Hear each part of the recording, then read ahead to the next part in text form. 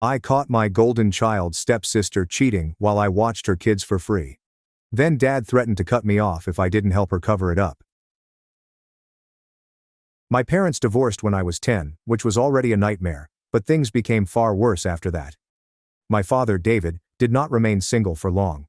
Before I could even understand the divorce, he was already seeing this woman named David. I remember when he initially told me about her, he behaved casually, like, "Hey, I've met someone, we're serious." Then, a few months later, wedding bells rang. It happened so quickly that I doubt I had time to really comprehend what was going on.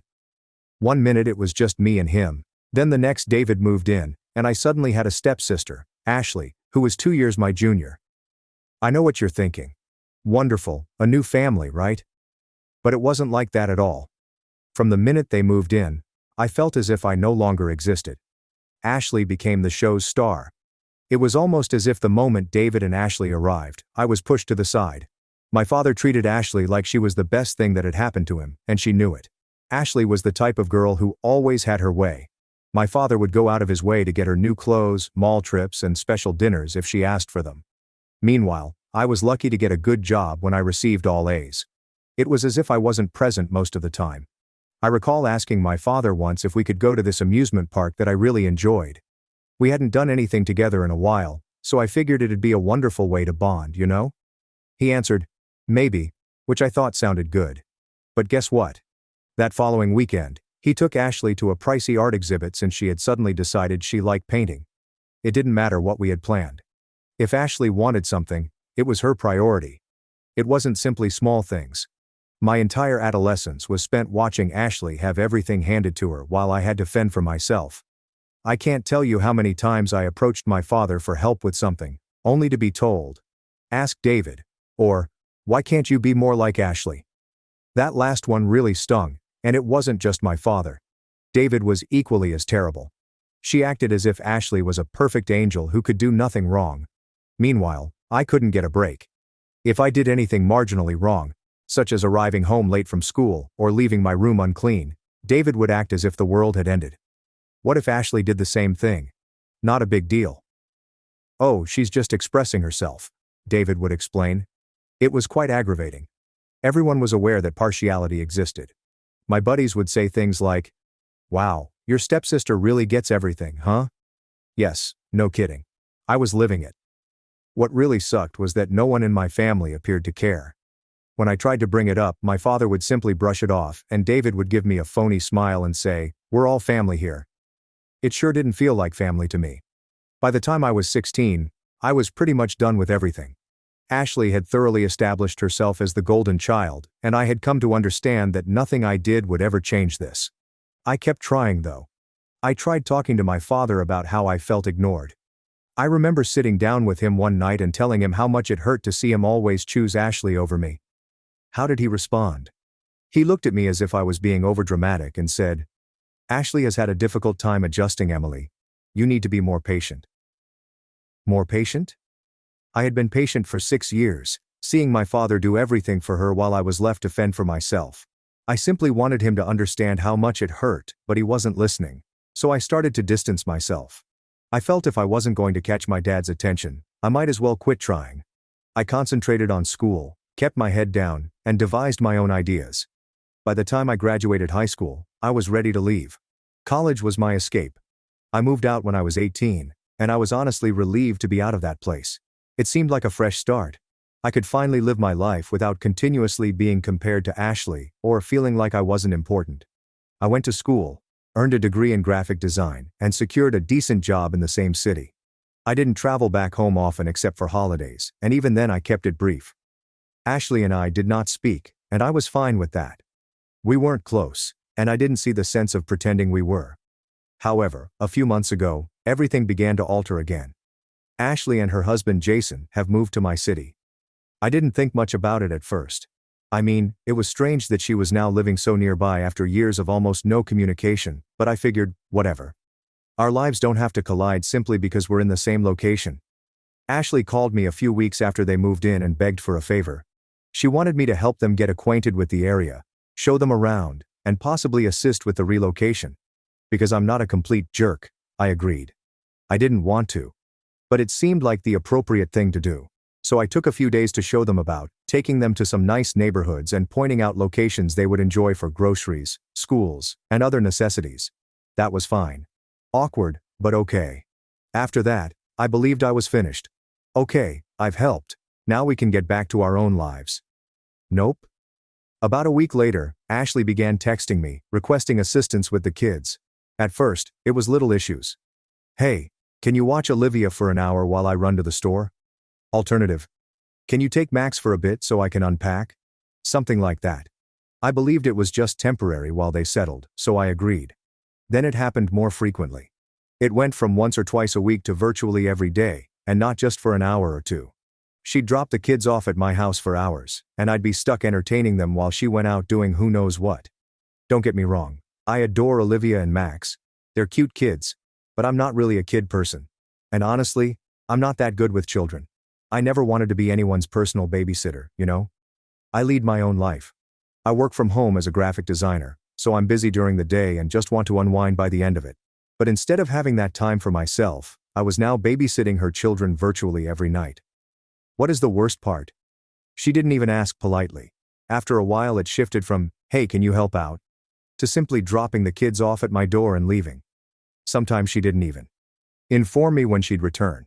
I'd just be sitting there with two kids, figuring out how to keep them entertained while waiting for her to arrive. It was quite aggravating. At first, I attempted to give her the benefit of doubt. Perhaps she was overwhelmed. Moving to a new city with two small children is not easy. But then I understood she was simply taking advantage of me. Okay, if it was a serious emergency, I understand. However, this was not always the case. She'd pretend she had errands to run, but I knew she was just hanging out with friends, or doing things she could do with the kids. I told her one day, "Ashley, you need to hire a babysitter. I can't keep doing this." She basically brushed me off as if it was no big thing. "It's just for a little while," she'd say. For example, "I don't trust anyone else with the kids yet." There was always something. And of course, she'd play the "we're family" card, as if it made it okay for her to dump her kids on me anytime she wanted. I was becoming extremely pissed off, but I didn't want to start a fight. I kept thinking, okay, just ride it out. Maybe she'll back off. Spoiler alert, she didn't. Things reached a breaking point on Friday night. I had arrangements with my pals to celebrate Katie's promotion. It was a huge deal, and I was really looking forward to it. I had told Ashley earlier in the day that I couldn't babysit that night. I made it very clear. She replied, "No problem." I thought to myself, great. Maybe this will finally give her a wake-up call. Fast forward to 6 p.m. I'm about to go when I hear a knock on the door. I open it, and guess who is standing there with two children? Yep. Ashley. She didn't wait for me to say anything. She simply throws me Olivia and Max, says something about being late, and runs out. I didn't even get the chance to argue. I tried calling her, of course. But nothing happened. I called Jason, but he didn't answer. So there I was, stranded with her kids, and my entire night was wrecked. I was infuriated. I couldn't believe she just ignored anything I said. She knew I had plans. I'd told her. She didn't care.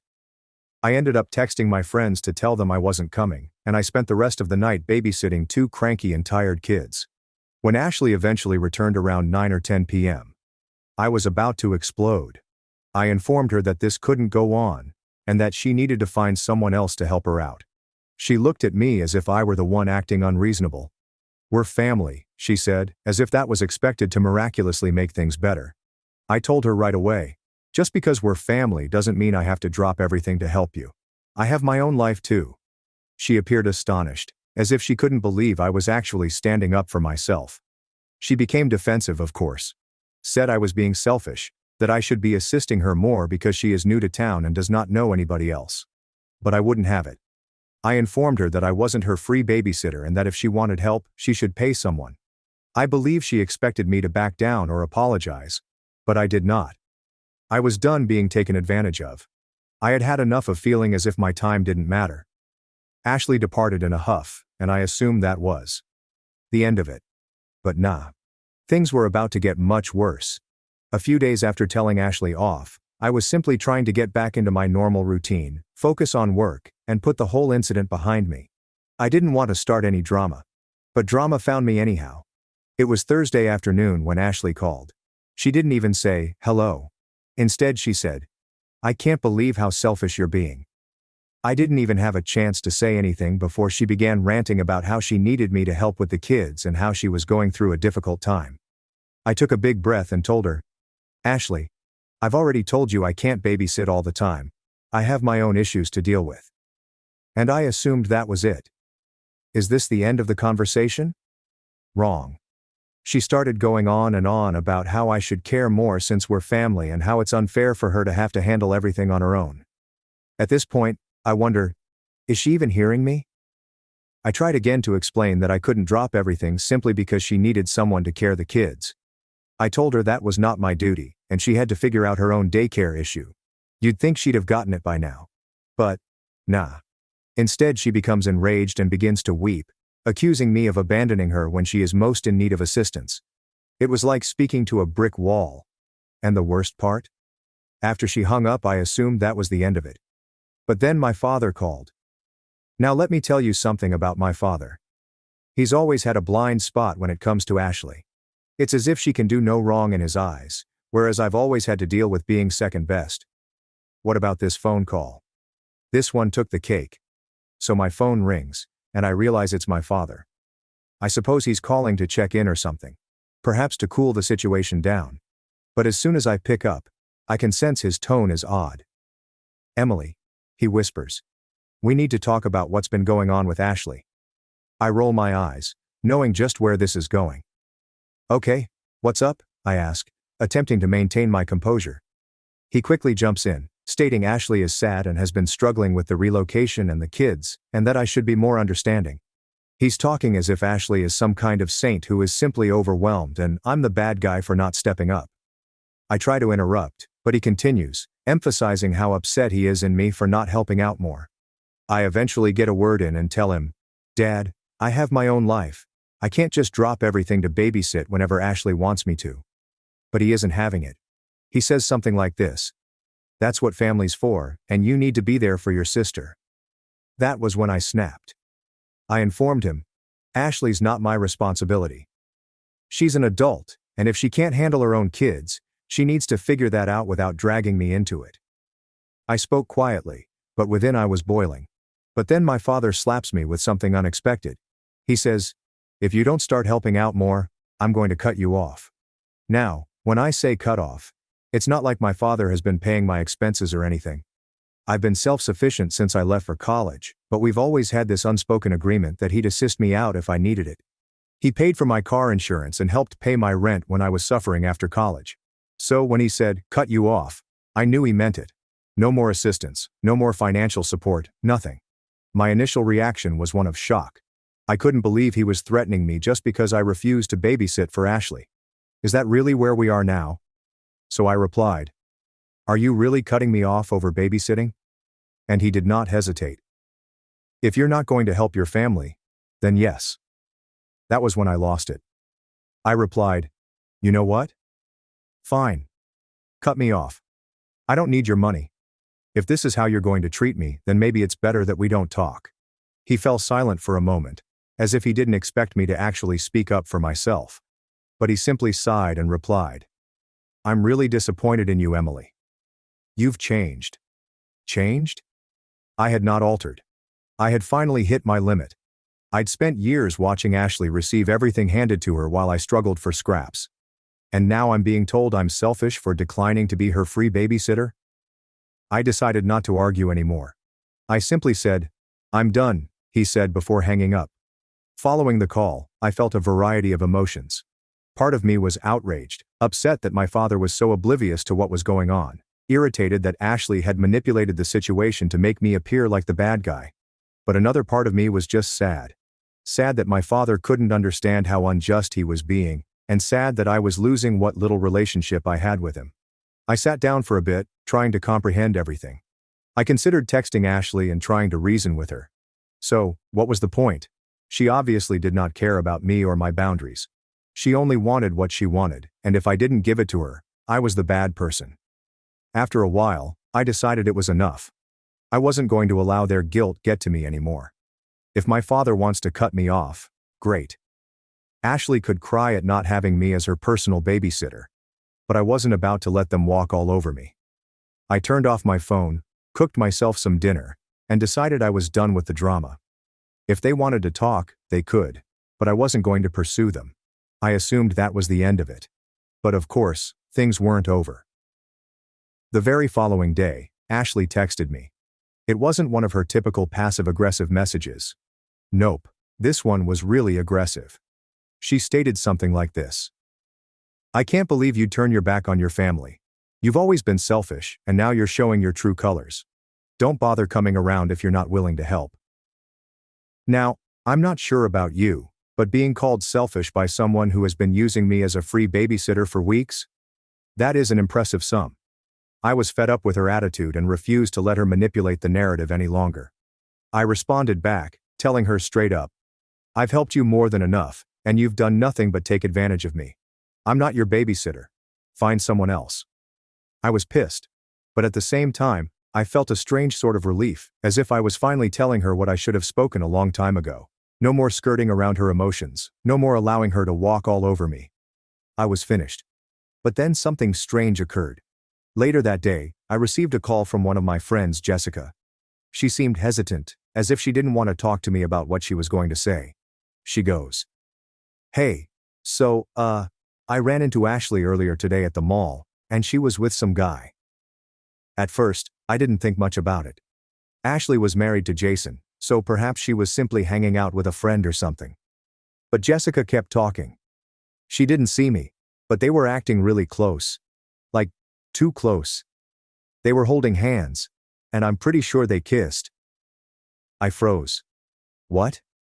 Ashley, the same Ashley who had been making me feel bad for not helping with her kids, was out at the mall with a guy behind Jason's back? I could not believe it.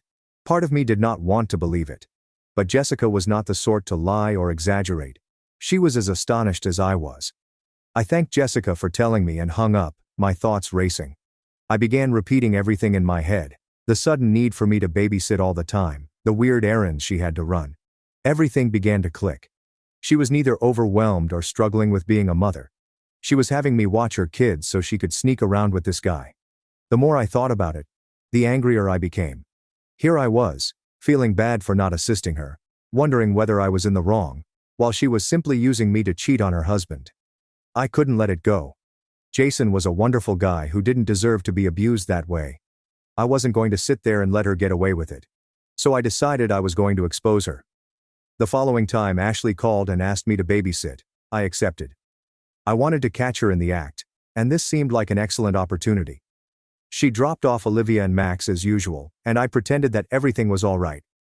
Instead of staying at home with the kids, I packed them in my car and drove them to Jessica's residence. I knew they would be safe there for a while. Then I headed to the mall, where Jessica had spotted Ashley and the mysterious guy. I parked my car and waited.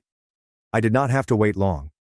About a half hour later, I noticed her heading out of the mall, arm in arm with the same guy Jessica had mentioned. They seemed far too comfortable to be merely pals. I took a couple shots from my car to demonstrate what was going on before leaving. I did not confront her right then. I wanted to do it the proper way, not in a public setting that would blow up in my face. When I got home, I texted the photos to Jason. I did not sugarcoat anything. I told him what I had discovered. Ashley had been using me to babysit so she could sneak around with this guy behind his back. It was definitely one of the most difficult texts I'd ever had to send since I knew it would destroy him.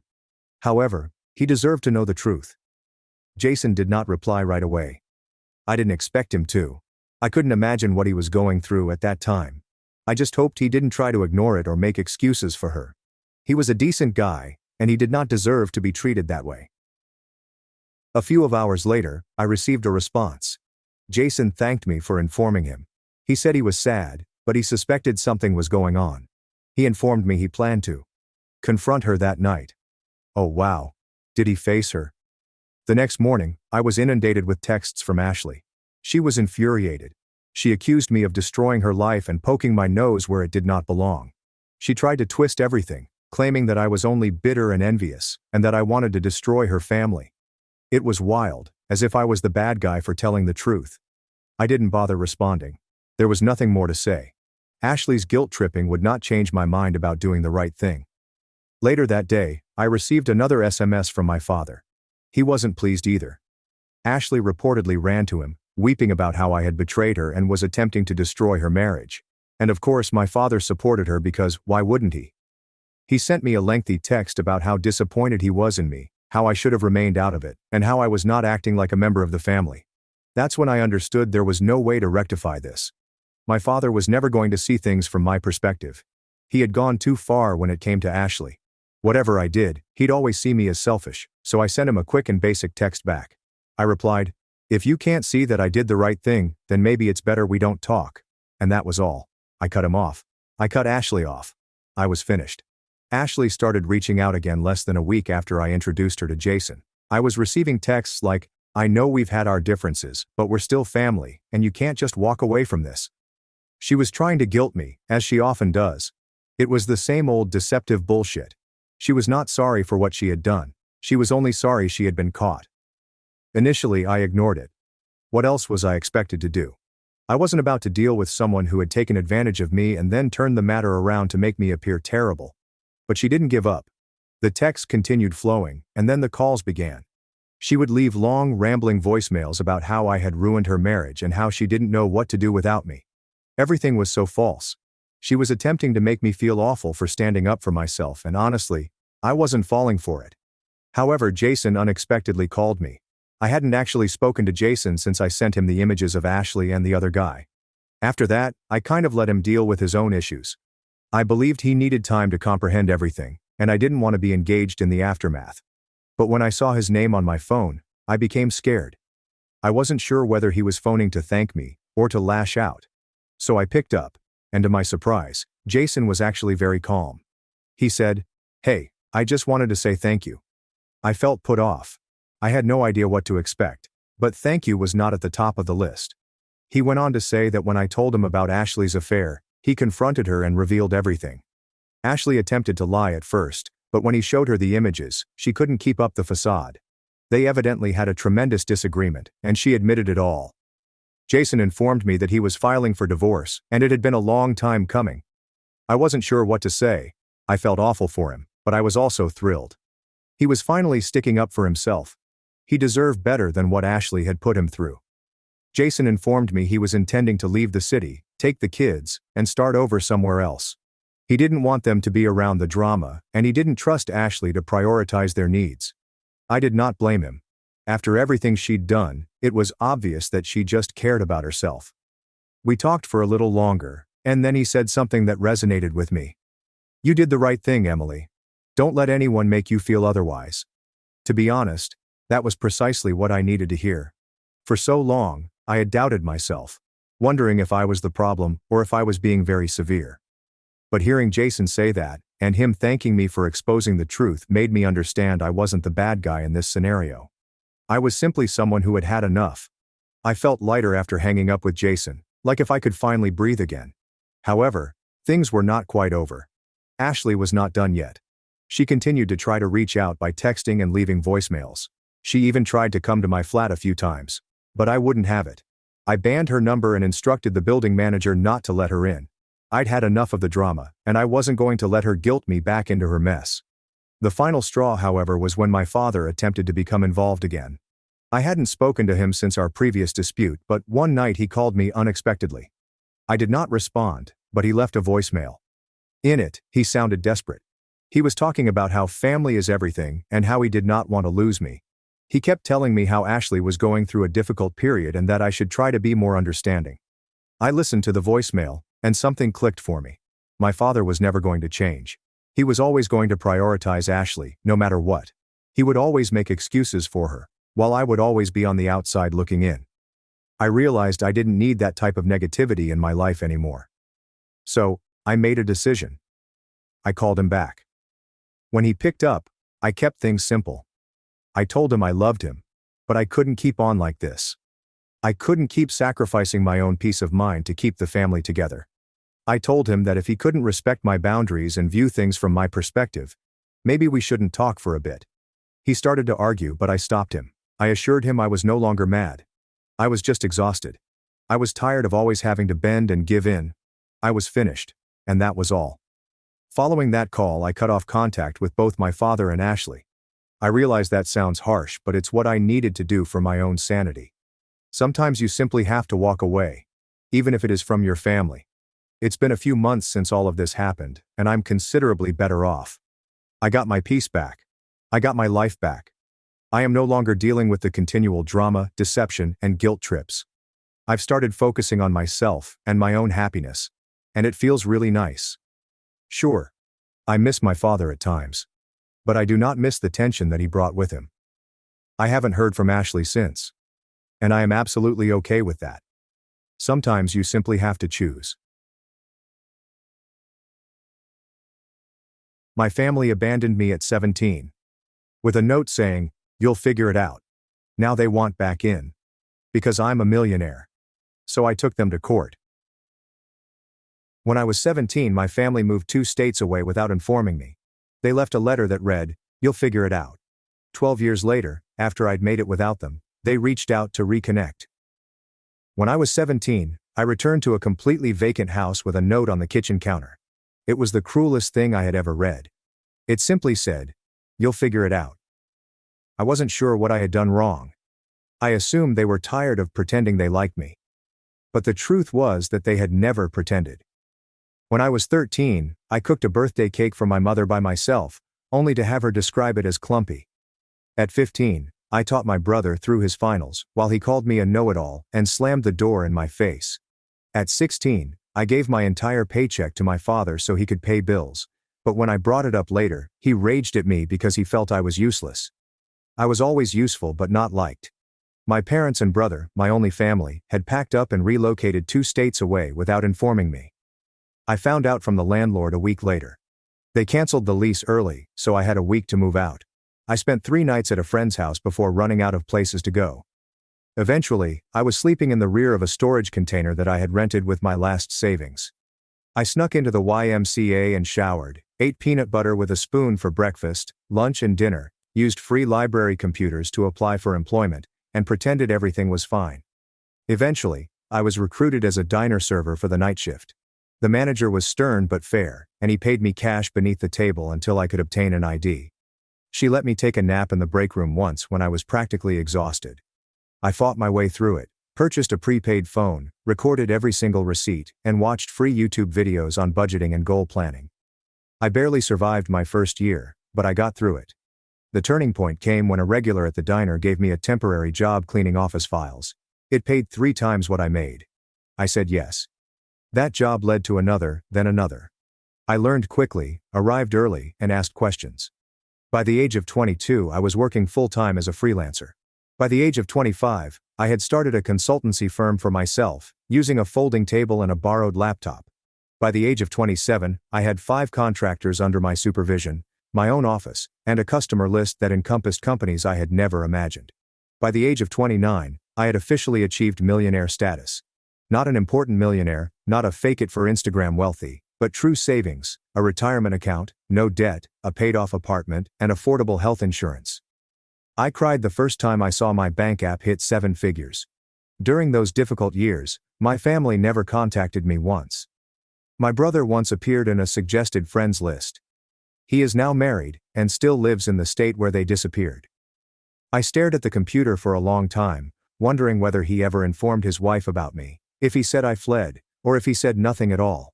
Sometimes I wonder if hating them would have been easier. But truly, it was never hatred. It was heartbreaking. I go to therapy now because I want to remain intact. I've compiled a list of people who saved me when they didn't have to, including co-workers, classmates, and strangers who demonstrated what true support looks like. Last week, a podcast interview I recorded about surviving family estrangement went viral. It surpassed 1 million views in 4 days. My email is full of notes of encouragement, thanks, and strangers telling me I've put voice to their grief. Then one email stood out. The subject line reads, "You're still our daughter." It was from my mother. There was no apology, just a paragraph about listening to my point of view and possibly talking. Then came another message, this time from my brother. "We miss you. Can we fix this?" I stared at the screen for a long time before shutting down the laptop. I sat with it and wondered whether mending entails looking back or forward. I didn't answer immediately. I needed time to process. My therapist, Melissa, suggested that I wait at least a week before making any decisions. Give yourself space to feel whatever comes up, she advised throughout our session. There's no rush to respond. So, I did. I concentrated on work, went to the gym, and ate dinner with friends. But those emails haunted me. I kept opening them, reading them, and then closing them again. My mother's reply felt cold and professional, as if she were writing to a distant acquaintance. My brother's was shorter but seemed more genuine. I could not quit thinking about them. After 10 days, I decided to respond to my brother first. Just something simple. I wrote to myself, "It's been 12 years. What changed?" Then I pressed submit before I could overthink it. He responded within an hour. He claimed the podcast made him comprehend what they had done. He claimed he was only 15 when they abandoned me, that he had no option, that he had always wondered about me, and that he had looked me up online a few times over the years but never had the confidence to contact me. He was happy to see me achieve it. I didn't buy it totally. If he was so concerned, why wait until I had achieved public success? I asked him just that. His subsequent email was longer. He revealed that money was tight for them, my parents' business had failed, his wife was expecting their second kid, and medical bills were piling up. I felt my stomach drop. That was the actual cause. I did not reply for another week. Then my mother sent a follow-up email with old family photos attached, including pictures of me as a newborn, us at the beach when I was about 5 or 6, and Daniel and I creating a snowman. Happy times that seemed to belong in someone else's life. She stated at the bottom of the email, "We made mistakes. We want to make amends." I shared Melissa's emails during our next session. She reminded me that I had control, that I could set limits, and that I owed them nothing. However, she said that closure, whether in the form of reconciliation or a final goodbye, would help me move forward. I nodded, but within I was conflicted. Part of me wanted to tell them to go to hell. Another part wanted to know why they abandoned me, and a tiny dumb part of me still wished they would love me. I planned to meet my brother first, with no parents. We planned to meet at a coffee shop in Chicago, about halfway between our homes. I flew in the morning, booked into a hotel, and attempted to relax. I almost canceled 3 times, but at 2 p.m., I strolled into the coffee shop and noticed him right away. He appeared older and heavier, with a receding hairline, but his eyes remained the same. When he spotted me, he stood up awkwardly and unsure. I did not hug him. We just sat across from each other, holding our coffees like strangers. The first 20 minutes were spent making awkward small conversations about the weather, my travel, and his drive. Then he began apologizing. "Ava, I'm sorry," Daniel whispered, his voice cracking. "I was just a kid when it happened. I didn't know they were planning to leave you behind until it was too late. I was too scared to stand up to them." I simply listened, scanning his face for clues of dishonesty. He was earnest, but I had been duped before. I asked him the question that had been bothering me for 12 years. Why me? Why was I left behind? He looked down at his coffee. "They always saw you as the strong one. The independent one. The one who would be fine on your own. They thought you didn't need them as much as I did. They convinced themselves you'd be better off without them." That was the most ludicrous thing I had ever heard. I told him about the storage unit. Weeks of eating peanut butter, showering at the YMCA, and working night shifts at the age of 17. His face crumbled. "I didn't know," he muttered. "They told me you had a plan. That you wanted to stay behind. That you were going to live with a friend's family. That you'd chosen to separate from us." All falsehoods. By the end of our meeting, I didn't know what to think. He appeared truly sorry. He showed me images of his wife and children, explained his position as an accountant, and inquired about my business. He did not outright beg for money, which shocked me. He hugged me as we separated. I allowed him to hug me, but I did not reciprocate. I just stood there, arms by my sides, feeling nothing. Back at the hotel, I called Melissa and told her everything. She pointed out that while my brother appeared sorry, he was still portraying himself as a victim rather than admitting his role in my abandonment. She was correct. He was 15, not 5, old enough to pick up the phone, send an email, and check in on me after 12 years. That night, my mother called. I hadn't given her my phone number, so Daniel must have. I almost did not respond, but curiosity won out. Her voice sounded older and raspier. When I said hello, she burst into tears and began telling me how proud she was of me, how she had always known I would succeed, and how special I was. I allowed her to talk herself out. Then I asked her the same question I had asked my brother. "Why me?" Her response was different. "We were in debt, Ava. We couldn't afford 3 mouths to feed. We knew you were smart enough to make it on your own. We figured you'd go to social services and get placed with a better family. We thought we were doing you a favor." I hung up on her, blocked her number right away, threw my phone across the room, and screamed into a pillow. The next morning, I received an email from my father, our first contact in 12 years. He did not apologize. Instead, he wrote about how difficult their lives had been, about medical bills and failed businesses, about Daniel's wife needing surgery, and about their impending eviction. Finally, he asked if I could help the family. Not a single question about my life. Not a single acknowledgement of what they'd done. I forwarded the email to Melissa with the subject line. And there it is. She called me immediately, despite it being Sunday. We talked for an hour about boundaries, about forgiveness versus reconciliation, about the difference between helping someone and enabling them, about what I actually wanted versus what I thought I should want. By Monday morning, I had made my decision.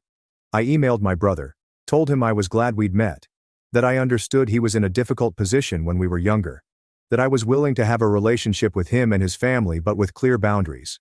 No money, no loans, no financial support of any kind, and no relationship with our parents until they took full responsibility for their actions. His response was immediate and telling. "I'm really disappointed, Ava," he wrote. "Our parents really need help. Families should support each other. You're being selfish with your success." All the guilt buttons they'd installed in me as a child pushed at once. I didn't respond. Instead, I booked an appointment with Melissa and a vacation to Bali. I needed space to process everything. 3 days later, Daniel called. Left a voicemail apologizing for his email. Said he understood my position. Said he still wanted a relationship on my terms. Said he'd respect my boundaries. I listened to it twice, trying to decide if he was sincere or just changing tactics. I decided to give him one more chance, but with my guard up. I went to Bali anyway. Spent 2 weeks on the beach, hiking through rice fields and meditating. I needed the distance. When I got back, I had 6 more emails from my dad, each more desperate than the last. I didn't read past the subject lines. I also had a text from Daniel, asking if we could talk again. I agreed to a phone call, nothing more. The call started okay. He apologized again for pushing. "I've been thinking a lot about what you told me," he said. "I'm in therapy now too." I believed that part. He sounded different and less defensive. We talked about his kids, about my business, normal stuff. Then he mentioned that our parents were coming to visit him next weekend, asked if I would consider meeting them just for an hour, in a public place. I felt my chest tighten. "I'm not ready for that, Daniel." He pushed a little, but backed off when I got quiet. After we hung up, I called Melissa. We had an emergency session that night. She helped me realize I was afraid of seeing them, not because I hated them, but because I still craved their approval. Still wanted them to love me. Still wanted to be enough. It was pathetic, but it was true. I cried. For an hour in her office. The next day, Daniel texted again. Said our mom was crying all night after he told her I wouldn't meet them. Said our dad was talking about driving to my city anyway. I felt panicky. Blocked Daniel's number immediately. Then I called my assistant and told her I was working from home for the week, ordered groceries for delivery and basically hid in my apartment like a scared kid. On Wednesday, the doorman called up. Said there was a couple asking for me, wouldn't give their names. I knew instantly. Told him I wasn't accepting visitors. 5 minutes later, my phone rang from an unknown number. I let it go to voicemail. It was my dad. "Ava, we drove 8 hours to see you," his angry voice said. "You're being childish. We deserve a chance to explain." I deleted the message and turned off my phone. Thursday morning, I woke up to someone pounding on my door. I froze in bed, heart racing, checked the peephole. It was them, my parents, standing in my hallway like they had any right to be there. "Ava, please," my mom's voice came through the door. "We just want to talk to you." "We know you're in there," my dad added. "We love you. We're sorry." I didn't open the door. I sat on the floor with my back against the wall, shaking. Eventually, they left. I called building security immediately, told them not to let those people up again. The guard sounded concerned and asked if I needed police. I said, "No. Just don't let them up." Then I called Melissa. She came over on her lunch break, brought me a sandwich, and sat with me while I cried. Told me I had every right to set boundaries, that I didn't owe them a meeting, that what they were doing was harassment, not reconciliation. After she left, I got an email from Daniel. He was furious. Said I'd humiliated our parents. Said they were staying in a cheap motel they couldn't afford because they were so desperate to see me. Said his wife needed surgery next month and they were hoping I could help. Said I was being cruel. I didn't respond. Friday morning, I decided I needed to leave town for a while. Booked a flight to visit my friend Rachel in Portland. She'd been one of the people who helped me when I was homeless and let me crash on her couch for a week when I had nowhere else to go. I trusted her completely. I was throwing clothes in a suitcase when my phone rang an unknown number again. I ignored it. 10 minutes later, my doorman called. Said there was a woman downstairs having what looked like a medical issue. Said she was asking for me by name, claimed to be my mother. I felt sick. Told him to call an ambulance if she needed help, but I wasn't coming down. He sounded uncomfortable but agreed. I finished packing and headed downstairs an hour later. Checked the lobby carefully before entering. No sign of them. I felt relieved, but also weirdly guilty. The doorman gave me a strange look as I passed. Told me the ambulance had come. That the woman had been having chest pains. That she'd been taken to Memorial Hospital. I nodded and hurried out to my waiting Uber. At the airport, I got another call from Daniel. I almost didn't answer, but something made me pick up. Mom had a heart attack, he was crying. She's in surgery. This is your fault for stressing her out. I hung up on him, called Melissa instead. She answered immediately. I told her what happened. Asked if I was a terrible person. Ava, listen to me, she said firmly. You are not responsible for your mother's health. This feels like another manipulation tactic. Get on your plane and take care of yourself. I did. Spent the weekend with Rachel. Told her everything. She remembered when my family abandoned me. Remembered how broken I'd been. She was furious on my behalf. They don't deserve a minute of your time, she said, pouring me another glass of wine. Not after what they did to you. It felt good to have someone so firmly in my corner. Sunday night, I got an email from my dad. My mom was stable, had a stent put in, would be released Tuesday. The email ended with, "She's asking for you. Don't you think you've punished us enough?" I showed Rachel. She rolled her eyes so hard I thought they might get stuck. Told me this was textbook guilt tripping. I knew she was right. But part of me still felt responsible. I flew home Monday. Found flowers outside my apartment door. The card said, "Please call us. We're staying at the Holiday Inn until Wednesday." No apology, no acknowledgement of boundaries. Just another demand. I threw the flowers in the trash chute. Tuesday morning, I got a text from an unknown number. It was a photo of my mom in a hospital bed looking pale and small. The message said, "She might not have much time left. Do you really want to live with this regret?" I blocked the number. Called Melissa. She suggested I take a social media break, change my number, maybe even stay with a friend for a while. I agreed. Called my assistant and told her I'd be working remotely for 2 weeks. Packed another bag.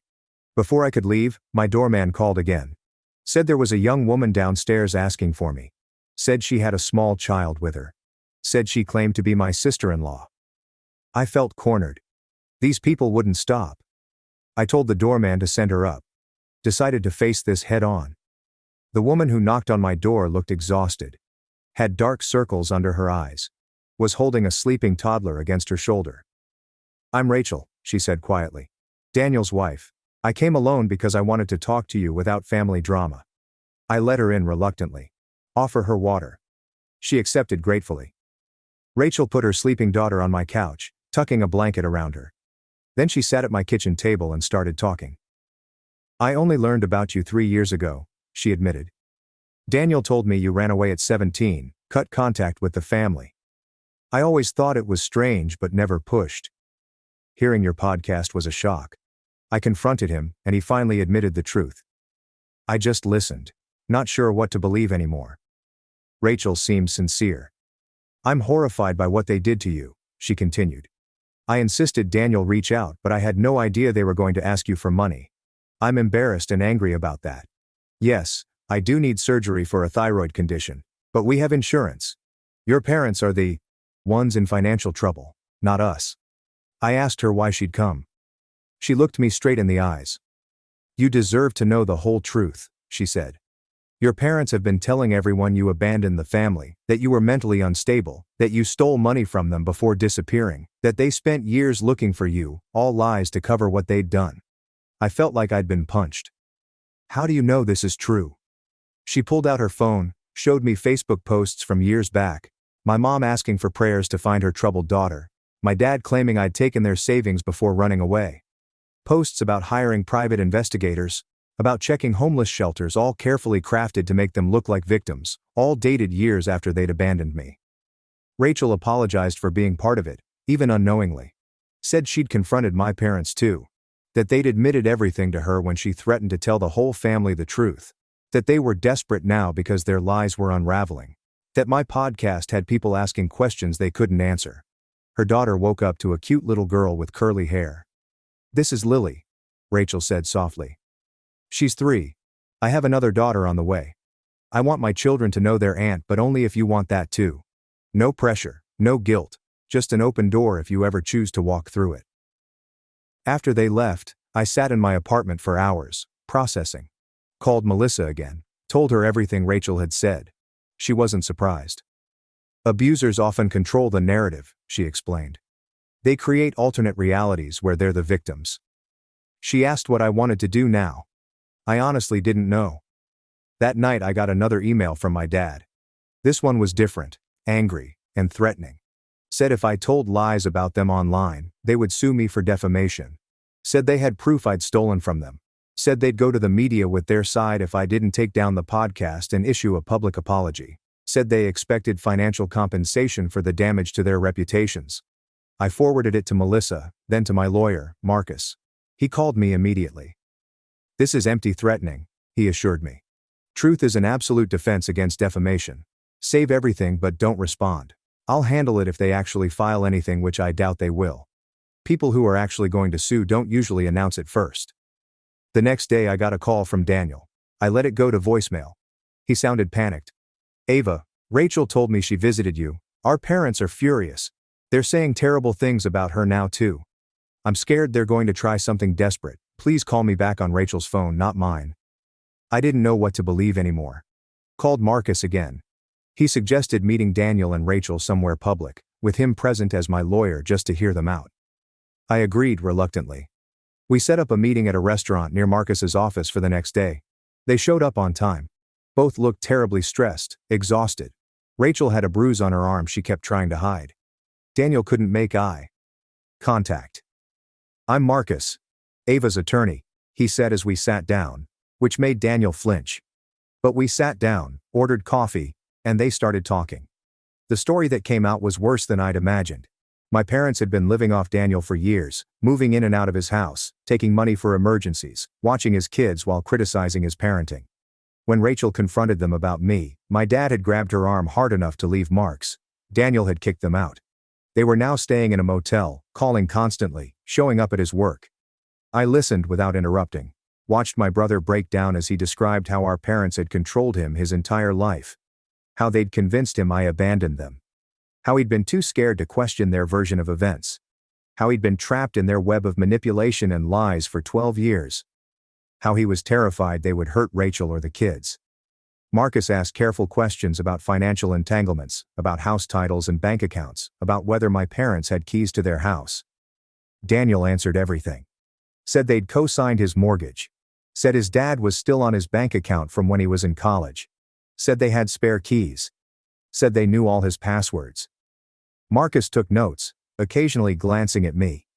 By the end of the meeting I felt drained but clearer. This wasn't just about me anymore. Daniel and Rachel were victims too, in their own way different from me, but still trapped. Marcus suggested they speak to a lawyer of their own, gave them a colleague's card, told them to change their locks, passwords and bank accounts immediately. They nodded, looking overwhelmed but grateful. As we were leaving, Daniel hugged me. This time, I hugged him back. It wasn't forgiveness, not yet, but it was something. A recognition that we'd both been damaged by the same people. Maybe we could help each other heal.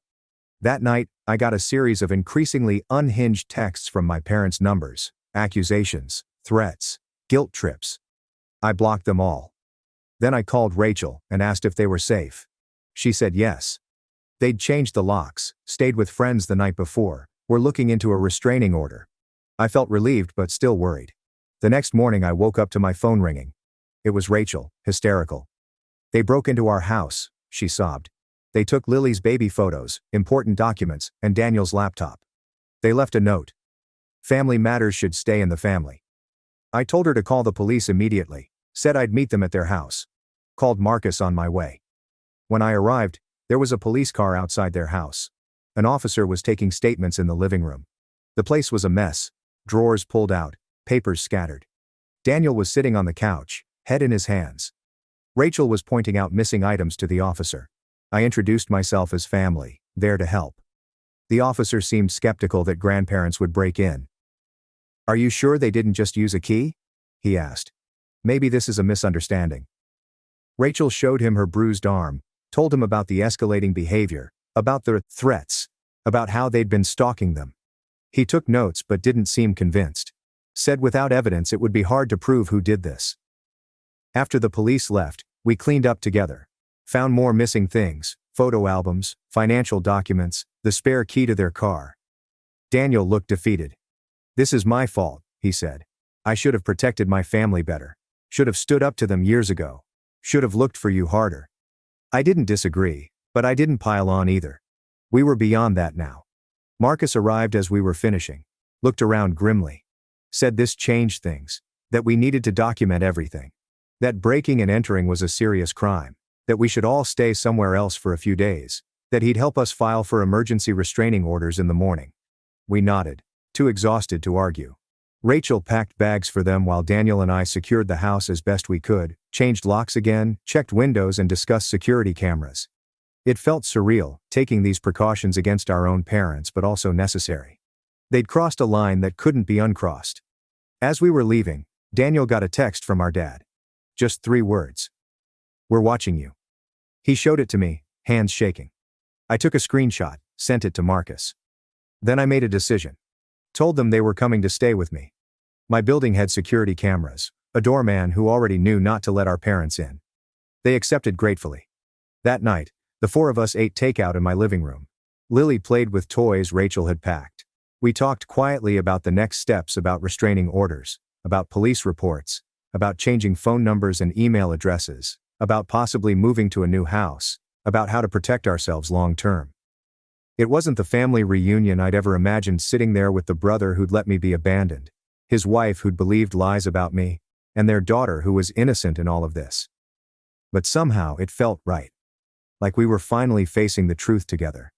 Like maybe, just maybe, we could build something new from the ashes of what our parents had destroyed. The next morning, Marcus called. Said he'd filed emergency restraining orders for all of us. Said we needed to appear in court next week to make them permanent. Said he'd also reported the break-in to a detective he knew who was taking it more seriously than the responding officers had. Said we should all stay together until this was resolved. I agreed.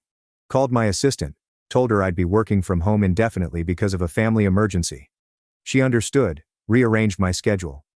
I set up a workspace in my guest room for Daniel, who also needed to work remotely. Rachel and Lily took over my living room, building pillow forts and watching cartoons. It was strange having people in my space. I'd lived alone for years, liked my quiet routines, my clean counters, my empty sink.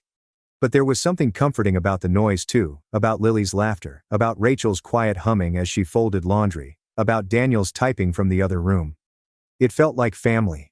Not the family that had abandoned me, but maybe the family we could become. That afternoon my doorman called up. Said there was a delivery of flowers. I told him to check the card before sending them up. He read it to me. "We know where you all are. This isn't over." I told him to refuse the delivery, and to call the police if the delivery person wouldn't take them back. Then I called Marcus again. He said he'd add this to our case file. That it strengthened our request for restraining orders. That we were doing everything right. I didn't tell Daniel or Rachel about the flowers. They were stressed enough. Instead, I ordered extra groceries, made dinner for everyone, and played with Lily. Tried to create some normalcy in this bizarre situation. But that night, after everyone was asleep, I sat alone in my kitchen and finally let myself feel everything. The fear, the anger, the grief, the strange hope. I cried silently into a dish towel so no one would hear me. In the morning, Rachel found me making coffee. Asked if I was okay. I lied. Yes. She didn't believe me. Sat down at the counter. "It's okay not to be okay, Ava," she said gently. "I'm not either." Daniel cries in the shower where he thinks no one can hear. Lily keeps asking when we can go home. This whole situation is terrible, but I'm grateful we're facing it together. I looked at her. This woman I barely knew, who was somehow now part of my life. Asked her why she'd come to me that first day. Why she'd chosen to believe me over the family she'd known for years. She smiled sadly. I've always felt something was off about your parents, about the stories they told, about the way they controlled Daniel. The podcast confirmed my suspicions. I couldn't let my daughters grow up thinking abandoning a child was ever acceptable. We hugged them. First time. It felt awkward but genuine, like the beginning of something. Not friendship exactly, not yet. But understanding. Solidarity. A shared determination to break the cycle of mistreatment that had damaged us all. The next few days fell into a routine: working, cooking, playing with Lily, checking in with Marcus, jumping at unexpected noises, flinching when phones rang. Living in a strange limbo of domestic normalcy and underlying tension. We were safe, but not at peace. Together, but still healing. Family, but still learning what that meant. On Friday, Marcus called with news. The detective had found evidence. Security footage from a gas station near Daniel's house showed our parents' car parked there during the time of the break-in. The restraining order hearing was set for Monday. He was confident we'd get approved. We all felt relieved, but still anxious. Still waiting for the next escalation. It came that night. A brick through Daniel's car window in the parking garage. No note this time. No need for one. The message was plain. The building security tape showed a man in a baseball cap, face carefully turned away from cameras. We couldn't verify it was our dad, but we all knew. Filed another police report. Added it to our case file. Tried not to let Lily know how afraid we were. Sunday night we sat together preparing a strategy for court. What to wear, what to say, what proof to bring. How to describe our family history without seeming crazy. How to make the judge realize the pattern of escalation. How to protect ourselves legally and physically. It was bizarre discussing our parents in this manner, like talking about strangers. Dangerous strangers who happened to share our DNA. As we talked, my phone pinged with an email notification from my mom. Subject line: Last opportunity. I almost erased it unread. But something made me open it. It was short. Just one line. If you go to court tomorrow, you'll regret it for the rest of your life. I showed it to Marcus, who'd stayed for dinner. He took a snapshot, added it to our file, and told me not to respond. Said this kind of threat would only strengthen our case. That night, none of us slept well. I kept checking my locks, listening for noises, wondering what my parents may do next. Wondering if we were overreacting. Wondering if we were underreacting. Wondering how my life had come to this point, from abandoned youth to successful businesswoman to hiding in my own apartment from the ones who gave me life. Monday morning arrived with a weird stillness. We dressed carefully, business casual, respectable, and trustworthy. Rachel arranged for a friend to keep Lily. We drove to the courthouse in separate cars, just in case. Met Marcus on the steps outside. He looked confident, suitcase in hand. Told us he'd handled dozens of cases like this. That the proof was good. The judges took threats seriously. That we'd be protected. As we stepped into the courthouse, I recognized my parents, standing near the entryway. Looking older than I remembered. Smaller somehow. My mom saw me first, made a move toward me. My dad grabbed her arm, held her back. They watched us pass. Didn't say. Didn't try to approach. Just started with a mixture of rage and something else. Something that could have been fear. We filed past them into the building, checked in at security. Followed Marcus to the correct courtroom. Sat together on a bench, waiting for our case to be called. I could feel my parents come behind us. Could sense them seated on the opposite side of the room. Could nearly hear their hushed talk. But I didn't turn around. Keep my eyes forward. Focused on breathing. The judge called our case. We stood, marched forward, and took our places. Marcus presented our evidence calmly. The break-in, the threatening texts, the flowers, the brick, the email, the history of desertion and manipulation. The judge listened closely. Asked clarifying questions. Looked at our parents with increasing concern. When it was their turn, my parents approached the bench. No lawyer. Just them. My dad spoke first. Claimed we were exaggerating. That they were only wanting to reconnect with relatives. That they'd never broken any laws. That they loved us and wanted to make amends. That this was all a misunderstanding blown out of proportion. The judge questioned the security footage. The menacing messages. My dad refuted everything. Said it wasn't them on the camera. Said their texts were being misread. Said they were the victims here, not us. My mom nodded along, periodically blotting at her eyes with a tissue. Then the court addressed them directly about abandoning me at 17. My dad hesitated. Started talking about troublesome kids, about difficult decisions, about doing what they thought was best. The judge cut him short and asked again, directly, "Did you leave your small child alone and relocate to another state?" My father looked down and mumbled something about financial trouble. The judge's expression darkened. After hearing from both sides, the judge approved our restraining orders. 3 years. No contact. Please avoid approaching our homes or offices. No messages from third parties. Any infraction would lead to immediate arrest. My parents appeared astonished, as if they couldn't comprehend what was occurring and had never faced consequences before. My mother called my name once, softly, as we exited the courtroom. I kept walking and didn't look back. I felt a weight lift with each step. Not healed. Not yet. However, this is only the beginning. The first tangible border that could not be breached without major consequences. Outside, Marcus shook all of our hands, saying we'd done well, that the orders were strong, that we should phone him right away if there were any infractions, and that he was proud of us for sticking up for ourselves. We thanked him, bewildered but relieved, like natural catastrophe survivors blinking in the sunlight. Daniel hugged me on the courthouse steps, a genuine hug this time. "I'm sorry, Ava," he murmured, his voice breaking. "For not protecting you then. Sorry for not finding you sooner. For trusting their lies. For reintroducing this chaos into your life." I hugged him back, telling him we'd be fine, that we had each other now, and that we could create something new and better. As we headed to our cars, my phone buzzed with a text from an unknown number. I almost did not check it. However, when I did, I felt a chill. It was a photograph of Lily at her friend's house, playing in the backyard, unaware that she was being observed. Below it, only 4 words. "This is not over yet." I quickly showed Daniel the text. His face turned white. He contacted Rachel, who was already on her way to pick up Lily, and I ordered them to meet us at my apartment. Then I contacted Marcus from the car, my hands trembling so much that I couldn't hold the phone. He urged me to forward him the text and drive straight home, that he'd call the cops and meet us there, and that this was a blatant breach of the restraining order. He encouraged me to remain cool but watchful. The drive back seemed to take forever, and I kept checking my mirrors, paranoid that my parents were following me. When I finally pulled into my building's garage, I sat in my car for a minute, just breathing, trying to get my poop together before facing Daniel and Rachel, who needed me to be strong right now. I found them already in my flat, Rachel clutching Lily as if she could leave, the poor kid looking confused and afraid, and Daniel pacing, running his hands through his hair repeatedly. I showed them the text. Rachel began crying, saying they had been monitoring her baby and that she would never forgive herself if something happened to Lily. Daniel wrapped his arms around them both, looking as determined as I'd ever seen him. Marcus arrived 20 minutes later with 2 police officers, who took our statements, looked at the text, and made some calls. They said they'd send a patrol car to the friend's place to investigate, that they'd try to track the phone number, and that they'd enhance patrols surrounding my building.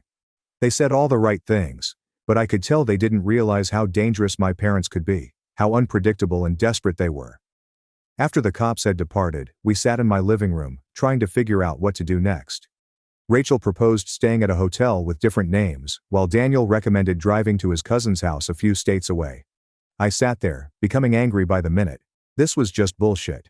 We had done everything legally, including going through all of the legal processes and obtaining restraining orders, yet they were still harassing us and controlling our lives via fear.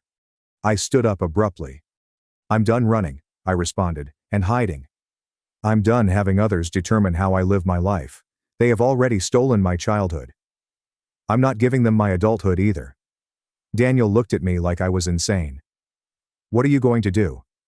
I honestly didn't know, but I knew we couldn't keep living this way. That night we took turns keeping watch while the others slept. I took the first shift, sitting by my living room window, all lights turned out, observing the street below. Around 2 a.m., I noticed an automobile I knew from my father's old Buick, which circled the block 3 times before stopping across the street. I took shots with my phone and then awoke Daniel. We watched as our father sat in his car, peering up at my building, not approaching or technically breaching the restraining order. He was simply letting us know he was there, watching and waiting. In the morning, I gave the images to Marcus, who said it was alarming but not legally a violation because my father stayed in his car, away from the building. He said he'd keep documenting everything and would speak with the investigator again. I hung up, frustrated, since the legal system had limitations. Restraining orders were merely pieces of paper and they couldn't stop someone who was determined to harm you. Rachel and Daniel planned to take Lily to a hotel for a few days that had interior corridors and adequate security. I helped them pack, hugged them goodbye, and promised to check in every few hours. After they went, I sat in my empty apartment, feeling strangely tranquil, as if I'd reached a decision point and couldn't continue living in this limbo. I called Melissa, told her everything, and asked what she felt I should do. She remained silent for a moment before asking me a question that struck me deeply. What do you really want from your parents? Not what I didn't want, or what I was afraid of, but what I consciously desired. I realized I'd never really considered it that way. After we hung up, I wrote a list. What I wanted. To live fearlessly. To maintain a relationship with my brother and his family. I want to quit feeling accountable. For my parents' conduct. To be free from the past. That list did not include reconciliation with my parents. There was no mention of forgiveness anywhere. Nobody seemed to understand why they did what they did. I simply wanted to be free from them. That afternoon, I did something crazier. I emailed my folks with a quick message. I know you're watching my building, and I know you're not going to stop, so let's talk one more time. Tomorrow, noon, at the coffee shop on 8th Street. Just me. No cops. No attorneys. After that, you'll leave us all alone forever. I pressed submit before I could change my mind. I did not tell Daniel, Rachel, Marcus, or Melissa. I needed to do this for myself. I wasn't stupid enough to believe that my parents would suddenly become rational, but I needed to confront them on my own terms. I needed to speak my piece. I needed to break the cycle once and for all. My father responded within minutes. We'll be there. No threats or guilt trips, just confirmation. I spent the rest of the day mentally preparing, thinking about what I wanted to say, what I needed them to hear, and what boundaries I needed to set. That night, I slept unusually soundly, as if making a decision had relieved some of my stress. The next morning, I dressed properly, not to impress them, but to feel powerful and confident. I took an Uber to the coffee shop, arriving 15 minutes early, and chose a table in the rear corner where I could see the door, but was not immediately visible from the outside. I ordered a coffee I didn't really desire and sat there waiting, remarkably calm. They came at midday, looking older and exhausted than they did in court. My mother recognized me first and nudged my father. They moved gently, as if they were approaching a dangerous animal that may bolt. They sat across from me without saying anything. We just stared at each other for a long time, these strangers who were my parents and had influenced me in ways they'd never comprehend. I talked first. I did not call this meeting to reconcile, give you money, or hear your excuses. I called it to make sure you understood one thing. It was over. You have lost. You have lost me not only in court. Daniel has been lost. You lost your grandchildren.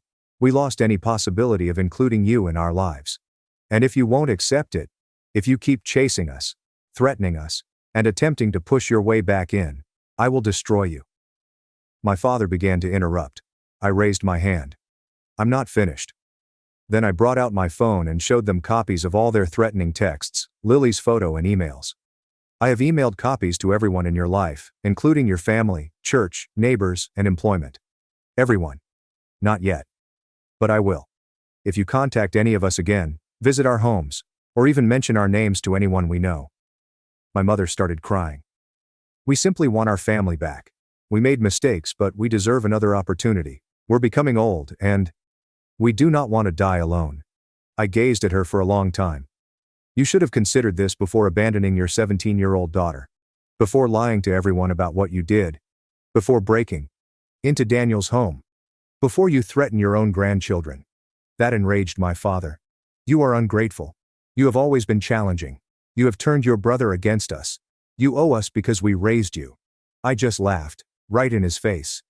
Do you honestly believe you are entitled to gratitude? For doing the bare minimum as a parent? For 17 years before ditching me entirely? Do you believe I should be thanking you for your excellent parenting? He sat there, red-faced and mute, with no response to that question. My mother was still crying, but I felt nothing. No remorse, no pity. Just a cold realization that these people would never change, never accept responsibility, and never be the parents I deserved. I stood to leave. Here's your final warning. The next time you breach the restraining order, I won't simply phone the cops. I'll make sure everyone you know knows who you truly are. If you force my hand, I have the resources to make your life quite difficult. I do not want to do that, but I shall. I want to safeguard my family, my real family. Daniel, Rachel, Lily. The people I choose. As I went away, my mother yelled after me. Do you truly dislike us so much? I came to a stop and turned back. I do not detest you. I don't feel anything for you. You are suddenly strangers to me. And that is your loss, not mine. I left that coffee shop feeling lighter than I have in years. I called Daniel from the sidewalk and told him everything. He was outraged at first that I'd met them alone, then worried that they'd retaliate, but ultimately glad that someone had finally stood up to them directly. He said he wished he'd had the confidence to do so years ago.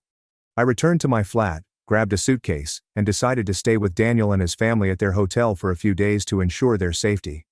When I arrived, Lily ran to hug me. Auntie Ava! She called for the first time, and I almost cried. Rachel hugged me as well, saying she was proud of me and wishing I might finally find peace. Daniel simply squeezed my shoulder, no words needed. We spent the next few days in a strange limbo, waiting for my parents to make their next move, constantly checking our phones and jumping at unexpected noises. But nothing happened. No calls, texts, emails, or sightings of their car. Only stillness. After a week, Daniel and Rachel decided to return home, change all of their locks, install security cameras, prepare to sell their property, and begin looking for a residence closer to my city. I returned to my apartment, went back to work, and resumed my normal life. 2 weeks passed, followed by a month. Nothing from my folks. Marcus checked in on a frequent basis, stating that the detective had confirmed their return to their home state, that the restraining orders were still in effect, and that we should remain alert while moving forward with our lives.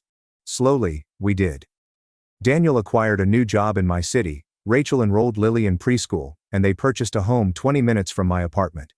Every Sunday, we had supper together and began to create new traditions, memories, and a new type of family based on choice rather than obligation.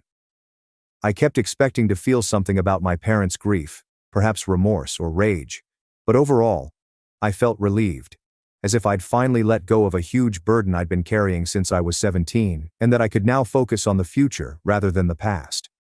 6 months after the coffee shop confrontation, I received a letter which was forwarded through Marcus, keeping my address confidential. From my mother. I almost threw it away unread. But curiosity won out. It was brief, only a few paragraphs long. There were no excuses or requests this time. Just an admittance that they had badly harmed me, that they had failed as parents, that they understood why I wanted nothing to do with them, that they were seeking counseling, and that they would follow the restraining orders. They hoped that someday I might be willing to hear a proper apology, but understood if that day never happened. I showed it to Daniel, and he received an identical letter. We spoke about it over dinner that night. Whether it was genuine, whether it altered anything, and whether we could ever trust them again. We didn't draw any conclusions. We simply vowed to take things one day at a time, to prioritize our healing, and to safeguard the family we were creating. I keep the letter in a desk drawer. Not because I am prepared to forgive. Not because I want to reconcile. But because it represents something significant. My parents finally accepted my right to create boundaries, to choose who I allow into my life, and to define family on my own terms. Last week, Lily celebrated her 4th birthday. Daniel and Rachel encouraged me to help plan it, and we had it at my place, with balloons everywhere, a cake purchased from a fancy bakery, and presents stacked on the coffee table. Lily goes around in a princess gown, smiling. Rachel is snapping pictures. Daniel is barbecuing on my balcony. Friends came by during the day, so much noise, so much joy. At one point, I moved into the kitchen for a moment alone, just looking through the doorway as Daniel swung Lily around in circles, Rachel laughing at something a friend said, and my apartment, which had previously been empty and quiet, filled with life and love. I recalled the message on my kitchen counter 12 years ago. You'll figure it out. And I did. Not the way they intended. But I had figured out what family should be, what love should be, and what I had always deserved. I am not suggesting that everything is perfect now. I still have trust difficulties, go to therapy every week, have occasional nightmares about being abandoned, and flinch when my doorbell sounds unexpectedly. But I, and we all, are mending. Creating something new from the broken bits of our history. Something stronger. Something picked. Something real. People sometimes question if I'll ever reconcile with my parents, if I'll ever allow them to see Lily, and if I'll ever forgive them for what they did. I don't have answers to such questions yet, perhaps someday, maybe never. But I know this. I am no longer defined by what they did to me. I am characterized by what I built afterward. By the person I decided to become. By the family I choose to make.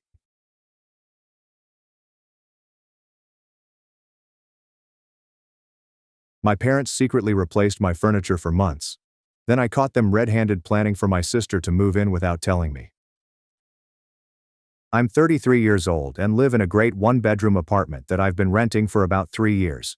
I work full-time as a software developer with a very regular 9-to-5 schedule, and I live alone. My parents live around 20 minutes away, and they do have an extra key for emergencies, which I'm strongly considering right now. Over the last month, I've noticed some strange changes in my flat. Small things at the beginning. My coffee table, which was originally a dark wood finish, transformed into this lighter oak item. I stared at it for 10 minutes one evening, convinced that I was losing my mind. I called my friend Kevin to see if he remembered what my coffee table looked like, and he agreed that it was definitely darker before. When I told it to my mother during our weekly phone contact, she chuckled and claimed I had probably mixed it up with furnishings from my previous residence. Then my kitchen chairs started changing. I had several black metal ones with gray cushions. They weren't fancy, but they worked. Last Monday, I returned home to find white wooden chairs with floral cushions. Floral. I am a 33-year-old man who works in IT and plays guitar in his leisure time. When would I have picked flowered cushions? The bathroom towels came next. My simple navy blue towels were replaced by a delicate pink set with small ornamental borders. I stood in my bathroom holding these towels, wondering if I was having a breakdown. I don't remember purchasing pink towels. I'd never purchased pink towels, yet there they were, beautifully folded in the linen cupboard. Yesterday was the last straw. I returned home to find that my entire living room had been changed. My black leather couch was replaced by a beige fabric sectional with far too many toss cushions. My sleek black entertainment center had been replaced with a rustic farmhouse-style item that appeared like it could have come from a country magazine. I called my folks right away. My father seemed perplexed and said that my landlord had been doing maintenance. My mother questioned if I had been sleep shopping online and forgotten about it. Sleep shopping for furniture I would never, ever want. The truth is, all of the new furniture is nice. It's high quality, well organized, and plainly pricey. But that's not me. It's as if someone is gently changing my place into a space for someone else. Someone who prefers soft hues and farmhouse aesthetics, and appears to have extremely different tastes than me. I have been obsessively checking my bank statements. No furniture purchases. There are no strange charges. Nothing. I checked my emails, my Amazon account. Everything. There is no record of my purchasing any of these items. My girlfriend Sarah believes I'm pranking her, but I swear on everything I own that I have no idea what's going on. She came over last night and kept asking when I'd redecorated, and I just stood there like an idiot, trying to explain why I hadn't. What's the craziest part? When I go home, everything is always in perfect order. It's not like someone simply threw new furnishings into my apartment. It is thoughtfully placed, even stylized. My books are still on the shelf. My own items are still present, but everything else is gradually changing. I'm beginning to wonder if I should see a doctor. Memory disorders run in my family, and it's possible that I have an early onset condition. But Kevin corroborated the changes he's witnessed, and Sarah has also seen the differences. Has anyone had an experience like this? I feel like I'm living in a strange hybrid of Gaslight and HGTV. I'm thinking about changing my locks, but what if I'm just forgetting that I bought all of this? What if anything is seriously wrong with me? I don't know what to do now.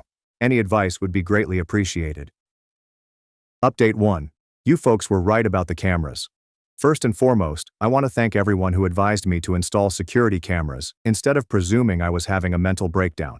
Special thanks to the user who suggested the inconspicuous ones that resemble phone chargers. They were perfect. Last Friday I put 3 cameras.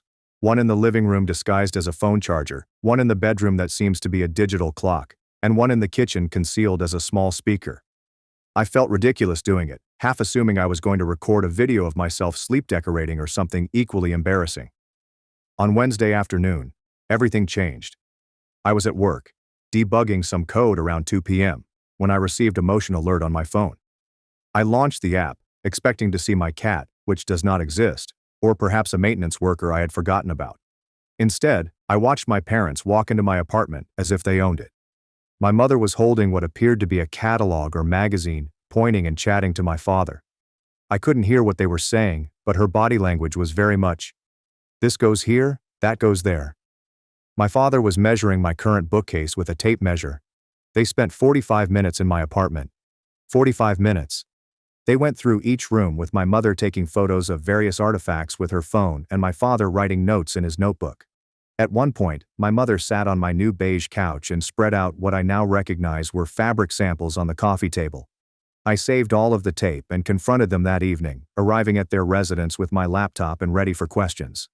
The talk that followed felt unreal. When I showed my mother the video, her first reaction was not one of shame or surprise. It was annoying that I had spied on them. My father inquired about the cost of the cameras, as they appeared to be rather professional. This is when things get crazy, boys. They didn't even bother to hide what they were doing when I caught them. My mother described it as a totally regular family pastime. Apparently, my sister Jessica is returning to town in 2 months following her divorce, and she will be residing with me for a time until she can get back on her feet. I repeat, my sister is moving in with me. This is news to me. According to my parents, they have been progressively replacing my bachelor pad furniture with items more appropriate for a woman in order to create a welcoming environment for Jessica during this tough adjustment. My mother thought my black leather couch was too masculine, and the new sectional would be ideal for sister bonding time. When I explained that I had never agreed to Jessica moving in, my mother looked at me as if I had said something ridiculous. "She's your sister, Robert. Family helps family. You have a 1-bedroom apartment, and she needs a place to stay. It's perfect." I explained that, no, it's not ideal because it's my apartment, and I never committed to share it with anyone else. My father jumped in with statistics about how costly rent is, and how Jessica's ex-husband abandoned her in a bad financial situation. My mother also mentioned that Jessica has always appreciated my apartment's potential and has such superb taste that she could really help me fix it up. The most aggravating thing was that they pretended to be doing me a favor. My mother started saying things like, "Jessica will help with the groceries, and you'll love having family around again, and it'll be just like when you were kids sharing a room." I inquired about the money. The furniture they've been swapping isn't inexpensive. My father casually stated that they had been investing in Jessica's future and wanted to ensure she had pleasant things around her while she was recovering. They appear to have spent thousands of dollars on the redesigning endeavor. My mother broke down in tears when I informed him Jessica couldn't move in, that I hadn't agreed to it, and that they needed to return my original furnishings. Actual tears. She accused me of being selfish and abandoning my family when Jessica needed it the most. My father expressed disappointment in how I handled the incident, saying that a true man would stand up for his sister. I left without resolving anything, but I made 2 points very clear. Jessica is not moving into my apartment, and they will never enter my area without permission again. I'm changing the locks this weekend. But here's what's bothering me. Has anyone talked to Jessica about this plan? I haven't spoken to her since Christmas, when she said that she was staying with a friend following the divorce. Does she even know about the furniture swapping operation? Is she planning to move in with me? I plan to call her this weekend when I get the locks changed. This entire situation is ridiculous, but I need to know if she's in on it, or just as dumb as I was. I am confident that further updates will follow. Update 2. 3 months later, locks have been changed. Boundaries have been established, and my parents are not handling the situation well. It's been 3 months since I discovered my parents renovating, and I decided it was time for an update after numerous people messaged me to see how things turned up. First, consider the immediate aftermath. I changed the locks that same weekend but did not give my parents a new key. This resulted in what my mother characterized as the worst betrayal in our family history. She called me 17 times on the first day. 17. I know because I took a screenshot of the call log before temporarily blocking her number. My father arrived at my flat the next Tuesday with a locksmith, presumably certain he could just have the locks changed back. To his credit, the locksmith requested that I show him my lease and ID before proceeding. When my father couldn't prove he lived there, the person left. Dad spent an additional hour sitting in his car outside my building, calling my work phone, and leaving more furious voicemails. The furniture dilemma turned into another nightmare. My parents insisted on disposing of my original pieces because they were being replaced with higher quality things. I suspected this was a falsehood, but proving it was another issue. I wound up needing to play hardball. I informed them that they had 1 week to return my original furniture, or I will file a police report for theft and breaking and entering. Suddenly, my old furniture reappeared. It's funny how that worked. They delivered everything while I was at work, leaving it in the hallway outside my apartment in the most passive-aggressive manner possible. My neighbors weren't amused. Mrs. Chen of 4B sent me a message inquiring if I was leaving because a couch was obstructing the fire exit. I called Jessica that weekend. That topic deserves its own post, but the short version is that she was as surprised as I was. She had no knowledge about the furniture swapping or our parents' plans for her to move in with me, and she was humiliated when I informed her what had happened. She'd been residing with her college buddy Amanda and had recently signed a lease for her own place across town. The family dynamics have remained tight ever then. My parents went through numerous stages to deal with their unsuccessful strategy. The first step was denial. They insisted Jessica would eventually see my apartment was the superior option. Then came anger. I was ungrateful, greedy, and clearly misunderstood the concept of family. Then comes negotiating. Maybe Jessica could stay on weekends, use my place as a backup, or store some of her belongings there. When I stood firm on all boundaries, they went on what I can only call a guilt attack. Every family gathering became a chance to remind me of all they'd done for me as I grew up. My mother would say things like, "I remember when Robert used to care about family," while handing the potatoes. My father began repeating anecdotes about how close Jessica and I were as youngsters, focusing on how I used to protect her. The breaking point occurred at my cousin Michael's wedding last month. My mother had allegedly informed various relatives that I was going through a terrible time and not speaking to my family. Several relatives and uncles approached me, asking whether everything was fine and if I needed help getting through whatever I was going through. I recognized my parents were intentionally altering the narrative, making me the problem rather than admitting their boundary transgressions. So I did something I never imagined I would do. I spoke the truth. Everyone who requested got everything. The reactions were mixed, but informative. My Aunt Patricia was outraged and informed me she'd had similar problems with my parents interfering with her children. My Uncle David laughed, saying it sounded just like something my mother would do. My grandma, my mother's mother, grabbed me aside and told me she wasn't shocked and that my mother had always struggled with control difficulties. But the most surprising reaction came from my cousin Sarah, who told me she had always felt sorry for me growing up because she saw how differently my parents treated Jessica and me. She stated that the entire family had noticed, but no one said anything because it was not their place. Learning that others had noticed this pattern for years was both reassuring and irritating. It reaffirmed that I wasn't seeing favoritism, but it also made me question why no one had ever complained. My folks are currently in the sulking period. They attend family gatherings but hardly speak to me beyond polite hello. My mother makes a point of asking everyone but me how they are doing. My father talks about sports with other family members while blatantly ignoring me. Jessica and I, on the other hand, have started to talk more. She's been a terrific supporter of mine when our parents tried to reopen the apartment dispute. She's also recounted some of her personal experiences with their interference in her life, which has been eye-opening. My apartment's furniture has been returned to its former configuration, with the addition of a few new pieces that I personally chose. My black leather sofa has never looked better to me. I maintained the security cameras because trust but verify, right? I have no regrets about standing my stance, but I will not lie. It has been emotionally taxing. 33 years of family dynamics do not shift overnight. And sometimes I wonder if I should have just followed their plan to keep the peace. But then I remember returning home and finding my living room entirely redone without my permission, and I realize I made the right decision. Boundaries cannot be negotiated, even with family, particularly with relatives. Update 3. 6 months later, the conversation that changed everything. I hadn't planned to publish another update, but something happened last week that dramatically changed my perspective on the situation. I think you should hear this. Jessica contacted me last Sunday evening, which is not unusual. We had been conversing more frequently since the furniture incident, but something about her voice was different. She sounded exhausted and furious, which reminded me of how I felt during the weeks when I feared I was losing my mind. "Robert," she replied, "I need to ask you something, and I need you to be completely honest with me." She proceeded to tell me about her new place. She had been staying there for nearly 4 months, and odd things were happening. At first, she replaced her bathroom towels with new ones and upgraded her kitchen goods. Her throw pillows were changed to ones that looked better with her couch. Sounds familiar? Jessica had been having the same symptoms that I had, but she had attributed it to stress from her divorce and possibly mixing up her stuff during the move. Our parents had a key to her home in case of an emergency, just as they had mine. But last week she arrived home early from work with a migraine and found Mom reorganizing her bookcase and swapping out picture frames. She had the entire explanation ready. Jessica stated to me, "I'm helping you create a more positive environment, and some of your things are reminders of negative experiences that you should move past." Jessica's talk with our parents appeared to be even more revealing than mine. When Jessica demanded to know what gave them the authority to change her belongings, Mom started into a thorough description of how she had been controlling the family's living arrangements for years. Here's what made my blood run cold. This wasn't new behavior.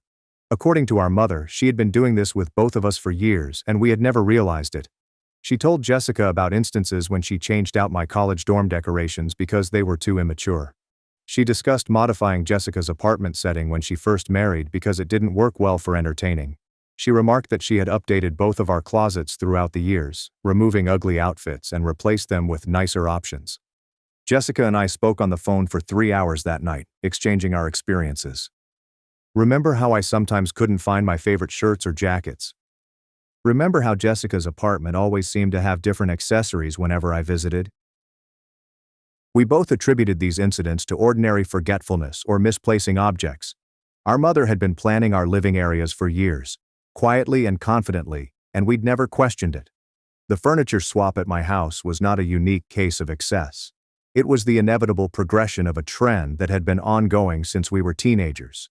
The only reason we noticed this time was that she had become overly ambitious, changing too much, too rapidly. "Robert," says Jessica, "I don't think the plan was ever really for me to move in with you." She had been thinking about it since she found Mom in her apartment, and she had a theory. Our parents had been using the concept of Jessica moving in with me to hide their true goal, totally remodeling both of our flats to Mom's specifications. Jessica assumed they would have extended the temporary stay just long enough to finish both places, then come up with a reason why Jessica needed to return to her own apartment. It would have been an ideal scheme. They'd have 2 wonderfully decorated apartments that fit their requirements, and we'd be so preoccupied with the alleged living arrangement that we wouldn't have noticed the incremental alterations to our surroundings. The longer we chatted, the more we realized how deep this was. Our mother had ideas about everything in our lives: our clothes, furniture, food choices, and even our friends. And she'd been acting on them for years, so discreetly that we'd adapted without ever recognizing it. Jessica made a decision that night. She called our parents and told them she was also changing her locks. She also asked that they return everything they had removed from her flat and produce a record of all the changes they had made over the years. The reaction was explosive. Dad called me the next morning, enraged that I had poisoned Jessica against them, making her suspicious. Mom wrote a series of text messages that began with hurt and confusion and progressed to allegations that we were ganging up on them and being ungrateful for everything they had done to support us. But here's the thing. We were not backing down this time. For the first time in our lives, Jessica and I stood together against our parents' deception. We've agreed to meet with them this weekend, not to bargain or compromise, but to clearly define our future relationship. There are no more keys to our apartments. No more surprises improve our living conditions. There will be no more life-changing decisions made without our input. I know some people may argue we're being too harsh, that there are parents who love us and are only trying to assist. But here's what I've discovered over the last 6 months. Love without respect isn't love at all. It's regulated by wearing a more attractive mask. Jessica mentioned something during the phone call that has resonated with me ever since. How many of our preferences aren't actually our preferences? How many of our choices have been influenced by their changes over the years? I've been thinking about it a lot. Looking around my flat now that I have my original furnishings back, I feel more like myself than I have in years. But I can't help but worry what else I've unconsciously acclimated to. What's the strangest element about this? Jessica and I have grown closer than we have since we were children. It turns out that siblings can be allies when they are not striving for parental approval or being pitted against one another. We're both approaching this weekend's conversation with defined limits and shared expectations. Our parents can choose to accept our liberty and maintain a good relationship with us, or they can continue to exert control over us and have a very limited relationship with us. For the first time in my life, I am not concerned about their reaction. Jessica and I have each other's backs, and that seems stronger than any guilt trip they could hurl at us. I'll update after the chat, but I'm optimistic. Not because I believe they will change, leopards, spots, and all that, but because Jessica and I have evolved. We recognize the trend now, and we will not ignore it any longer. Sometimes the best family ties are built on your own terms. Final update, the conversation that freed us both. I promised an update following our family gathering, and while I'm not sure anyone expected it to go as it did, I wanted to explain how everything turned out. Jessica and I met at a coffee shop beforehand to go over our talking points once again. We chose to show a united front rather than allow our parents to divide or steer the conversation. We each had a list of non-negotiable boundaries, and we agreed that if they couldn't accept them, we'd both severely limit communication. The meeting was held at their home, in the same living room where I confronted them with the cameras months before. Mom had definitely planned for this conversation. She had strategically placed Kleenex, prominently displayed family photos, and cooked my favorite cookies from childhood.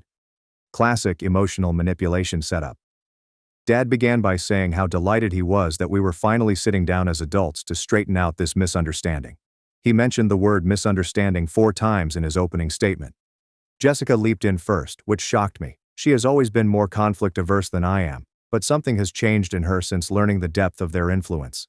She gently brought forth what we observed, including years of minor alterations, a pattern of boundary violations, and a coordinated furniture swap plan. Mom's reaction was immediate and expected. Tears. She told us how much she loved us, how she had always wanted the best for us, and how she couldn't understand why we were attacking her for caring. But here's where the unexpected happened. Dad, instead of coming to Mom's defense as he always would, went silent. Very quiet. He sat there, listening to Jessica recount particular instances throughout the years, his expression shifting. When Jessica finished, he turned to Mom and questioned, "Linda, did you really take that painting from her bedroom last year?" Mom's composure cracked somewhat. "It did not match anything else in the room, Richard. It was just sitting there, fighting against everything." "But it was hers," Dad explained softly. "She bought it herself." What ensued was the most candid chat our family has ever had. Dad, it turned out, wasn't entirely aware of Mom's remodeling operations. He was aware that she occasionally assisted us in organizing or picking up items for our respective locations, but he had no idea how systematic it was. As we continued to discuss, Dad's countenance shifted from confusion to concern to horror. When Jessica recalled the clothes that had mysteriously vanished throughout the years, Dad looked at Mom and remarked, "That's why Robert asked about his college sweatshirt last Christmas. You told me he had lost it." The facade started to crumble. Mom tried to explain that everything she'd done was out of love and a desire for us to have beautiful things, but even she appeared to recognize how it sounded when presented chronologically. Then Dad posed the question that altered everything. "Linda, how would you feel if your mother treated you like this?" The hush that ensued was deafening. Mom's relationship with her own mother had been poor for years, in part because Grandma had a history of criticizing Mom's decisions and attempting to fix things in her home when she visited. "That's completely different," Mom said. However, her voice lacked conviction. "How?" Dad inquired. "What is the difference?" Jessica and I simply sat there, watching our father understand that his wife had been steadily assaulting their adult children's autonomy for years. It was like witnessing someone complete a puzzle in real time. The conversation that followed was not easy, but it was authentic. Dad listened to our boundaries and agreed to them right away. Mom took longer to come around, but when Dad started backing us up, her reluctance finally gave way. She did apologize eventually, not the staged apology she tried previously, but a genuine one in which she said she was wrong and that our feelings were valid. We introduced new rules. No keys to our flats. No one may enter our spaces without specific permission. No taking or modifying our belongings without our permission. There will be no life plans made unless we are involved in the decision-making process. It's been 2 months since the talk and things have changed. Better, mostly. Mom still occasionally offers unwanted advice about our design or lifestyle choices, but Dad has gotten pretty skilled at deflecting her. "Linda, they didn't ask for suggestions," is now his catchphrase. Jessica and I have stayed close throughout this. We text frequently, hang out without our parents, and have developed our own relationship independent of familial dynamics. It's strange having a sister who is on my team for the first time in our adult lives. What's the funniest part about this? My apartment has never felt more like home. I've added some new pieces in the last few months, things I choose and that reflect my tastes. Every time I look at my black leather couch or dark wood coffee table, I am reminded that I am in control of my own home. Jessica has also been remodeling her home, carefully selecting items that Mom would most likely dislike. She purchased an excellent abstract painting with bright colors and unusual designs. Mom hasn't said anything about it, but I noticed her looking at it with a sad face on their last visit. Some of you have questioned whether I believe our parents will change in the long run, and to be honest, I'm not sure. Mom still exhibits controlling behavior, and old habits die hard. The difference now is that Jessica and I are looking for it. We have each other's backs and aren't scared to speak up. Dad has become an unexpected ally in all of this. He started seeing Mom's dominating conduct in other situations and gently redirecting her. It's as if he's finally recognized the pattern he'd been missing for years. Looking back, I believe the furniture swap arrangement was the nicest thing that could have occurred to us. If Mom had followed her slow method, we might not have realized what was going on.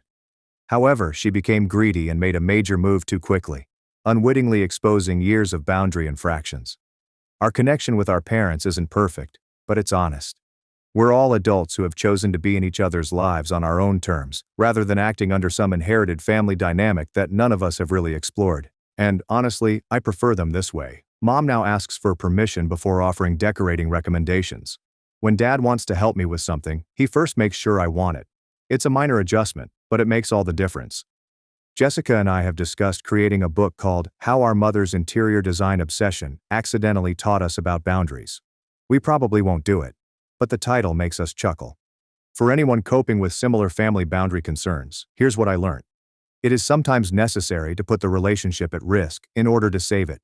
Standing up to your family is intimidating, especially if you've been taught to avoid conflict. However, the alternative, living your entire life according to someone else's preferences, is frightening. Additionally, having allies makes things easier. If Jessica and I had attempted to address this independently, our parents would have likely been able to split and conquer us. But presenting a united front made it hard for them to pit us against one another. My apartment is now fully mine. I don't need the security cameras anymore. My locks have changed, and will stay that way. And every piece of furniture in this house is something I choose. Something that expresses who I am, rather than who others believe I should be. It is a minor win in the great scheme of things, but it feels enormous to me. I'm 33 years old, and for the first time in my life, I feel like I have complete control over my own space, including my black leather couch. Still the best place in the world to watch Netflix on a Sunday afternoon. Thank you to everyone who followed this adventure and provided encouragement along the road. Sometimes you need strangers on the internet to validate that, yes, your circumstance is as unusual as you think it is, and no, you are not exaggerating. Families are complicated, but borders simplify everything. Sister laughed. Maybe dying will make you interesting. So I canceled the credit cards, shut off their power, and let foreclosure do the rest. While I was fighting for my life in the intensive care unit, my family went on vacation in Hawaii and posted beach photos. Mom texted, "Stop being dramatic. We'll visit when you pay our way." My sister chuckled. "Maybe dying will finally make you interested."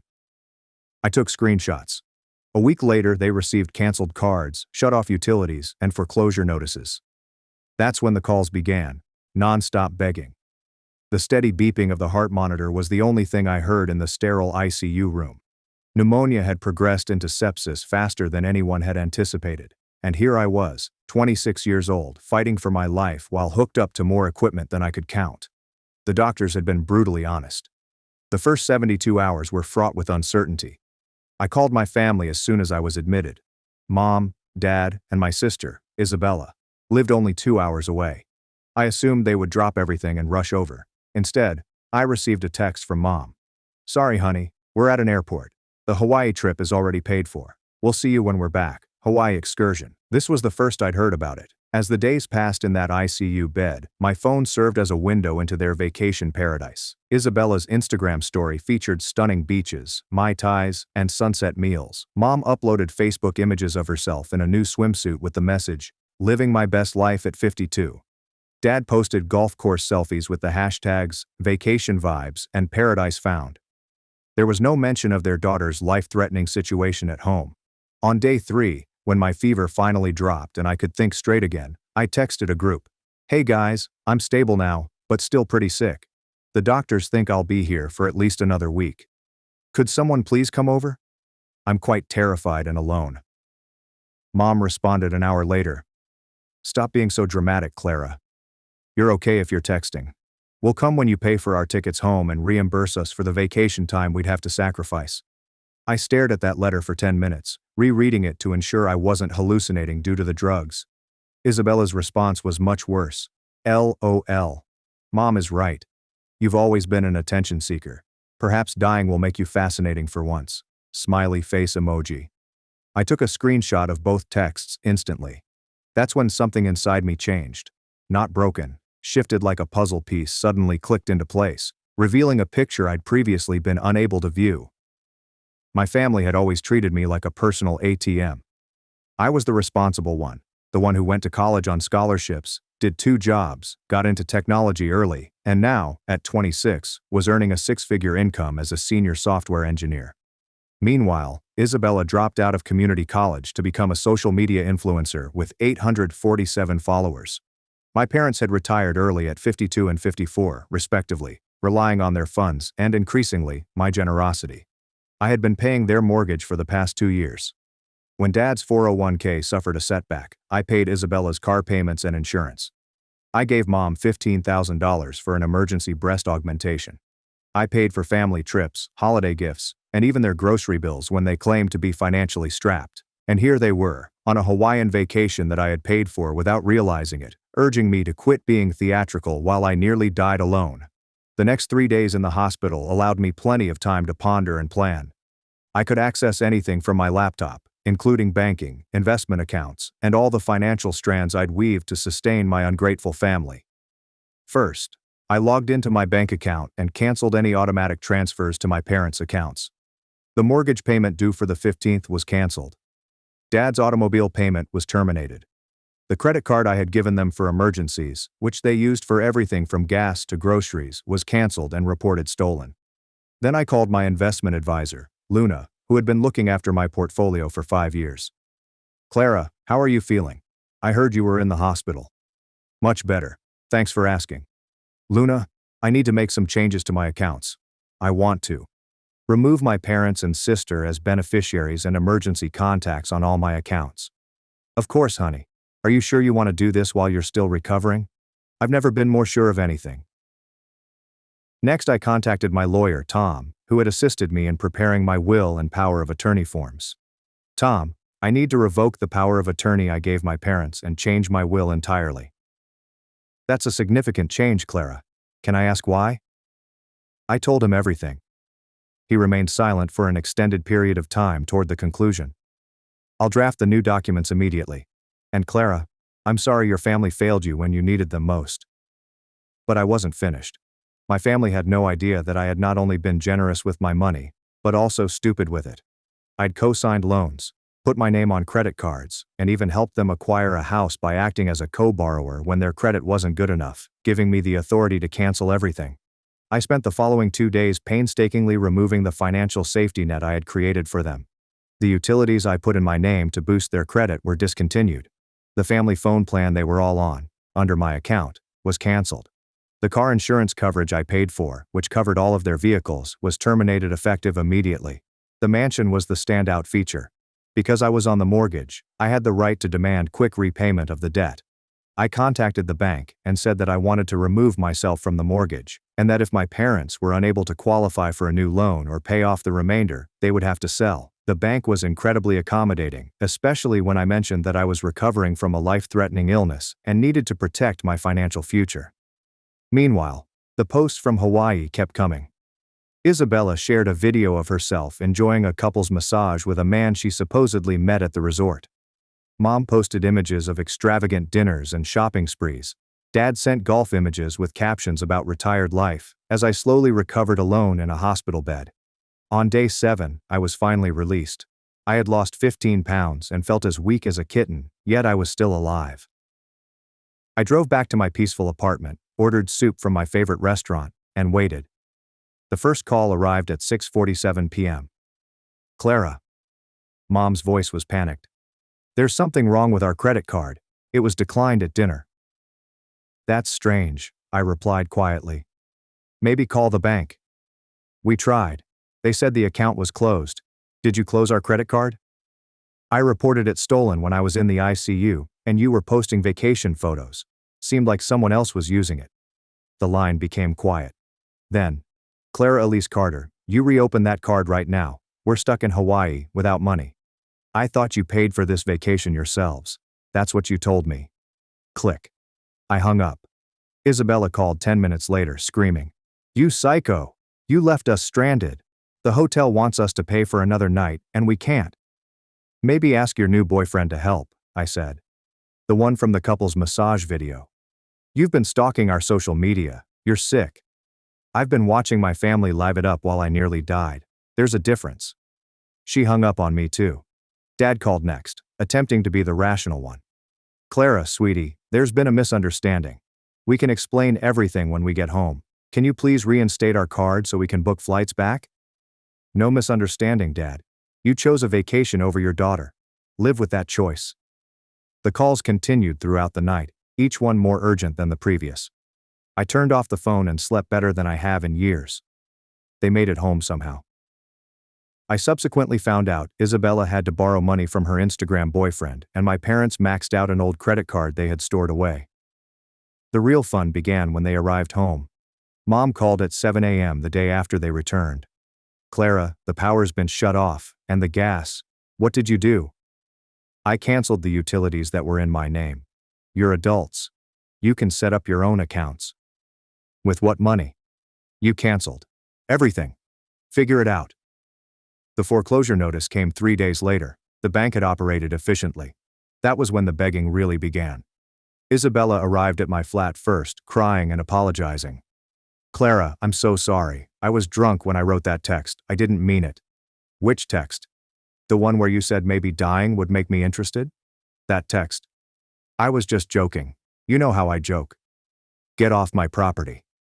Mom followed with a full-fledged act, complete with tears, guilt trips, and assertions that she'd been out of her mind with concern and had only said those things to avoid having to face how afraid she was.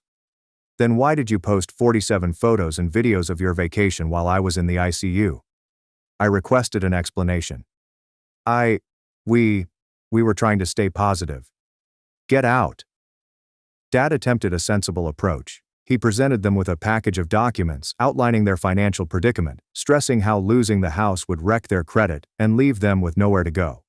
You should have thought of that before you told me to pay for your flights while I was fighting for my life, I told you. But we're a family.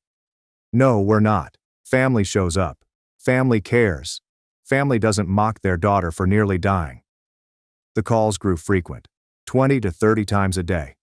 I blocked their numbers, so they began phoning from other phones, friends' phones, pay phones, and the landline at the hotel where they had to relocate after losing their home.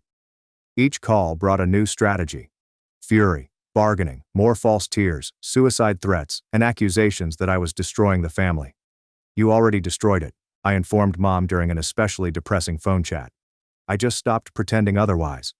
The most pathetic attempt came from Isabella's friend Rachel, who called purporting to be conducting a poll on family ties. She made a mistake after 20 minutes of asking rehearsed questions.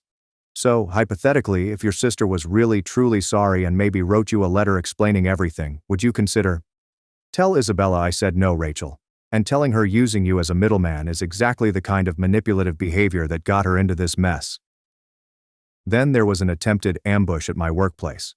Mom and Dad arrived at my office building, talked their way past security, and cornered me in the lobby as I was leaving for lunch. Clara, please, just 5 minutes, Dad begged, looking exhausted and frantic. Mom stood behind him, holding a tissue and trying to appear sympathetic. Security, I said to the guy who had let them in. These people are harassing me. Please escort them out. Clara, Mom screamed as security approached. I'm your mother. You can't just ignore your family. Watch me, I said, striding past them without another look.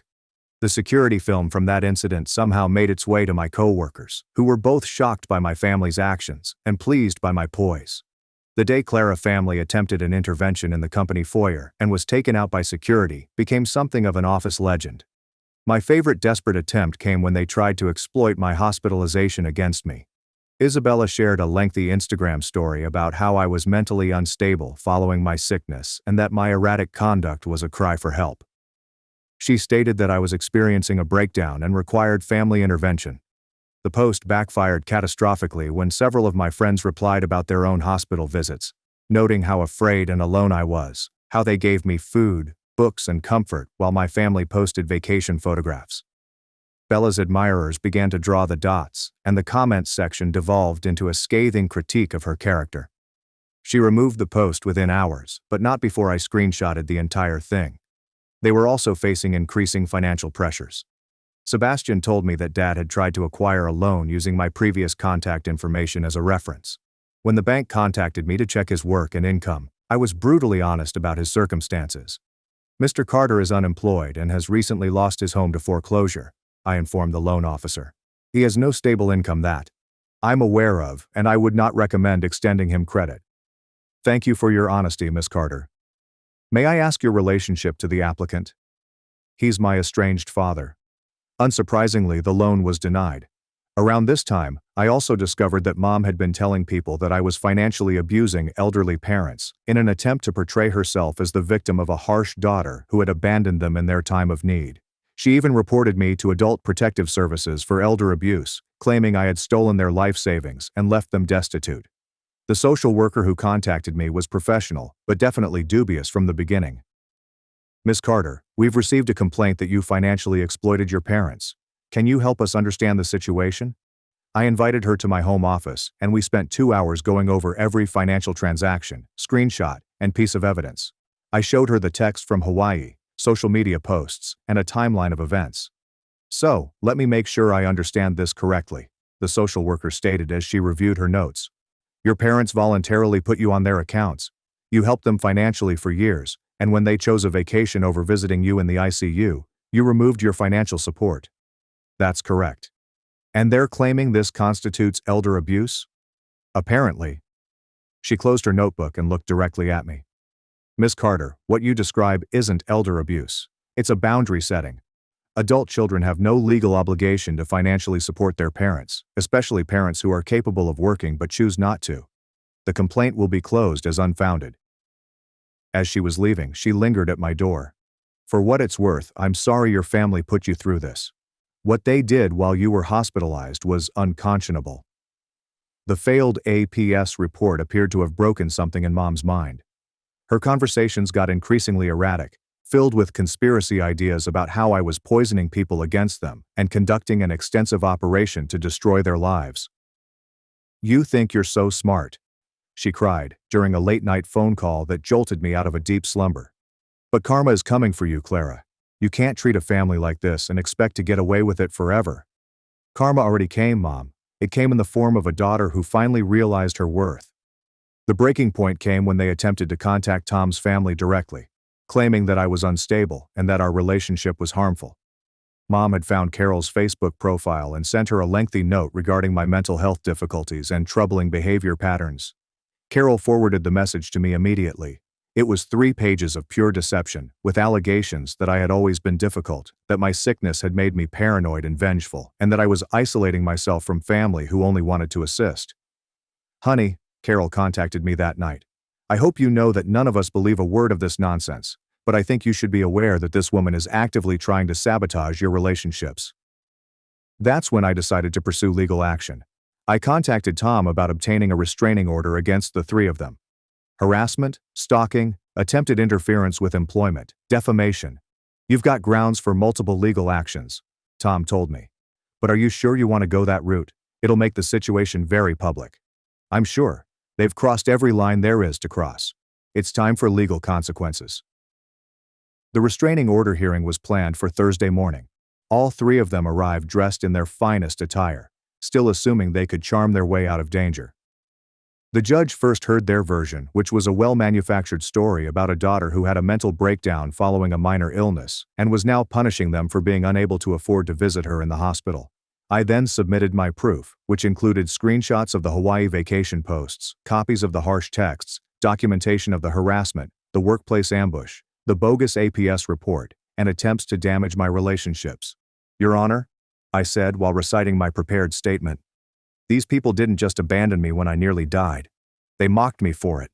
And when I stopped financially supporting them as a result, they spent months harassing me, lying about me, and trying to destroy my career and relationships. I'm asking for protection from people who see me as nothing more than a source of money and are willing to torment me when that money stops flowing.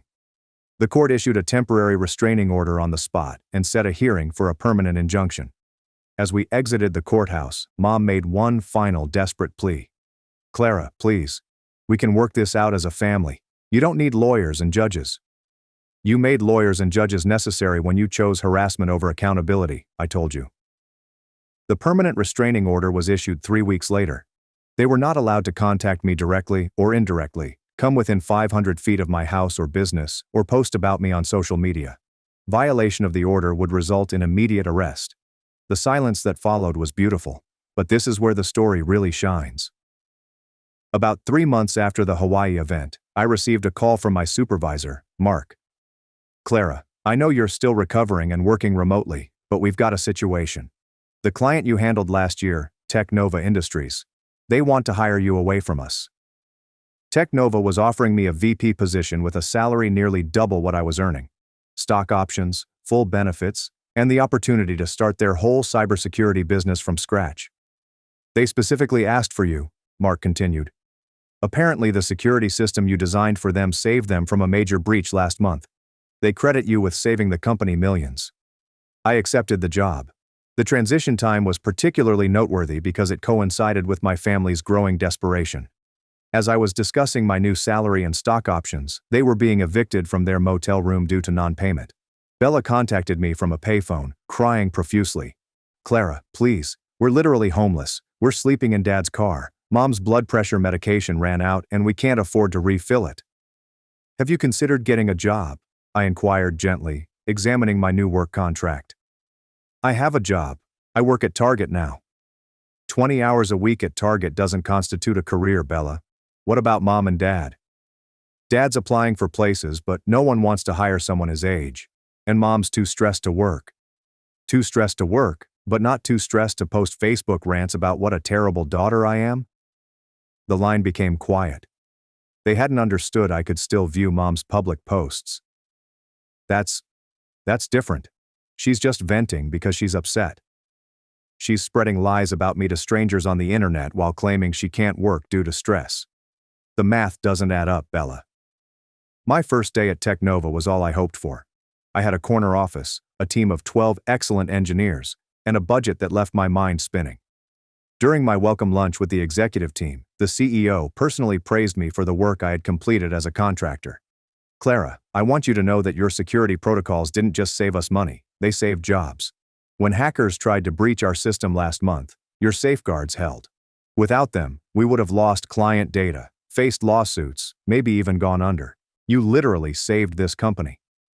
That afternoon, a reporter from Tech Weekly messaged me on LinkedIn, asking for an interview about cybersecurity trends. My achievement was becoming obvious in ways that would not have been conceivable if I had continued to cater to my family's every desire. Meanwhile, Mom had created a GoFundMe page titled, "Help a Family Destroyed by Their Daughter's Mental Illness." The description portrayed me as an unstable individual who had a breakdown after being hospitalized and then abandoned my loving family. What she didn't expect was that I had professional connections in the tech industry, and some of them knew my name from her campaign. They began posting screenshots in professional Slack channels, not to mock me, but to express outrage at what she was attempting to accomplish. Within 48 hours, my GoFundMe page was inundated with comments from co-workers, past clients, and industry contacts. They revealed their own experiences working with me, defended my character, and denounced the effort as manipulative deception. Clara Carter is one of the most professional and competent engineers I've ever worked with. This campaign is disgusting. Senior developers at Microsoft. I worked with Clara on 3 major projects. She is brilliant, kind, and absolutely not the person described here. This is clearly a scam. Chief Technology Officer of a startup company. Clara saved our company from a devastating cyber attack. Her family should be proud, not exploiting her online. Shameful. CEO of Data Secure. The comments area became a public testament to my integrity and professional accomplishments. Mom erased the GoFundMe page after a week, but not before numerous people screenshotted it and posted it in tech forums as an example of family manipulation. By month 6 at Technova, I was succeeding beyond my wildest expectations. I had created security measures for 3 big companies, spoken at 2 industry conferences, and been featured in a Forbes piece on forward-thinking women in cybersecurity. The Forbes article featured a photograph of me in my office, appearing confident and competent. The caption noted my recent promotion to vice president and my groundbreaking work in corporate security. Dad called from yet another mysterious number after the piece was published. Clara, I saw the article. I'm proud of you. Are you calling to congratulate me or to ask for money? A long pause. We really are struggling, honey. Just a small loan to help us get back on our feet. There it is. I hung up. The irony was not lost on me. As my career rose to new heights, their situation deteriorated. It was like seeing 2 trains on different tracks, one speeding toward achievement, and the other careening into calamity. My social life was also booming. I had more energy for friendships, hobbies, and dating now that I wasn't constantly stressed out about my family crisis. I joined a hiking group and made friends with other professionals with similar interests. I started taking cooking classes and learned that I enjoy entertaining. When Tom and I became serious, I was open about my family status from the start. I anticipated it to scare him away. Most people cannot contemplate fully breaking off their biological family. Instead, he listened to the entire story and stated, Clara, what you did took incredible strength. Most people stay trapped in toxic family dynamics their whole lives because they can't imagine another way. You choose yourself, and that's not selfish. It's healthy. His family's attitude was equally supportive. When I anxiously explained why my parents wouldn't be attending family dinners, Carol quickly remarked, their loss is our gain. We get you all to ourselves. The difference was startling. Tom's family involved me in everything. Holiday planning, family photos, and even fights over where to go on vacation. They treated me as if I had always been a member of the family, but my original family treated me like an ATM with a pulse. Around this time, I began receiving stories from various sources regarding my family's ongoing troubles. Sebastian would periodically phone with updates, not because I asked, but because he believed I should be aware of how my decisions were being carried out. Bella got fired from Target for excessive tardiness and attitude problems, he told me during one contact. She's trying to restart her influencer career, but with only 200 followers left. Most people unfollowed her after that post about you being mentally ill. And my parents? Your dad finally got a job at Home Depot part-time. Your mom is working at a call center, also part-time. They're sharing a studio apartment and arguing constantly about money. I felt nothing when I heard this. There is no satisfaction or regret, only utter emotional detachment. They were strangers now, individuals I used to know who had made their own decisions and were dealing with the repercussions. The most telling update arrived a year later. Sebastian called and informed me that Mom had been arrested for shoplifting at a supermarket store. She tried to steal makeup and some fancy cheese, he admitted, evidently embarrassed to share this knowledge. When they caught her, she had a complete meltdown in the store, screaming about how her daughter had ruined her life and driven her to this. Did she mention that her daughter was in the ICU while she was vacationing in Hawaii? Actually, yes. She was yelling about how you were being dramatic about being sick, and that's why they went on vacation. The store manager's daughter had been in the intensive care unit with COVID last year, and he wasn't sympathetic to her story. The charges were subsequently dismissed, but the story became local news due to her outburst. Local woman blames daughter for shoplifting arrest was the headline that several people sent me. I didn't read the article, but the headline provided all of the information I needed. Despite facing criminal charges, Mom continued to play the victim, refusing to accept responsibility for her actions. Within 6 months, I had made more money than I could have imagined. I purchased a magnificent property in the hills with a view of the city, got a dog, a golden retriever named Mochi, and began living my life for myself, rather than for ungrateful family members who saw me as nothing more than a salary. What is the best part? I was very happy. The stress of continuously worrying about my family's finances, being solicited for money, and being taken for granted was gone. I felt lighter, freer, and more like myself than I had in years. I also met somebody. Tom, the lawyer who helped me revise my will, had asked me out after I was fully recovered. We had been taking things slowly, but he was nice, thoughtful, and respected my boundaries. He was equally outraged by how my family had treated me and agreed with my choice to cut them off totally. "You don't owe toxic people your life force just because you share DNA," he informed me one evening, as we sat on my new veranda, watching the sunset with mochi by our feet. A year after the Hawaii event, I ran into my father at a grocery store. He appeared older and worn down. He was utilizing coupons to shop the sale section. "Clara," he said gently. "You look good. Healthy." "I am healthy. And happy. I'm glad." He paused. "I want you to know. I know we messed up. I know we failed you when you needed us most. I don't expect forgiveness, but I wanted you to know that I understand now what we lost." It was the first time I had received a sincere apology from any of them. "Thank you for saying that," I said. "But understanding what you lost doesn't undo the damage you caused." He nodded sadly. "I know, I hope someday you might give us a chance to show we've learned from this." "Maybe someday," I answered, doubting it. "But right now, I'm focused on the family I'm building, with people who actually care about me." As I walked away, I felt something unexpected. Pity. I do not regret my actions. No remorse for cutting them off. But genuine sympathy for those who placed money and appearances over love and loyalty, and are now feeling the consequences. 2 years later, Tom and I married in a tiny ceremony in front of friends who'd become my chosen family, co-workers, neighbors who'd given me soup when I was sick, and college pals who'd driven hours to see me in the hospital when my biological family couldn't. Bella attempted to crash the wedding.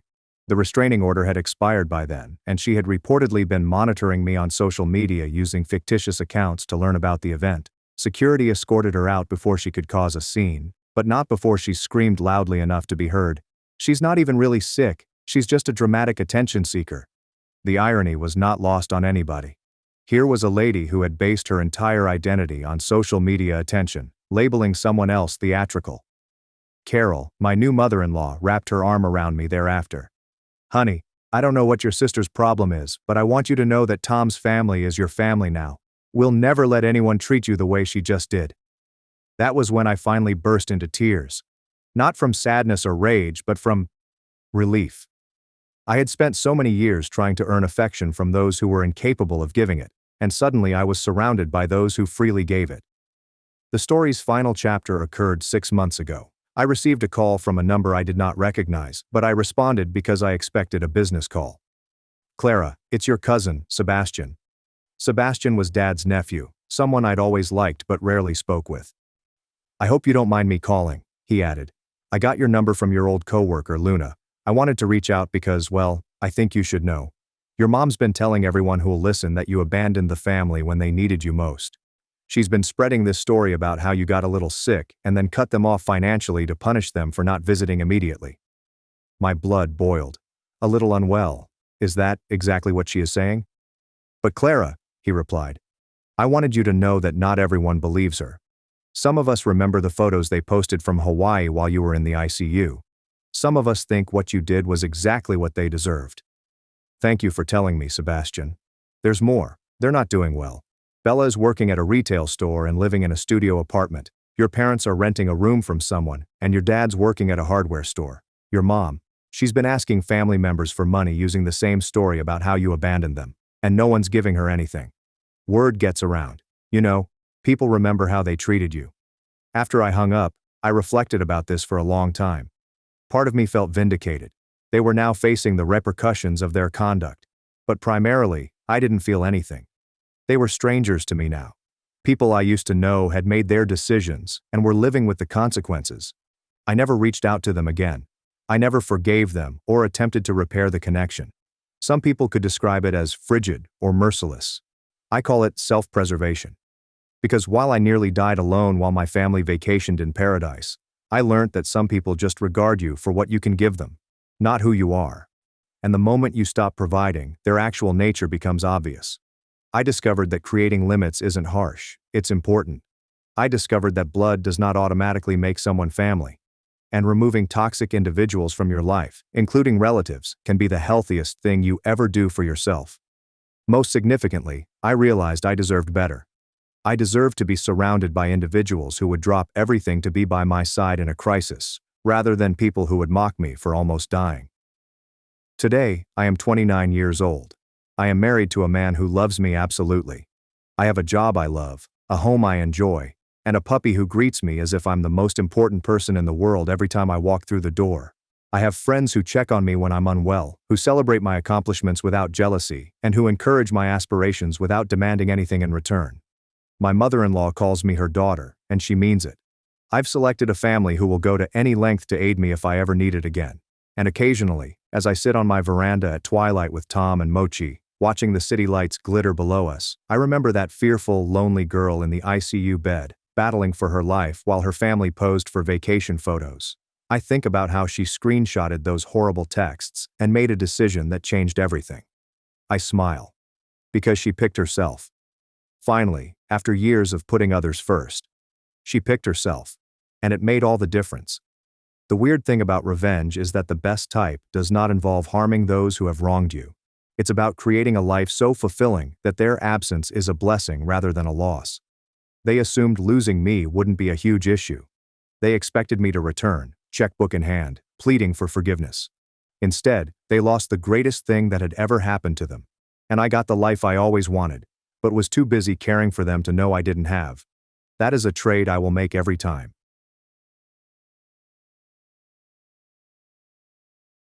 I said no to my brother's request. So my parents left my son alone at church while my wife gave birth to our daughter. Now I took them to court. Hi, my name is Levi. I am 32 years old and live in Atlanta with my wife and 2 children. To this day, I vividly recall the early days after Henry and I married. 4 years prior, we met at Georgia Tech, where I was studying engineering, and she was pursuing her nursing degree. After 4 years of dating, we got married in the spring of 2018. After the wedding, we rented a 2-story house in the Atlanta suburbs. It has a large backyard and was situated in a safe neighborhood for children. Our son Logan was born in 2019. He inherited his mother's blue eyes and a cheerful smile that always warmed my heart. Logan became the source of my greatest delight and significance from the beginning. Logan's early years were pleasant. My parents, Elijah and Scarlett, were frequent visitors who adored their grandchild.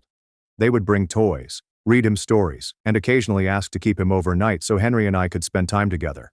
Scarlett would often tell Logan in a loving tone, "You are the pride of our family."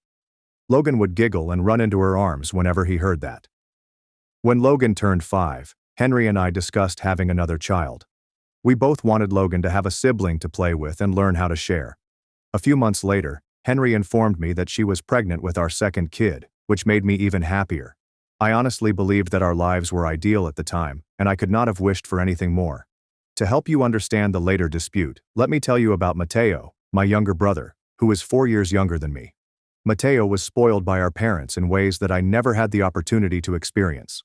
When Mateo was 10 and wanted to study the piano, our parents immediately signed him up for pricey, top-tier lessons that cost thousands of dollars. But when I was 14 and sought to join the school soccer team, they declined because it was too expensive. When I asked why, Elijah just answered, "Levi, you're the older brother. You need to understand and make sacrifices for your sibling." That moment taught me my first lesson about giving things up for Mateo. Mateo was knowledgeable and gifted with words, but he lacked consistency in all he did. He began studying business in college but quit out midway to pursue his passion. After that, he experimented with many careers, including photography, graphic design, and web marketing. When Mateo failed at something, Scarlett would respond, "Mateo just hasn't found the right job yet. He needs more time." When I heard those statements, I felt worried about favoritism. Mateo launched a tiny coffee business in downtown Atlanta in 2020 at the age of 24. He arrived at my place one Saturday evening, his eyes full of excitement. Mateo exclaimed eagerly, "Levi, I've got a great business idea. I want to open a European-style cafe." When I heard that, I asked, "How much do you need to get started?" Mateo responded as if he had rehearsed it, "I need you to loan me $8,000. I promise I'll pay you back within a year." Even though I felt awful about it, I agreed to help, thinking Mateo had finally found some direction. As a result, the coffee business operated for 6 months before closing, owing to financial difficulties. Later, when I inquired about repayment, Matteo responded, "I'm struggling right now. Can I pay it off gradually?" That's when I understood Matteo probably never intended to repay me in the first place. 2 years later, Matteo got into more difficulty, this time with credit cards. He owed $5,000 and was facing a probable lawsuit from the bank. He approached me again with begging eyes. Matteo replied in a panicked voice, "I need your help this time. I swear this is the last time." I realized I was making a mistake at the time, but I consented nonetheless since I didn't want Matteo to be sued. In just 4 years, I had loaned Matteo $13,000 and never received a single dollar back. When Henry inquired about the money, I would respond, "Family has to help each other." But deep down, I was growing bored of playing the part of the decent elder brother that I had been trapped with for 28 years. The family turmoil began a little more than a year ago, and it all started with my younger brother. I recall it clearly. Matteo came to my house on a Saturday afternoon in March 2024, his eyes blazing from having recently learned the secret to becoming wealthy. Logan was playing in the living room when this happened. Logan hugged Uncle Matteo immediately upon seeing him, exclaiming, "Uncle Matteo, I missed you so much." Matteo grinned as he patted Logan's head. "I missed you too. You've grown so much." After Logan returned to play, Matteo sat on the sofa and began discussing his latest idea. Matteo remarked confidently, "Levi, this time I found a real business opportunity. I want to start a transportation company." When I heard that, a shiver went down my spine. I inquired, "Do you have any experience in the transportation industry?" After a moment's reflection, Matteo responded, "I've done my research. This industry is booming, especially after the pandemic, when people started shopping online more." He claimed that he had found a business partner, written a detailed business plan, and begun negotiating with a few possible clients. On paper, everything seemed ideal. At the end of the conversation, Matteo asked, "I need $75,000 to get started. I already have $25,000 saved. Can you help me with the rest?" When I heard the sum and the request, I sighed and said, "Matteo, that's a lot of money. I need some time to think about it." Matteo nodded in answer, but I could see the disappointment in his eyes. Matteo contacted about a month later with some wonderful news. He told me he had received a bank loan and had formally established his business. At that point, I congratulated my brother and silently prayed that this time he would succeed. For the first 3 months, Matteo was overjoyed with his new business. He purchased 2 second-hand vehicles, recruited 2 drivers, and started accepting orders. Everything appeared to be going fine. However, by the 4th month, I began hearing Matteo grumble about issues like his growing gasoline prices, late customer payments, and one of the drivers unexpectedly resigning. Matteo remarked, "Things aren't going the way I expected. I'm facing some financial trouble." Hearing that, I felt genuinely sad for him. By the 5th month, Matteo revealed that his company was suffering significant losses. He owed money to the bank, fuel suppliers, and the last remaining driver for unpaid salaries. Then, on a Sunday evening in October, Matteo arrived at my place, exhausted, with red eyes, and little trace of his former confidence. Matteo admitted, shaking, "I failed. The company's about to go bankrupt, and I don't know what to do." After those remarks, I felt horrible for Matteo, and I knew he was ready to ask for something I couldn't provide. After a brief pause, Matteo glanced at me and stated, "Levi, I need you to lend me $50,000 to save the company and pay off my debts." As soon as he said those words, I felt a tightening in my chest. $50,000 wasn't a small sum, especially considering Henry and I were saving for the arrival of our second child. I replied honestly and forcefully, "Matteo, I've helped you many times, but I can't do it this time." Matteo's demeanor altered when I told him no. His face flushed and his tone became sharper. Matteo said angrily, "You're doing well financially and still stingy with your brother. Do you have any idea the hell I'm living through?" I attempted to remain composed and explained, "Matteo, I've helped you with $28,000 over the past 4 years and haven't seen a single dollar back. I have my own family and responsibilities too." Matteo rose up and approached me, his eyes full with hate. He sighed, "You're bringing up old debts while I'm struggling? You're seriously counting pennies with your brother?" At that point, I understood Matteo never really saw me as his brother. To him, I was simply an ATM. I raised my voice. You need to learn to stand alone, Mateo. I can't keep saving you forever. You're 28 now. When Mateo heard that, he laughed bitterly and added, Fine, you'll see. I'll tell Mom and Dad about this. They'll see what kind of person you are. Mateo turned around and left the home, slamming the door behind him. After he had departed, I sat down and held my head. Henry emerged from the kitchen with a troubled expression. She sat next to me and asked, Are you okay? I glanced at her and replied, I think I just lost a brother. Henry placed her arms around me and said, You did the right thing. We can't sacrifice our family's happiness for someone who doesn't appreciate it. At that point, I felt her support and knew I had made the correct decision. My mother, Scarlett, contacted me 3 days after our dispute with Mateo. As soon as I took up the phone, she began speaking without greeting me. Levi, I heard from Mateo that you refused to help him. I want to know what's going on. I sighed and stated, Mom, I've already helped Mateo so many times. I can't lend him $50,000 this time. A few seconds later, Scarlett responded in a scolding tone. Family is supposed to support each other in tough times. Mateo is going through a crisis, and you're selfish. When I heard that, a slow-burning rage erupted within me. I replied, Do you even know I gave Mateo $13,000 and never got a single cent back? She kept quiet for a bit and then said, Money doesn't matter as much as brotherhood. You're well off now and still keeping score with your brother. After hearing it, I knew I couldn't continue the conversation. I said goodbye and hung up. About 2 hours later, my father, Elijah, called in a frigid voice.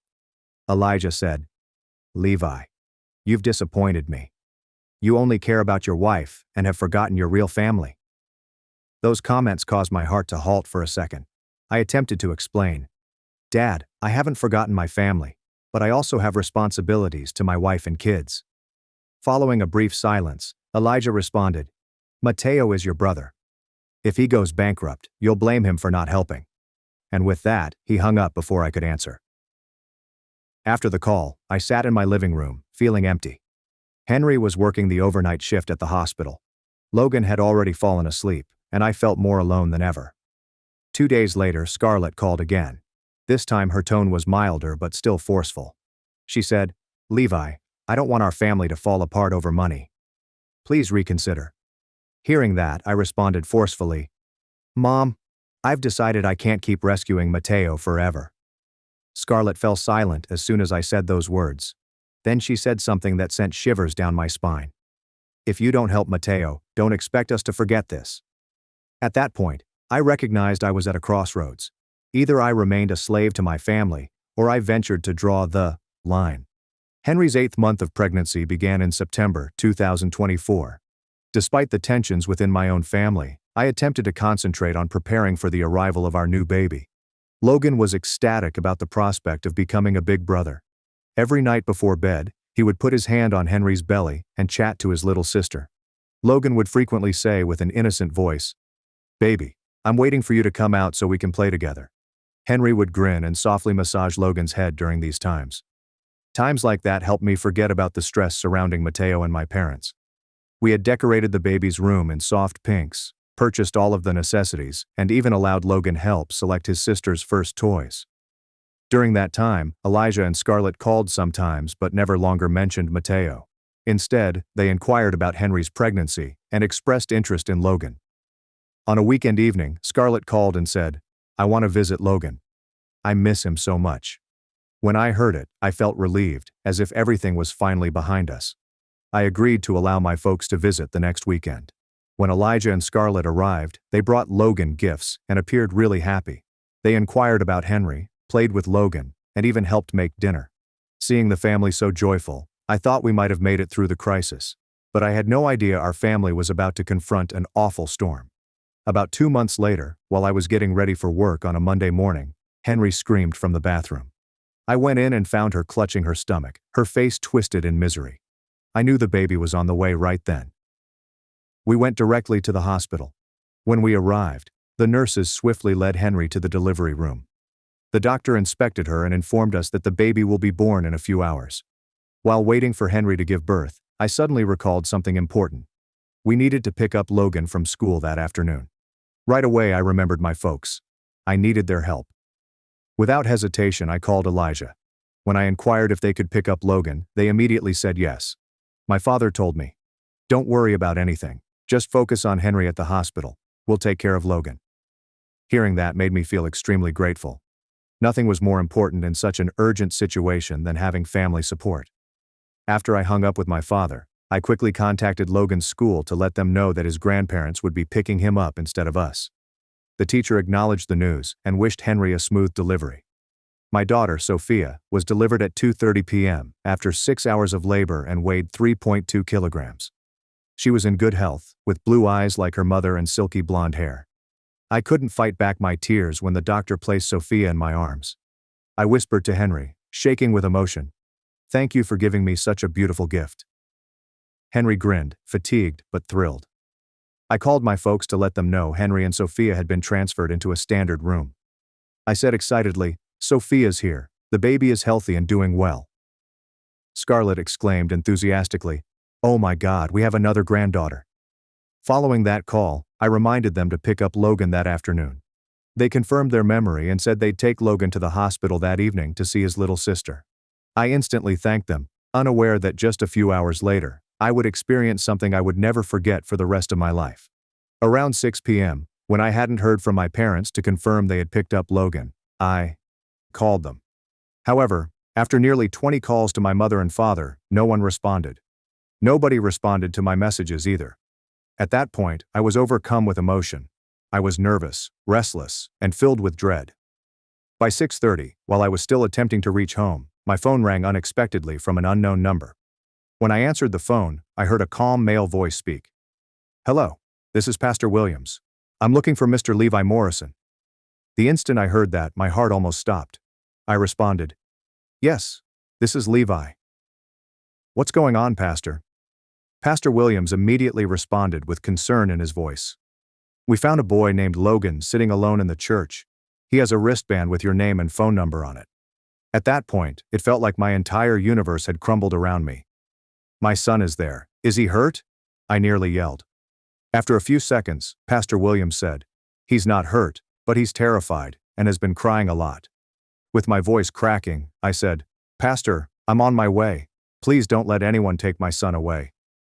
Pastor Williams instantly responded, "We'll wait for you.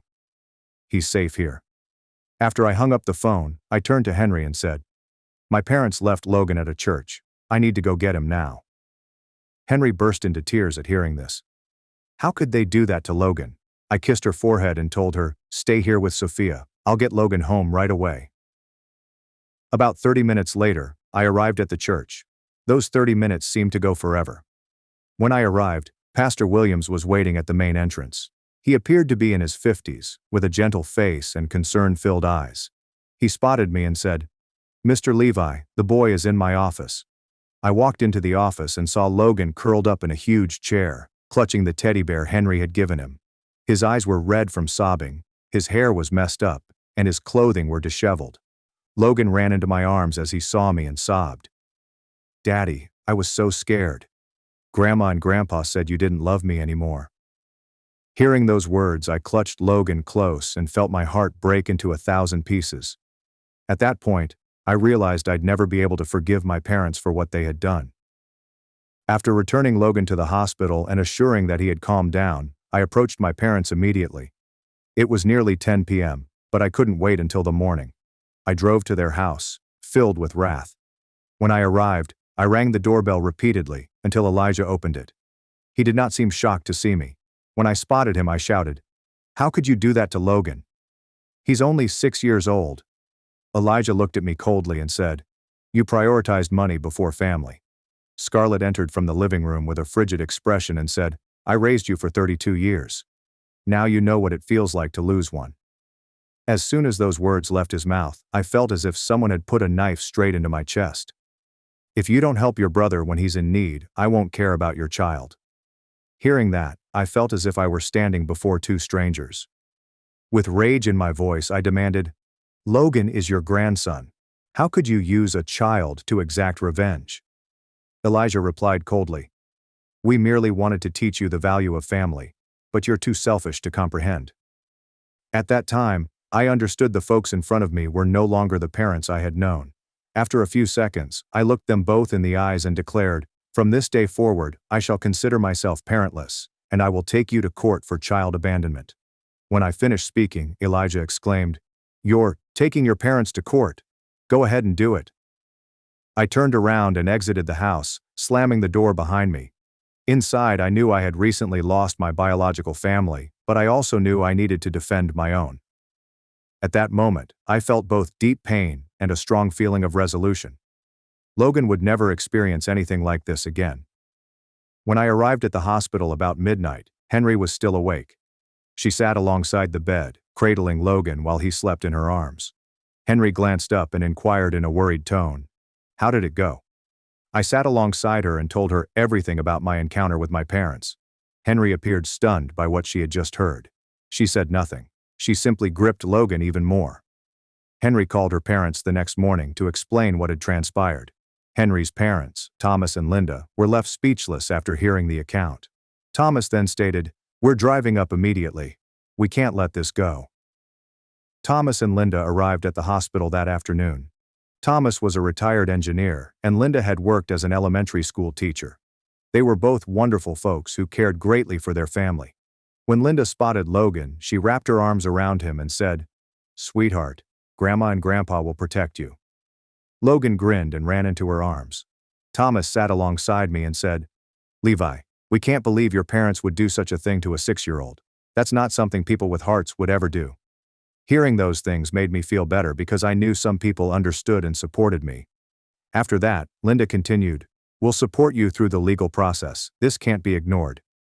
Hearing her say that, I felt like a light had finally broken through the darkness. In the following days, Thomas and Linda stayed in Atlanta to assist our family. They cared for Logan while Henry recovered from childbirth, and I handled the legal matters. With his grandparents around, Logan gradually regained trust. They read him stories, played with him, and made him feel loved. Logan looked at me one evening and said, "Daddy, why don't Grandma and Grandpa love me as much as Nana and Papa?" Hearing that, I pulled Logan close and whispered, "Sweetheart, not everyone knows how to love the right way, but Daddy, Mommy and your grandparents on Mommy's side will always love you with all our hearts." Logan nodded and leaned against me. Mateo called me 2 days after we were released from the hospital, and as soon as I picked up the phone he said, "Levi, I just heard from Mom and Dad about what happened with Logan." At that point, I realized that true family isn't about shared blood, but about the people who stand by you and protect you when things get tough. I can't believe it. When I heard that, I got angry and questioned him. "Did you know they were planning to do this?" Mateo responded truthfully, "I swear I had no idea. I merely complained to them about your refusal to help. I never imagined they'd go that far." Mateo inquired how Logan was doing and checked in on Henry and the new baby, and I could tell he was telling the truth. After the call, I felt a little comforted since Mateo expressed genuine contrition and appeared to accept responsibility for what had transpired. At that moment, I realized Mateo could have finally learnt the most essential lesson of his life. Our actions can have a huge impact on the innocent. The following Monday, with financial assistance from Thomas and Linda, I first met with Jennifer Martinez, a 45-year-old attorney with 20 years of experience in child protection and family law cases. Jennifer had sharp eyes but a deep compassion as she listened to my story. Jennifer stated, "This is one of the most serious cases I've seen. Using a child for personal revenge is unacceptable." Hearing that gave me reassurance, so I said, "Do we have enough evidence to file a lawsuit?" A few seconds later, Jennifer said, "We have Pastor Williams' testimony, and we may be able to obtain surveillance footage from the church. I'll reach out to get the recordings." Jennifer spent the next week gathering evidence, and Pastor Williams agreed to cooperate and provide a detailed statement describing Logan's condition when he was found.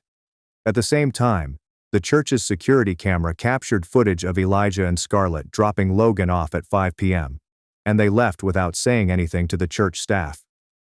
Watching the video, I saw Logan run for them, only to be gently pushed back by Scarlett, who begged him to stay still.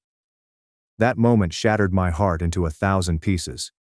Jennifer also received psychological records from Logan's doctor, which revealed that Logan was experiencing stress and anxiety as a result of the incident.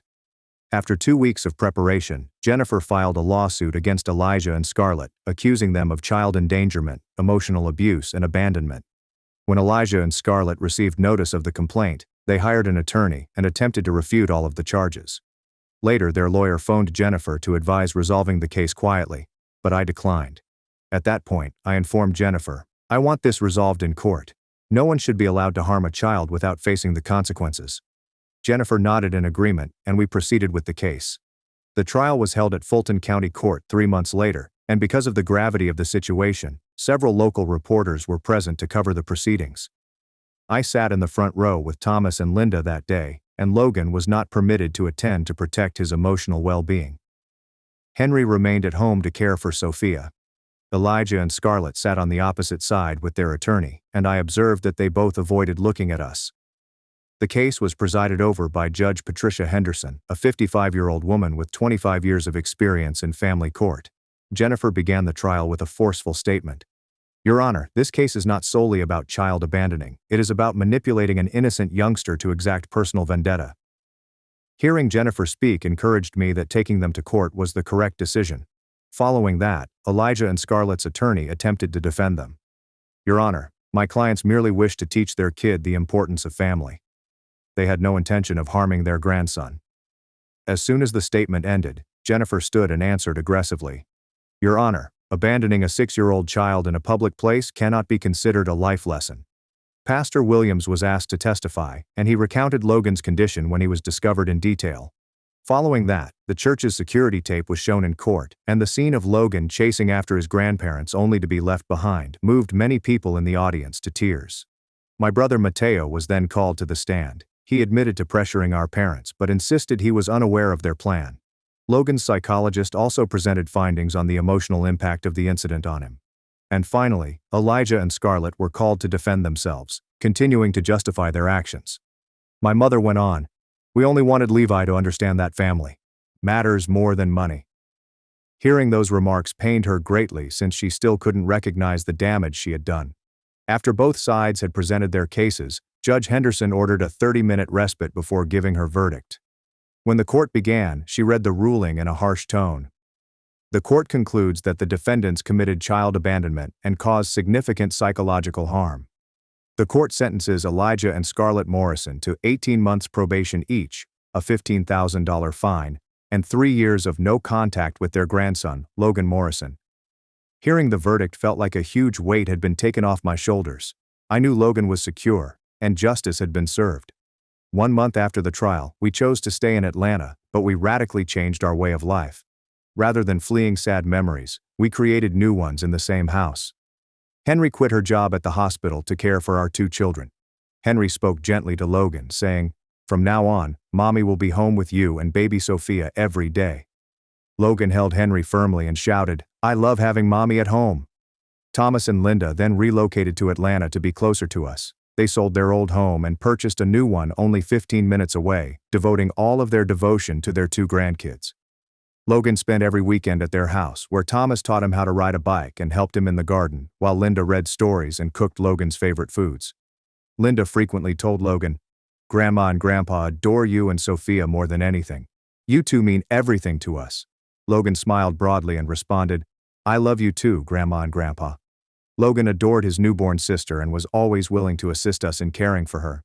Every day, Sophia developed a bit more and became the new delight of our family. He would frequently report her minor milestones, saying, "Daddy, Sophia smiled at me." In moments like that, I would tell him, "You're an amazing big brother." Mateo, my younger brother, still called occasionally to check in, but he had become more independent. Eventually, he found a stable job at a logistics company in Atlanta and repaid the money he owed me in monthly installments. I remember the first month, when he paid me $500, he said, "I have learned my lesson. I will repay you, and never cause anyone grief again." After hearing it, I thought my brother had matured. We entirely cut off contact with Elijah and Scarlett. They tried to call and even requested relatives to intervene, but I held firm in my decision.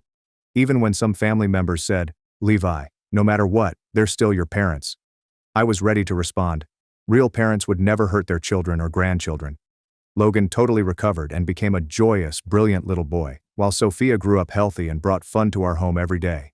In the months that followed, life in Atlanta became much more tranquil and happy.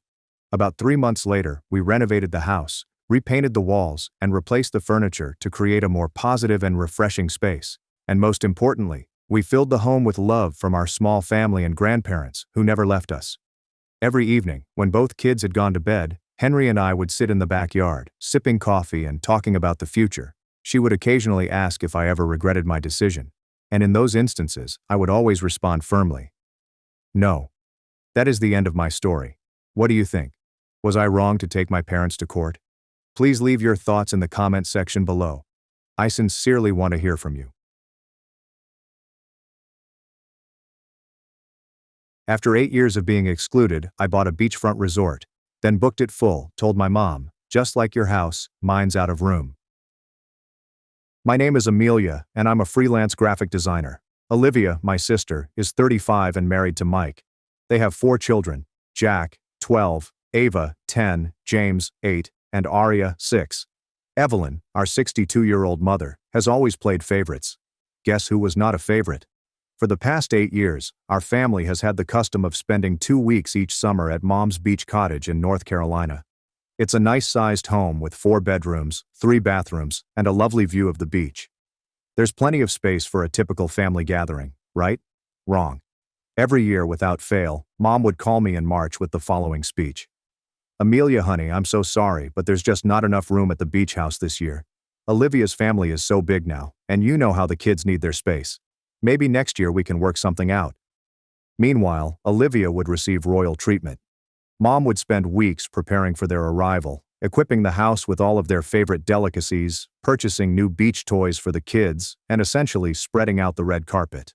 Olivia's family would pack into that house like they owned it, scattering their belongings over and acting as if they were the only ones who mattered. What is the worst part? Every summer, my 2 children, Alex, 9, and Mia, 7, would ask me why they couldn't go to Grandma's beach cottage like their cousins. What was I supposed to tell them? That Grandma didn't consider us important enough? It wasn't just about vacation space. This was about 8 years of witnessing Mom go above and beyond for Olivia while treating me as an afterthought. Olivia married her college lover, Mike, shortly after graduation, gave birth to 4 children in 6 years, and somehow became Mom's golden child. Mike worked in sales and earned a good living, but nothing exceptional. Nonetheless, they were consistently portrayed as the successful ones. Me? I started my graphic design firm from scratch 4 years ago, following my divorce. I worked my buttocks off, often working 12-hour days to increase my customer base and keep food on the table for my children. But because I work from home and don't have a regular 9-to-5 job, Mom always assumed I was unemployed. "Amelia's still figuring things out," she'd tell relatives during family gatherings. Olivia enjoyed her stable life with Mike and the children.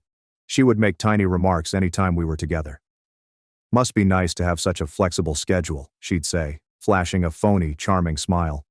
I couldn't handle not knowing where my next paycheck was coming from. The beach house incident was just the most evident evidence of partiality. Every year, I'd see Olivia post dozens of Instagram photographs from their fantastic family vacation at my mother's beach house. The kids making sandcastles, Mike grilling on the deck, Olivia relaxing in the hammock with a drink. Meanwhile, my children and I would spend the 2 weeks at home, sometimes going to the neighborhood pool or watching movies. Last summer was the breaking point. I had just secured my largest client yet, a software business that asked me to overhaul their whole brand identity.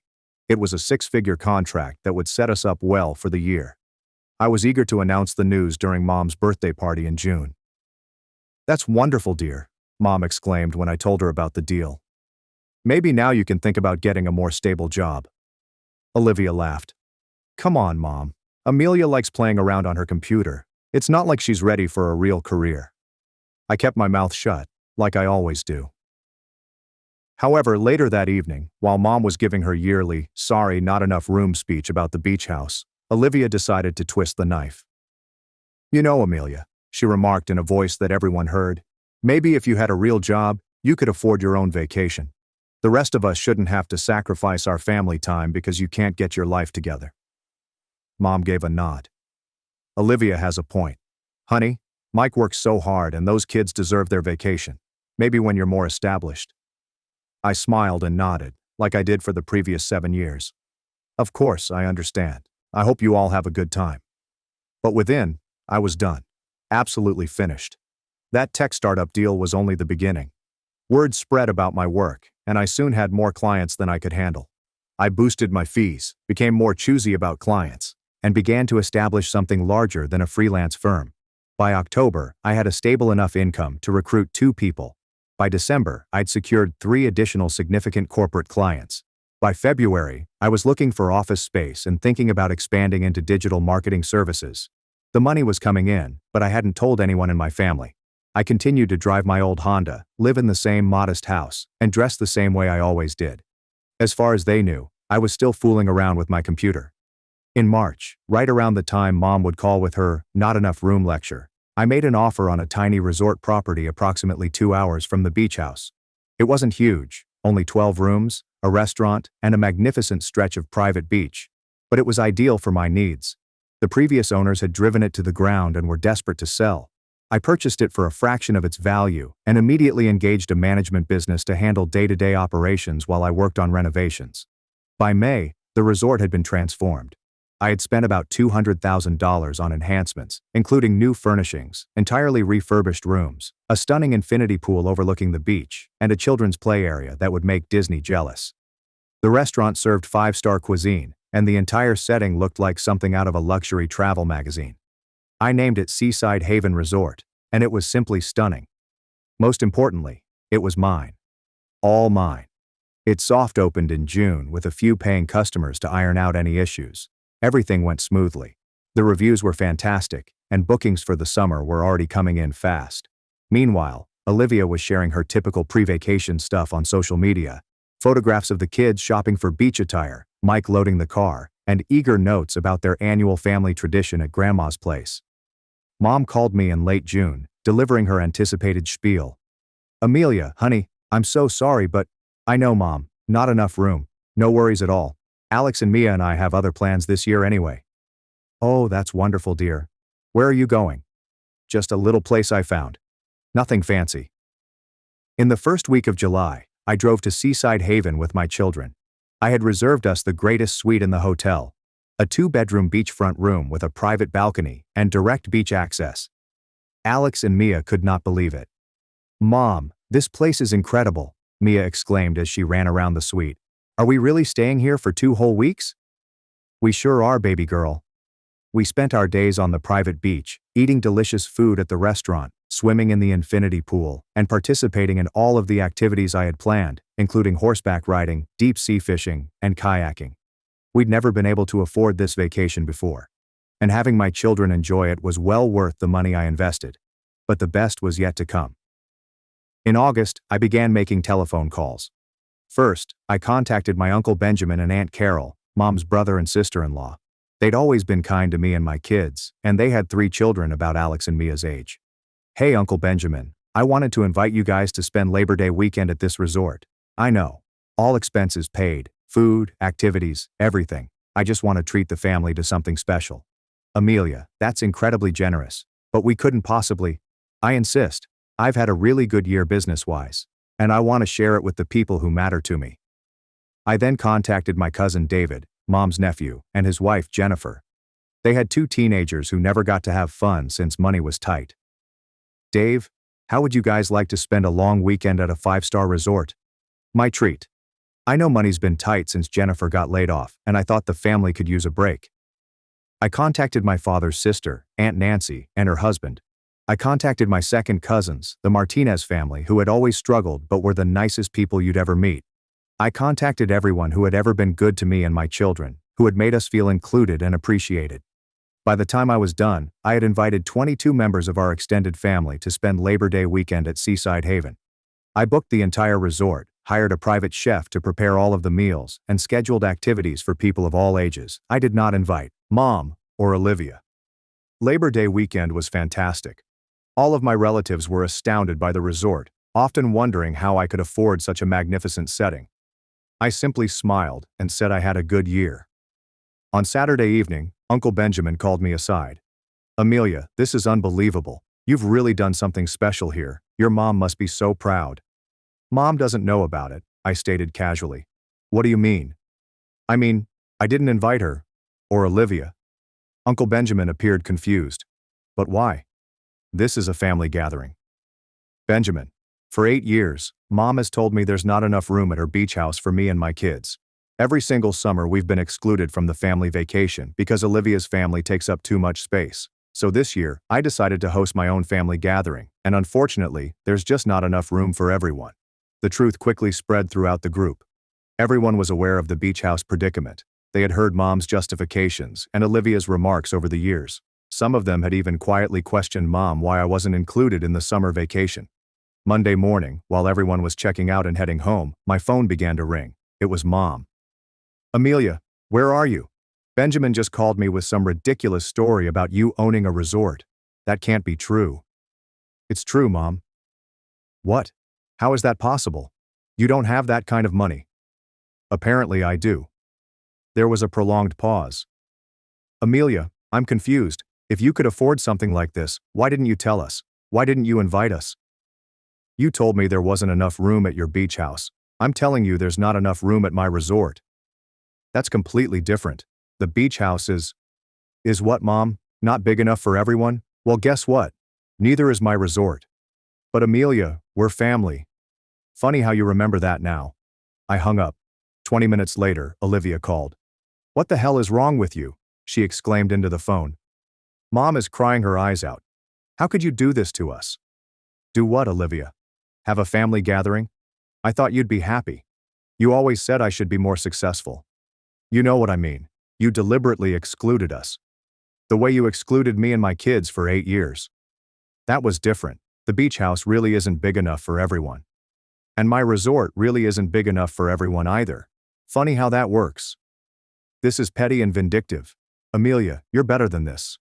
No, Olivia, I'm exactly this. I'm tired of being treated like the family failure when I work twice as hard as anyone else. I'm tired of watching my kids get left out because you decided your family matters more than mine. The weeks that followed were really intense. Mom contacted me every day, sometimes crying, sometimes angry, and she always demanded to know why I was punishing them. I raised you better than this, Amelia. This isn't how family treats each other. You're right, Mom. Family doesn't treat each other the way you've treated me for the past 8 years. I never excluded you. There genuinely wasn't enough room. There was room, Mom. You just chose to give it all to Olivia. Every year you chose her family over mine. Every year you made my kids feel like they didn't matter. Did you think I wouldn't notice? Did you think they wouldn't notice? Olivia took a different strategy. She began telling other family members that I was harsh and nasty, hurting innocent children because of a perceived insult. But the family members who had attended the resort weekend knew the truth. They had heard Mom's excuses and Olivia's criticisms for years. They had seen me grin and nod despite being constantly excluded from family gatherings. Uncle Benjamin really called Mom and informed her that she owed me an apology. Evelyn, that girl has been nothing but gracious for years while you've treated her like a second-class family member. Now she's more successful than any of us, and she's sharing that success with people who actually appreciate her. Aunt Carol backed him up. The way Olivia talks to Amelia is appalling. Evelyn, I've heard her make those comments about Amelia's job, and it's mean-spirited. Amelia has every right to celebrate her success with people who support her. The resort was thriving. The Labor Day weekend had produced fantastic word of mouth, and I was scheduled solid throughout the fall. I hired more employees, extended the restaurant's hours, and began planning winter improvements to include a spa. My graphic design firm was also prospering. The success of the resort had given me more confidence in other aspects of my life. I was charging higher rates, taking on larger projects, and my reputation in the sector was gradually improving. Alex and Mia were also flourishing. They were happy of what I had accomplished, glad that we could now afford the wonderful things their cousins took for granted. More significantly, they were learning that hard effort pays off and that you don't have to put up with horrible treatment simply because someone is family. Thanksgiving was approaching, and it was traditionally celebrated at Mom's house. She called me in early November. Amelia, I hope you'll come to Thanksgiving dinner. I know we've had our differences, but it's important for the family to be together. Will there be enough room for everyone, Mom? Of course there will, don't be ridiculous. Interesting, your dining room table seats 8. Olivia's family is 6 people. You and Dad make 8. Where exactly are Alex, Mia, and I supposed to sit? We'll figure something out. We always do, right? Olivia's family gets the main table, and my kids and I get folding chairs in the kitchen. Thanks, but we'll pass. Amelia, You're being unreasonable. I'm being realistic. For the first time in my life, I'm being realistic about how this family works. Instead, I invited Uncle Benjamin and Aunt Nancy's families, as well as the Martinez family, to Thanksgiving dinner at the resort. We enjoyed a wonderful supper cooked by the chef. There was plenty of room for everyone, and the kids had fun on the beach after dinner. In December, Mom made another round of calls. Amelia, I've been thinking, maybe we should have Christmas at your resort this year. It would be nice for everyone to see what you've built. That's a generous offer, Mom, but the resort is booked solid through New Year's. I don't have any availability. But surely you could make an exception for family. I could make an exception for family that treats me like family. What do you want from me, Amelia? Do you want me to apologize? Fine, I'm sorry. I'm sorry if you felt excluded from the beach house. I was just trying to accommodate everyone. No, Mom, you were accommodating Olivia. There's a difference. Olivia has 4 children, and I have 2. Apparently your math says 4 is more important than 2. Mom finished our chat by hanging up on me. I spent Christmas morning with Alex and Mia at home before driving to the resort for Christmas dinner with the family members who had become my true support system. We had 25 people there, with the exception of Mom, Dad, Olivia, and her family. It was the finest Christmas I had in years. There have been no passive-aggressive comments concerning my career. No more witnessing my children receive lesser, cheaper gifts than their cousins. I didn't feel like I needed to be grateful for scraps of attention. Simply delicious food, genuine laughter, and people who valued what I had worked so hard to create. I made a resolution while standing on the resort's deck on New Year's Eve, watching fireworks over the water with my children by my side.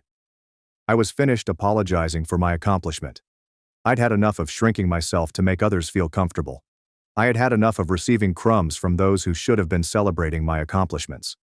The resort demonstrated that I was not the family failure that they had made me feel for so many years. I was a successful businesswoman who created something beautiful out of nothing. My children were proud of me. My true friends backed me. And my family members who mattered had seen what I was capable of. Mother called me on New Year's Day. Amelia, I want to make things right between us. What will it take? It would take you acknowledging that you treated me unfairly for years. It would take you admitting that there was always room at the beach house, but you chose to give it all to Olivia. It would take you apologizing to my children for making them feel unwanted at family gatherings. I can't apologize for decisions I made in the best interest of the family. Then we don't have anything else to talk about. You're really going to throw away our relationship over a vacation house? Mom, I'm not throwing anything away. I'm just done pretending that. Being related to someone means you have to let them treat you poorly. I'm done teaching my children that family means accepting less than you deserve. It has been 6 months since I purchased the resort. Business is fantastic. I'm expanding into a second property, and my graphic design firm has grown into a full-service digital agency with 8 workers. Alex and Mia are prospering. They're confident, joyful youngsters who understand their worth and refuse to be treated as inferior by anyone. Some family members have attempted to arbitrate between Mom and me, but I am not interested. I've spent far too many years as the family's peacekeeper, covering up other people's bad behavior and making excuses for being mistreated. Olivia sent me a friend request on Facebook last month. I declined it. Mom sends me stories about how families heal from conflict and the value of forgiveness. I delete them without having read them.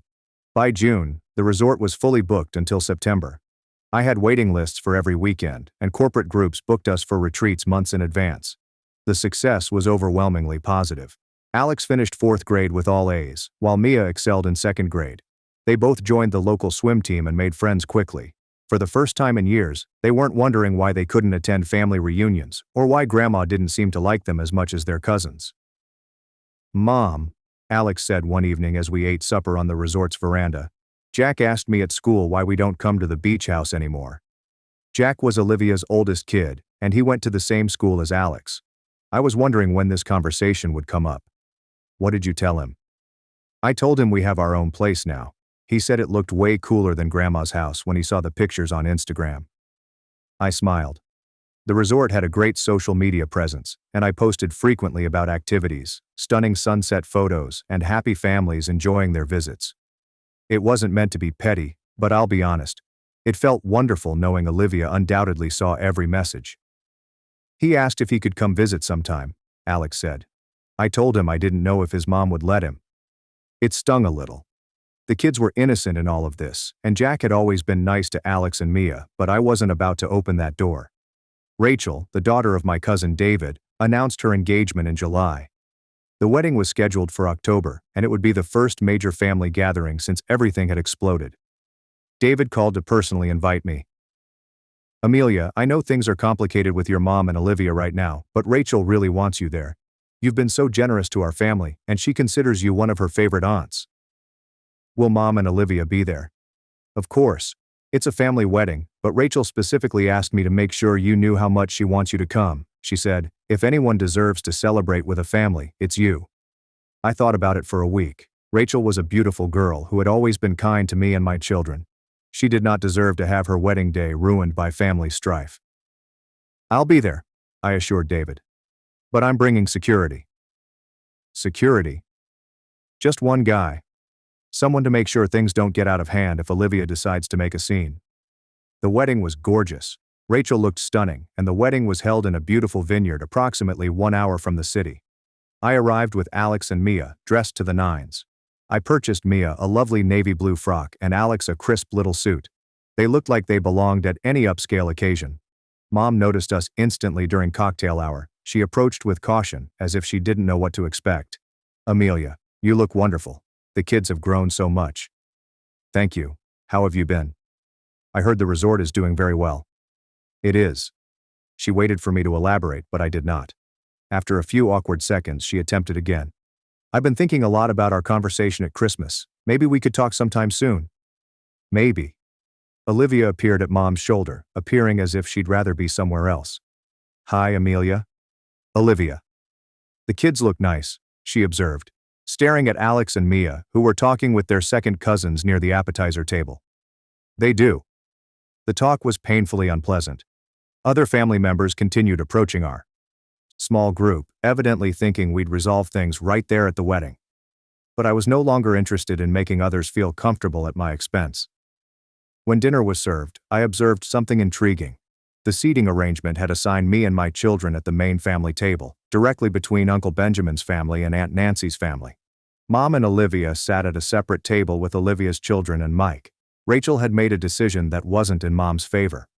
During the reception, Rachel approached me during the dancing section of the evening. Auntie, thank you so much for coming. I know things are weird with Grandma Evelyn right now. Your wedding day isn't about family drama, sweetheart. I'm here to celebrate you. I just want you to know that what you did with the resort weekend was amazing. Cousin David's family still talks about it all the time. They said it was the best vacation they'd ever had. I'm glad they enjoyed it. And I want you to know that I see how hard you work and what you've accomplished. Not everyone in the family gives you credit for it, but some of us do. Rachel's words meant more to me than she probably knew. Here was a 24-year-old with more emotional intelligence than persons twice her age. As the evening came to a close, Olivia cornered me near the bar. We need to talk, she continued, plainly drunk. No, we don't. Yes, we do.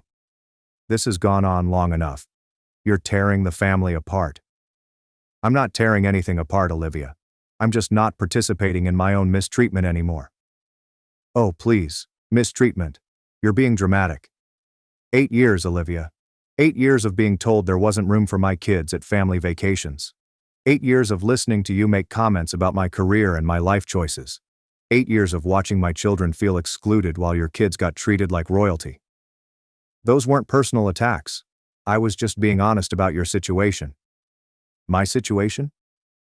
You mean the situation where I built a 6-figure business from scratch while raising 2 kids on my own? That situation? Olivia's face turned red. You act like you're so successful now. But where was all this money when we were growing up? Why didn't you have a stable job when your kids were little? Because I was building something better than a stable job. I was building a business. I was investing in my future instead of settling for comfortable mediocrity. Comfortable mediocrity. I have a good marriage and 4 healthy kids. And I'm happy for you. But that doesn't give you the right to treat me like I'm less than you because I chose a different path.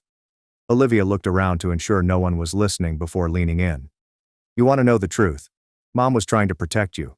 She knew you couldn't afford to contribute to vacation expenses the way Mike and I could. She was trying to save you the embarrassment. I stared at her for a long time. Olivia, I offered to pay for my share of expenses every single year. Every year I told Mom I could cover food, utilities, whatever she needed.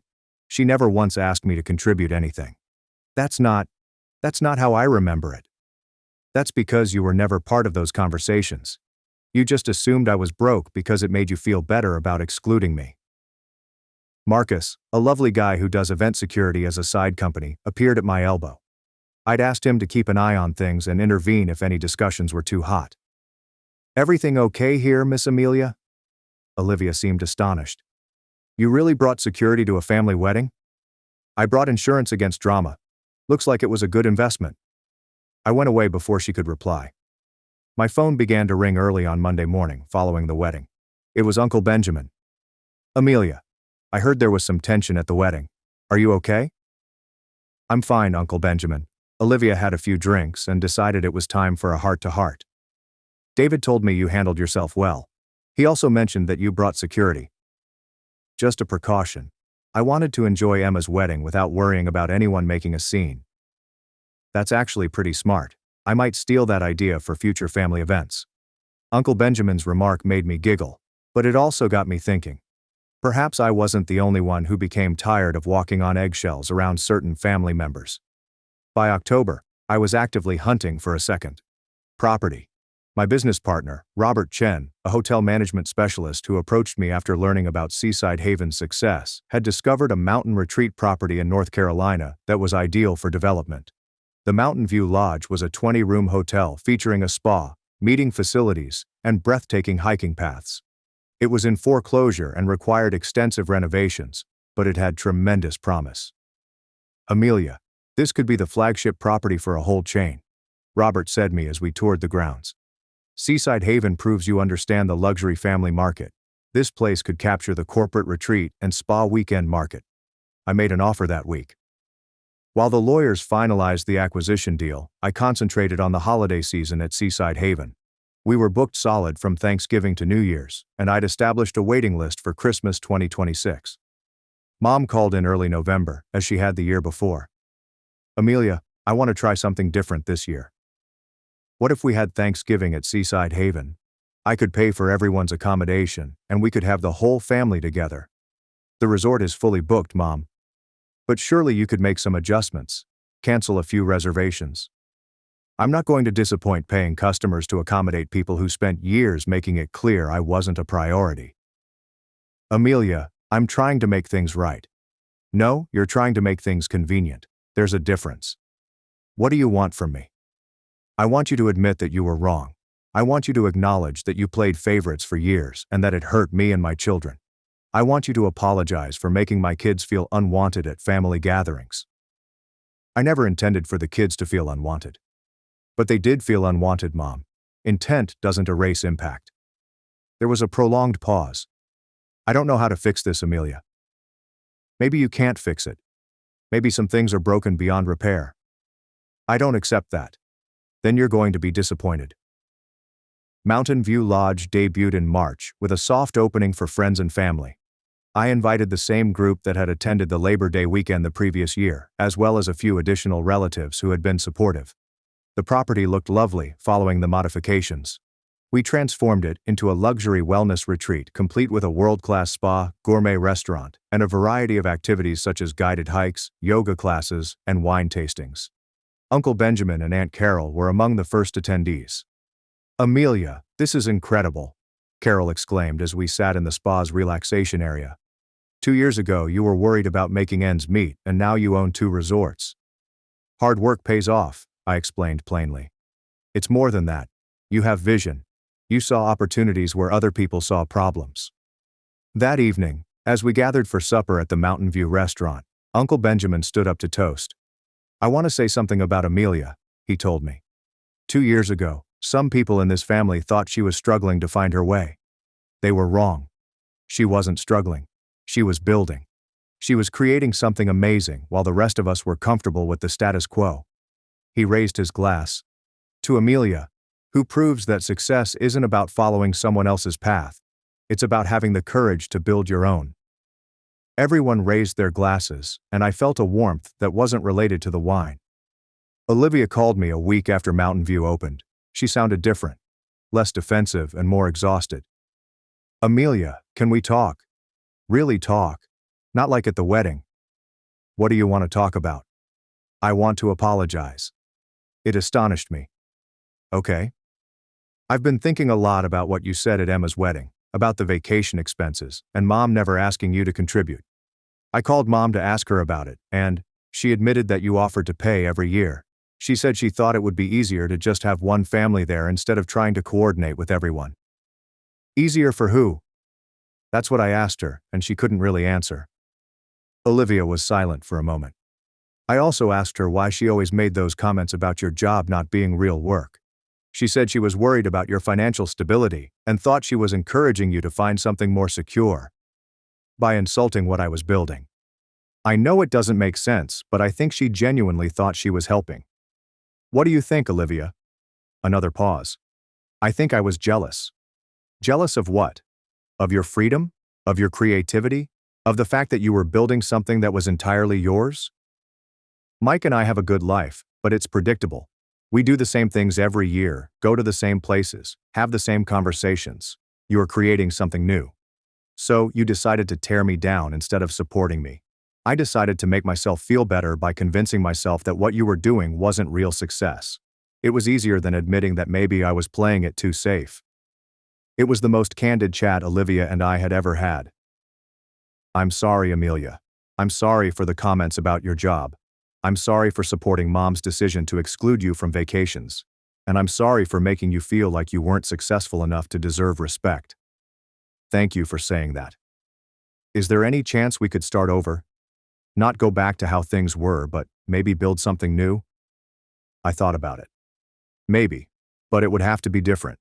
I'm not going back to being the family member who accepts less just to keep the peace. I understand, and I respect what you've built. Both businesses are incredible. Thank you. Would it be okay if I brought the kids to visit Seaside Haven sometime, not as a family obligation, just as customers, paying for a vacation? I'd be happy to have you as guests. But Olivia, things are different now. I'm different now. I know, and maybe that's a good thing. People usually say blood is thicker than water, but I've discovered that's not the whole story. The whole quotation reads, "The blood of the covenant is thicker than the water of the womb." The relationships you choose and cultivate are stronger than those you are born into. I choose to create a business, a life, and relationships with people that respect me. I decided to quit accepting less than I deserve simply because someone shares my DNA. Some could accuse me of being petty or vengeful. Perhaps I am. But after 8 years of being told there wasn't enough place for me and my children, I found something wonderful. There is always enough space when you create your own table. The seaside home can accommodate 8 persons comfortably. My 2 resorts accommodate 96 visitors and employ 43 personnel. Olivia was correct about one thing. Having a genuine job allows you to purchase your own vacation. Sometimes the best retaliation is simply living well. And business is quite good. As I write this, it has been 3 years since I purchased Seaside Haven. Mountain View Lodge is fully booked until next summer, and I'm looking into a third property in Colorado. My graphic design firm has 15 staff and clients around the country. Alex is now 11 and aspires to be an entrepreneur like his mother. Mia, 9, has decided she wants to be a chef and work in one of our resort restaurants. They are self-assured, cheerful children who understand their worth and refuse to be second best. Mom and I have talked several times during the last year. She is working to understand why her actions hurt me, and I am working to forgive. It is a slow process, but we are making progress. Olivia and I have discovered a new dynamic. We aren't as tight as we once were, but there is mutual respect now. Her family did visit Seaside Haven last summer, and it was a great experience. There are no comments on my career. There are no passive-aggressive statements regarding money, just 2 families having a holiday together. The family dynamics have transformed irrevocably. I'm no longer the family member who requires charity or sympathy. I am a family member who employs 43 people and gives back to the community through local employment and charitable activities. Most importantly, I'm no longer the family member who settles for less than she deserves just to keep the peace. I created my own peace. And it is beautiful. Sometimes the finest revenge isn't really revenge. Sometimes it is simply refusing to shrink in order to make others comfortable. Sometimes it's creating something so lovely that people can't help but admire what you've produced.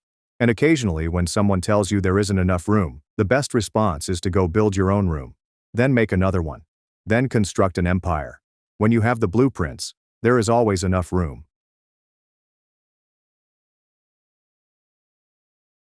My brother hid my success to stay the golden son. Then, at his engagement dinner, his fiancée blew up the lie my family told for a decade. The invitation lay on my worn kitchen counter, its creamy cardboard and embossed text contrasting sharply with the chipped Varick. Nathan Carter and Grace Miller would enjoy your company. It felt more like a call than an invitation, a royal decree that I couldn't reject. The engagement dinner. My younger brother Nathan, our family's golden boy, was getting married. And I, Michael Carter, the Jason 32-year-old family disappointment, was supposed to attend and do my role. A familiar tightness gripped my chest, like old barbed wire being twisted again. 10 years. It had been 10 years since I had dropped out of medical school, yet the taste of failure lingered on my skin. I could still smell the strong, cloying perfume of formaldehyde from the anatomy lab, which had once represented academic pursuit but had gradually evolved into the stench of my own suffocation. I remember standing in front of my father, Richard, in his mahogany-paneled study. The words, "I can't do this anymore," tasted like ash in my mouth. His reaction was not as explosive as I had expected. Worse, the silence was frigid and weighty like a granite tombstone. A weeks-long hush, punctuated only by stern assertions that I'd squandered a good opportunity and spit on their efforts. His office, which generally smelled of ancient leather-bound volumes and the faint metallic flavor of success, felt like a courtroom, with my sentencing being lifetime underachievement. My mother, Susan, had reacted with a masquerade of tears. I'd hear Mom on the phone with her sisters, her voice a stage whisper that carried through our house's two thin walls, lamenting how lost I was, how I was simply floating. Her signature phrase, always delivered with a dramatic fluttering hand to her chest, was, "Oh, Michael, we just worry so much about your future." It was inevitably followed by a sigh that seemed to suck all the oxygen out of the room, implying that my future was a bleak, barren landscape of her own creation. She never asked me what I wanted to do in the future. She only mourned the one they had created for me. While I was drifting, Nathan was flying. A top-tier business degree can put you on the fast route to a high-paying financial career downtown. A slick new condo with vistas that screamed, "I've made it." Family dinners, when I could bear them, became showcases for Nathan's newest accomplishment. I recall one Christmas clearly. The perfume of pine needles and roasting turkey filled the air, which was ordinarily soothing but now felt oppressive. Nathan received a very costly watch from his father, who clapped him on the back, his voice shouting, "That's my boy, making his mark, setting the world on fire." Earlier, I attempted to outline a rudimentary concept for a community-based tech initiative that would assist people in navigating local resources. Dad gave me a courteous, dismissive nod and said, "Well, Michael, good to keep yourself busy, son." The insinuation lingered heavily in the air. Busy with hobbies rather than an actual job. Nathan, on the other hand, would give me insulting advice disguised as brotherly worry for my seriousness and ability to find my footing. His own feet were so firmly planted on the fast track that he couldn't conceive taking another road.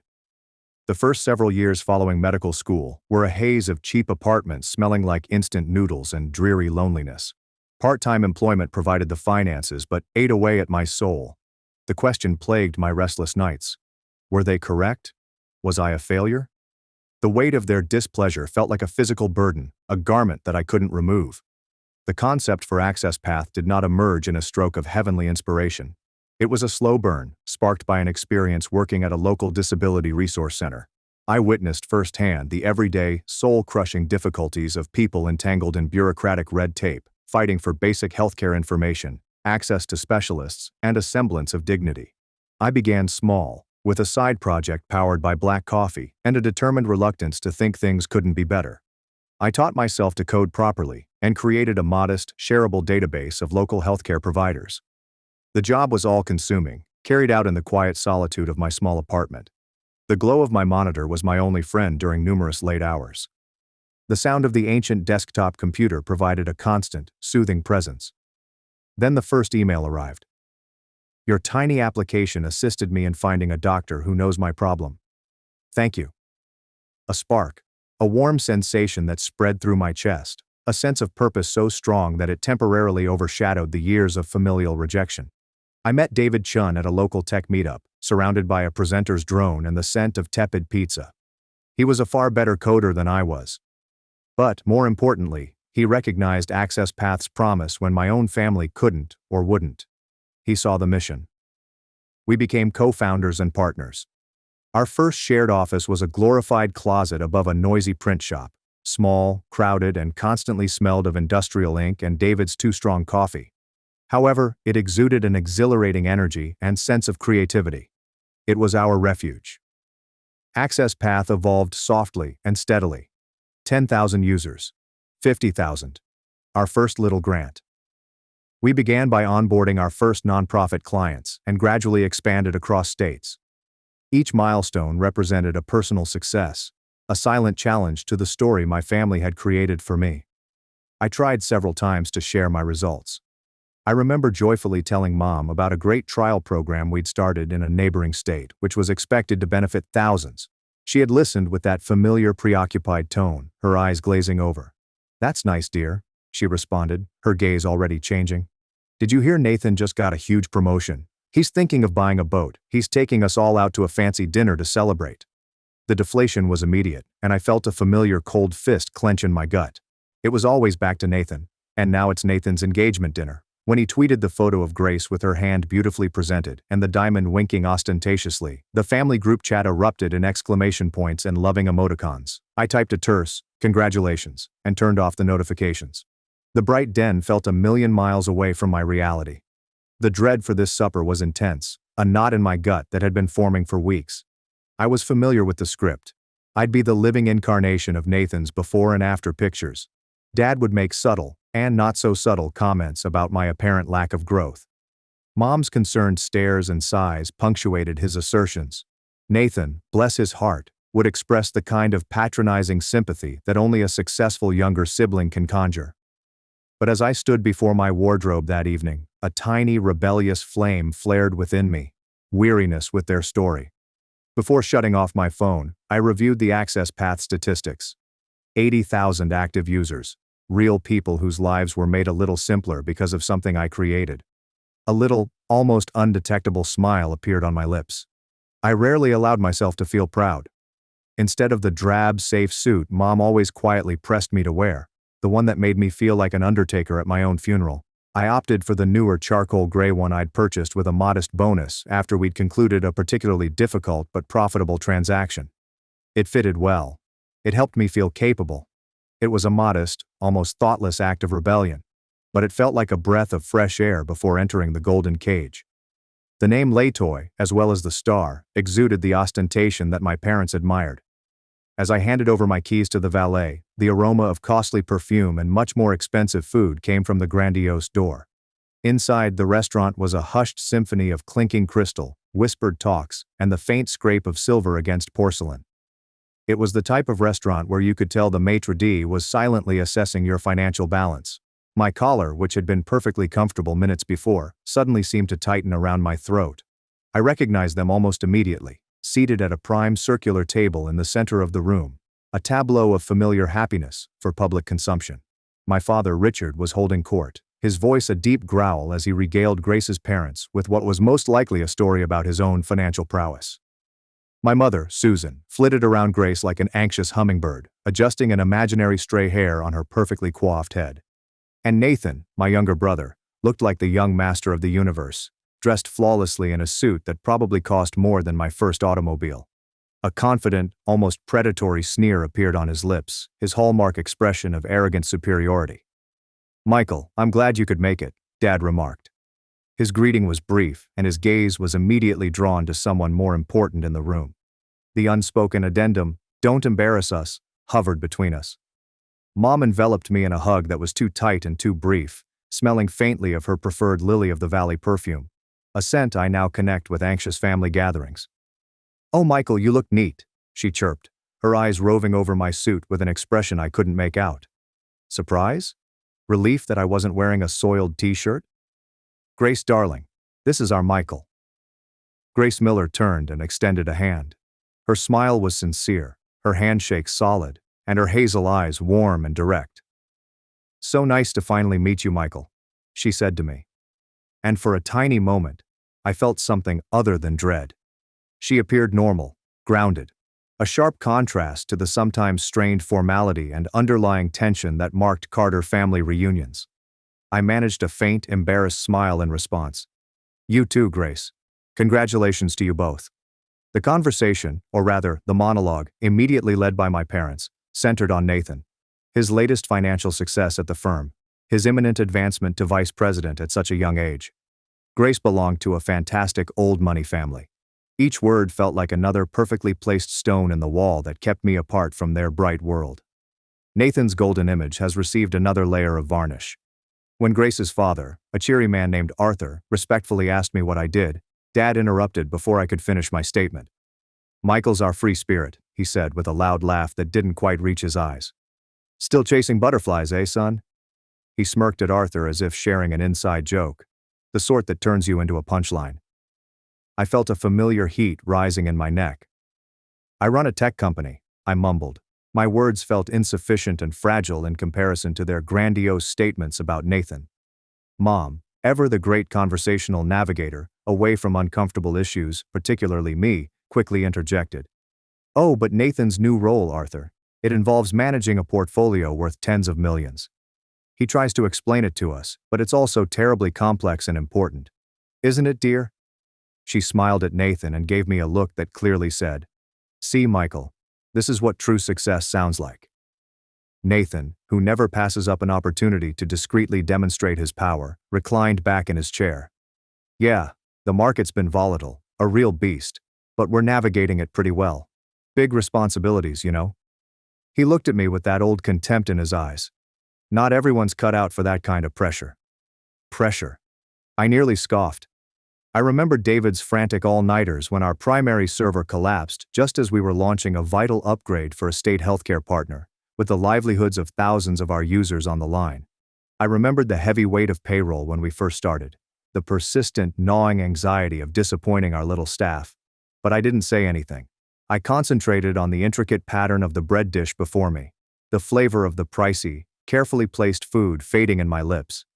The stillness at my end of the table was a chasm. My contributions to the family story were presumably better left unsaid. Despite my family's conversational dominance, Grace was genuinely intrigued. She got to ask me a few more questions during a lull when Dad was lecturing her mother about his golf handicap. "A tech company, Michael. What kind of platform is it?" "It's a platform that makes it easier for people with disabilities to access healthcare services and resources," I added, speaking quietly. Before Grace could react, Dad, his attention briefly drawn back to our side of the conversation, interrupted with his typical dismissive hand wave. "Very niche, of course. A wonderful passion project for Michael, keeps him occupied. We're still hoping he'll find something a bit more substantial, something with a clear career path, you know." Grace frowned briefly as Dad interrupted her. She stared at me seriously, a perplexed expression on her keen eyes. She opened her mouth, as if to pose another query. But Mom, sensing an opportunity, launched into an enthusiastic, too loud narrative about Nathan's charming childhood phobia of clowns, thereby derailing any further investigation into my passion project. A bitter memory arrived unexpectedly. Dad on the phone a few months ago, his voice carrying from his study. He'd been speaking with his old friend and golfing partner, Mr. Henderson. I hadn't intended to eavesdrop, but snatches had slipped out. "No, Michael's still tinkering away on that little website of his. A lovely idea, of course. Bless his heart, but not exactly setting the world on fire, you know. Not like Nathan. Now he's really going places." My father hadn't just been dismissive to my face. He'd been actively cultivating the story of my failure for his peers, cementing my image as the family's resident underachiever. The memories left a bitter, metallic taste in my tongue, like an old penny. The toast started. Grace's father delivered a nice, passionate speech welcoming Nathan into their family. Then came Dad's turn. He stood with his glass lifted, his voice filled with rehearsed parental pride as he lauded Nathan's merits. "A son who has never given us a moment's worry," he said, his gaze scanning the dining room floor, "who has exceeded every lofty expectation we ever dared to dream for him. A true success story, a beacon of what hard work and dedication can achieve." Then came the unavoidable, brilliantly handled pivot. He looked in my direction, his countenance softening into one of performative, almost sad sympathy. "Of course," he said in a quieter timbre. "Life isn't a straight path for everyone. Some take detours, some march to the beat of a different drum, however faint. We continue to support Michael, naturally, in finding his way, in discovering his own version of contribution." The words, notwithstanding the assumed comprehension, were a public branding. Michael took the detour. Michael heard a faint drumbeat. Michael still lost. I glanced at the beautiful white tablecloth, and the pricey linen felt like grit under my fingertips.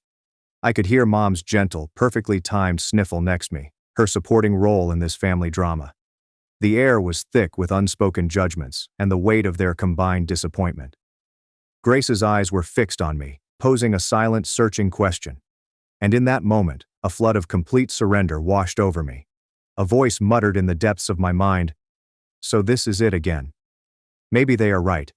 Perhaps I will never be able to escape this shadow." The hush after my father's toast was deafening, broken only by the polite, almost apprehensive clinking of glasses as individuals took a quick sip. I kept my gaze concentrated on the delicate weaving of the tablecloth, bracing myself for the rest of the evening, which I knew would proceed in the same predictable, painful manner. This was my role, my predetermined script in the Carter family saga. The meek and unremarkable son. A living testimony of unrealized promise. My parents were enjoying the aftermath of Dad's speech, a picture of parental pride. Nathan, ever the courteous recipient of compliments, nodded with a practiced humility that didn't quite reach his gaze. Grace looked at me with her face furrowed in thought. She spoke softly, yet in the brief silence her voice seemed to pierce through the ambient restaurant noise with astonishing clarity. "Access path," she said, her hazel eyes riveted on me. "You said it helps people with disabilities navigate the healthcare system?" I nodded, amazed that she remembered, or really cared, amidst the Nathan-centric barrage of talk. "Yes, that's the core of it. We try to streamline access to specialists, consolidate resources, connect people with support networks, make a complicated process a little less overwhelming." Her eyes, already wide with interest, seemed to light up from inside. "And your name?"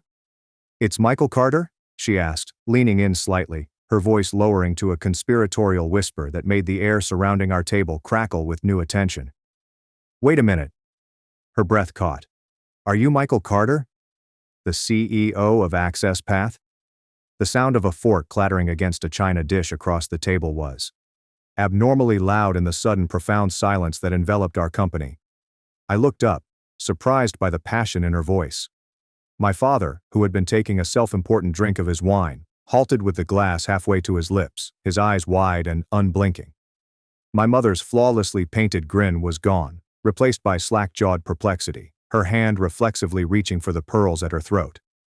Nathan, who had been laughing at a private joke, peered at me, his face devoid of expression except for utter, stunned disbelief. Even Grace's parents, who had been quietly listening to my father, stared to our end of the table with new, acute interest, perceiving the abrupt, unexplainable shift in the atmosphere. Grace's face lit up with almost incandescent joy before I could confirm or deny, let alone absorb the ramifications of her question. She appeared to be utterly unaware of the emotional bomb she had just detonated within the Carter family, or perhaps she was only now beginning to feel the shockwaves.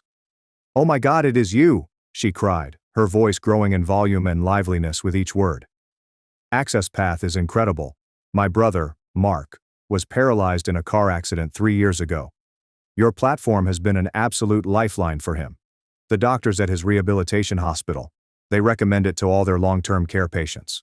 She turned to face the rest of the table, her voice filled with a genuine, unfettered passion that was both frightening and appealing.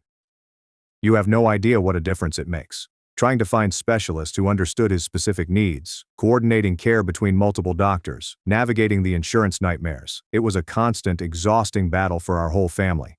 Access Path simplified so much of it. Mark actually connected with an adaptive sports program through one of your resource links. He says it gave him his life back, a sense of community he thought he'd lost forever." She raved about specific features, the curated database of accessible clinics that Dad had dismissed as niche, the safe peer support forums where Mark had found relief and practical guidance, and the integrated telehealth choices that spared him from arduous excursions to outpatient facilities. She even recounted reading an article a few months earlier about the creative, if low-profile CEO behind this groundbreaking platform, never imagining it would be her future brother-in-law, the family's resident free spirit. "We've been trying to get our hospital foundation to officially partner with AccessPath for months," she said, looking at me in astonishment. "The impact you're having is phenomenal." A surge of heat swept over me, followed by a peculiar, disorienting lightness, as if the floor had shifted beneath my feet. It was like viewing a moment from another person's life. A life where I wasn't constantly disappointed. My father's face, which was typically red and confident, had lost its color and turned a mottled, pasty gray. My mother's lips moved quietly, her eyes wide and teary, darting between me and Grace. Nathan just stared, his mouth slightly agape, his previous smugness gone, replaced by perplexed, almost angry incredulity. My family's silence was deafening, leaving a palpable gap where their normal pronouncements and judgments should have been. Then, in her unscripted honest enthusiasm, Grace unintentionally struck the fatal blow, the first significant twist in the carefully prepared narrative of my inadequacies.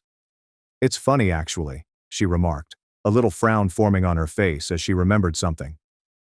"Mark even mentioned hearing some people, quite wealthy and influential he thought, talking rather dismissively about the AccessPath founder at a charity gala he attended with his rehab group last year." She paused.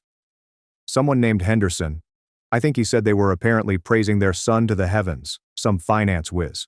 And when someone asked about their other son, they sort of laughed and said he was working on some little website for the disabled. Very admirable in its own way, of course, but a shame he didn't follow a real career path like his brother." She hesitated again, her gaze shifting from my pale-faced father to my plainly quivering mother. As she finally joined the dots, an unsettling revelation washed over her face. They said the family name was Carter." Her eyes widened with fear. "Oh goodness," she muttered, her fingers reaching for her mouth. I didn't realize. Henderson. I am so sorry." The name struck me with the power of a physical blow. Arthur Henderson. Dad's golf friend. He has an occasional confidant. An overheard phone call from months ago. The fragments of speech I'd ignored as usual parental complaining now made terrifying sense. My parents' ignorance was not simply passive. It is not simply a failing to perceive or understand. This was an active public dismissal. They had a story. Nathan was successful, and Michael was a well-meaning but ultimately misguided enthusiast. And they'd been promoting it to their peers and anybody who would listen, most likely in order to avoid the perceived embarrassment of having a boy who didn't fit their narrow notion of achievement. The little website. That phrase, more than anything, hurt with new, unexpected venom. Richard Carter, my typically steadfast father, appeared to have been smacked. His cheeks burned a dark, uneven scarlet before returning to its pale color. Susan let out a short, pained cry. A true sound of distress this time, rather than her usual fake sigh. We never understood the scale of it, Michael," she said quietly, her voice shaking. "We just thought it was a small thing." Her voice drifted off, lost in the devastation of her carefully built illusions. The hush around the table was thick, suffocating. Grace's parents appeared completely perplexed, staring between their daughter, me, and my astonished parents, plainly unable to fathom the underlying causes of this family implosion. All eyes eventually turned on me. I felt a rush of adrenaline and a roaring in my ears.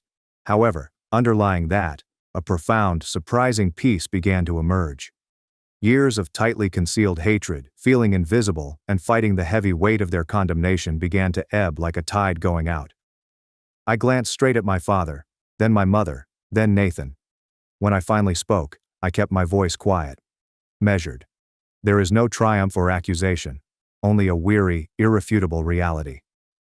AccessPath currently has over 80,000 active users across 15 states, I informed you. My gait remains steadfast. We collaborate with 3 state healthcare agencies and have a large backlog of national nonprofits wishing to incorporate our services. Last quarter, we finalized our Series A funding round with a lead investment from one of the country's top healthcare venture capital organizations. I did not raise my voice. I did not need to. I just expressed the facts that had always been, whether my family wanted to embrace them or not. The power dynamic in that sumptuous claustrophobic room had fundamentally and irrevocably changed. My father was unable to communicate for the first time as an adult.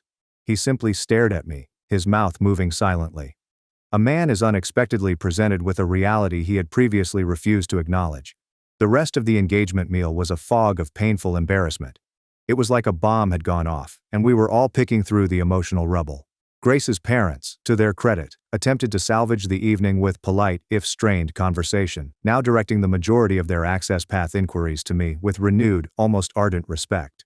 I responded calmly and accurately, explaining our mission, technology, and growth while avoiding any indication of gloating in my voice.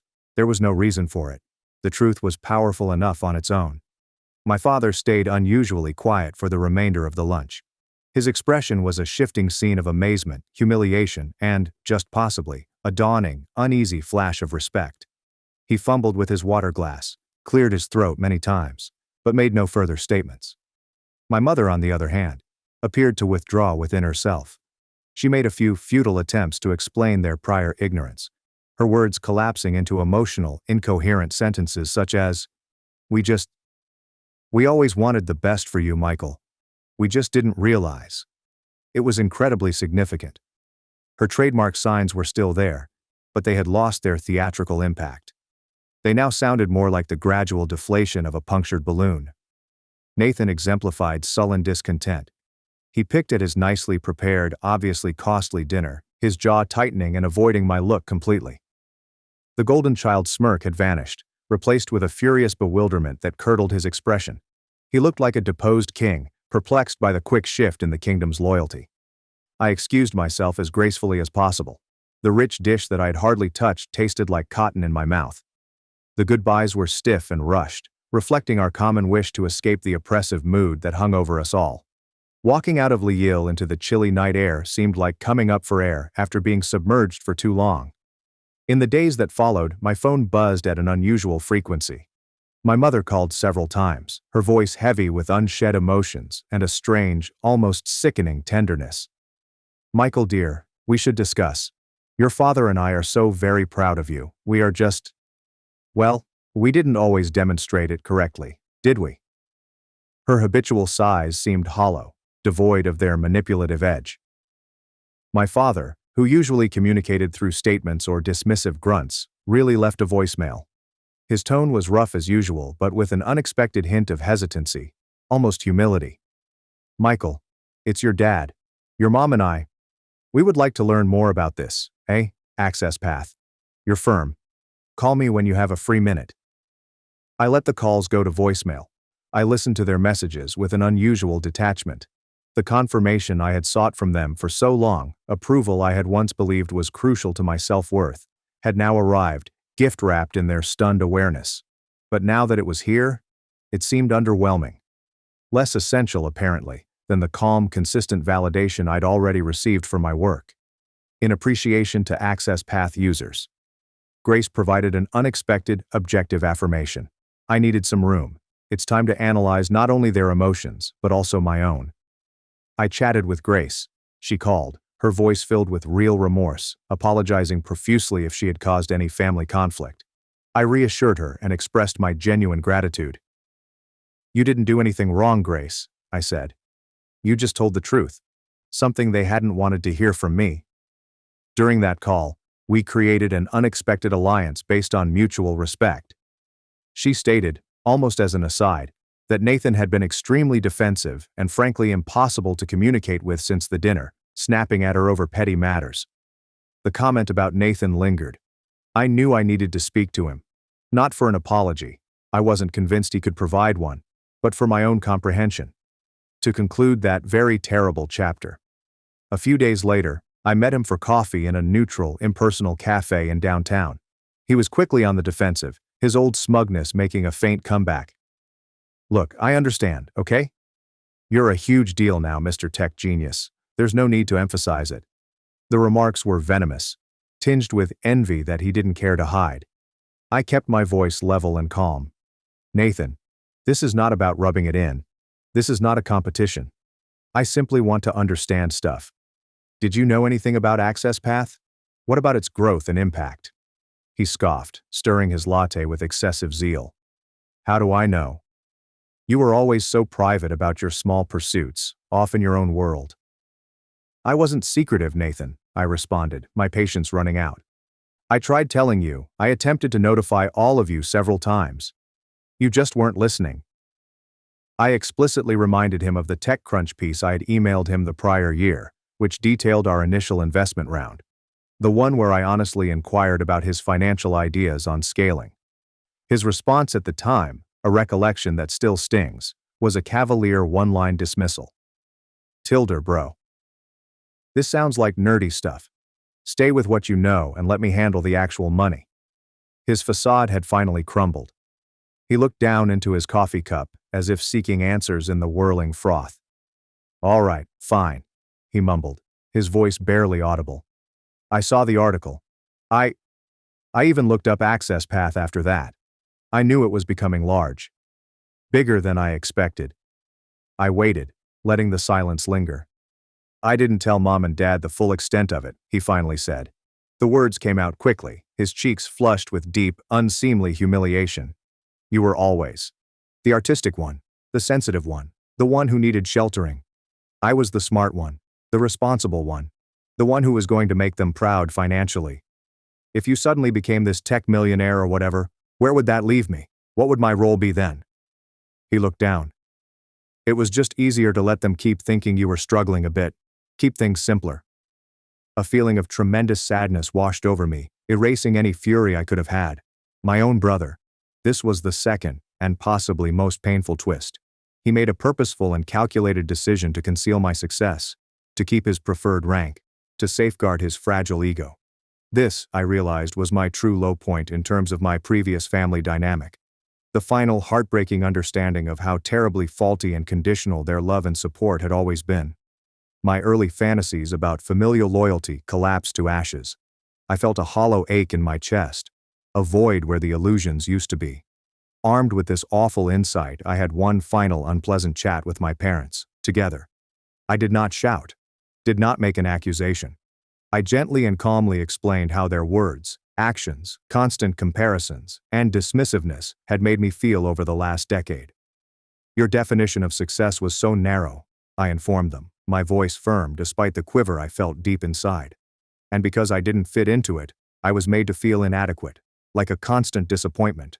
I don't need you to understand Access Path's balance sheet now, or to be impressed by venture capital. I needed you to see me then, to value my efforts regardless of the outcome."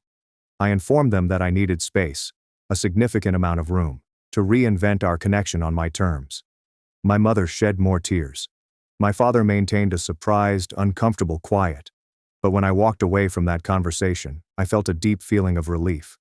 It was as if a great weight I hadn't even realized I was carrying had finally been lifted off my shoulders. I no longer required their approval to feel valuable. I returned to Access Path with renewed vigor and a greater sense of purpose. The company thrived.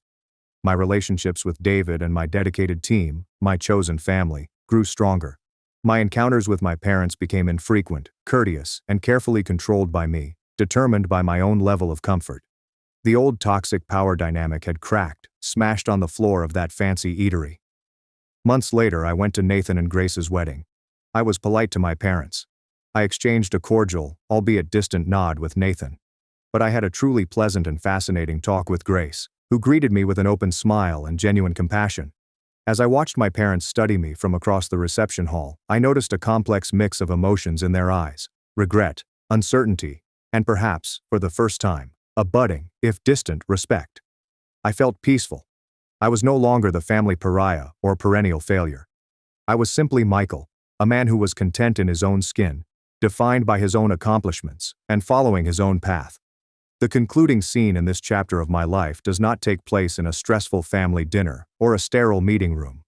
I'm standing on a stage at a large healthcare technology conference, with a warm spotlight on my face. I'll be giving a keynote lecture about Access Path's purpose and the power of technology to bridge gaps and empower individuals. As I gaze out at the sea of faces in the auditorium, the physicians, the patients, the campaigners, and the innovators, I feel a deep feeling of accomplishment. A peaceful joy that runs deep in my bones. This is my validation. This is my success, defined on my own terms. For years, I let my family write my story, painting me as the son who faltered and didn't measure up. It took an outsider's perspective, an unanticipated catalyst, to help me start reclaiming my own story. But the actual journey, I've realized, was not about pushing them to see me. It was about me finally seeing myself. realizing my own worth, regardless of their adulation or disapproval. It was about recognizing that true fulfillment comes from creating something significant rather than fitting into a predetermined box, from affecting lives, pursuing a mission that ignites your soul. Which chapter of your own story are you prepared to rewrite?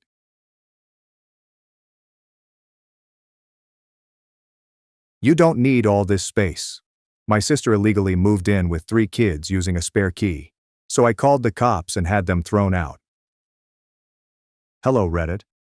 I am Charlotte, a 32-year-old female from Texas, and I feel like I have spent the majority of my life in the shadow of my older sister, Ella. She's 3 years older than me, and she has always been my favorite. You know the type: smart, outgoing, and capable of charming her way out of any situation. Meanwhile, I've been the responsible one, which appears to be code for the person who does all of the work but receives no credit. Growing up, Ella always had the best of everything. Birthdays? Hers were massive outdoor celebrations, complete with bounce castles and pony rides. Mine? A pizza party in the dining room featuring a cake from the grocery store bakery. Christmas? Ella recibió la Barbie dream house. I purchased a used copycat with a missing elevator. My parents would simply say, "You don't need all of that fancy stuff," or, "Be grateful for what you have, Charlotte." And I was. I couldn't help but notice that Ella's thanks was never expected in the same manner. But the actual disparity struck me when I started college. I had worked hard in high school, juggling AP classes and extracurricular activities to maintain a high GPA. I had been accepted to a nearby institution and believed I had a strong plan. I'd commute from home to save dorm fees. Ella had attended her dream school, and my parents had funded everything. I imagined they'd help me too, right? Wrong. When I mentioned my plan to live at home, my mother looked at me as if I had just suggested we relocate to Mars. "If you're staying here, you'll need to contribute," she added casually. "Ella got a full ride from us because she deserved it. You need to learn responsibility." I could not believe it. I was 18 and preparing to enter college, and they were already talking about me paying rent. Contribute turned out to be $400 per month for rent and electricity, with the additional requirement that I buy my own groceries. That may not seem like much unless you're a broke college student working part-time at a bookstore for $9 per hour. I attempted to argue. I told them how they had covered everything for Ella and how she never had to worry about money at school. Mom simply shrugged. "We gave Ella what she needed," she stated. "You're different. You're independent. You'll figure it out." So I did. I worked as many hours as I could at the bookshop, occasionally skipping meals to make ends meet. I'd pass past the campus coffee shop every morning, envious of the students who could afford lattes and pastries. Meanwhile, I was brown bagging peanut butter and jelly sandwiches and drinking free coffee from the bookshop break room. I don't believe I purchased a single textbook at full price. I acquired all of mine used or borrowed from the library. Every month, I handed over the $400 to my parents while Ella was away at her out-of-state school, living in a brand new dorm that my parents had purchased for. She contacted me once to complain about her dorm's AC not being chilly enough, and I almost lost it. I didn't have air conditioning in my automobile since I couldn't afford to fix it. My parents continue to send Ella money every month. I once overheard Mom on the phone saying, "We don't want her to struggle. College is difficult enough." I stood in the kitchen, holding my $1 ramen noodles, wondering why no one had ever shown me compassion. To make matters worse, my parents were continually praising Ella for her accomplishments. She earned a 3.2 GPA in her communications program, and they threw her a lavish graduation party complete with a catered buffet and a DJ. When I graduated with a 3.9 GPA and a computer science degree, we had a peaceful meal at home. Mom prepared lasagna and replied, "Well, we don't want to make a fuss." Looking back, I believe what hurt the most was not a lack of financial assistance. The message was clear. I didn't matter as much. While I was only present, Ella was always portrayed as the star, the one with potential. Even when I achieved it, it was overlooked. "Charlotte's smart. She doesn't need help," they'd say. It seemed like being capable was a curse. After college, I moved out as quickly as possible. I rented a little apartment near my first job and began living my life on my own terms. It wasn't easy, but it felt great to be free of their expectations. I worked hard, lived frugally, and began saving. Meanwhile, Ella married Josh, whom my parents adore despite the fact that he is constantly between jobs. They now have 3 children: Emily, 5, Mason, 4, and baby Daniel, 2. My folks are continually bailing them out. When their automobile broke down last year, my parents handed them money to get a new one. When Ella complained about how difficult it was to keep up with 3 children, Mom and Dad offered to babysit on weekends. I wish it didn't bother me anymore, but it still does. No matter how much I do on my own, it seems like I'll always be second to Ella. That is why I no longer share many details about my life with my family. I know they wouldn't mind. Not really. So, I've been keeping this quiet. But I recently decided it was time to start looking for a home.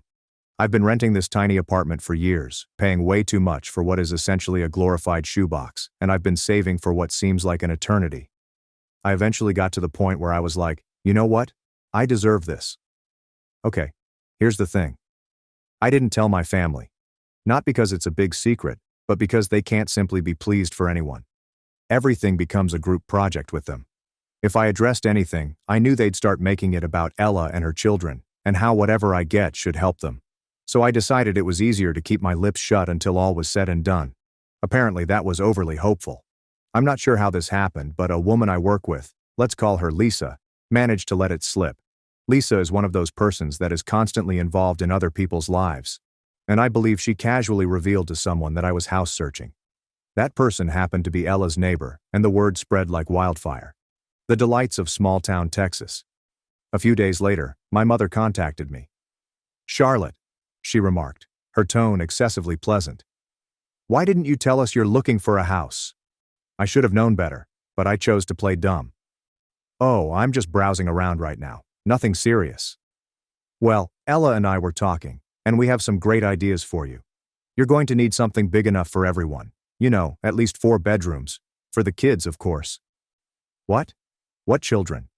I don't have children." She kept going as if this were the most regular thing in the world. "You'll need space for Ella's family when they visit, and for us too. Oh, and it'd be great if it was close to Ella's place." I'm not sure why I was startled. She had already turned my potential house into the solution to their issues. I said something non-committal, and hung up the phone as quickly as I could, thinking it was a one-time occurrence. But oh no, it wasn't. My mom and Ella began flooding me with house listings after that.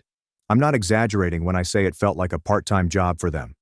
Every day, I'd get at least a dozen links to these crazy houses, large homes with 4 or 5 bedrooms, pools, 3-car garages, and the works. It was as if they assumed I was looking for a reality TV mansion. Mom texted once, "Did you see that one on Maple Street? It's a huge one. Just perfect." Another time, Ella gave me a link to a 6-bedroom house with the following note. "This would be so suitable for us. We could finally have space to spread out, us." I stared at the message for a good minute, wondering how my property purchase had become a collaborative endeavor. The worst part was that they weren't even attempting to pretend it was about me. Every place they recommended was oriented toward Ella's family. "This one has a finished basement. Josh could turn it into his man cave. The kids would love the pool in this one. Look, Charlotte, there's even a guest room for Mom and Dad when they visit." It was exhausting. At first I attempted to gently lead them away, explaining that I was looking for something small, just for myself, but that simply made matters worse. That's when I decided to cease responding. I silenced the group chat and disregarded their messages. I assumed they would finally get the point and move on. Meanwhile, I continued searching for houses on my own. I would spend my evenings reading through Zillow and my weekends looking at open houses. I didn't tell anyone where I was going, and I avoided anything slightly related to Ella's area. I didn't want to run into anyone who might tell my mother. After weeks of looking, I finally found it. A little 2-bedroom cottage just outside the city. It has everything I desired. A nice little porch, a sunny kitchen, and a lawn large enough for gardening. It wasn't elegant, but it felt familiar. The moment I stepped through the door, I knew it was mine. I submitted an offer, and a few nerve-wracking days later, it was accepted. I can't even explain how fantastic it felt. For the first time in my life, I was doing something solely for myself, with no influence from anyone. Of course, I did not inform my family. I decided to let them keep delivering their helpful suggestions while I silently moved forward. But then my mom called me out of nowhere and asked, "We're having dinner next weekend, are you coming?" I nearly said no. But then I had a thought. You know what? Let's get this over with. So I'm going to this dinner, and I already know what it will be like. They'll probably have a full PowerPoint presentation prepared. This is the fun part. I'm about to reveal that I've already acquired a house. I am not going to sugarcoat it either. I can already hear theatrical gasps and complaints. Thank you for sticking around. I'll update you after dinner. Update 1. Hello again, Reddit. First and foremost, I'd like to thank everyone who commented and offered advice on my previous article.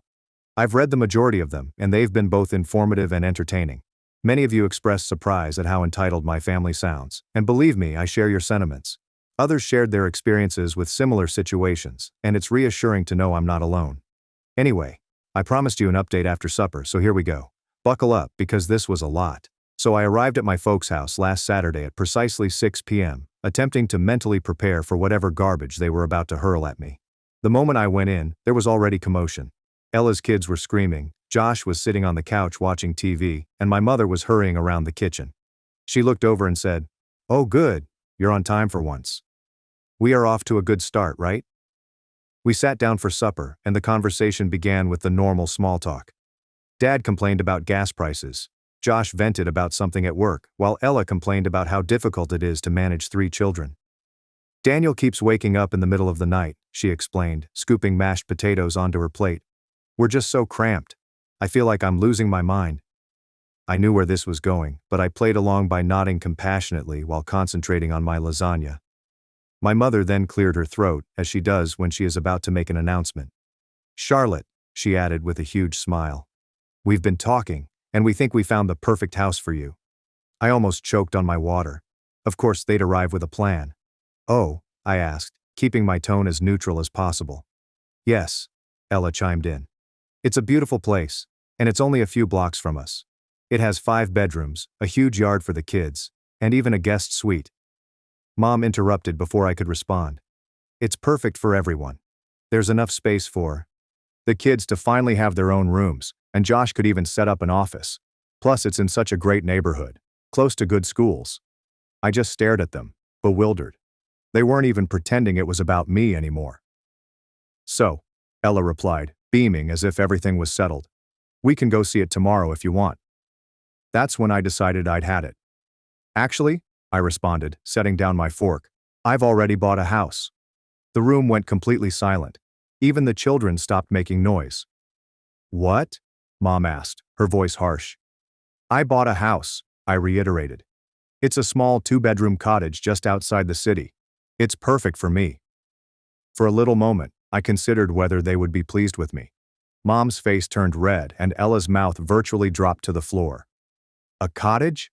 Ella finally asked, her tone full of skepticism. "How are we supposed to fit in a cottage?" "You're not," I responded. "Because it's my house. I bought it for myself." Mom stepped in before Ella could react. "Charlotte, how could you make such a big decision without consulting us?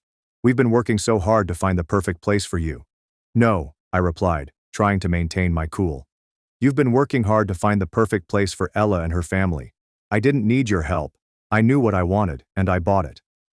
Ella's voice became quite high-pitched, as if she were about to cry. "But we need this, Charlotte. Do you know how hard it is for us in that tiny apartment? Emily and Mason have to share a room, and Daniel's crib is in our bedroom. It's not fair to the kids." I took a deep breath and tried not to snap. "That's not my problem, Ella. I've worked hard to get to this point, and I'm not giving up my dream house to fix your situation." That's when Dad decided to join in. He smashed his hand onto the table and yelled, "You're being selfish, Charlotte. Family is supposed to help each other. What's wrong with you?" I stood up, my heart racing. "I'm not selfish. I'm finally standing up for myself. And if that makes me the bad guy in your eyes, so be it." The place erupted into turmoil. Ella was crying. Mom was ranting about how she had raised me better. Dad was complaining about how dissatisfied he was. Josh sat there stuffing food into his mouth as if nothing was occurring. I grabbed my handbag and went to the door. Mom followed me and shouted, "You can't just walk away from your family like this." I turned back to say, "Watch me." Then I got into my car and drove home, shivering with wrath and relief. I feel like I've finally spoken up, but now I'm bracing for the consequences. So, that's where things are. I will let you know what happens next. Thank you for your continued support. You don't realize how much it's helped. Update 2. Hello again, Reddit. Thank you so much for all of your support and comments following my last update. I wasn't expecting such a show of support, and it's honestly helped me preserve my sanity. Many of you were correct. I should have seen this coming. After that evening, things went just as I had dreaded. So, here's an update. Ella sent the first SMS that night. It was simply a photo of her children lounging on their couch, surrounded by toys, with the caption, "Look how cramped we are. Do you think this is fair to Emily and Mason?" I didn't respond. What was I supposed to say? That it was somehow my fault that her place was a mess? That buying a property for myself had somehow resulted in her children sharing a room? I turned my phone to silent and went to bed, hoping she would let it go. She did not. The next morning, I awoke to 5 missed calls from my mother and a flurry of texts from Ella. A person commented, "You always think about yourself. I thought family mattered to you." Another person stated, "Mom is so upset she couldn't even sleep last night." Finally, the pièce de résistance. "You've changed, Charlotte. This isn't the sister I grew up with." Right, because the sibling she grew up with was too busy being ignored to develop a spine. I resolved to disregard it all and concentrate on my work. But the texts did not cease. Every several hours my mother would join in with her own gems. "You're being so selfish, Charlotte. We're all disappointed in you. I hope you realize what you're doing to Ella's kids. You need to reconsider. It's not too late to sell the house and buy something better suited for the family." I silenced each of them, but they then began leaving voicemails. It was the same guilt-ridden babble, but hearing their voices made it more impactful. Mom seemed genuinely angry. Ella sounded like she was about to cry, and at one point my father called and shouted at me for 5 minutes about how I was ripping the family apart. It did not stop there. A few days later, I received a call from my aunt, whom I hadn't spoken to in years. She said, "I heard about what's going on with Ella. Can't you find it in your heart to help? Family comes first, Charlotte." I had to laugh. This was the same aunt who hardly acknowledged my existence growing up, and now she wants to lecture me on family. I told her I wasn't talking about it and hung up. Then came the Facebook posts. Ella shared a photo of her kids squished close on their bunk bed with the caption, "All they want is a little space to grow, but I guess some people think family isn't worth helping anymore." The comments were filled with sympathy from her pals, who had no idea what was going on. Things like this: "You're such a great mom. Whoever's letting you down doesn't deserve you." Also, "How could anyone leave you guys in that situation?" I wanted to shout. She made me out to be the villain, and I couldn't even defend myself without becoming petty. So I kept silent and continued scrolling. But then my mother put something on her own page. She posted a photo of my residence. I don't know how she acquired it. With this caption, "It's so sad when someone forgets where they came from. Family sacrifices so much for you, and this is how they repay you." I blocked both of them right away, but not before a coworker messaged me to ask what was going on. Lisa, yes, that Lisa, appears to have read the message and was discussing it at work. Now, half of the staff assumed I had abandoned my family to live alone in a mansion. For the record, my home is only a cottage, not exactly lifestyles of the rich and famous. The stress was beginning to get to me. Every time my phone vibrated, I felt a rush of fear. I stopped using social media and ignored my email. Even when I was working, I couldn't concentrate because I was anticipating the next call or message. Ella unexpectedly showed up at my flat one evening, bringing things to a new low. I opened the door to see her standing there with Daniel on her hip and the other 2 kids in tow. She was fatigued, and the children were all weeping or whining about something. "Charlotte," she exclaimed, her voice cracking. "We need to talk." I crossed my arms and stood in the doorway, preventing them from entering. "What do you want, Ella?" "Please," she pleaded with tears in her eyes. "We don't have anywhere else to go. The landlord's raising our rent again, and we can't afford it. Just let us stay with you for a little while. The kids need stability." I felt my heart fall, but I remained tough. "Ella, I'm sorry you're struggling, but my house isn't an option. It's not big enough, and honestly, this isn't my responsibility." She looked at me as if I'd just kicked her puppy. "So that's it? You're just going to let us suffer?" "I'm not letting you suffer. I've worked hard to get where I am, and I'm not going to let you guilt me into giving it all up." She murmured something under her breath, then turned and stomped away, her children trailing behind. I shut the door and leaned against it, feeling both guilty and relieved. My mother called the next morning and told me I was callous for turning Ella away.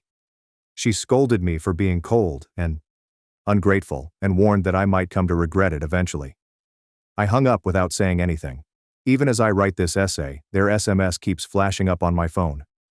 Mom is sending walls of guilt-ridden paragraphs, while Ella is sending images of her children. I even received a voicemail from Dad just now that began with, "I hope you're happy." And I didn't care to listen to the rest. I cannot take it any longer.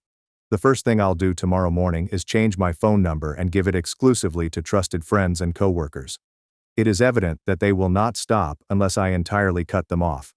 I'll deal with social media later, increasing my privacy settings and blocking anyone who might try to stir the pot. One thing at a time. I will notify you once I have completed everything. Thank you for all of your comments and support. It's truly helping me get through this situation. Update 3. Hello Reddit, I am back with another update. So, I've been reading over your comments, and wow, you guys didn't hold back. A lot of you were upset with me for not blocking my family sooner, and you were correct. After changing my phone number, I banned them from everything: Facebook, Instagram, even casual relatives who may have attempted to intervene. It was great to finally cut them off, but, as expected, things quickly became chaotic again. I should have realized that the peace would not endure. It all started last weekend when my mother showed up uninvited at my place. I was in the backyard, trying to figure out how to plant lavender. Google makes it look so simple, but I've already killed 3 plants, when I heard a knock on the front door.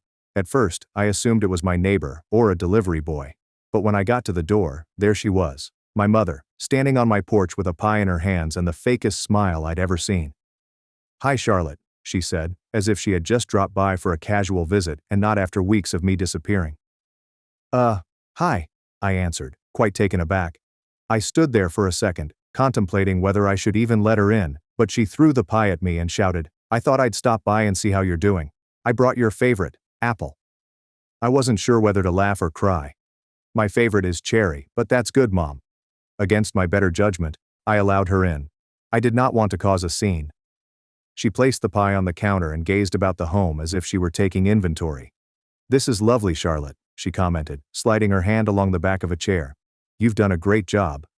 I had no idea what to say, so I simply mumbled a brief thank you and waited for her to get to the point. She sat down at my kitchen table and sighed deeply. "I wanted to apologize," she explained. "Things got a little heated, and I realize now that we were wrong to push you like that. You've worked hard for this house, and I should have respected your decisions." I stared at her, trying to determine whether she was serious. It seemed good on the surface, but something about her tone didn't sit well with me. Then she launched into a lengthy speech about how pleased she was of me and how the stress of Ella's condition had caused everyone to behave out. "But that's no excuse," she added, giving me a sad, almost begging expression. For a little moment, I felt myself melting. Maybe she was genuinely attempting to make things right. But then she smacked me with, "I was thinking maybe we could have a fresh start. I'd love to come over again sometime, maybe bring Ella and the kids. It'd be nice for everyone to see your new place." So there it was. I attempted to maintain my cool. "I don't think that's a good idea right now," I answered, carefully selecting my words. "Things are still a little tense and I'm not ready for that yet." She nodded, but I could see she was not pleased with my response. "Of course I understand," she murmured, but her grin was a bit too tight, and her gaze darted around the room as if she was assessing the situation. Following a few minutes of light conversation, she stood up and remarked, "Well, I should get going. Thanks for letting me stop by. I really mean it, Charlotte. I just want us to be a family again." I nodded without saying anything. When she went, I shut the door and stood there for a long time, staring at the pie on the counter. Something about the entire encounter seemed wrong. For the previous few days, I couldn't stop thinking about the talk. Was she being real, or was this another form of manipulation? The timing seemed far too convenient. After bothering me for weeks, she abruptly apologized and offered me a pie. It also didn't set well with me how fast she dismissed everything that had transpired. She did not mention the messages, voicemails, or the fact that I had blocked her. It was as if she was pretending none of it ever happened, which felt strange. What about bringing Ella and the kids over? That did not seem like a casual suggestion. It felt calculated, as if she was testing the waters to see how much I would let go. I haven't contacted her since, and she hasn't contacted me back either. But I can't get the sensation that this isn't finished. Knowing my family, there's probably something else going on, and I'm just waiting for the other shoe to drop. What are your thoughts, Reddit? Was my mother being sincere, or is there more to this than she is letting on? Part of me wants to believe she's sincerely attempting to repair things, but another part of me thinks I'd be an idiot to trust her. Update 4. Hello Reddit. I am back, and gosh, do I have an update for you. Hopefully the final one. I wish I could say things had settled down, but everything has gone from somewhat irritating to really wild. I'm not sure where to begin, but let's just say I've officially stopped giving my family the benefit of the doubt. So, remember how my mother swung by with an apology and a pie? At the time, I told everyone I had a bad feeling about it. It turns out my instincts were correct. Something about her visit didn't sit right with me, and I couldn't figure out why. She looked way too concerned in every element of my residence, from the door locks to the room arrangement. At the time, I dismissed it as her being nosy. However, I now see it was part of a larger plan. A few days following her visit, I resumed my normal routine. Work was hectic, so I spent most of my time holed up in my new home office, focusing on deadlines. I wasn't really thinking about my family. Things had been quiet since the visit, and I wondered whether they were finally backing off. Then came Saturday. I'd gone out to run errands in the morning, the usual stuff, grocery shopping, a trip to Target, and picking up a package at the post office. I arrived home around noon, bags in hand, ready to put everything away and have a relaxing weekend. As I drove into the driveway, I noticed something odd. Ella's SUV was parked directly in front of my house. My heart sank immediately. I approached the door, fumbling with my keys, and heard voices inside. At first, I assumed I had left a window open or my TV turned on, but as I stepped into the entryway, the realization hit me like a brick. Ella, Josh, and the kids were at my house. The scene inside was complete chaos. Emily and Mason were sprawled out on my couch, surrounded by snacks and toys that were not their own. Daniel was toddling about the living room, chewing on one of my throw pillows, as if it were a teething toy. Josh was in the kitchen, looting my refrigerator. And Ella was in the sunroom, rearranging my furnishings as if she were on HGTV. "What the hell is going on?" I asked, my voice quivering with rage and confusion. Ella looked up unaffected. "Oh, hey Charlotte.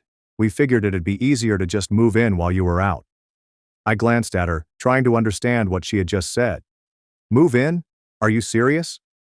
She rolled her eyes, as if I were the one acting ridiculous. "Mom gave us the key. She said it'd be fine." I felt like I was about to explode. "Mom gave you what key?" "The spare key," she added, pointing to the kitchen counter, where I had left it during Mom's stay.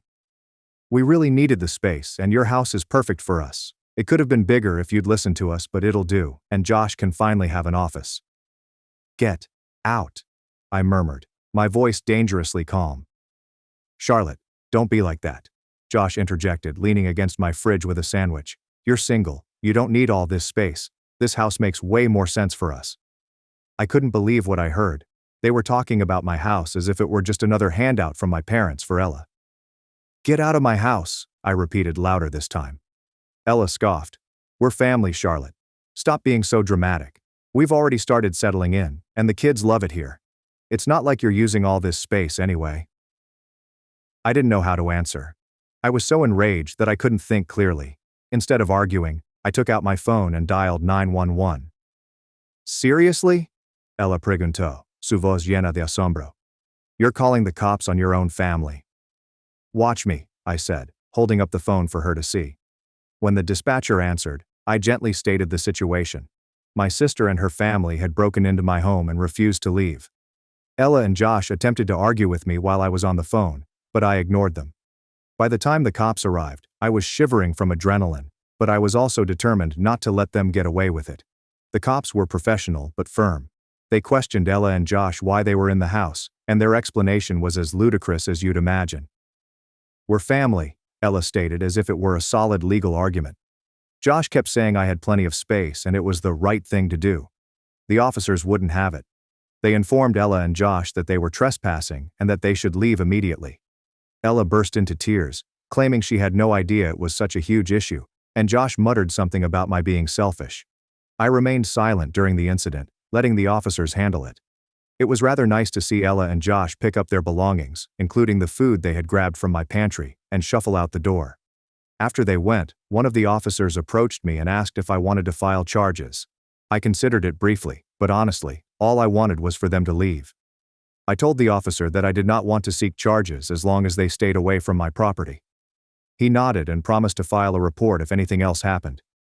After they left, I locked the door and stood there for a bit, taking everything in.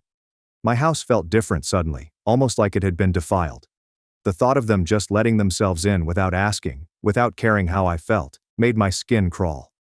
I've already phoned a locksmith to change all of the locks, and I'm considering adding a security system as well.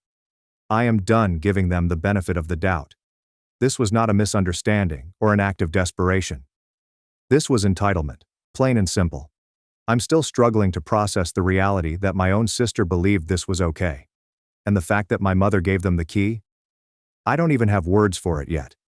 I called my lawyer this morning, explained the scenario, and he drafted and sent a formal cease and desist letter to my mother, Ella, and Josh. The letter explained what they had done and stated unequivocally that if they continued to harass me, I would not hesitate to seek legal action. Anyway, that's where things stand right now.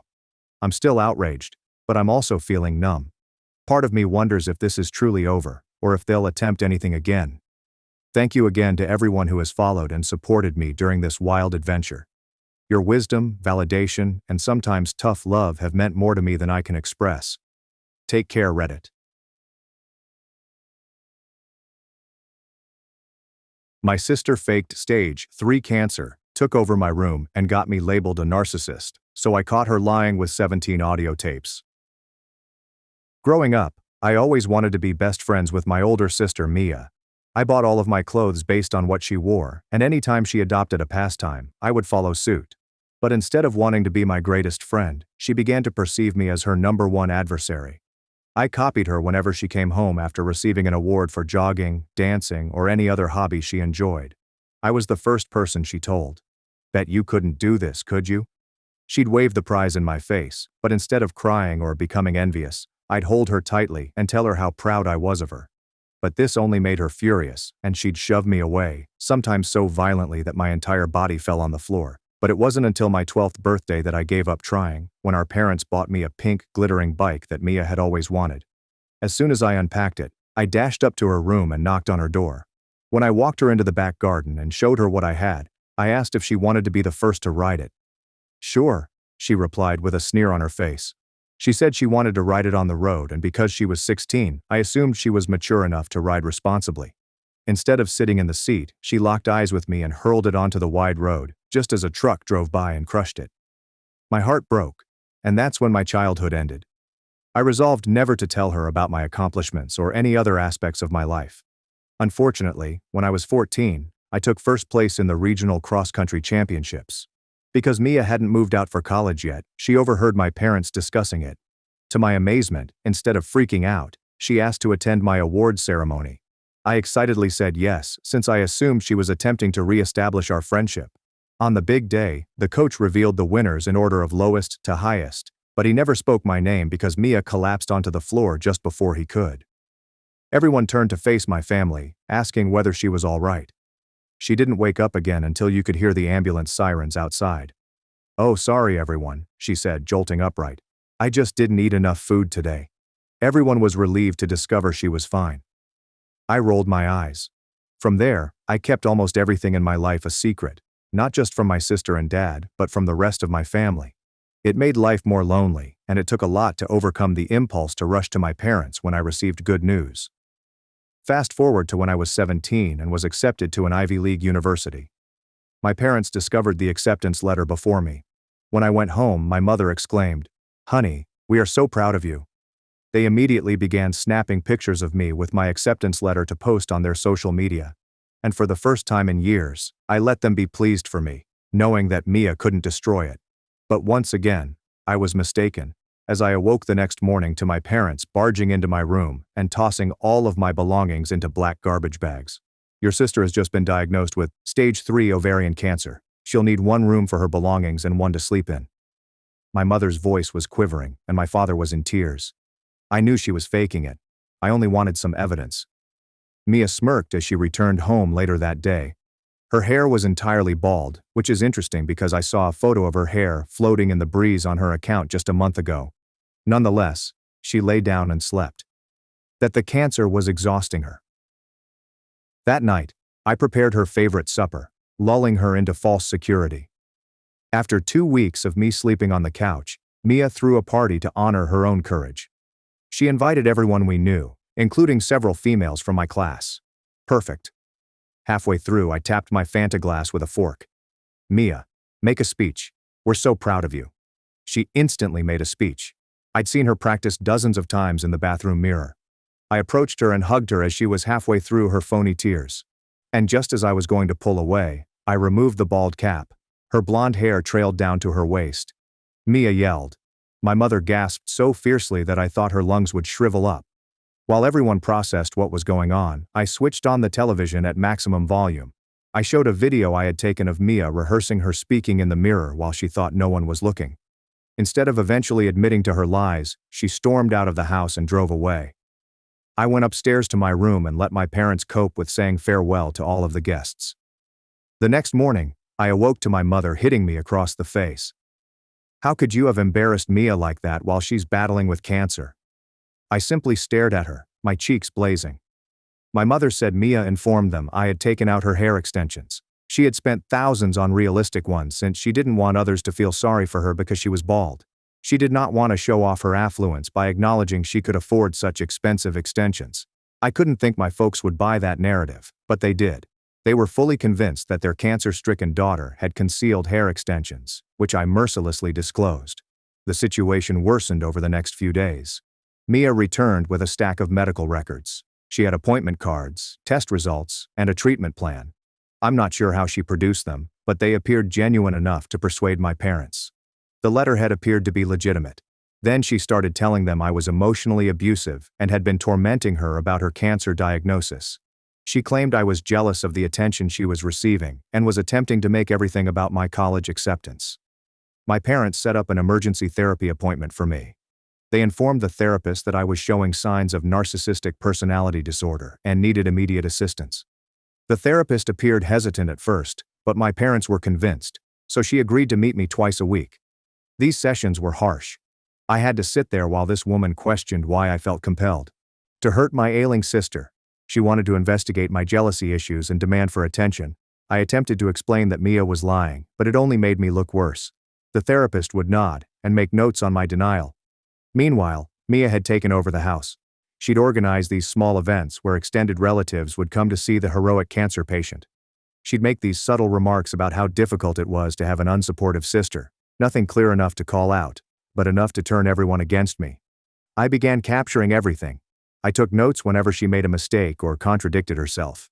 When she claimed to have chemo on Tuesday but posted selfies in the mall, I took screenshots. I was putting together a case, but I needed something tangible. One night, I arrived home late from school. I had been working on a large project at the library. When I opened my laptop, the screen was shattered and would not power on. All of my schoolwork was gone. Years of essays and projects were suddenly destroyed. The keyboard was bent as if it had been trodden on. I discovered Mia in the kitchen, making tea. She grinned at me and stated that technology can be so unreliable. Then she inquired whether I had backed up my college application materials. The way she stated it indicated that she knew exactly what had happened to my laptop. I spent the next week reassembling everything from memory. I had to redo assignments and ask teachers for extensions. Some believed me, while others assumed I was making excuses. Due to the stress, my grades began to slide. At school, rumors circulated that I was unstable. Someone informed everyone that I had attacked my cancer-stricken sister during her own support party. People I had known for years began avoiding me in the hallways. My lunch table gradually emptied until I was dining alone. Then I received a letter from my ideal college. They had received an anonymous warning regarding suspicious activity and wanted to discuss my admission. Someone had complained that I was bullying a family member who had a terminal illness. They needed to conduct an investigation before confirming my admission. I was sure it was Mia, but I couldn't prove it. She had taken great effort to be anonymous, but she made one mistake. She utilized particular wording from her previous complaints. I immediately recognized her writing style. I decided to be innovative in my evidence collection. I purchased tiny voice recorders and hid them about the home. I wanted to catch her admitting something while she thought no one was listening. I hid them behind picture frames and under tables, anywhere she may let her guard down. The recordings captured more than I expected. Late at night, I'd hear Mia on the phone, giggling at how naive our parents were.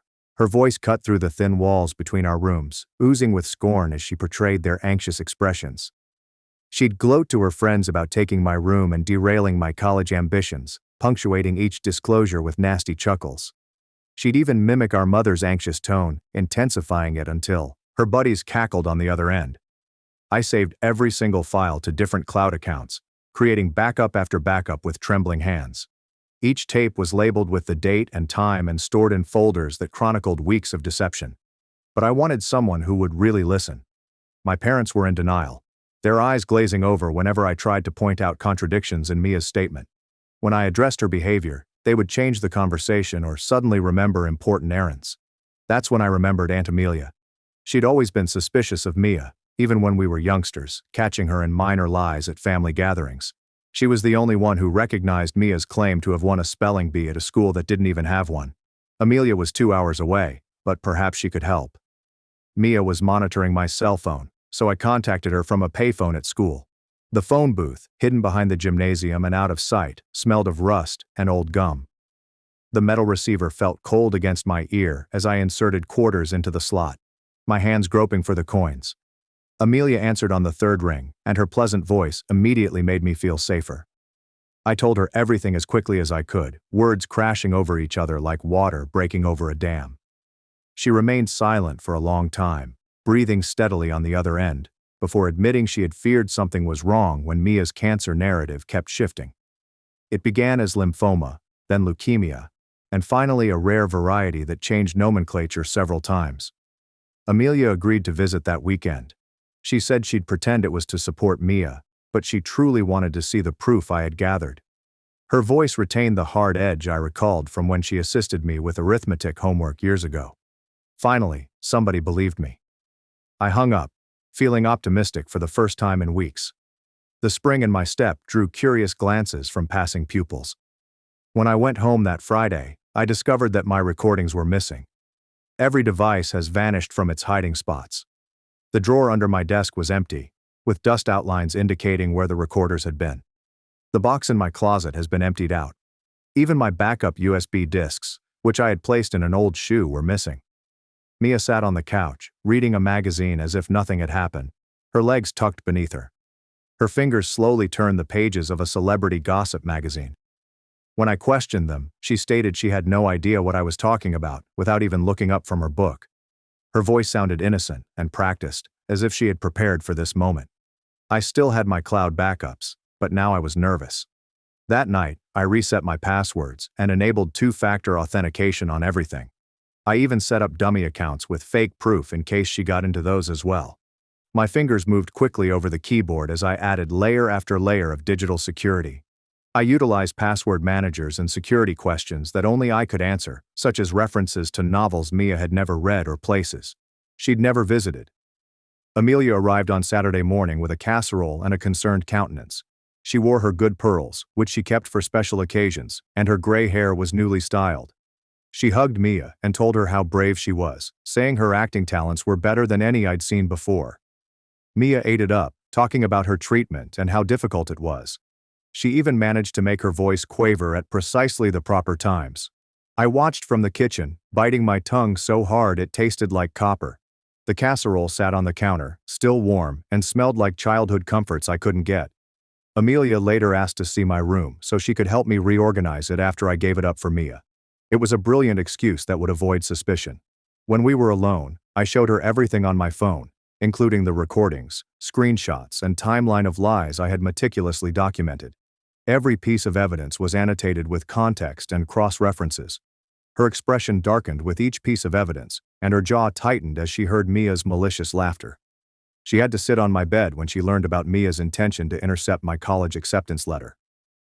We spent an hour going through everything.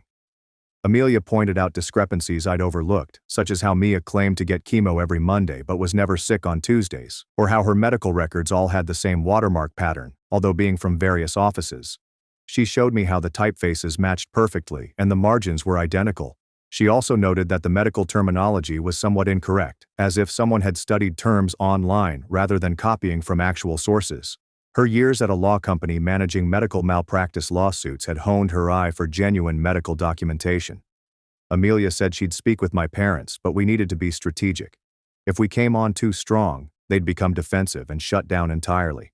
She'd seen it before with her own siblings, how confrontation can backfire when individuals are emotionally involved in a falsehood. She advised waiting until supper, when everyone would be relaxed.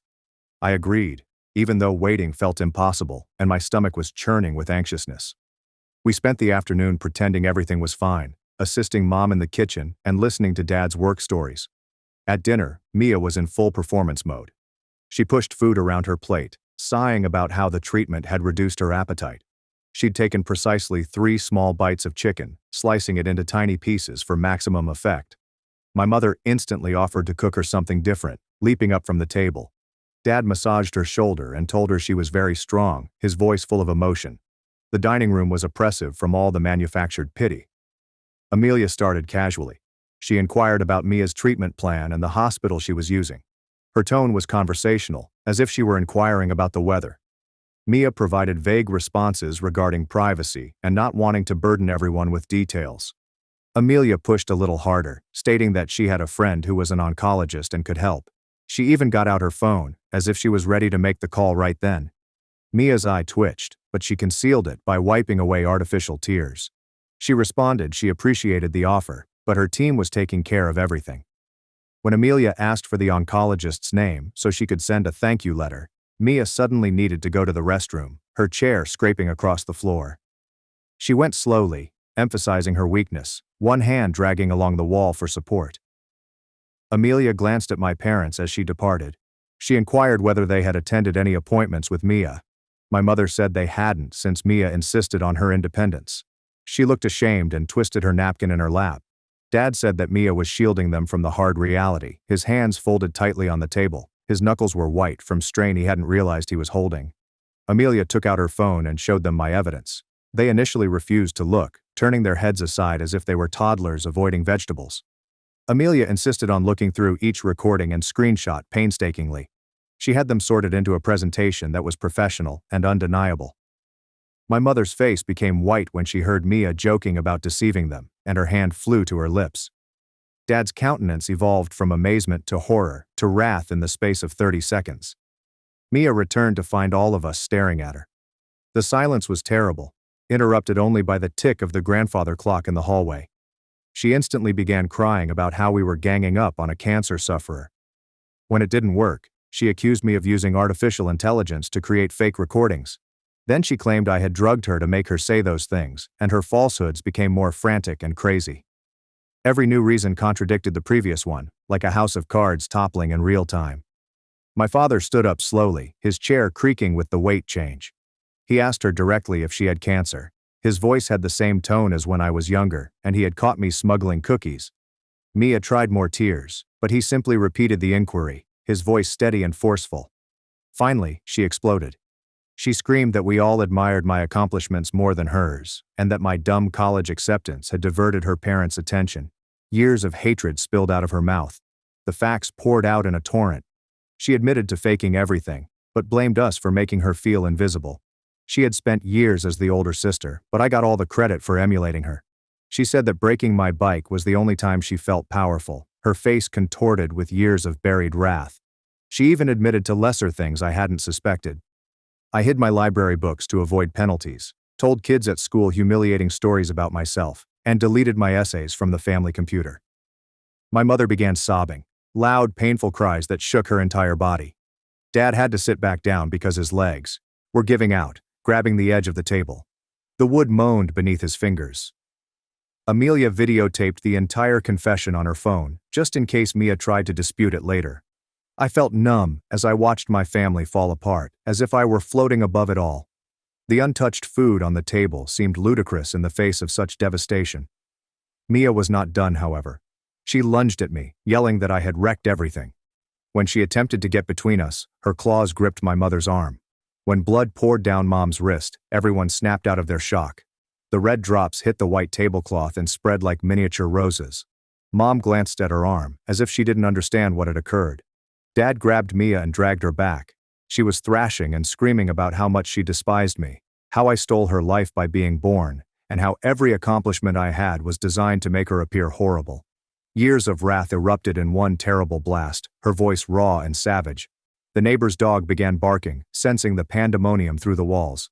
Amelia dialed 911, while Dad held Mia. She delivered the address quietly, her legal background keeping her focused. The paramedics came for my mother's arm but also took Mia. She had pushed herself into such a state that they were concerned she would harm herself. As they carried her away, she started crying, "It's all my fault," her voice echoing down our peaceful neighborhood. Porch lights flickered on as neighbors looked through the curtains. The house felt empty after that. Mom required sutures and medicines. The doctor indicated the scratches were severe but would heal well. They cleaned and bandaged her arm gently and efficiently. Dad drove her home in silence, the only sound being the buzz of the automobile motor. Neither of us knew what to say. Mom's hospital wristband caught the streetlights as we parked into our driveway. That night, my parents sat me down to apologize. They claimed they were so surprised by the cancer story that they never questioned it. They had intended to support their ailing daughter, but ended up encouraging her falsehoods. When Mom mentioned smacking me, she grieved and softly touched my cheek. The gesture was very different from that day, sensitive and full of sadness. I told them about all Mia had done over the years, not to hurt them, but to help them understand that this was nothing new. They were appalled to hear about the birthday bike and the awards ceremony. They had no idea how long this had been going on, and each revelation struck them like a physical blow. Dad continued to shake his head, muttering about signs he had missed. We decided Mia needed professional assistance. Real therapy, not the kind they had imposed on me. Dad called around and discovered a clinic that specializes in personality issues. They had an opening for the next week provided Mia agreed to travel. He spent hours on the phone, filling his notebook with names and numbers, insurance coverage, treatment options, and success rates. He researched as if his life depended on it. Meanwhile, I needed to fix my life. The college was still investigating the anonymous complaint. I emailed them the recording of Mia's confession, along with Amelia's letter describing the situation. I supplied my therapy notes, which showed that I was the victim, not the bully. Each document felt like a piece of my dignity had been restored. The admissions officer personally contacted me to apologize for any mistake. School was more difficult to fix. Rumors do not die easy, especially in a tiny high school where gossip is commonplace. Some people believed me when I explained, while others assumed I was making excuses. I concentrated on my actual buddies and ignored the chatter in the corridor. It ached, but I had survived worse. My AP teachers were particularly supportive, having witnessed my dedication personally. My professors were more tolerant when I explained about the laptop and showed them the police report Dad had filed. They gave me extensions. I spent weeks catching up on schoolwork while my desk lamp burned late into the night. My grades gradually improved, but it was exhausting. Each test and paper was a mountain to conquer. Coffee became my best buddy, and the librarians recognized me by name. Mia returned home following 3 days of surveillance. She was compelled to attend treatment twice every week. The therapist stated that she had symptoms of narcissistic personality disorder with antisocial characteristics. She cautioned us that it would take years of work to address, and she set realistic expectations. She handed us booklets on family dynamics and enabling attitudes. Mia returned to her former room without apology. We avoided one another totally, resulting in invisible boundaries in our shared places. When we passed in the corridor, she would look through me as if I didn't exist. I was fine with it. I had given up on having a sister years ago. The house felt like it was divided in two, distinct universes coexisting under one roof. But she wasn't finished attempting to hurt me. I found her in my room one day, checking over my college paperwork. When I approached her, she said that she was merely borrowing a pen. But I noticed my acceptance letter was crumpled, as if she had been crushing it. The official seal was wrinkled beyond repair. The invasion of MySpace made my skin crawl. That night, I secured my door with a lock. My parents did not oppose, recognizing the requirement without my explanation. They understood that we needed boundaries as Mia worked through her challenges. Mom even helped me select a robust deadbolt from the hardware store, evaluating each one for strength. The click of that lock became a signal of safety. The following few months were tense. Mia would have good days when she appeared almost normal, laughing at TV shows and assisting with dishes. Then she'd experience setbacks, and the rage would return. Her therapist told us that rehabilitation was not linear. We have to be patient while also protecting ourselves. Family dinners became lessons in cautious navigation. I started storing anything critical in a safe, including my laptop, documents, and sentimental objects, every night. It seemed harsh, but I couldn't risk another sabotage attempt. The safe offered me peace of mind so that I could concentrate on my studies. The combination was my birthday, something Mia had always disliked. Even selecting those numbers felt like regaining something. College finally confirmed that they would keep my acceptance. The admissions board stated that they understood the circumstance and appreciated my candor. They even provided resources for coping with familial trauma. I cried while reading that email, relief washing over me in waves. My future was once again guaranteed. The route forward is clear. Prom season approached, and I allowed myself to become excited. I bought a gorgeous dress on discount, and my friend Aaron invited me to go as friends. It was nice to have something typical to look forward to. I even found myself singing while completing homework, old happiness sneaking back in. The dress hung in my wardrobe like a promise for one perfect night. I was applying my makeup for prom when I heard a collision. My dress was on the floor, covered with what appeared to be bleach. The cloth was destroyed, with large white splotches all over the blue material. Mia's bathroom door clicked, shutting down the hall. The toxic odor burnt my nose. I stood there in my slip, staring at the ruined dress, feeling my exhilaration drain away. I wanted to yell, but instead contacted Amelia. She drove over, carrying her daughter's old prom dress. It was green, not blue, but it fit well. Amelia did my hair as I tried not to cry. She said I looked gorgeous and meant it, her hands gently pinning each curl. She even carried identical jewelry in her purse, as if she knew I needed rescue. Nobody cared that my prom dress was not as planned. Aaron and I danced till our feet hurt. For a few hours, I forgot about Mia and the mess at home. I just got to be a normal teenager, celebrating with my buddies. The gym was decorated with glittering lights and silver streamers. We took dozens of photos, with genuine smiles replacing forced ones in family portraits. When I arrived home, Mia was in the living room. When she gazed at the green outfit, her face sank. I realized she had been waiting for me to grieve over the destroyed dress. When I smiled and stated I had a fantastic night, she stormed away to her room, her disappointment evident. For once, her attempt to harm me had failed utterly. The next week, her therapist scheduled a family meeting. She claimed Mia admitted to the dress incident and several other acts of sabotage. The therapist suggested a more intensive program, such as residential treatment, where Mia could focus on recovery without being distracted by external factors. She indicated that the current strategy was not working quickly enough. My parents were torn. They wanted to help Mia but were concerned about sending her away. The therapist emphasized that sometimes distance was required for everyone to heal. She handed them brochures for different programs that specializes in personality disorders, glossy pages full of promises of recovery. Each institution featured testimonials from families who had found peace after separation. That night, I overheard my parents argue. Mom wanted her to attempt the residential program, but Dad believed they had failed Mia by not catching it sooner. They argued over who was to blame. I put on headphones and attempted to concentrate on my homework. Math problems blurred through my tears. Their rising shouts cut through my music. Mia must have heard them as well. For the next day, she proclaimed her intention to seek treatment. She claimed she was weary of being furious all the time. For the first time in years, she appeared fatigued rather than plotting something. Her eyes were shadowed by dark circles. The fight appeared to have left her, replaced by something hollow. We drove her to the institution on the following Monday. It was a 3-hour drive away, surrounded by mountains and gardens. The staff appeared friendly yet firm. They stated that the program will run at least 6 months, with family therapy sessions held once every month. The structure appeared more like a retreat than a hospital. Other families were saying their goodbyes in the parking lot, each with their own heavy stories. Mia hugged our parents goodbye while ignoring me. I was fine with that. I didn't want a teary reconciliation. I just needed her to get help and leave me alone. As we drove away, I felt lighter than I had in years, watching the facility fade into the rearview mirror. The mountains appeared serene, as if they could contain and change all of our family's grief. The house was serene without her. I returned to my room correctly, spreading all my belongings without worry. My dad and I had quiet dinners where we actually spoke. Mom asked about my day again, really interested in my responses. We even played board games some nights, relearning how to be a family of 3. I poured myself into senior year events. I joined the yearbook committee and began tutoring underclassmen in mathematics. My college acceptance was assured, so I could finally enjoy high school. Once the drama subsided, friends resumed their social activities.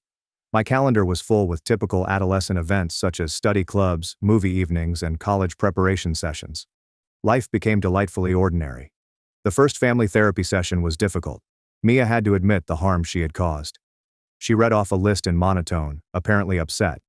However, the therapist explained that acknowledging guilt was the first step, even if she didn't feel it yet. The room smelt like lavender and was very small. We sat in a circle, with more than feet separating us. We went once a month, as necessary. Mia alternated between participating and glaring. The therapist worked with each of us on limits and communication. My parents had to accept that they had supported her behavior by failing to address it earlier. Each session revealed layers of family dysfunction. Mother cried a lot. Dad learned to communicate emotions other than anger. I learned to speak up for myself without feeling guilty. I started visiting my own therapist to get through everything. She helped me see that Mia's troubles were not my fault, and that wanting a sister did not cause this. It took me months to believe that, but I ultimately did. Her workplace became a secure haven in which I could finally breathe. We overcame years of hidden dread and confusion. Senior year rushed by in a whirlwind of events and milestones. I was accepted into the National Honor Society and awarded a grant for my essay on overcoming familial hardships. My parents attended every ceremony, beaming with delight. They'd learnt to enjoy my accomplishments without guilt. The auditorium lights felt warm on my face as I took each prize. Each accomplishment was mine alone, no longer clouded by Mia's jealousy. Mia gradually improved during treatment. Her letters home became less angry and more contemplative. She began accepting responsibility without criticizing others. The therapist stated that she was making significant progress, but warned us not to expect miracles. Recovery would be a lifelong journey rather than a final destination. But for the first time in my life, I had hope. Hope that someday, I'd have the sister I'd always desired, even if that day was still a long way off. Graduation day came faster than expected. I got up early to iron my cap and gown, which remained crisp beneath the hot metal. My parents were already in the kitchen preparing my favorite breakfast, pancakes with strawberries, just like when I was a kid. Dad was shooting shots of everything, including my half-eaten breakfast. Mom fussed over my hair until I gently moved her hands away. The event was scheduled for 10 o'clock, but we left at 8 o'clock because Dad wanted good seats. The high school parking lot was already filled with relatives bearing flowers and balloons. I spotted my pals near the gym's entrance, and we took around 100 selfies. Everyone was commenting on how grown up we looked in our hats and gowns. During the ceremony, I saw my parents on the third row. Mom was already crying before we even started. Amelia sat beside them, camera ready. When they announced my name for the scholarship award, Dad whooped so loudly that everyone turned to watch. I didn't feel humiliated, just proud. After receiving my diploma, I located them among the crowd. A collective hug resulted in more tears from Mom. Amelia handed me a card with a check for college fees. I wanted to return it, but Mom pushed, saying it was an investment in my future. Dad snapped more pictures till my cheeks hurt from smiling. We ate lunch at my favorite restaurant. Halfway through the appetizers, Mom's phone rang. It was a therapy institution. Mia wanted to speak to me. I had not heard her voice in 2 months. My folks gazed at me hopefully, but did not push. I moved the phone outside where it was quieter. She continued, "Congratulations on graduating." Her voice seemed different, calmer, perhaps less harsh around the edges. She asked about my college intentions and truly listened to my response. When I told her about the scholarship, she remarked, "Good job." Not sarcastically, but genuinely. Although the conversation lasted only 5 minutes, it seemed meaningful. The summer passed in a whirl of preparation. Mom and I went college shopping, and she bought entirely too many shower caddies. Dad was teaching me basic car care in the driveway, such as oil changes, tire pressure, and jump-starting batteries.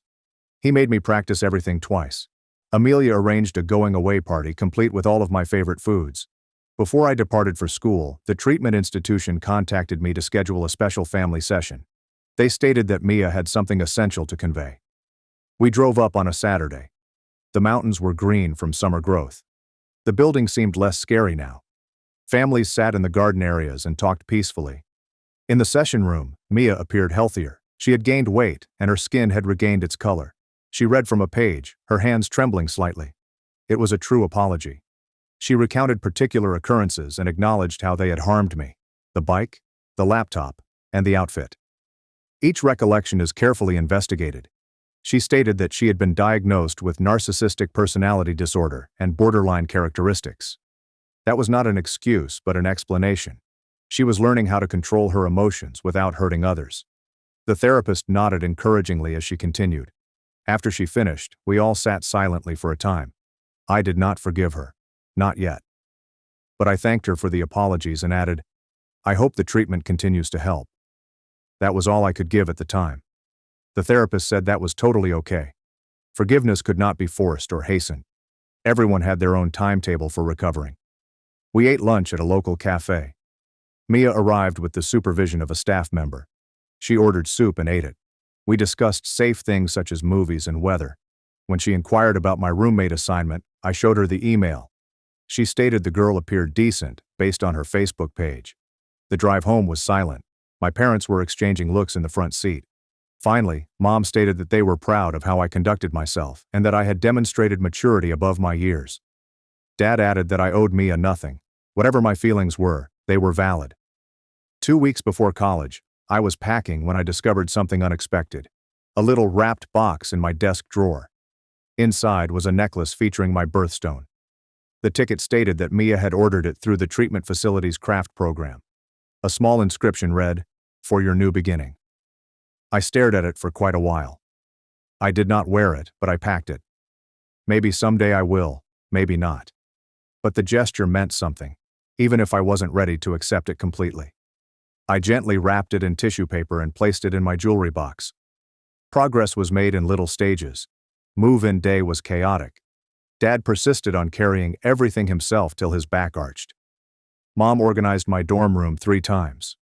My roommate Kimberly and her parents were amused as they watched. By evening, our room resembled a Bed Bath & Beyond explosion, but it felt like home. Saying farewell was more difficult than planned. Mom ugly cried in the parking lot. Dad kept clearing his throat and checking the car's tires. I vowed to call each week and text every day. Amelia had already sent a care package which arrived before I did, with cookies, tea, and a note expressing her pride. College was just what I had dreamed for. Hard, but interesting classes. Pizza fuels late-night study sessions. My roommate and I became great friends after bonding over horrible dining hall cuisine. I joined a jogging club and made more pals. Nobody knew about my family issues, and it felt liberating. The first family therapy session I missed felt strange. Mom called later to fill me in. Mia was doing well, accepting responsibilities without prompting. She'd begun assisting younger residents with their early adaptations. The therapist described it as substantial progress. I was delighted and relieved to be far away. I returned home for Thanksgiving vacation. The house felt different, calmer. My parents had redecorated a few rooms and began holding game nights for friends. They appeared happier and lighter, as if they'd been holding their air for years before suddenly exhaling. Mom made enough food for 20 people. Mia was granted a supervised home visit during Thanksgiving dinner. She looked nervous as she walked through the door.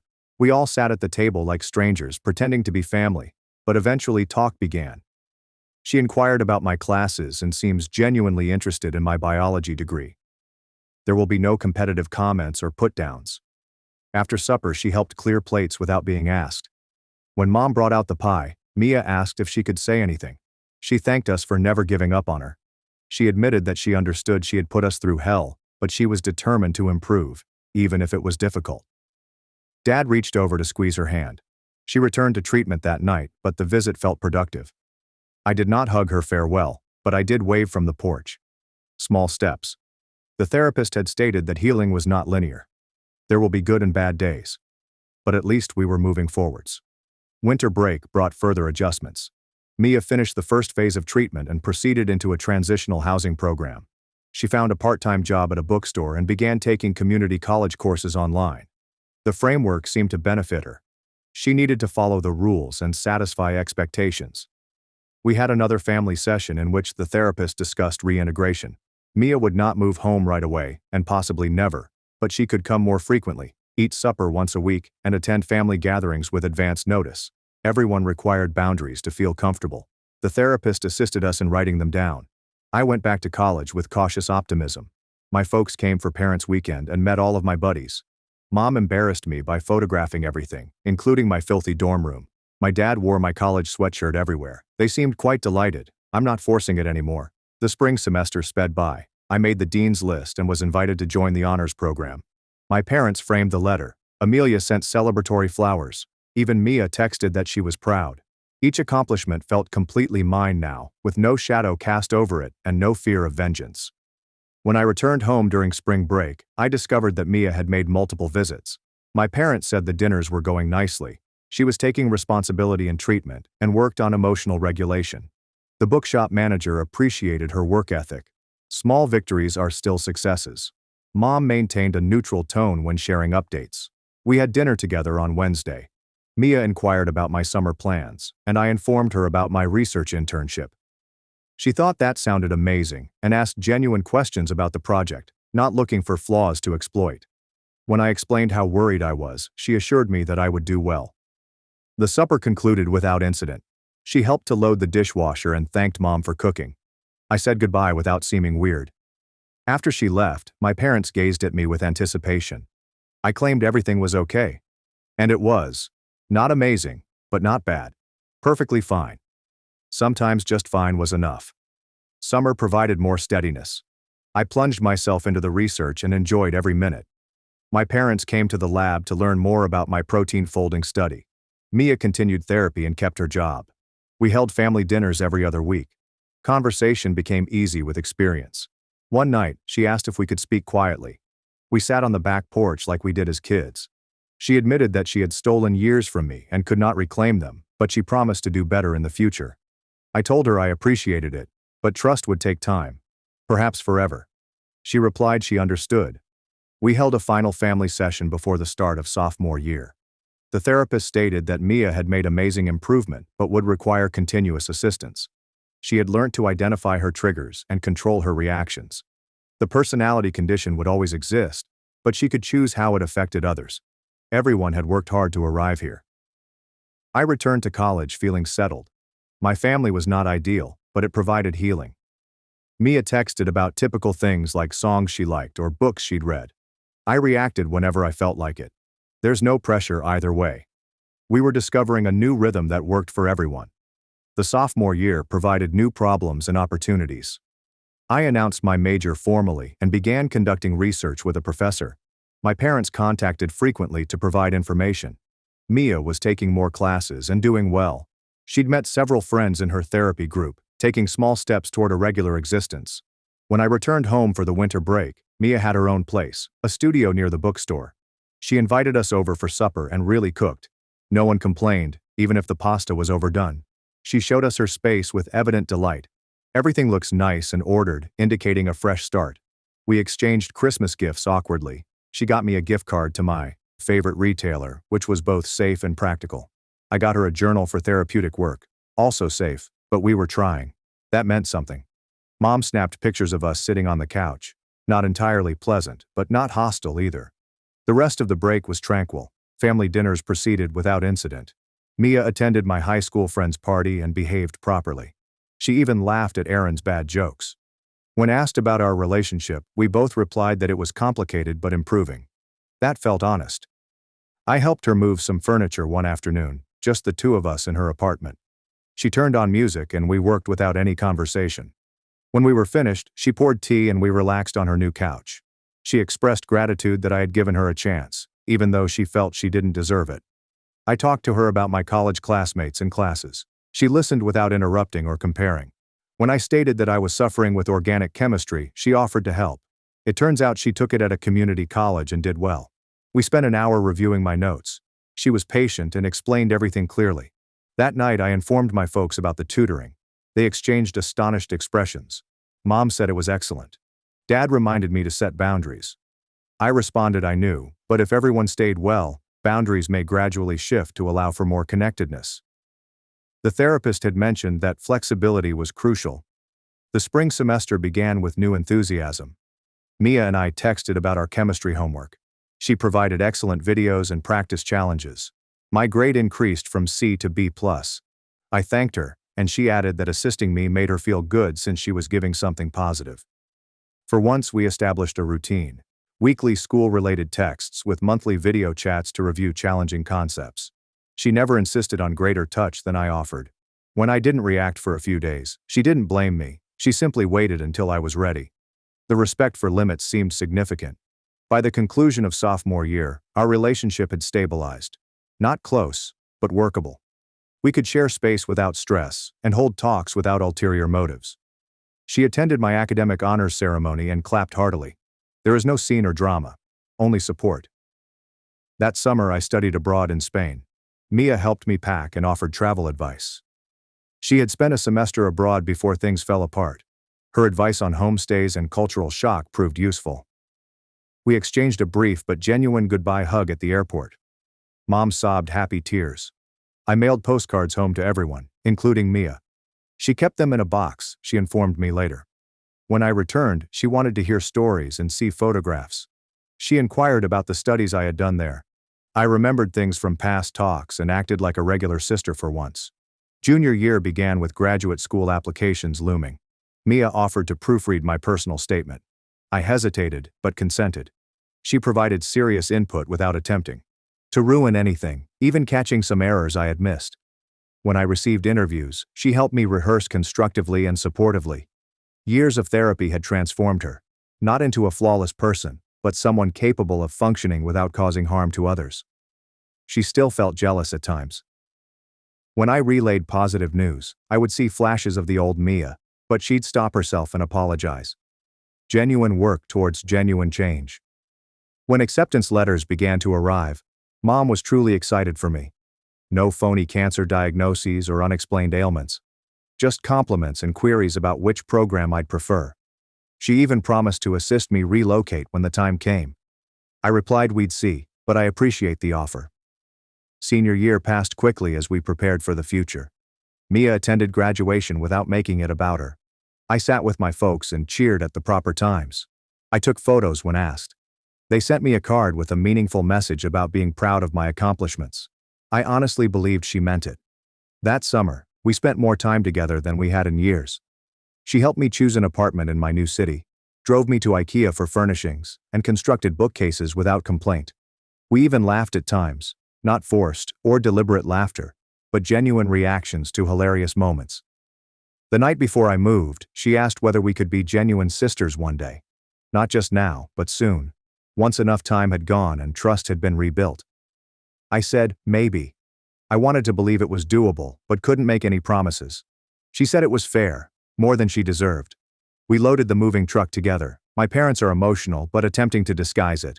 Mia is practical and helpful.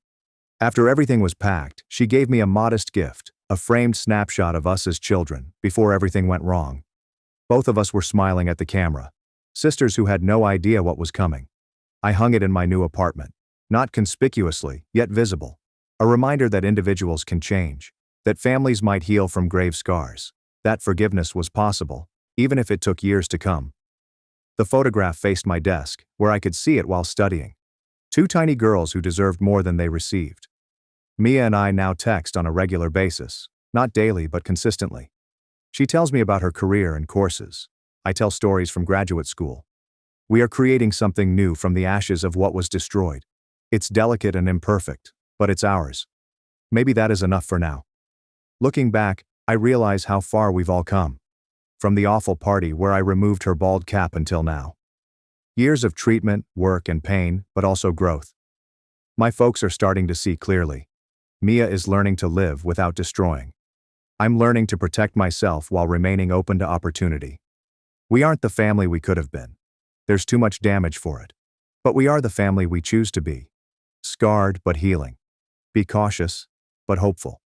Taking things one day at a time, because that is all anyone can do. That's enough for now.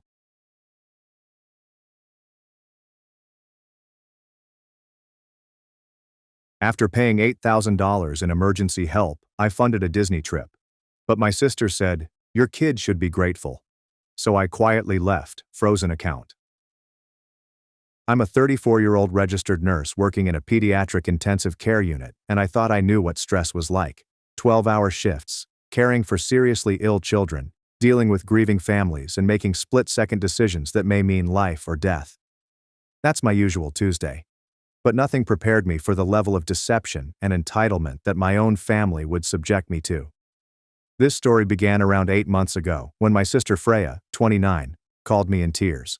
Her husband, Beckett, had been let off from his construction job, and the couple was struggling financially with their 2 children, Violet, 8, and Mason, 6. As the older sister who had always been the responsible one, I felt compelled to assist. I'd been saving for years, living cheaply despite my respectable nurse salary, and putting money aside for the future of my own children, Elias, 7, and Elsie, 5. "Mary, I don't know what we're going to do," Freya wept over the phone. "The kids keep asking about the Disney trip we promised them last year, and Beckett's pride is already shattered. Could you maybe help us out? Just until he finds something." My heart broke for her.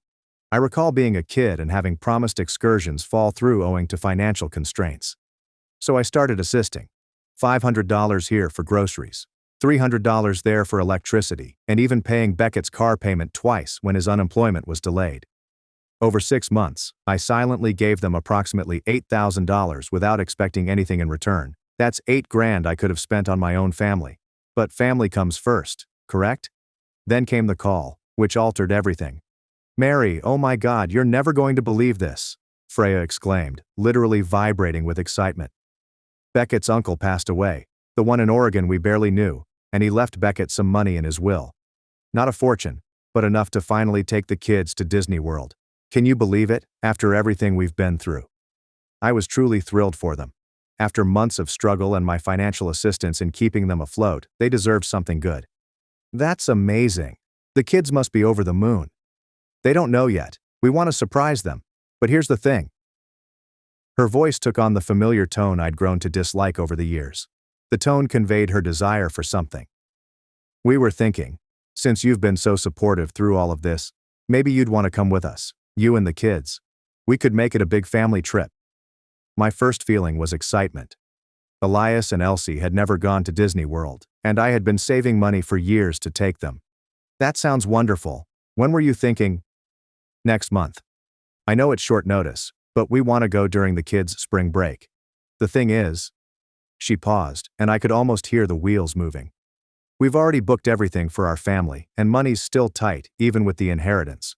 We were hoping maybe you could handle your family's portion, you know, flights, hotels, tickets, food. You make good money at the hospital, and you don't have as many expenses as we do." I should have recognized the red flags right away. Should have asked more questions. I should have believed my instincts when they warned me something felt strange. But I was so pleased about finally being able to provide a beautiful trip for my children that I overlooked all warning signs. "How much are we talking about?" I inquired. "Well, for both our families, probably around $12,000 total. But think about it. Disney World. The kids would have memories to last a lifetime. $12,000. That was roughly half of what I'd saved after 3 years of diligent planning. But Freya was correct. Memories are priceless, and after assisting them during a difficult time, they would undoubtedly want to make this memorable for all of the children. "Okay," I said. "Let me check my finances, but I think I can make it work." The following few weeks were a blur of planning. Freya handled everything: booking flights, accommodations, dinner reservations, and quick passes for rides. She insisted on handling all of the specifics because she had more time for research. I was working additional shifts to meet the expenses, so I was glad to let her handle everything. Red flag number 2. When I asked for the itinerary, Freya was hazy. "Don't worry about it. I've got everything covered. Just bring spending money and your credit cards in case we need backup for emergencies." Red flag number 3. When I mentioned the trip to my mother, she became quiet. "Are you sure about this, Mary?" Freya mentioned something about this being for her kids specifically. I brushed off Mom's fears. Surely Freya would not manipulate me in that way. We were sisters. This was going to be a wonderful family bonding opportunity. The night before we left, I was packed when Elias entered my room, literally jumping with enthusiasm. "Mommy, do you think we'll get to meet Mickey Mouse?" "I hope so, buddy." "Will we get to go on Space Mountain? Tommy at school said it's the best ride ever." "We'll try to go on lots of rides, sweetheart." Elsie, my 5-year-old, clambered onto my bed, clutching a toy Minnie Mouse. "Are we going to stay in the Princess Castle?" "We're staying at a hotel near the parks, baby girl. It'll be magical." I should have been suspicious when Freya booked us into separate hotels. "The kids will have more fun if they can have sleepovers with their cousins," she told me. It seemed reasonable at the time. The morning of departure, I piled my children into my car, drove to the airport, and met Freya's family at the gate. The kids were all chatting eagerly, and Beckett seemed happier than I had seen him in months. "Thank you so much for making this possible," Beckett whispered softly, drawing me aside. I know Freya told you about the inheritance, but honestly, we're still pretty tight financially. This trip means everything to the kids. Something in his tone made me pause, but I dismissed my misgivings. We were in the airport. The kids were thrilled. There was no going back now. The flight was the first indication of what was to follow. Freya had managed to acquire upgraded tickets for her family, but my children and I stayed in our original economy seats 5 rows back. When I questioned this, Freya simply shrugged. We got lucky with a last-minute upgrade. Don't worry, it's just a 3-hour flight.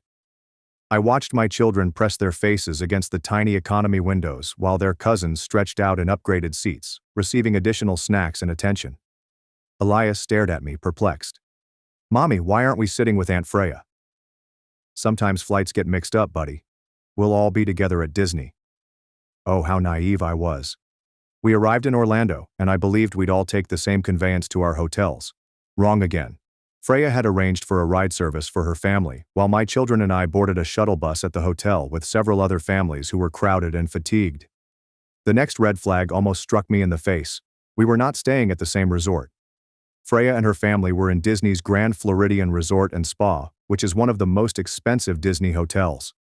My children and I were staying at a modest hotel around 15 minutes from the parks. Why aren't we staying together? I inquired when Freya called that evening. Oh, the Grand Floridian was completely booked when I tried to add more rooms. But don't worry, your hotel has a shuttle to the parks. We'll meet up tomorrow, bright and early. That night, I put my children into the double beds of our plain hotel room, knowing that their relatives were likely enjoying luxury facilities. Elias was disappointed but tried to remain brave. It's okay, Mommy. Tomorrow we'll see Mickey Mouse. That's right, baby. Tomorrow will be magical. The next morning, at 7 a.m., I loaded my children into the hotel shuttle to meet Freya's family at the Magic Kingdom entrance. They arrived 20 minutes late, having casually walked directly from their resort hotel to the park. Sorry we're late. The monorail was delayed, Freya replied happily, ignoring the fact that my children had been waiting in the Florida heat. And that's when the real nightmare began. Freya had printed out a thorough itinerary, but not for our entire family. It was carefully tailored to her children's interests and ages. Every FastPass reservation was for rides that Violet and Mason wanted to try. Every character lunch was scheduled around their nap hours. Every plan revolved around her family, with the expectation that my children and I would simply go along and be grateful. First stop, Dumbo the Flying Elephant, Freya said, consulting her clipboard. Violet and Mason love this ride. Elias raised his hand nervously. Can we go on Space Mountain? Freya gave him barely a glance. That's not until later, if we have time. Today is all about the little kids' rides. She referred to her children as little kids. My 7-year-old Elias was older than her kid Mason. However, the entire vacation was tailored to Mason's preferences. The first indication of Freya's genuine attitude came during lunch. We'd been wandering around Magic Kingdom for 4 hours, following Freya's strict schedule and visiting every attraction that her children desired, while mine patiently waited their turn for something more age-appropriate. When we sat down at a character dining establishment, Freya quickly handed me the bill. You've got this one, right? I mean, you said you'd handle meals. The total bill was $280 for the 6 of us. I paid without protest, despite Freya ordering the most costly items on the menu for her family and recommending that my kids share a meal because they are small. After lunch, Elsie began crying. She was exhausted, overwhelmed, and eager to see the princesses. There was a character meet and greet line nearby with Anna and Elsa, her personal favorites. I asked Freya, "Can we please get in line?" Elsie's been waiting all day to meet them. Freya looked at her schedule and grimaced. That's going to mess up our FastPass times. Violet doesn't really care about Frozen anymore. She's into Moana now. Maybe later. Later never arrived. We spent the entire day following Freya's program, and every time I offered anything my children wanted to do, it was ignored as not fitting into the timetable or not appealing to everyone. By the evening, Elias was fatigued and frustrated. We'd been in Disney World for 8 hours, and he hadn't gotten to go on a single ride that he was enthused about. Elsie was having a breakdown because we went past the princess meet and greet area 4 times without stopping. Tomorrow will be better, I promised them as we boarded the shuttle back to our budget hotel. We'll do more things you want to do. Freya called that night with the next day's plans. It was more of the same. Every activity was picked particularly for her children's amusement, with the expectation that my children would be content simply to be involved. Day 2 was rather worse. We began at Animal Kingdom, following another of Freya's tight timetables. Her kids wanted to do the first 4 attractions, while mine followed behind, wondering when their turn would come. The breaking point occurred at lunchtime. We were eating at an expensive African-themed restaurant, and I was handed the bill again, this time for $310. However, that wasn't the worst part. Elsie, my adorable 5-year-old, had been carrying her teddy Minnie Mouse all day, hoping to get it autographed by the characters. She'd been so patient and wonderful, despite not being able to do any of the things she'd been fantasizing about. As we finished our meal, she gazed up at Freya with huge, eager eyes.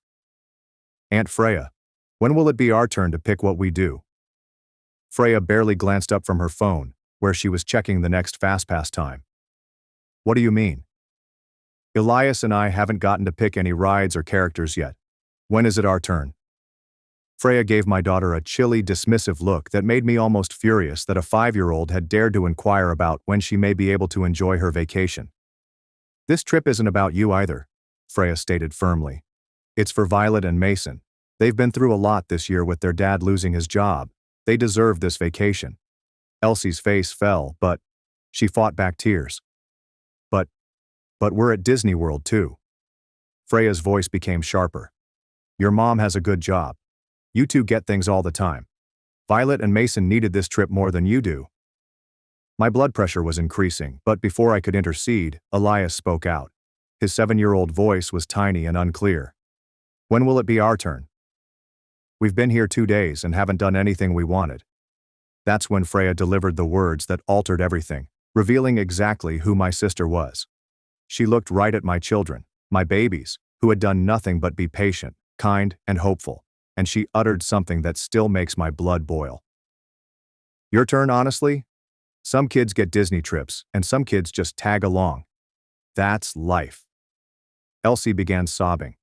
Not the exhausted complaining of an overburdened youngster, but the sorrowful tears of a young girl who had just been told she was unworthy of magic. Elias threw his arms around his sister, tears running down his cheeks, attempting to console her while dealing with his own grief. "Why are we even here if it's not for us too?" Elias asked quietly. Freya shrugged. "Your mom wanted to come, so we let you tag along. But don't get confused about whose trip this really is." I saw red. Actually, I saw red. My hands shook with wrath as I gazed at this woman who shared my DNA and had just mentally damaged my children for what crime? "Are you eager to see Disney World? Having hope?" But instead of bursting and causing a scene in front of the entire class, I did something unexpected. I smiled. "You know what, Freya? You're absolutely right." Her eyebrows rose, indicating that she was expecting a battle. "This trip is for your kids, and you know what? You should pay for it." I rose up quietly, picked up Elsie, and grabbed Elias's hand. "Come on, babies, let's go back to our hotel." "Where are you going?" Freya asked me. "We have fast passes for Kilimanjaro safaris in an hour." "Enjoy your safari," I said without turning around. "Send me pictures." Back at the motel, I hugged my grieving children and let them cry it out. Elsie continued wondering why Aunt Freya was so harsh, why they couldn't go on the rides they wanted, and why they weren't worthy of their own vacation. "Sometimes grown-ups make bad choices, baby girl, but that doesn't mean anything is wrong with you. You and Elias are perfect exactly as you are." After they had finally fallen asleep, I sat on the hotel bed with my laptop and began performing some math. Over the last 3 days, I have paid for. All flights cost $2,400. Freya's family's posh hotel charges $1,800 for 3 nights. My family's inexpensive hotel is $450 for 3 nights. All park tickets cost $2,100. So far, all meals totaled $850. All the souvenirs Freya's kids requested cost $300. Transportation, fast passes and extras, $400. Total thus far, $8,300. Previous assistance for 6 months, $8,000. Total loss, $16,300. We still had 4 days remaining, and Freya expected me to continue paying for her family's ideal vacation while treating my children like unwanted luggage. I opened my banking app and checked our joint account, which Freya had access to for emergencies throughout the trip. I placed $15,000 into the account particularly for this holiday, confident that my sister would not abuse her access. I then made a phone call. Hi, this is Mary Martinez. I need to report suspicious activity on my account and freeze all cards associated with it immediately. Of course, Ms. Martinez. Can you describe the suspicious activity? Someone has been making unauthorized purchases using my account information. I need all cards frozen until I can review the charges. Absolutely. All cards associated with accounts ending in 4739 are now frozen. You'll need to come into a branch or call back with verification to reactivate them. Perfect. Thank you. I hung up, and a sense of serenity washed over me that I hadn't felt in months. Tomorrow was going to be quite intriguing. The next morning I got up early to prepare our suitcases. I had made a decision during the restless night of cradling my weeping children. We were leaving, not only the motel, we were leaving Orlando completely. I booked our flights back home that afternoon and began loading our luggage into a rental car. My children awoke bewildered but delighted when I informed them we were going on a different kind of adventure. Are we going home? Elias inquired. We're going to have our own magical day, I assured him. Just the three of us. We're going to do everything you want to do. I drove us to Universal Studios instead. For the first time in 3 days, I saw my kids' faces light up with true happiness. Elias rode every roller coaster he was tall enough for, twice. Elsie met every character she'd imagined and had her stuffed Minnie autographed by numerous Universal characters who were eager to join along. We ate ice cream for lunch, went on rides without a plan, and simply had fun. It was really fun. The kind of spontaneous, joyous delight that cannot be planned or controlled. Around 2 p.m., my phone began ringing. Freya's first call arrived when we were riding the Mummy ride. I let it go to voicemail. Her second call arrived 20 minutes later. Then a third. Then texts began pouring in. Mary, where are you? We're meant to meet in Epcot in an hour. Hello? We've got supper reservations at 6. You should be here. Are you really ignoring me right now? We have fast passes. I put my phone on silent and focused on my children. Elias had just overcome his dread of the park's largest roller coaster, and Elsie had convinced a park staffer to give her free mini ears because she had been so sweet. This was what a family vacation was supposed to be like. The real fireworks began at 5 p.m. Freya's tone had changed from annoyed to scared. Mary, I had my card denied at a gift shop. There must be an error. Please call me quickly. Mary, Beckett's card is not working either. We are unable to pay for dinner. Where are you now? This isn't humorous anymore. We're stuck in Disney World without any money. Call me back right now. I finally answered the phone at 6 p.m., while my children were eating character-shaped pizza and behaving like the happy children they are. Hey, Freya. What's up? What's up? What's up? Our cards aren't working. We can't pay for anything. We're supposed to have dinner at California Grill in an hour, and Beckett just got humiliated trying to pay for Mickey pretzels. Oh no, I replied, not sounding sorry at all. That's terrible. Mary, this isn't a joke. We need you to come pay for dinner, and we need to figure out what's wrong with the cards. Actually, I know exactly what's wrong with the cards. Silence on the other end. I froze our joint account this morning. Funny thing about banking security, when you report suspicious activity, they take it very seriously. You what? I reported that someone was making unauthorized purchases with my money. Technically true, since I never authorized you to spend my money on a vacation that was specifically not for my children. Mary, you can't be serious. We're stuck here. We have 3 more days. You're not stuck, Freya. You have that inheritance money Beckett mentioned, right? The money that made this whole trip possible. The stillness was so extended that I feared the phone had been dropped. Freya, are you still there? The inheritance. Her voice was low now. There wasn't really an inheritance. So there it was. The reality I suspected but didn't want to believe. So, you lied. We were desperate. Beckett's been out of work for almost 8 months, not the few weeks I told you. We're behind on everything. Rent, car payments, credit cards. The kids kept asking about Disney and I thought if I could get you to pay for it, we could give them one perfect week before everything fell apart. So, you manipulated me into funding your family vacation by lying about having money, then made sure my kids would have a miserable time so yours could have a perfect trip. It wasn't supposed to be like that. You told my 5-year-old daughter that some kids just tag along, Freya. You made my son ask when it would be his turn at Disney World. You treated my children like second-class citizens on a trip I was paying for entirely. I'm sorry, No, you're not sorry. You're panicked because your free ride just ended. I could hear Beckett's voice in the background, questioning what was going on. Freya was crying now. Mary, please. We can't afford to get home. We put the flights on credit cards that are maxed out. If you don't help us, we're literally stranded. Part of me, the old responsible big sister, wanted to give in. I wanted to swoop in and solve their issues, like I always had. But then I looked across the restaurant to my children. Elias was carefully assisting Elsie in cutting her pizza while they both laughed over something on the children's menu activity page. Happy, calm, and finally able to be kids on vacation. You know what, Freya? I have a suggestion. Anything, please. Call Mom and Dad, call Beckett's parents, call one of those credit card companies you mentioned. Figure it out like the adults you're supposed to be. Mary, I'm hanging up now. My kids and I are busy having the vacation we deserve. I hung up and shut off the phone completely. We spent the remainder of the evening in Universal City Walk, eating dessert and watching street performers. My children were beaming with joy, and I realized it was the first time in months that I felt truly proud of a decision I had made for my family. The following morning, we traveled home. At the airport, I finally turned on my phone, which had 17 missed calls and 43 text messages. The messages told quite a story. Freya's frantic appeals for aid are followed by wrath, guilt, and manipulation. Beckett sent apologetic messages, stating that he knew about Freya's plot but was too desperate to stop it. Freya had called my mother, crying. What occurred in Florida? From my father. Your sister claims you abandoned them at Disney World. Kindly call. The final message from Freya was sent around 2 a.m. We had to contact Beckett's brother for emergency funds to get home. The kids grieved the entire last day, wondering where you, Elias, and Elsie went. I hope you are happy. You spoiled their holiday. I took a screenshot of the message. I'd keep it forever as a reminder of how distorted Freya's perception of reality was.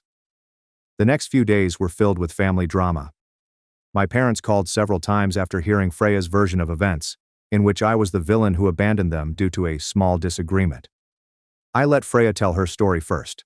Allow her to present me as the unreasonable sister who abandoned them due to broken sentiments. Allow her to portray the victim, whose children's lovely holiday was wrecked by their horrible aunt's greed. I then shared the screenshots. Each text message. Every manipulative falsehood. Every harsh remark she had made regarding my children not receiving equal treatment. I also revealed the financial breakdown, how much I'd spent aiding them over the months and how much I paid for their Disney trip, which was allegedly sponsored by a fictitious bequest. My folks were horrified. Not at me, at Freya. My mother murmured, "Over $16,000?" during our phone chat. You gave them that much money? And then she treated Elias and Elsie like that? The inheritance story was completely made up, I verified. She manipulated me into paying for their entire family vacation, then made sure my kids would be miserable so hers could have a perfect trip. What she said to the children? My father's voice was strained with rage. That's unforgivable, Mary. Those babies didn't deserve that. Word immediately circulated across our extended family. Freya had made the mistake of trying to rally relatives to her cause by repeating her victim story, unaware that I had proof of everything. Aunts and uncles who were initially sympathetic to Freya's plight gradually altered their minds when they discovered evidence of her lies and harshness. Her mother-in-law, who had always supported Freya's decisions, was horrified when she discovered how my children had been handled. What is the best part? Several family members began asking Freya detailed questions regarding the fortune she claimed. Under duress, her tale crumbled completely, and it became evident that she had been lying to several individuals about their financial status and Beckett's employment prospects. Beckett, to his credit, phoned me personally to apologize. Mary, I am so sorry. I knew what Freya was planning was wrong, but I was desperate. Seeing my kids so excited about Disney when I knew we couldn't afford it, I should have stopped it. I should have told the truth. You should have, I concurred. But Freya's the one who lied to me for months, manipulated me into paying, and then emotionally abused my children. That's on her, not you. Is there any way, could we set up a payment plan to pay you back? I know we owe you thousands of dollars. I've been thinking about this, Beckett. I'm not going to pretend that money doesn't matter, but honestly, I'm not holding my breath for repayment. Consider it an expensive lesson in familial boundaries. I understand. And Mary, For what it's worth, Freya hasn't been the same since we got back. I think she finally realizes what she did. That happened 3 months ago. Since then, my life has altered tremendously, largely for the better. I set tough boundaries with Freya. No further financial assistance. No more bailing her out of trouble. No more playing the part of the responsible big sister who solves everything. She's written several apologies texts, but they all sound the same. I'm sorry you were hurt, but I was just trying to help my kids. Notice how she has never apologized for lying, manipulating, or assaulting my children. She's sorry I was harmed, but not sorry for what she did. There is a distinction. In the meantime, my children are doing well. We enjoyed our own Disney vacation 2 months later, just the 3 of us, and it was everything their first trip should have been. Elias traveled up Space Mountain 4 times. Elsie met every princess in the park and gathered their autographs in a special book. Most significantly, they discovered that their happiness matters. That they should be handled with care and respect. And that sometimes the best family time occurs when toxic family members are excluded. The financial loss stings. I will not lie about that. Losing over $16,000 as a single mom working in healthcare is difficult to recover from. But I learned something valuable. No amount of money is worth enabling someone to treat your children as inferior. Freya's marriage has struggled since the Disney incident. Beckett obtained a new job, but their financial hardship has become crushing. They had to move in with Beckett's parents because they couldn't afford rent, and rumor is that Freya is still trying to figure out how to blame their position on someone else. My parents have had a relationship with Freya, but it has changed. They no longer reflexively side with her, or expect me to make compromises for family peace. They've also made it plain that Elias and Elsie are welcome at family gatherings, but any events Freya planned must be paid for by Freya. The most pleasing update came last month, when my cousin noted that Freya had asked her for money for a small family vacation. Something simple for the kids. What was my cousin's response? Why don't you ask Mary? She helped you with that Disney trip, right? My relative described Freya's face as priceless. But the true victory isn't Freya's defeat. This is the chat I had with Elias a few weeks ago. He was telling me about a school friend whose family was planning a vacation to Six Flags. And the friend was concerned that his little sister would ruin the enjoyment by wanting to do little kids stuff. That's not how family trips should work, Elias observed carefully. When we go places, everyone should have fun. That's what makes it special. My 7-year-old son learnt more about fairness, generosity, and family devotion from observing his aunt's bad behavior than from a dozen lectures combined. Sometimes the best lessons come from observing what not to do. As for me, I'm currently dating someone. Michael is an excellent paramedic. When I told him the Disney anecdote, he responded. Immediately and clearly, anyone who treats kids that way isn't family. You did the right thing. It's wonderful to be with someone who knows that defending your children is non-negotiable, even if it means standing up to family members. We are arranging a trip together this summer.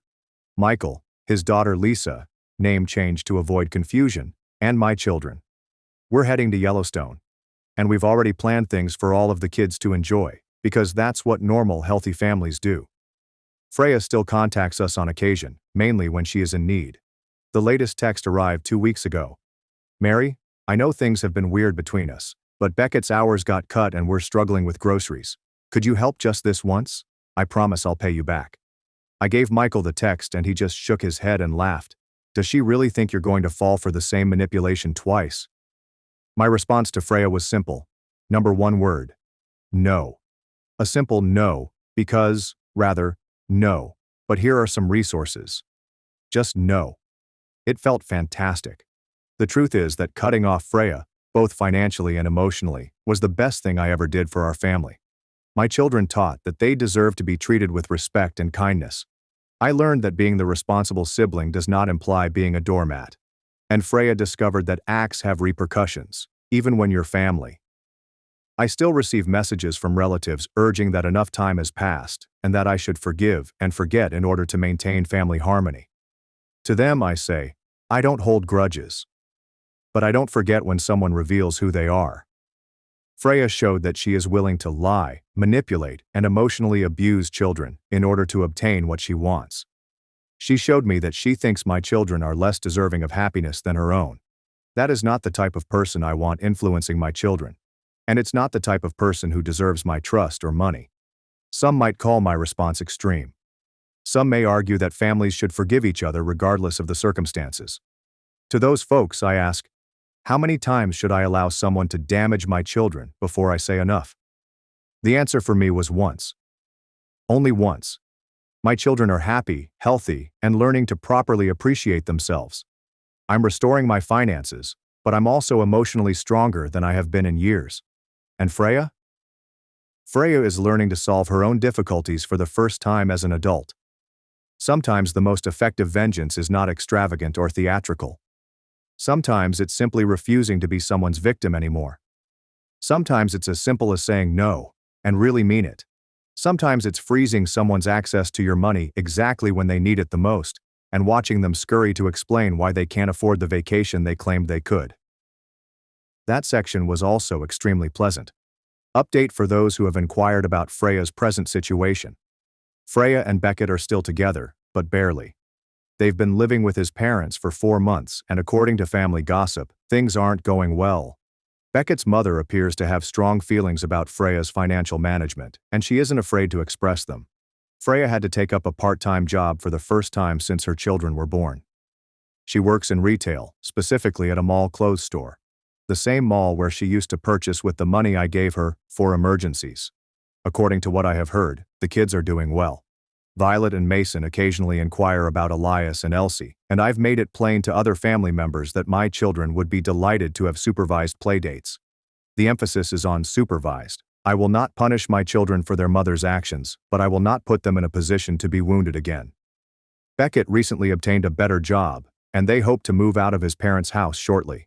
But Freya hasn't apologized. I really apologize. Not just apologize for hurting me. So our relationship remains precisely as it should be, non-existent.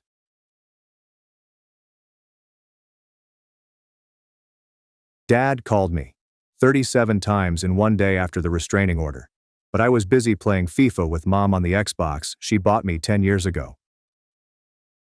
Growing up, I was persuaded that my parents would be together forever. After all, they exhibited all the characteristics of a loving relationship. Every day my father would rage at my mother about little matters, and every night, she would weep herself to sleep. It wasn't until I was 8 that I recognized this wasn't normal, because my mother informed me that she and my father were divorcing. At the time, I thought it was cool because all I knew was that they would eventually cease fighting. I would have 2 birthdays and 2 Christmases, and the first year was fantastic. My mom purchased me an Xbox One, and I was overjoyed to see her smile for once. So, when I got to my father's house, I expected something equally cool, if not cooler. But he didn't get me anything. Well, I wasn't a privileged youngster, so I didn't care, and spent December 26th playing FIFA on my Xbox while listening to Avicii's The Nights, The Wonderful Old Days. But halfway through, my father barged into the living room and disconnected everything. Your mother is an effing embarrassment for getting you everything. You're too little to understand, but it suggests she doesn't genuinely care about you. He was correct. I didn't comprehend anything. But I knew one thing. I wanted to keep my father pleased. So I just nodded, and we spent the rest of the day watching vintage NBA games from the 1980s together. The next morning, when he was supposed to drop me off at my mother's, he was still asleep on the couch, holding a beer bottle. I jolted him up, and as soon as his eyes opened, he burst out crying. Son, your mother is trying to keep us apart. It breaks my heart when you're not around. Please don't go. As I peered into his tear-filled eyes, there was no way I could say no to him, so I just nodded and put my arms around him as tightly as I could. My father spent the next few days transferring me to a school in his region and getting me to cut relations with my mother. I was already being bullied at the school near my mother's house, so it seemed like a no-brainer. But a week later, when New Year's Eve came along, I remembered how pleased my mother had been to bring me to a homemade ice cream business near us. She was finally going to let me stay awake until midnight and agreed to watch the ball drop in Times Square on TV together. So I asked my father if I could borrow his phone to call my mother. He then reached into his pocket and pulled out his black long necklace, which had a broken heart attached to the end. This is how I feel when your mother tries to keep us apart. You're safe with me. Don't ruin it. He then wrapped the necklace around my neck as if it were my key to his house. I masked my grief beneath phony smiles and laughter, not wanting my father to think he wasn't enough for me. I began to detest every youngster I saw walking with his mother because they were unaware of how fortunate they were. And if I was hurt by a bad grade or fell in the park, I wanted my mother to throw her arms around me and assure me everything was going to be fine. Looking back, I never quite got over the pain. I just let my heart become cold and harsh. Every Christmas, I'd beg my father if I might spend the day with my mother, but he'd tell me she'd already found a new man and had forgotten about me. When I searched her up on Facebook, I discovered that her profile picture included her and another man. So I started believing everything my father said, that Mom had abandoned us without a second thought. By the age of 16, I had had nearly 8 unsuccessful relationships and couldn't maintain a connection for more than a year, because my father educated me to believe that all women were, and it's always better to go before they left you.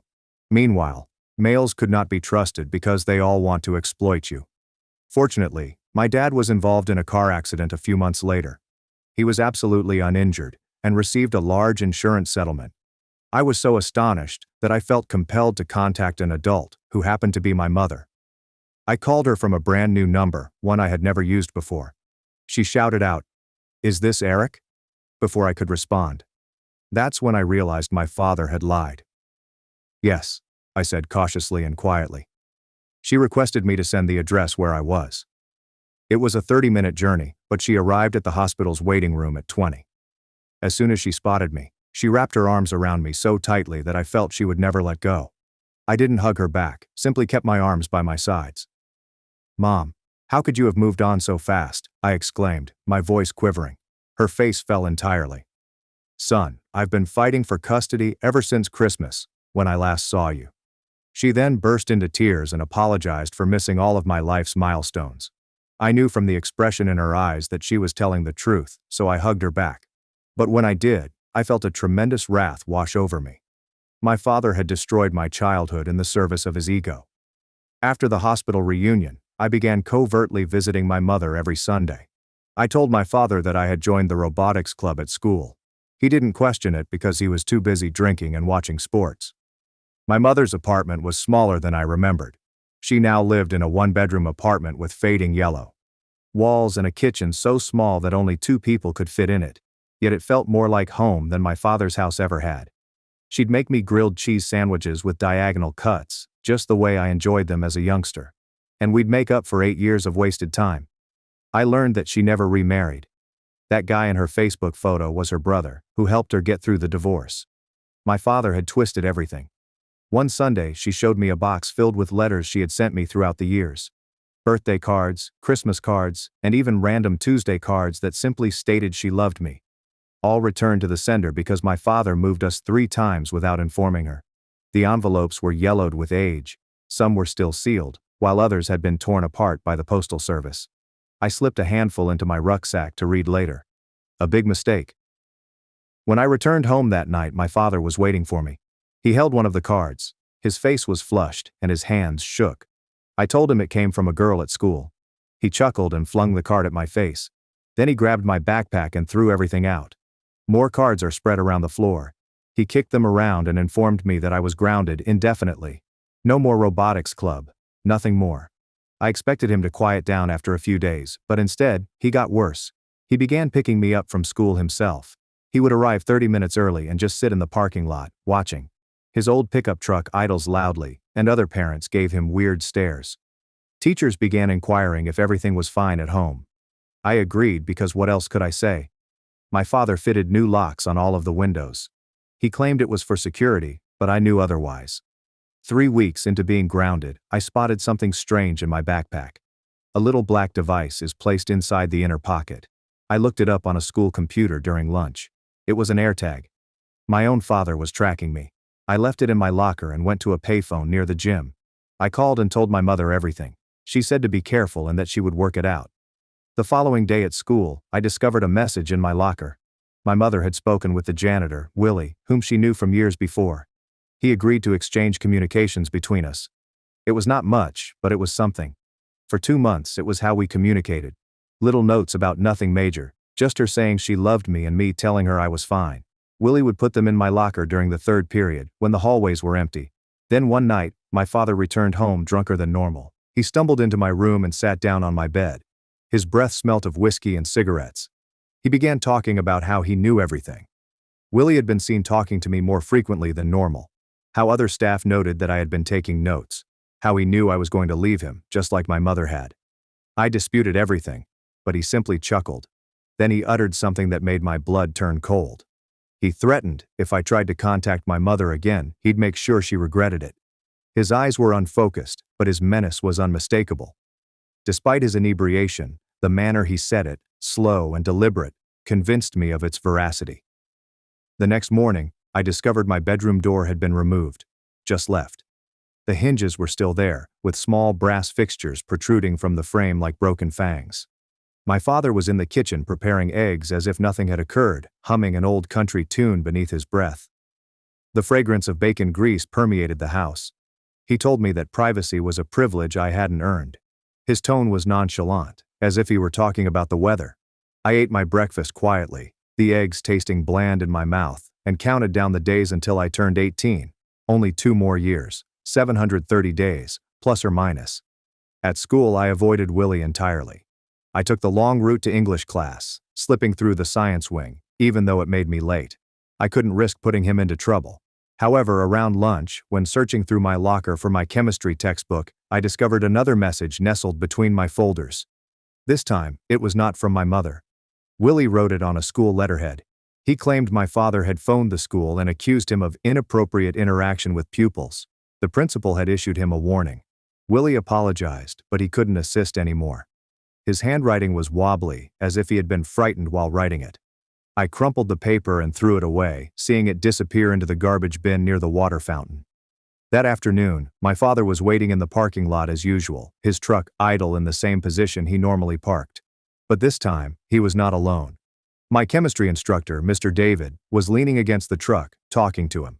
They both nodded and appeared serious, their heads bent together like conspirators. Mr. David was gesturing with his hands, and my father kept stroking his shoulder in that phony, pleasant manner he had. When I got inside the truck, my father said nothing.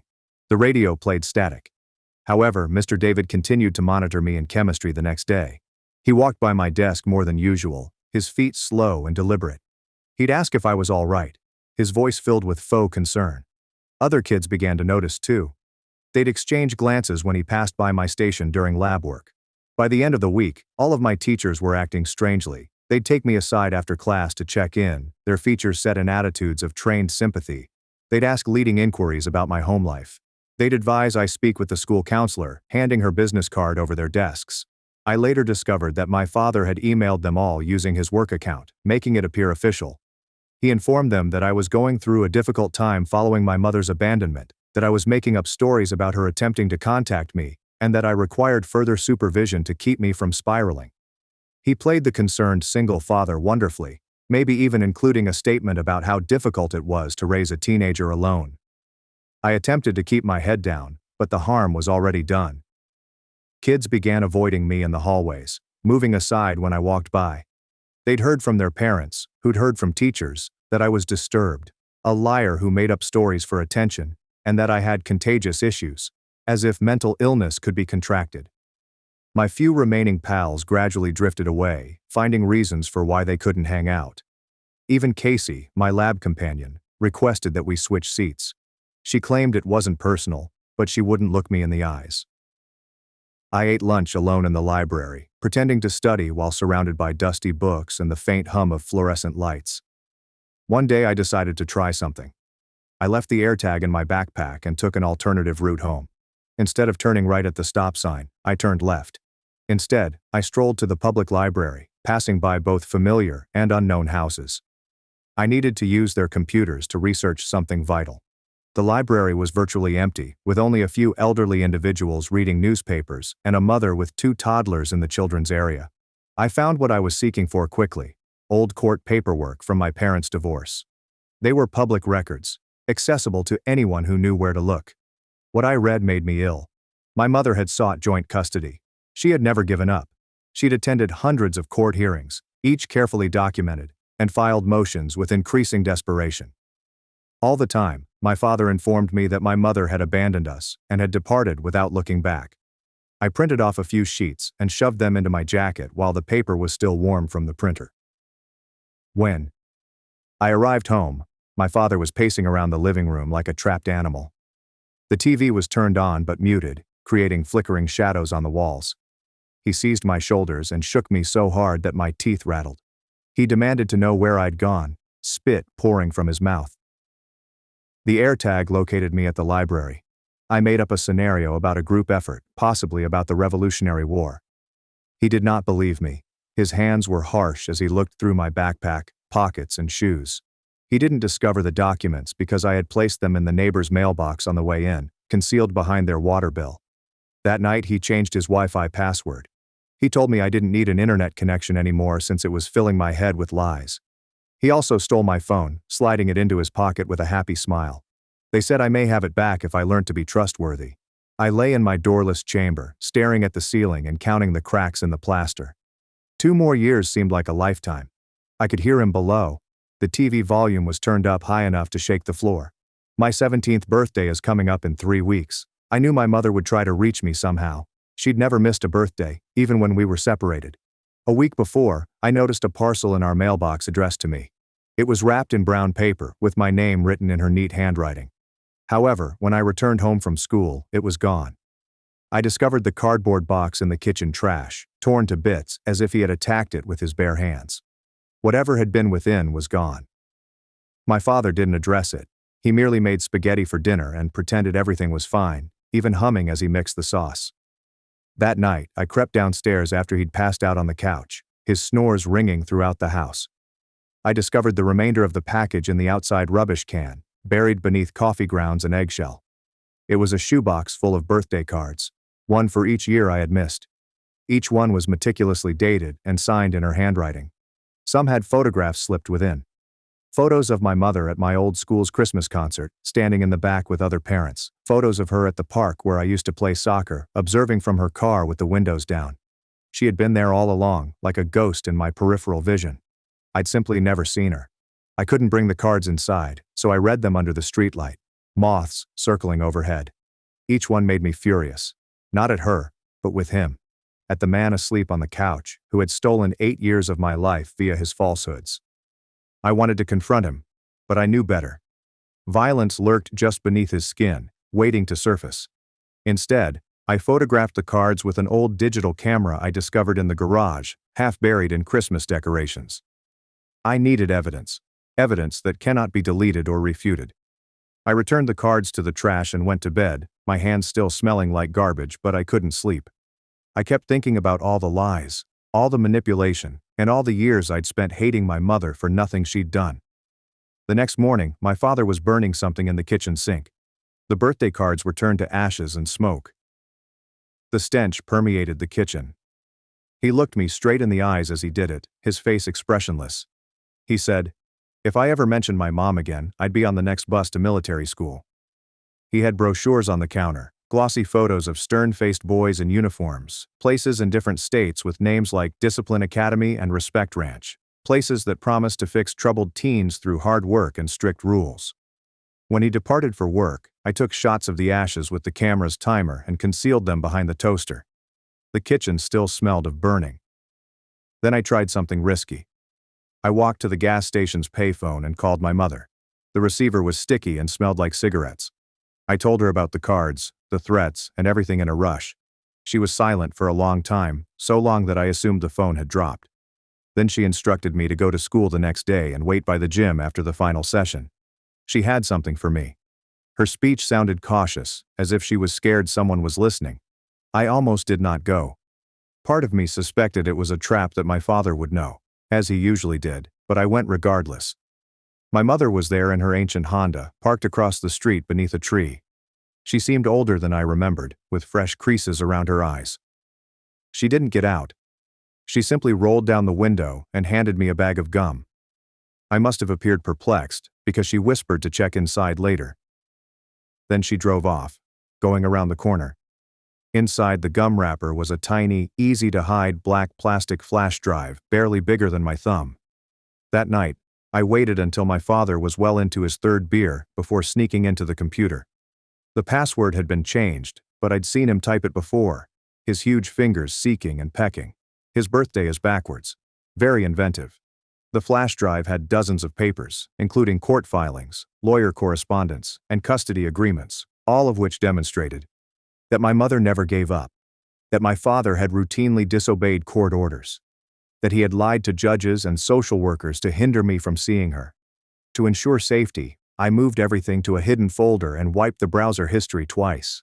I couldn't stop myself from doing it again at dinner the next day. The words spilled out before I could stop them.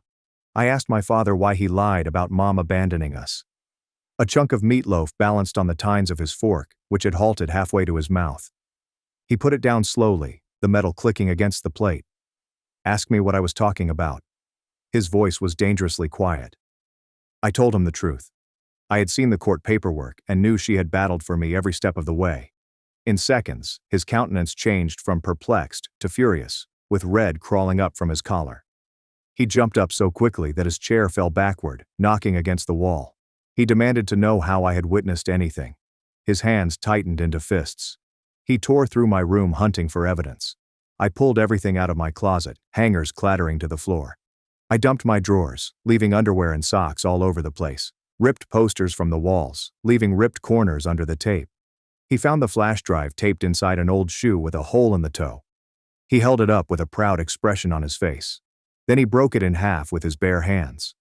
Plastic shards struck my chest as they were thrown at me. Told me to pack my belongings. I said I was done. He claimed I could live on the streets for all he cared. He said that my mother had turned me against him, precisely as he predicted she would, poisoning my mind from a distance. I packed what I could fit into my school backpack: clothes, a digital camera wrapped in a t-shirt, and a notebook in which I had meticulously documented everything. He stared from the doorway, drinking directly from a whiskey bottle, the amber liquid splashing. When I attempted to escape, he blocked the door with his body. He changed his mind. Said I couldn't leave since I was his son and would stay till I was 18. Then he could wash his hands legally. He pushed me back inside, hard enough to bruise, and closed the door from the outside. I heard the deadbolt click in place. I spent 3 days trapped in my room. He would slip food under the door twice a day, generally sandwiches and water bottles. Allow me to leave only for restroom breaks while standing watch in the hallway. I missed school.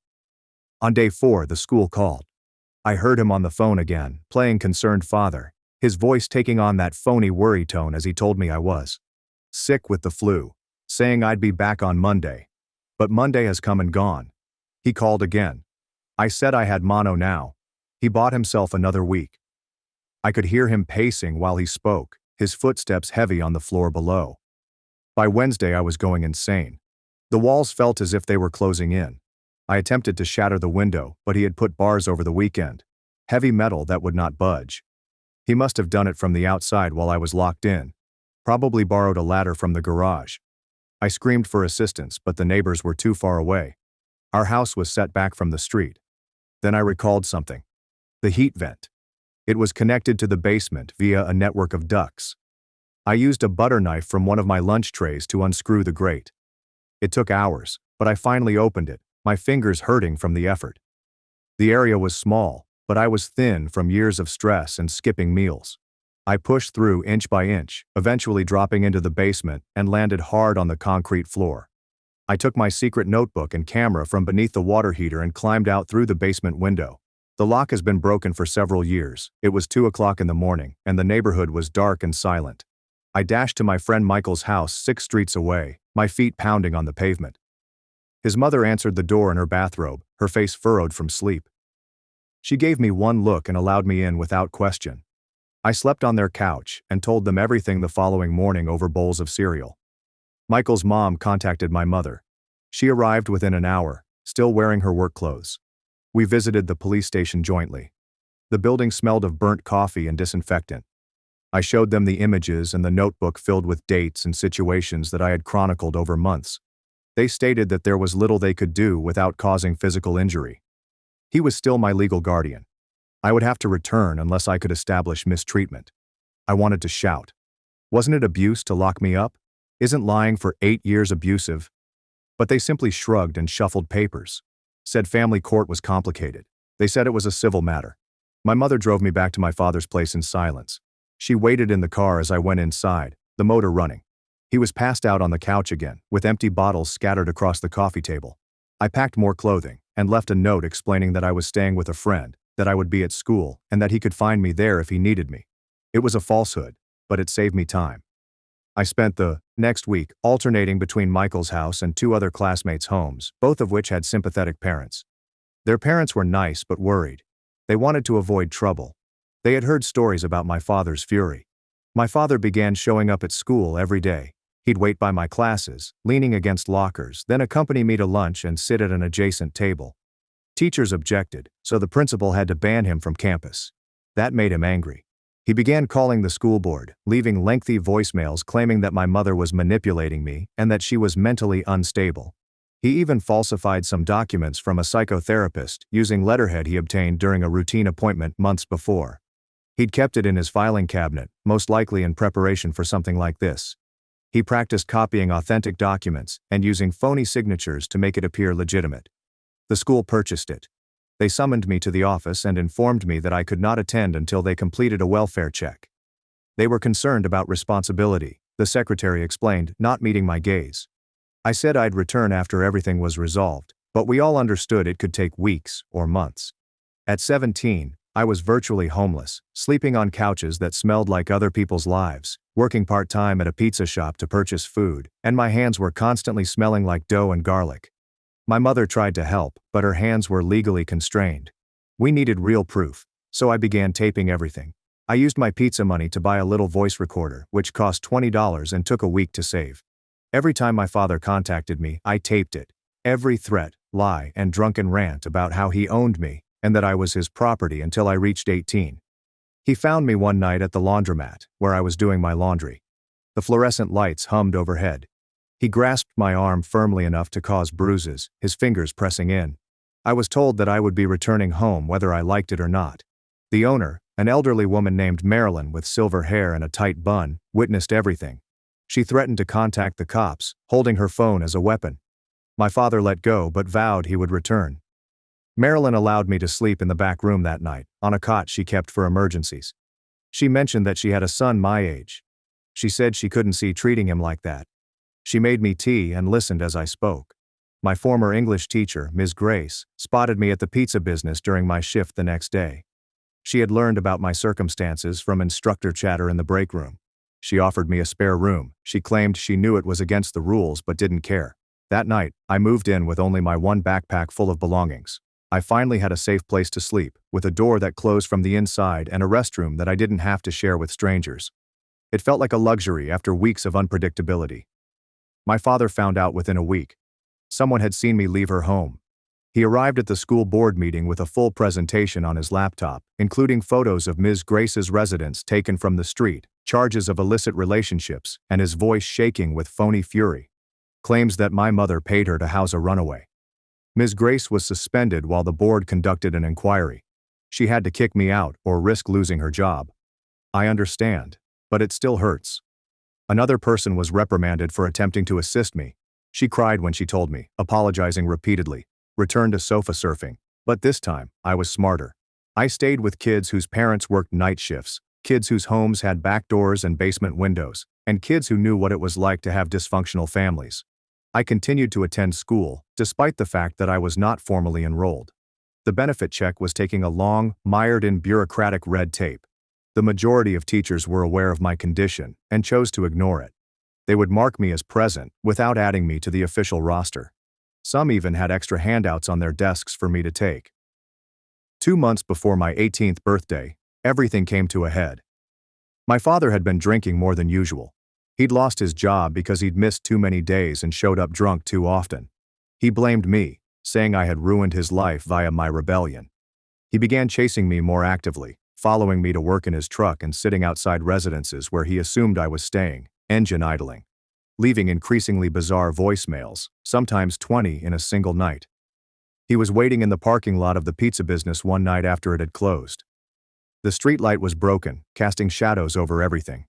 He was as intoxicated as I had ever seen him. He could barely stand and swayed like a branch in the wind. However, he managed to corner me against my car, his breath hot and nasty. I started yelling about respect, family, and how I owed him everything. How he reared me alone. What a sacrifice he has made. Stephen, the janitor, heard the disturbance from inside. He wielded his mop as a weapon, raising its wooden handle. I told my father to back off, or he'd call the cops. My father swung at him, but missed. His initial contact with air resulted in him falling flat on his face in the parking lot, gravel embedded in his palms. Stephen assisted me in getting him into my car, and the two of us struggled with his dead weight. He suggested I take him to the hospital, but I had a better idea. Instead, I drove him to the police station, his head resting against the window. He told them he was hammered and had attempted to assault someone. They kept him in the drunk tank overnight. I visited his residence while he was locked up. I used my old key, which he didn't know I had duplicated. We gathered more proof. I found letters from lawyers my mother had employed throughout the years, all of which had been rejected or disregarded. Found written emails in which he boasted to his buddies about keeping me away from her, calling her insane and unstable. Found a journal in which he recounted his plans to turn me against her, written in his cramped handwriting. I photographed everything page by page. The next morning, I met my mother at the courthouse. The building was old and smelled like floor wax. We applied for a restraining order. I showed them the bruise images, purple and yellow on my arm, the audio of his slurred threats, and the witness accounts from Stephen, Marilyn, and Willie. The judge issued a provisional order. My father couldn't get within 500 feet of me. It was only paper, but it felt like freedom. When he got out of the drunk tank, a sheriff's deputy served him with the papers. He called me 37 times in one day. I didn't say anything, just watched the phone light up again and again. He attempted to fight the restraining order. He arrived in court dressed in his best suit, which he had worn to church on Easter. I played the victim, said I was a difficult child who had been brainwashed by my mother. But then my mother's lawyer played the recordings. The judge overheard him threaten me. I heard him admit to lying about my mother. I overheard him say he would rather see me dead than with her. The provisional order became permanent. He had to give up his pistols to the sheriff. I had to take anger control classes. They had to remain away or face jail time. My 18th birthday eventually arrived on a Tuesday. I awoke in Miss Grace's spare room. She'd allow me back in after the investigation cleared her. My mother was in the kitchen baking pancakes with chocolate chips, my favorite since I was 5. The stench permeated the small dwelling. We visited the courthouse that afternoon.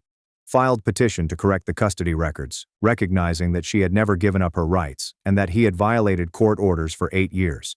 It would not change history, but it would correct the record. The clerk stamped each paper with a gratifying clunk. My father attempted one last move. He filed a complaint with Child Services. Said my mother was unfit. She said she had kidnapped me. They said I was in danger. But by then, I had a thick folder full of evidence, including images, recordings, witness accounts, and court documents. The investigator took one glance and decided to close the case. Said it was obvious who the real threat was. My father was told that filing false reports was a criminal. That was his last attempt to manipulate the system against us. The investigator even apologized for what I had gone through, shaking her head as she read through the documents. That Christmas, I had saved enough money at the pizza place to get my mother something special. However, this is no ordinary present. I went to Best Buy and chose an Xbox One, the same model she had bought me all those years ago. The box weighed more than I remembered. When I gave it to her on Christmas morning, she simply stared at it. Then she began crying. Not sorrowful tears, but those that occur when something comes full circle. She said she didn't need it, but I reminded her it wasn't about that. It was about her realizing that I had finally seen her. I really saw her. All those years of fighting for me, even when I believed Mom had given up. We spent the day playing FIFA together. She was horrible at it. Continued to pass to the wrong team. But she laughed the entire time, and the sound filled every empty spot in my chest. The flat smelled of cinnamon buns and hot chocolate. We had Chinese food for dinner because neither of us wanted to cook. I ate it right from the carton while watching old movies. It was the kind of normal I'd been looking for in a decade. My father tried to contact me several more times after that. He'd used different phone numbers, most likely acquired from his drinking companions. The messages were consistently the same. He apologized. He changed. He only wanted to communicate. I never replied. I eventually changed my phone number. My mother helped me pay for a new phone plan in my own name. The first bill mailed only to me felt like a graduation. I graduated from high school 6 months late, but I finished. I walked over that stage in a cap and gown that were a little too big. My mother was in the audience, taking pictures with her phone, probably hundreds of the same shots. Miss Grace was also there, and Willie, and even Marilyn from the laundromat. My father wasn't there. I'd made certain of this by having security review the list. but I kept peeking over my shoulder. Old habits. That summer, I secured a better position at a warehouse loading trucks. The money was reasonable, and they didn't ask too many questions about my poor academic record. I saved every single dime I could.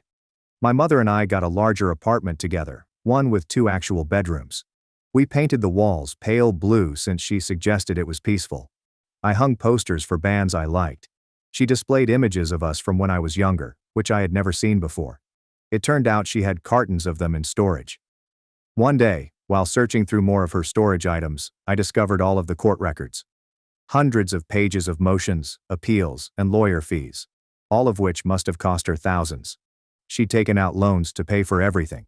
She worked double shifts in the hospital as a nurse. All the while, my father was telling me Mother had abandoned us. I wondered why she never gave up. She claimed she couldn't. Said I was her child, and that was that. There was no major speech, just facts. We created new traditions. Sunday dinners were spent attempting to cook something new and typically failing miserably. She used to fall asleep midway through movie evenings. Morning coffee, where we'd sit and not chat, just be in the same room.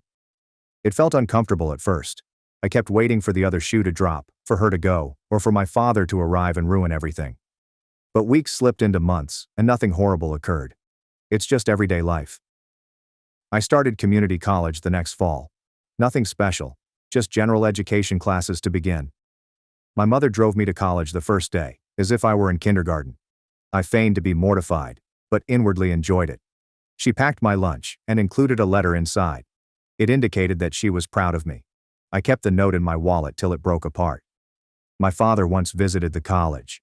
I was walking to my car after class and noticed him leaning against a tree. He appeared older and thinner. His hands shook slightly. He stated he only wanted to converse. He said he was in AA presently. We had a sponsor and everything. I responded, good for him, but I wasn't ready. Maybe I'd never be ready. He nodded, as if he understood, but I could see rage flashing in his eyes. Under the new somber surface, Dad is the same as always. After I reported it, security let him off campus. They claimed he'd been barred from the property. I did not feel horrible about it. He had made his decisions for years. Now I'm making mine. After that, my mother purchased me pepper spray. I never had to use it, but I kept it on my keychain nonetheless. A small black cylinder that made me feel safe. I met a girl during my English class. Her name was Madison, and she possessed a laugh that filled entire rooms. She did not flee when I informed her about my messed up family situation, just said everyone has their belongings. We studied together in the library and drank coffee between classes. Typical college activities that felt unusual to me. She met my mother after several months. They hit it off right away and shared embarrassing stories about me. My 21st birthday came and went without incident. My mom baked a cake from scratch. It was uneven, and the frosting was overly sugary, but it was ideal. Madison came over and we played board games until midnight. Nobody got hammered, nobody yelled, nobody cried. It was the kind of birthday I had wished for as a child. My dad had moved to another state, and I found out about it on Facebook. Some cousin wrote about it. He said he was working construction in Arizona, living in a trailer and presumably still drinking. But that was no longer my concern. I blocked the cousin after that. He didn't need an update on his life. I didn't want them either. My mother began dating again when I was 22. Paul is one of her book club members. He was calm, courteous, and constantly brought her flowers. I was suspicious at first. I kept a close eye on him whenever he came over. But he never raised his voice or made her weep. Simply treated her as she deserved to be treated. They married 2 years later, in a tiny ceremony in our backyard. I walked her down the aisles. I completed my associate's degree and transferred to a 4-year institution. I earned a degree in social work. It seemed fitting. My mother also cried at that graduation. Once again, happy tears. Paul was there, snapping shots with an actual camera as if it were the 1990s. Madison was there, wearing the promise ring I had saved for. My father wasn't there. I didn't even think about looking for him this time. I got a job at a youth shelter after graduating, working with children who reminded me of myself, those with difficult families and nowhere safe to go. I told them my story when it seemed to assist. Demonstrate to them your ability to persevere. You might break the cycle. That family was not always blood-related. My mother and I still have Sunday dinners. She is a better cook today. I invite Madison, she brings Paul, and we eat too much while laughing about nothing essential. My mother occasionally glances at me when she believes I am not paying attention. She has this sweet expression on her face, as if she is still shocked that I am there. I got it. Sometimes I'm astounded too. Last week I was cleaning out my closet and came across an old black necklace with the broken heart that my father had given me. I'd kept it for years, buried in a box of old school supplies. I lifted it up to the light, recalling how heavy it felt around my neck, how it identified me as his. I put it in the trash without ceremony. I did not feel furious or depressed. Just finished. My mother called while I was taking out the trash. She said she loved me. She said it randomly, as she does occasionally, as if she was making up for the years she couldn't. I told her I loved her too. I meant it. The garbage truck arrived and took that necklace along with the rest of the debris. Good riddance. However, I still have the images, which serve as evidence. I keep them in a filing cabinet at my apartment. Madison questioned why once. I informed her that it was proof. Proof that it actually happened. That I hadn't imagined everything. That I made it through it. She stated I didn't need proof. I was the proof. Living, breathing, and establishing a life. She was correct. But I retained the files nonetheless. Sometimes I wonder what would have happened if I hadn't contacted my mother that day from the hospital. If I had believed my father's falsehoods forever. If I were him, angry, domineering, and alone. But that is not what happened. What transpired was messier, harder, but ultimately better. I got my mother back. I got myself back. I created a life worth living. My father wrote me a letter last month, our first contact in years. His handwriting was shaky. He claimed he was unwell. Liver issues. I wanted to make amends before it was too late. I read it twice before filing it in the cupboard with the rest. Maybe someday I will react. Perhaps I won't. Right now I am focused on my life, the family I picked, and the future I am creating. The thing about growing up with lies is that once you see the truth, you can't unsee it, but you get to choose what to do with it. You can let it make you bitter or better. I selected wisely. It wasn't easy or clean, but it was mine, and that was enough. My mom still has the Xbox. She occasionally plays it when I visit. Still poor at FIFA but improving. We chuckle about how a gaming system became a symbol for us. How can something so basic mean so much? But that's how things go sometimes. The great events are hidden in the tiny ones. You only need to be paying attention. So that's my story. A child with a troubled father returns to his mother, establishes a life, and learns to trust again. Not quite Netflix stuff, but it is mine. And, for what it's worth, if you're reading this and experiencing a similar situation, know that things will get better. Perhaps not perfect, but better. And sometimes, it is enough. Actually, most of the time, that is enough. It is everything.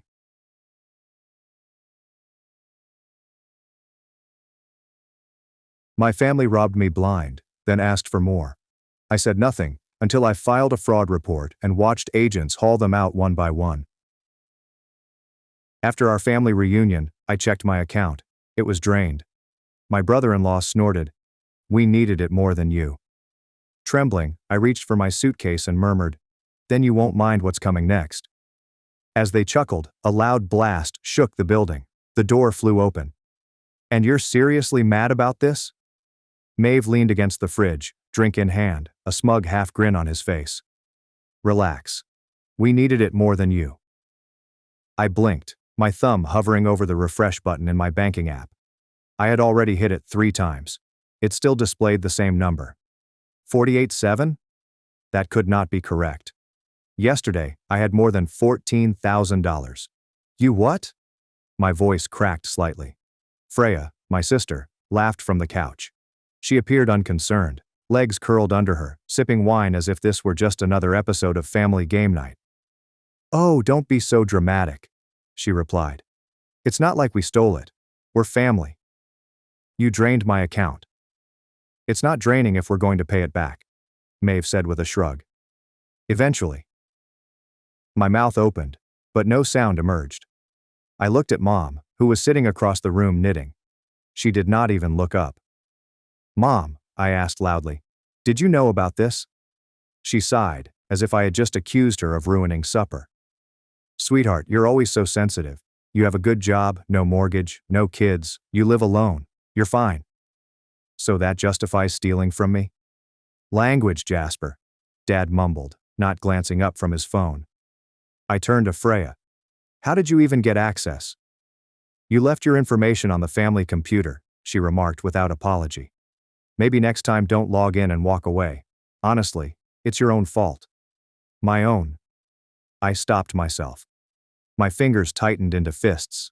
My breathing had become shallow. You're making this a bigger deal than it needs to be, he remarked. It's not like we wasted it on nonsense. We paid rent, bought groceries, survived. You didn't ask. We didn't think we had to, Freya exclaimed. You've been paying for stuff for years. What's the difference if it comes through you or from you? I cautiously picked up my luggage. Nobody moved. Nobody apologized. Nobody even seemed surprised. You're leaving already? Mom inquired. Yep, I replied, zipping my coat. But don't worry, I'll be in touch. Don't be like that, Freya said, rolling her eyes. We needed it more than you. That's just facts. I grabbed for the doorknob and paused. Then you won't mind what's coming next. They laughed. But outdoors, something had already begun. You always helped. That's what you're for, right? Hey, you okay?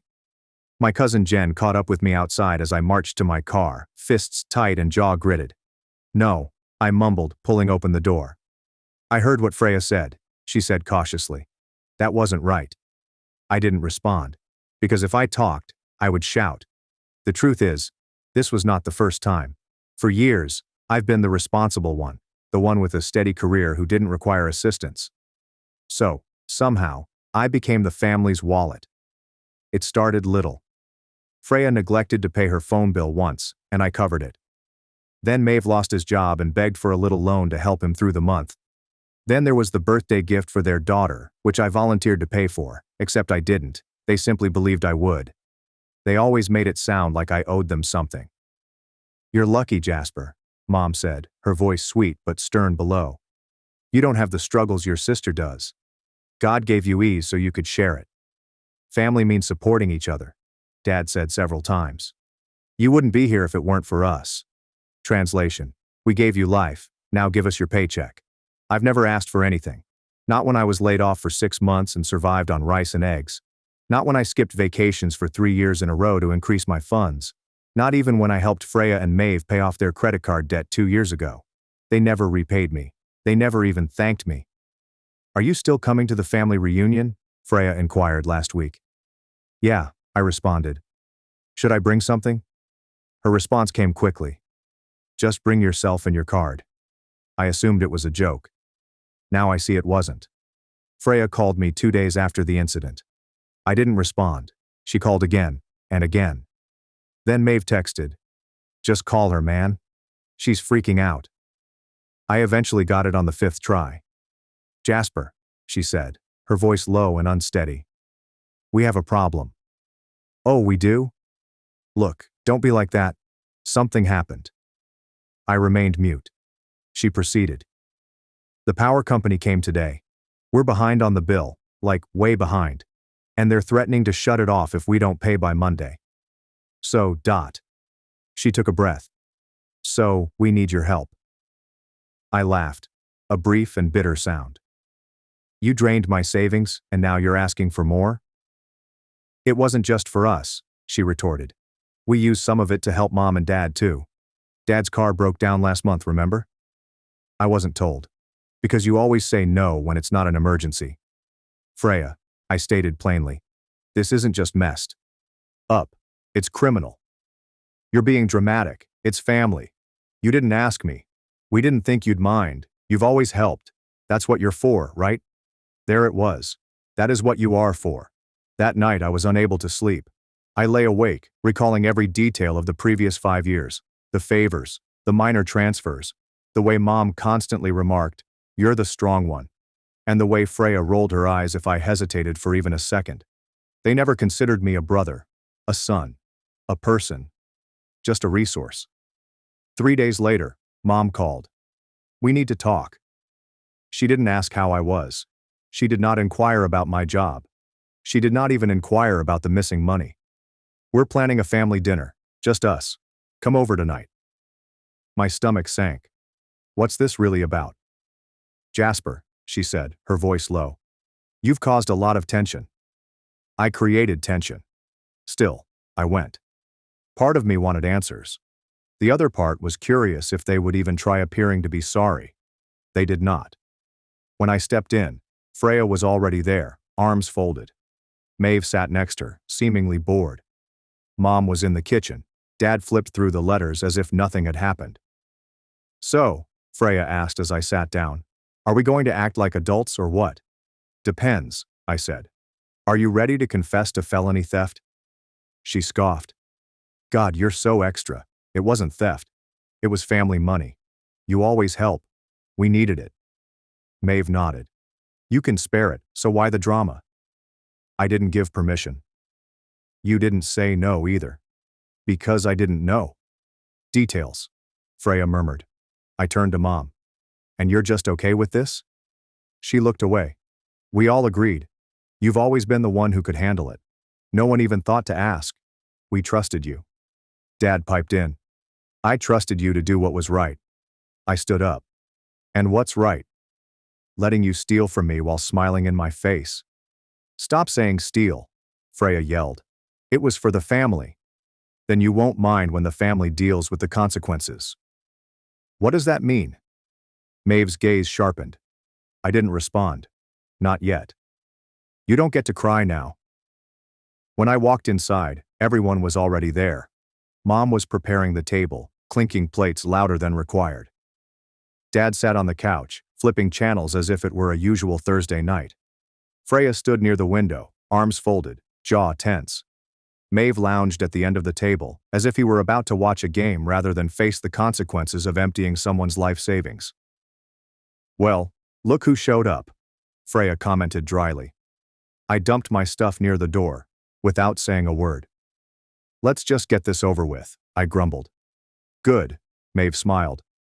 Maybe we can finally stop pretending you were robbed. I was robbed. I sat down. That was the cue.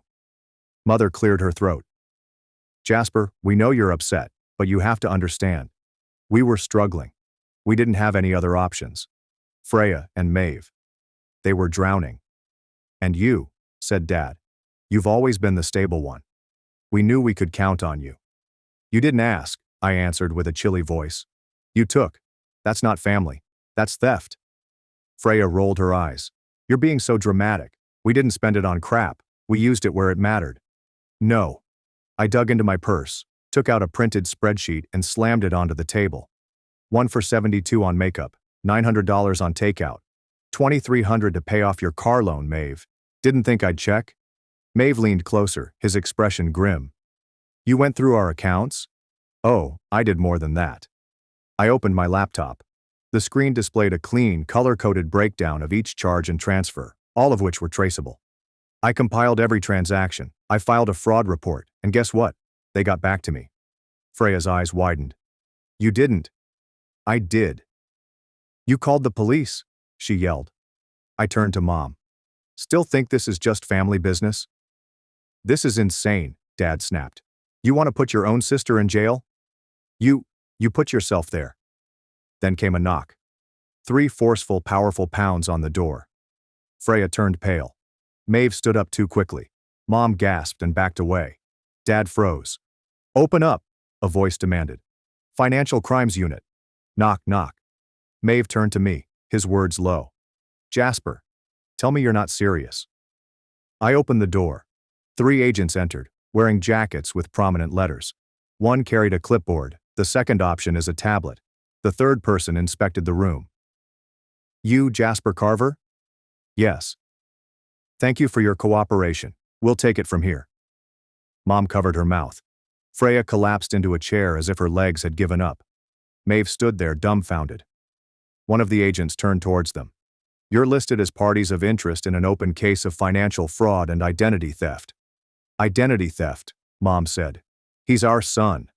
The agent did not blink. Family ties don't make illegal activity legal, ma'am. We didn't steal anything, Freya exclaimed. We had a right. He always helped us. Being entitled to someone's money does not make it yours. Another agent explained gently. Remain seated, please. I simply stood back and watched. For the first time in my life, no one talked over me, mocked me, or laughed at me. Mom turned to me, her voice quivering and her eyes already welling up with tears. Jasper, please. We didn't mean to hurt you. We were just desperate. You've always been the strong one. You're the only one we could count on. I looked her dead in the eye. You don't get to cry now. She covered her mouth and wept. Freya attempted to say something, but no words came. Maeve appeared ready to flee, but sat down under the agent's gaze. You want to talk about what family is? I asked, stepping forward. It's trust. It's respect. It's asking, not assuming, not stealing, not laughing while you bleed me dry. They said nothing. I collected my luggage from the floor and turned to face the lead agent. I'll be outside. And this time, they did not stop me. You're free now, Jasper. Don't go back. I exited the house in silence. Nobody chased me. Nobody called my name. For once, there was no guilt. There's no drama. There was no Freya yelling after me with her customary, "How could you?" Just the chilly night air and the sound of tires crunching behind me as the investigators led them out one by one. I did not remain to watch. That night, I drove without a direction, past closed coffee shops and lit gas stations with my phone constantly vibrating in the passenger seat. I didn't answer a single call. I didn't want to hear apologies that seemed like excuses. By midnight, I had parked outside the only place that had ever felt like a secure harbor, my grandmother's old house. She died several years ago, but I still had the key. She used to tell Jasper, if they ever turn on you, come here. The door will always be open for you. That night it did. I slept for 11 solid hours. No texts. There is no guilt. There was no stress pulling down on my chest, like it always did when I was around my family. When I woke up, I poured coffee into a chipped mug and stood at the window, watching the sun creep over the fence she used to garden behind. For the first time in years, I felt able to breathe. But the silence did not last. The first email arrived that afternoon. From Dad. This has gone too far. You've humiliated the entire family. What happened to loyalty? I didn't respond. Then Freya texted. I hope you're happy. They're freezing my accounts. Maeve's being investigated at work. You ruined our lives over a couple of payments. A couple? Consider tens of thousands of dollars. Consider 5 years of silent sacrifice. Then came Mom. A voicemail, her voice faint and breaking. You didn't have to do it this way. We could have handled it like a family. Jasper, sweetheart, please. They're threatening charges. They said we might lose the house. I replayed that line in my thoughts. They might lose their house. And suddenly, I wasn't angry. I was not vengeful. I honestly didn't care. Because I had already lost my home years before, when they thought I was worth more as a financial account than a son. 2 days have gone by. Then a message appeared from someone I didn't expect. Maeve's brother. We were not close. Maybe speak 5 words to each other on birthdays. However, his text was simple. Just so you know, Freya's trying to shift blame on you. Says you knew and approved the money transfers. There's a lawyer involved. Watch your back. I nearly laughed. Even now, with everything crumbling, she was still attempting to spin it. That night, I called my attorney. Send everything, I said. Said we're not just pressing charges. I want a restraining order too. However, not all messages were antagonistic. A week later, I received a short email from Kelly, Maeve's sister. I know we haven't spoken in years, but I just wanted to say you were right. About all of it. About how they treat you. About how toxic it's gotten. I used to think you were just cold. Now I think you were brave. I looked at her message for a long time. Brave. Nobody in my family has ever used that word on me. One morning my phone rang again. Unknown number. I almost turned it down, but something told me to pick it up. Jasper. The voice was tiny and raspy. It's Freya. I did not say anything. She continued talking. Look, I know I messed up, okay? I went too far. I didn't expect it to go like this. Maeve has been suspended. Mom won't stop crying. Dad won't even speak to me. And you? She paused. You always had the power to ruin everything, and you finally did. I did not say anything for a moment. Then I said flatly, I didn't ruin anything. I just stopped letting you walk over me. Silence. Then, can you just stop it now? Drop the charges, please. I'll do anything. Just make it stop. I nearly felt something. Almost. But then I remembered what she said the night of the reunion. We needed it more than you. I smiled grimly. No, I replied. You made this mess. You live in it. So I hung up. That night, I made supper quietly, listened to my favorite college record, sat on the porch with a mug of coffee, and watched the world go by. And, for the first time since I was a teenager, no one asked me for money, no one guilt-tripped me, and no one made me feel like I was only important if I donated something. I was no longer their wallet, I was just me, and it was enough. I am not your bank, I'm not your backup plan, I'm done. It's strange how silent tranquility is. No one tells you that. You imagine it will be like fireworks, loud music, or a big party. But to me, tranquility sounded like, nobody asked me for money, nobody calls me selfish, nobody writes long texts like, since you're the only one doing well. Just silence. Glorious, undisturbed silence. It had been 3 months since the night I blew up everything. 3 months since the investigation began. Since my family stared at me in disbelief as agents came through their front door. Reality has finally punched through years of delusions. They claim you cannot pick your family. Maybe it's true. However, you may determine how much of yourself you're ready to sacrifice in order to keep them happy. And I was finished losing. The repercussions came quickly. Freya and Maeve, pure damage control. First, a lawyer emailed my attorney, offering to handle the problem discreetly. No apologies, no ownership.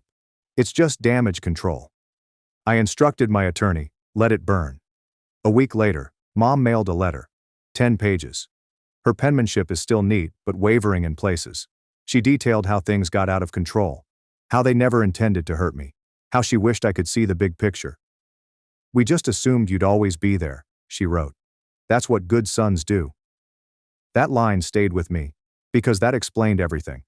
Not that we were mistaken. No, you did not deserve it. Simply put, you were meant to remain silent while continuing to provide. I did not write back. I did not call. And for the first time in my life, I did not feel bad about it. I moved. New apartment, new state. No more unexpected visits from relatives. Freya will no longer make surprise visits. I even changed my phone number. My supervisor noticed how dedicated I had become and gave me a promotion. I took it. It's funny how much better you do at work when you aren't discreetly managing your sister's vehicle payments and your mother's past-due electricity bills. I sleep better now, I eat healthier, I can breathe better, because I no longer have 4 people on my back who refuse to say thank you. Then one morning, a letter arrived. There's no return address. Inside was a $1,200 check and a handwritten letter. I left him. You were right, I was afraid. But observing what you did gave me the confidence to walk away as well. This is the total amount you paid for Ellie, including the tablet, rent, and clothing. I know Maeve didn't thank you, but I do. Thank you for being the example I needed. Kelly. I read it twice. Then I cried. Not because of sadness, not out of suffering. But, for the first time, someone in that family recognized me as a person, not a pocketbook or a scapegoat. People question me sometimes. Do you regret it? The answer is easy. I regret having waited so long. I regret every restless night, every canceled vacation, every strict budget I lived under while they dined out, shopped, and shared grateful family vibes on Instagram. I regret making myself tiny so that they could feel big. I regret not saying, you're crossing a line. Do I regret standing up? Is it being burned down? Never. My therapist once questioned me, why did it take you so long to say no? And I said, because I thought that saying no meant I didn't love them. She nodded and said, saying no is how you teach people to love you back. I've never forgotten it. A few days ago, I ran into someone I knew from high school. She responded, hey, I saw what happened with your family. That's wild. I was expecting a judgment. Or pity. But instead she grinned and said, good for you. Most people never get out. I thanked her. Then I walked away, feeling slightly taller. Freya and Maeve are still being investigated. Maeve lost his job, according to the latest information I have. Freya's bank account was frozen. Mom is attempting to finance the house. Dad is supposedly blaming outside influences for pulling the family apart. They still don't understand it. I did not rip anything apart. I just quit pretending the parts were still together. Sometimes I have flashbacks. That night. The table. Freya chuckled as I viewed my account. Maeve grinned as if it were a joke. Mom brushed it off. You don't need that money, she replied. And now? They now know the truth. That money was more than just money. It was my life, my time, my health, my bounds. They crossed them for years, as if it didn't matter. They are now paying the price. I don't applaud their downfall, but I applaud myself, for getting through it, for walking away, and for not returning. Even when the silence seemed lonely. Even when shame whispered in my ear, as it used to. Why the silence? It is freedom. So, if you are reading this, you have been the strong one. The accountable one. The decent son or daughter who is required to pay, yet never says a word. Let me tell you what I wish someone had told me. You do not need to set yourself on fire to keep others warm. You're free to stop. You can walk away. And when do you do it? You do not lose your family. You find yourself. You're a failure, said the bride's father. So I revealed I was the CEO about to sign their $7.2 million contract. Then I burned it publicly. Hello everyone, my name is Caleb Warren, and I'm 35 years old. I am the CEO of Vector Forge, a rapidly growing supply chain technology startup in Boston. I live with my wife, Mila, a great surgeon, and our active 6-year-old son, Elliot. Mila has always been my biggest supporter. She has a friendly grin and an outstanding sense of determination. Elliot, our intelligent little child with the blue eyes he received from his mother, is constantly rushing around the house asking questions about how computers work. Outsiders may regard us as the epitome of a happy family. But there's one thing that few people know. Deep inside, there is still a hurt in me that has not healed. And it lingers quietly every time I see families reunited. Previously, I had a family consisting of a father, a mother, and a younger brother. However, 3 months ago, I severed connections with my family at my younger brother's engagement party. To assist you grasp the story, I'll go over everything that happened starting 4 months ago when I received the party invitation. I recall vividly that evening, when I was watching the Patriots-Chiefs game in the entertainment room of my suburban Boston home. My phone alerted me to a call from my younger brother, Aiden. After a few seconds of reluctance, I picked up. Aiden stated, "Caleb, I'm throwing an engagement party next month. I'm calling to invite you and your family." After hearing that, I had a shiver down my spine. I asked, "When and where?" Aiden excitedly responded, "The 15th of next month at the Ocean View Resort. I'll text you the location and time. Ensure you're there on time." After a short pause, still trying to keep my voice calm, I replied, "I'll arrange it." After that, I said goodbye to Aiden and hung up because I had nothing else to say. When the call ended, I put down the phone. Inside, I don't want to attend family gatherings because I'm always shunned.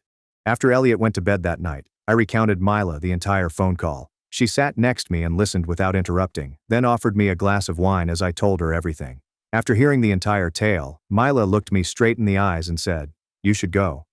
Aiden is your brother after all. If you don't show up, they'll have another reason to insult you." I swallowed hard, felt my emotions rise. Looking into Mila's earnest eyes, I realized she was correct. I replied in a scratchy voice, "I'll think about it." Mila then held my hand and murmured, "Sometimes we need to face the past to truly move forward." A month later, Aiden's engagement party went held. That day, I donned a Tom Ford suit. Mila looked lovely in a turquoise Vera Wang outfit. Elliot had deliberately selected a gray mini-suit for himself. When I saw Elliot with adoring eyes, I knelt, looked straight into his blue eyes, and said earnestly, "Son, today we're going to meet your grandparents and Uncle Aiden. Do you remember them?" Elliot shook his head and responded, "I don't remember Grandma and Grandpa very well." "They are the people who never came to my birthday parties, right?" Hearing that remark made my heart constrict. Trying to remain calm, I responded gently, "That's correct, but we'll see them today, they're also family." Seeing the doubt in my son's eyes, I questioned whether I was doing the right thing by bringing him to a place where he might feel uncomfortable. But I hoped that things would be different during the party.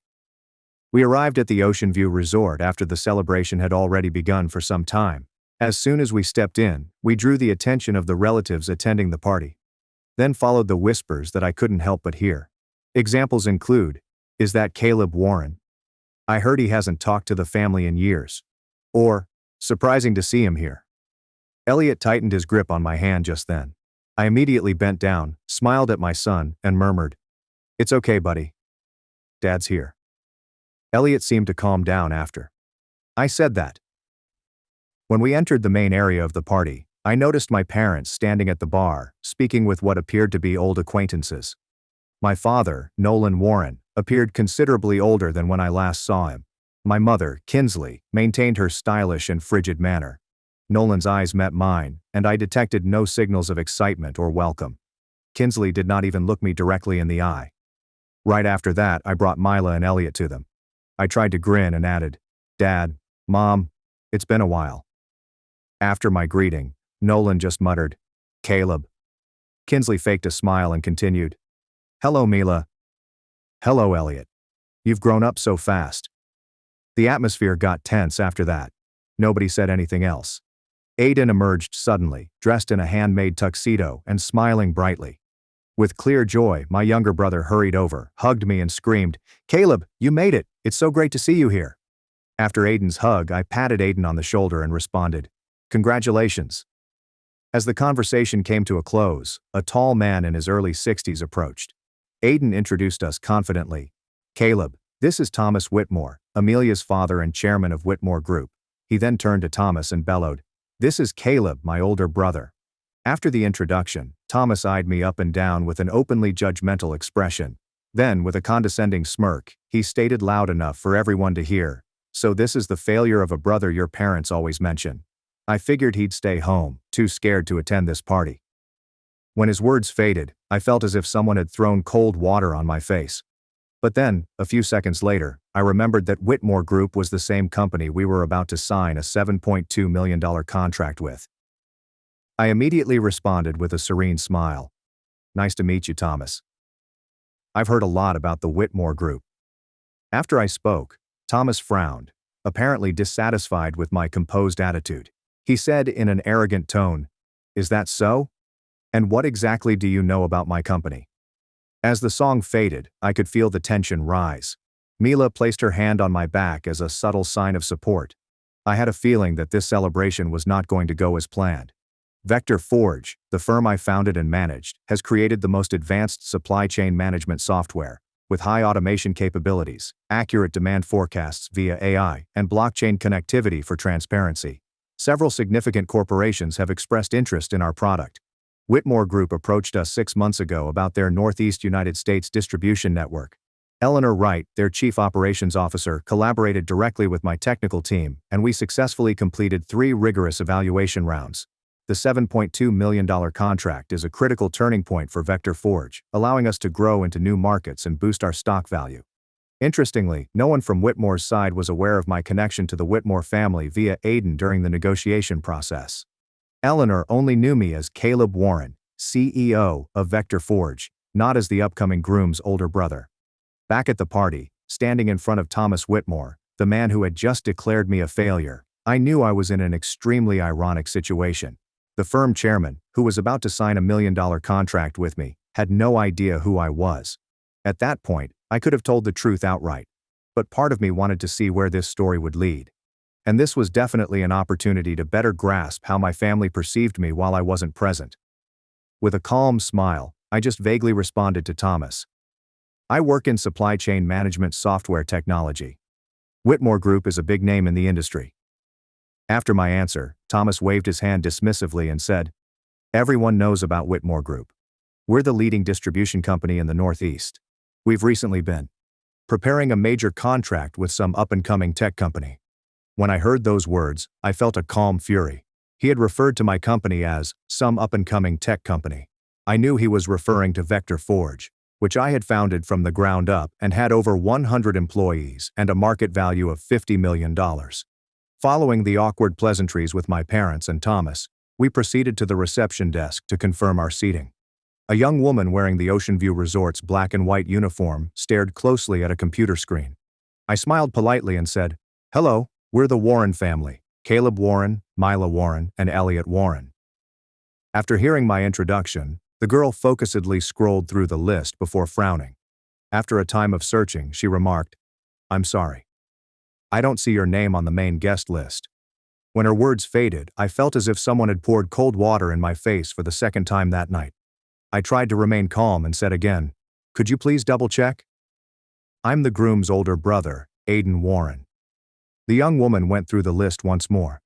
She followed up with a sad tone. "Yes, I see your name here, but on the supplementary list." After she said that, I stood there, transfixed. I could not believe what I'd just heard. A few seconds later, the staff person added in an uneasy tone, "Please follow me this way. Your seating is at the very back, on the left side, near the gift display area." When the noises subsided, I felt my body tighten as I realized my seat was not in the central party area where relatives and close friends sat, but near the gift display area. Mila squeezed my hand tightly, a subtle sign of encouragement and a reminder to remain calm. Elliot, still not understanding what was going on, looked up at me with innocent eyes and questioned, "Dad, why are we sitting so far away?" With a false smile, I muttered, "It's okay, buddy. Maybe they're just short on space in the main area." We then followed the staff worker to a remote corner of the banquet space, where 3 lonely chairs were near the bridal gift display area. There were no floral arrangements or name cards, and, most significantly, no one else sat at our table. We were utterly isolated from the party. As soon as I saw that seating arrangement, I felt my fury rise. This was not an accident or oversight. It was a purposeful action. And indeed, this arrangement comes from members of my own family. Unable to accept such treatment, I resolved to investigate the matter. I murmured to Mila that I'd be right back, then went to the reception counter to find the manager. Just as I was ready to talk with the manager, I noticed my parents and Thomas approaching us. My father, Nolan, approached me with a scowl and stopped me. With a low, angry voice, he asked, "What do you think you're doing? Causing trouble on your brother's special day?" After that query, I said calmly, "I just want to ask about our seating. Why are we separated from everyone else by the gift area?" Nolan looked into my eyes with a harsh stare and hissed through gritted teeth, "If you go in there, you'll embarrass us." After he said that, I felt as if someone had stabbed a dagger through my heart. My father, whom I had admired throughout my youth, now openly stating that he was embarrassed of me. Following that, my mother, Kinsley, stepped forward with an equally angry attitude. She said in a quiet but stern voice, "You'd better just sit wherever you're put and stay there. Just pretend you're not even here." Hearing those comments, I felt agony spread from deep within my heart. Not because of the harsh words, but because of the truth that my mother wanted me to disappear on this important family day. And then Thomas, standing beside them with an undisguised sarcastic sneer, said, "Listen here, Warren. This is a party for important people, influential guests with status, not a place for people like you who are beneath us." After he stated that, I was shaken and outraged. They weren't simply treating me as a stranger. They publicly humiliated me in front of others. I did not argue more. I softly went away. When I returned to Mila and Elliot, I noticed my wife explaining to our 6-year-old son why we had to sit separately like way. Mila looked at me, frightened, and asked quietly, "What happened, honey?" I described the recent talk in an unusually calm tone. Mila listened silently, her gaze moving from worry to anger. Finally, determinedly, she stated, "We should just leave. Elliot does not need to witness this." At that moment, I felt immeasurable gratitude to the woman who had been by my side for the previous decade. However, instead of agreeing to depart, I shook my head and said, "No, I have another idea." Mila gave me a puzzled look after I said that, but I didn't say anything else.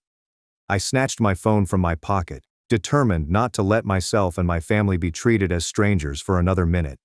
With shaky fingertips, I discovered the phone number from Michael Reed, Vector Forge's chief operational officer, the partner who had helped me grow the company from the beginning. Looking at Mila with determination, I added quietly, "I'm not going to sit here and let them look down on us anymore." After 2 rings, Michael's familiar voice came through. "Caleb, what's going on?" I immediately said with a calm but decisive voice, "Prepare the paperwork to cancel the Whitmore contract. I will not work with people who treat me like gift table staff." Over the phone, I could hear Michael's rapid intake of breath in astonishment. He asked, "Caleb, what happened?" "We're almost done with everything. This contract is worth $7.2 million. My explanation was brief.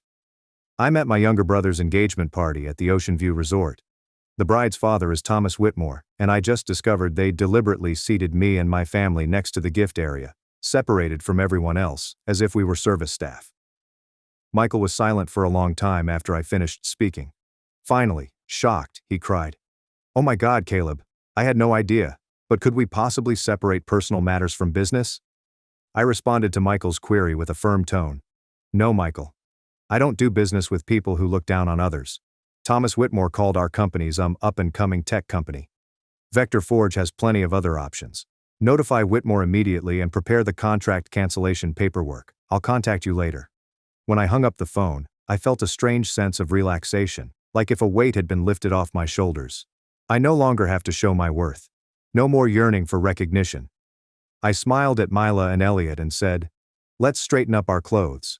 We're heading to the center of the party." Mila inquired with a somewhat disturbed expression. "What are you planning to do?" I responded calmly. "Nothing at all. Just show up as Caleb Warren." After that, I stood up to fix my tie and suit jacket. Mila also rose up to straighten her clothing. Elliot, still unsure of what was going on, sensed the serious atmosphere and fixed his shirt on his own. At that point, I realized this decision would affect everything, both tonight and our future with the Warrens. Mila and I walked hand in hand into the center of the banquet room about a minute later, with Elliot in between us. We walked with the assurance of people who understood their worth. As soon as we walked, the visitors' gazes shifted to us. We took careful steps toward the center, where Aiden and Amelia stood and chatted with people. Aiden was the first to notice us. My younger brother frowned, puzzled as to why we were there rather than sitting peacefully in our allotted seats.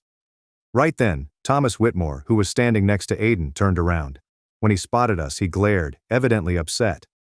Thomas took rapid steps toward us, obstructing our passage, and in a low, irritated tone he said, "I thought you were already assigned seating. Why are you here?" After that query, I calmly said, "That's right.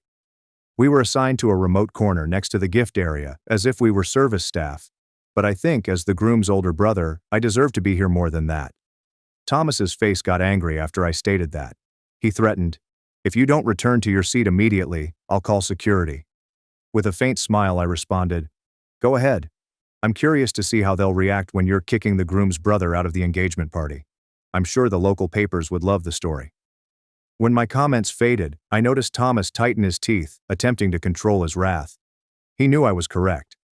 A controversy like that would be bad for Whitmore Group's reputation.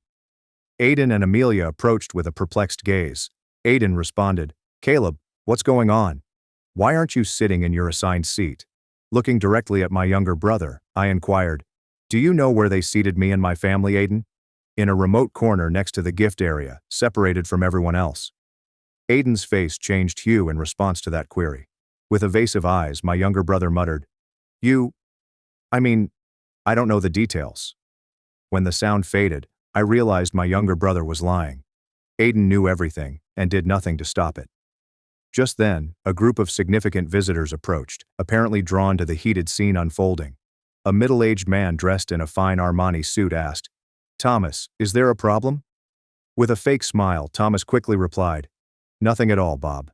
Just a small misunderstanding." But Bob, a clearly significant guy, recognized me and looked astonished. He looked at me and asked, "Are you Caleb Warren, the CEO of Vector Forge?" Thomas froze just as the question concluded. He turned to face me, eyes wide with surprise, and muttered, "CEO of Vector Forge?" After that query, I smiled and said, "That's right. My name is Caleb Warren, and I'm the CEO and founder of Vector Forge." After I said it, Thomas looked as if lightning had struck him. Whitmore Group was set to secure a $7.2 million contract with Vector Forge. He now realized that the person he had purposefully insulted, the person he referred to as a failure, was the CEO of their possible partner company. Rather than recognizing his error, Thomas attempted to rescue the situation. With a condescending smile, he remarked, "CEO of Vector Forge, a guy whose own family calls him a failure, claiming to be a CEO?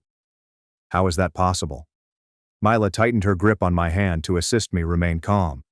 With a dubious tone, Thomas added, "Or did you eavesdrop on information about our deal to impersonate someone for the show?" When his words faded, The air around us appeared to freeze. Everyone looked at me, waiting for my reaction. I replied to him with a serene grin. You can call Eleanor Wright, Whitmore Group's chief operating officer. She'll confirm my identity. At the same time, I'm also informing you that the $7.2 million contract between you and me is officially canceled. Thomas got out his phone and called right away. After a few words with Eleanor, his face turned pale. Finally, with a shaking voice, Thomas concluded the call and looked at me with a completely different expression. He went on. I hope you won't let personal matters affect the cooperation between our two companies. We truly value Vector Forge and your technology. After he said that, I could tell Thomas's attitude had shifted from contempt to flattery in an instant. But instead of enjoying the moment, I felt profound grief since I did not want to be respected for my title or corporate position. I wanted to be respected as a human being, Aiden's brother, and Caleb. While Thomas attempted to rescue the situation, Amelia, the bride-to-be, walked forward perplexedly. She turned to Aiden after questioning Thomas and me. Amelia inquired with shaking voice, "What's going on here? Why is everyone so tense like this?" Following that query, I spoke up. "Amelia, you told me to sit far away, that's fine. But do you know they seated me next to the gift table?" Amelia immediately froze, her eyes filled with perplexity. With an unbelieving voice, she asked again, "The gift table?" "No. I only said to sit you at a separate table because I thought you wanted private space with your little family." Amelia then approached a staff member at the party and requested to speak with the person who assigned seating. About 3 minutes later, the seating coordinator from before approached. With shame, she spoke up. "We followed the request from Mr. Nolan, Mrs. Kinsley, and Mr. Thomas. They asked me to lead him to the position near the gift table." When Thomas's voice faded, Amelia spun around to face him. Her eyes were crimson with rage and guilt. With trembling voice, she added, "Dad, I didn't request that. Why did you do this?" At that point, Thomas was surrounded and could only stammer, "Amelia, you have to understand. This is an important party. We can't let anything affect the family's image." Amelia looked to me with regretful eyes and said, "Caleb, I'm truly sorry. I didn't know they had done this." After Amelia's apology, I responded with a soft grin. "It's okay, Amelia. You're not the one who needs to apologize."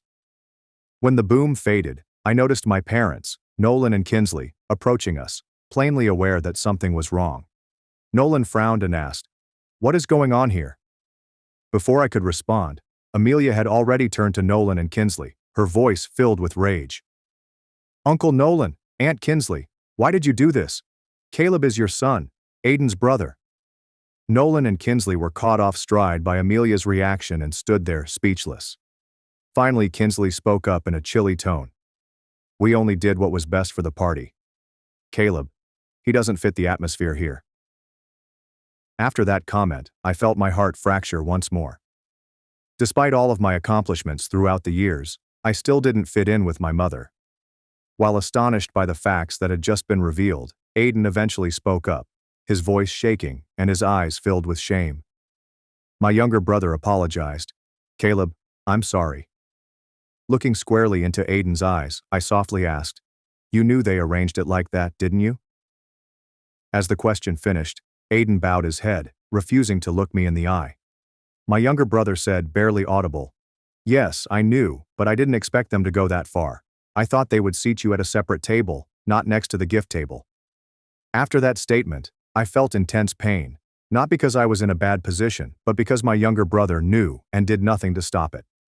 With a low yet clear voice, I asked, "So, why didn't you stop them?" Aiden stood mute, unable to respond.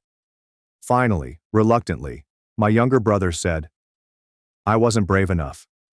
I was afraid Mom and Dad would be disappointed with me." When the voice faded, I realized it wasn't the first time Aiden had chosen silence. For years, my younger brother had seen how our parents treated me and never stood up to defend me. With calm eyes, I stared directly at Aiden and said, "Silence is also a form of betrayal. Aiden, I don't blame you anymore, but I can't trust you again." After that sentence, Aiden appeared to crumble, his shoulders dropping with sorrow and shame. Amelia stood behind him, her eyes filled with disappointment for her fiancé. Thomas, still attempting to salvage the situation, piped up, "Caleb, about the contract between Whitmore Group and Vector Forge." But I raised my hand, cutting him off, and said, We'll talk about that later, Thomas, but I believe you understand my position clearly. With a pale face, Thomas nodded, realizing that the $7.2 million contract was now gravely jeopardized. Nolan and Kinsley stood there, their eyes filled with rage and humiliation. They had been exposed in front of the individuals they wished to impress. At that moment, I realized I'd done the right thing by sticking up for my family. After everything that had happened, there was no reason for us to continue attending the party. Everything had been spoken. The entire truth had been disclosed. There was nothing more to hide. There's nothing left to fake. I softly turned to Mila and said, "Let's go home." Mila smiled and took Elliot's hand. All three of us started walking away, not looking back, not a word of goodbye. As we passed Thomas, he quickly blocked our route. "Caleb, about the contract," I said calmly. "I'll contact Eleanor tomorrow." After that statement, Thomas nodded, realizing there was nothing he could say to help the situation. As we walked past Nolan and Kinsley, they stopped there, eyes filled with rage but unwilling to speak up. They realized that any additional statements would only exacerbate the issue. Aiden then stepped forward, his expression filled with regret. He asked me, "Caleb, you won't come to my wedding?" I said, looking right into my younger brother's eyes. "I don't know, Aiden, but don't hope for too much." With that sentence, we started going, leaving the opulent dining hall behind, the curious eyes and hushed conversations. Mila gripped my hand tightly and murmured softly, "I'm proud of you, Caleb. We did the right thing." Looking into my wife's adoring eyes, I nodded and replied, "No one can price our self-respect except ourselves." After that, we continued walking silently, each individual engrossed in their own thoughts. The following morning, I awoke earlier than usual. The clock said 6 a.m., but I was fully awake. I slowly got out of bed, trying not to wake Mila, and went downstairs to the kitchen to make a cup of coffee. I got an extraordinary sense of tranquility while sitting by the window, staring out at the backyard, which was covered with morning dew. Around 6:30, my phone rang with a call from Eleanor, Whitmore Group's CEO. Eleanor stated urgently, "Caleb, Thomas Whitmore has called me 5 times since early morning. He's panicking about the contract. He said something happened at the engagement party last night." Following that statement, I calmly described last night's events to Eleanor. When I concluded the story, there was a long silence from Eleanor's perspective. Finally, she added quietly, "I don't know what to say, Caleb. I'm truly sorry for what happened." I responded right away, "It's not your fault, Eleanor. But my decision remains the same. Vector Forge will not collaborate with Whitmore Group." After a little interval of silence, Eleanor sighed softly. When the call ended, I placed the phone down and continued to drink my coffee. 2 weeks after the incident at the Ocean View Resort, Aiden texted me, "Can I meet with you to talk?" After some thought, I decided to meet my younger brother at a modest coffee shop in downtown Boston. When I arrived, Aiden was already seated there, holding 2 cups of coffee. When my younger brother spotted me, he stood up, his countenance betraying his worry and nervousness. After sitting across from him, I addressed him frankly, "What do you want to talk about?" After my query, Aiden stared down at his coffee cup, as if looking for the proper words. Finally, terrified, my younger brother looked up and inquired, "How did you endure being looked down upon by Mom and Dad for all these years?" After that inquiry, I was startled. This was not what I anticipated Aiden to say. Taking a drink of coffee, I considered my response. Finally, quietly, I responded, "I won't take it anymore, Aiden. I let go a long time ago."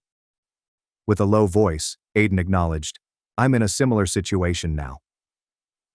Caleb, after the incident at the Ocean View, Mom and Dad have changed. They started demanding more, controlling more, from the wedding to my work, even where we'll live." Upon hearing those comments, I couldn't help but feel sorrow for my younger brother. Aiden, the Warren family's beautiful youngster, was finally experiencing what I had been through for so long. I gave Aiden an honest look and replied, "You chose your path, Aiden. You chose silence when they mistreated me. Now you have to find your way to face them." After that statement, Aiden hung his head, his eyes filled with sadness.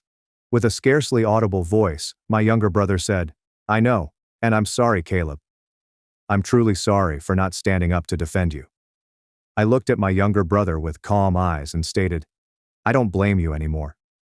A few seconds later, with a quivering voice, my younger brother inquired, "So you'll come to my wedding, right?" I groaned and responded, "I don't know, Aiden." Aiden then took out an envelope from his pocket, set it on the table, and announced, "This is a new invitation. Amelia and I have decided to have a smaller wedding, only with truly important people. No Thomas, no people from Whitmore Group, and no mom and dad either." After that sentence, I looked at my younger brother, shocked.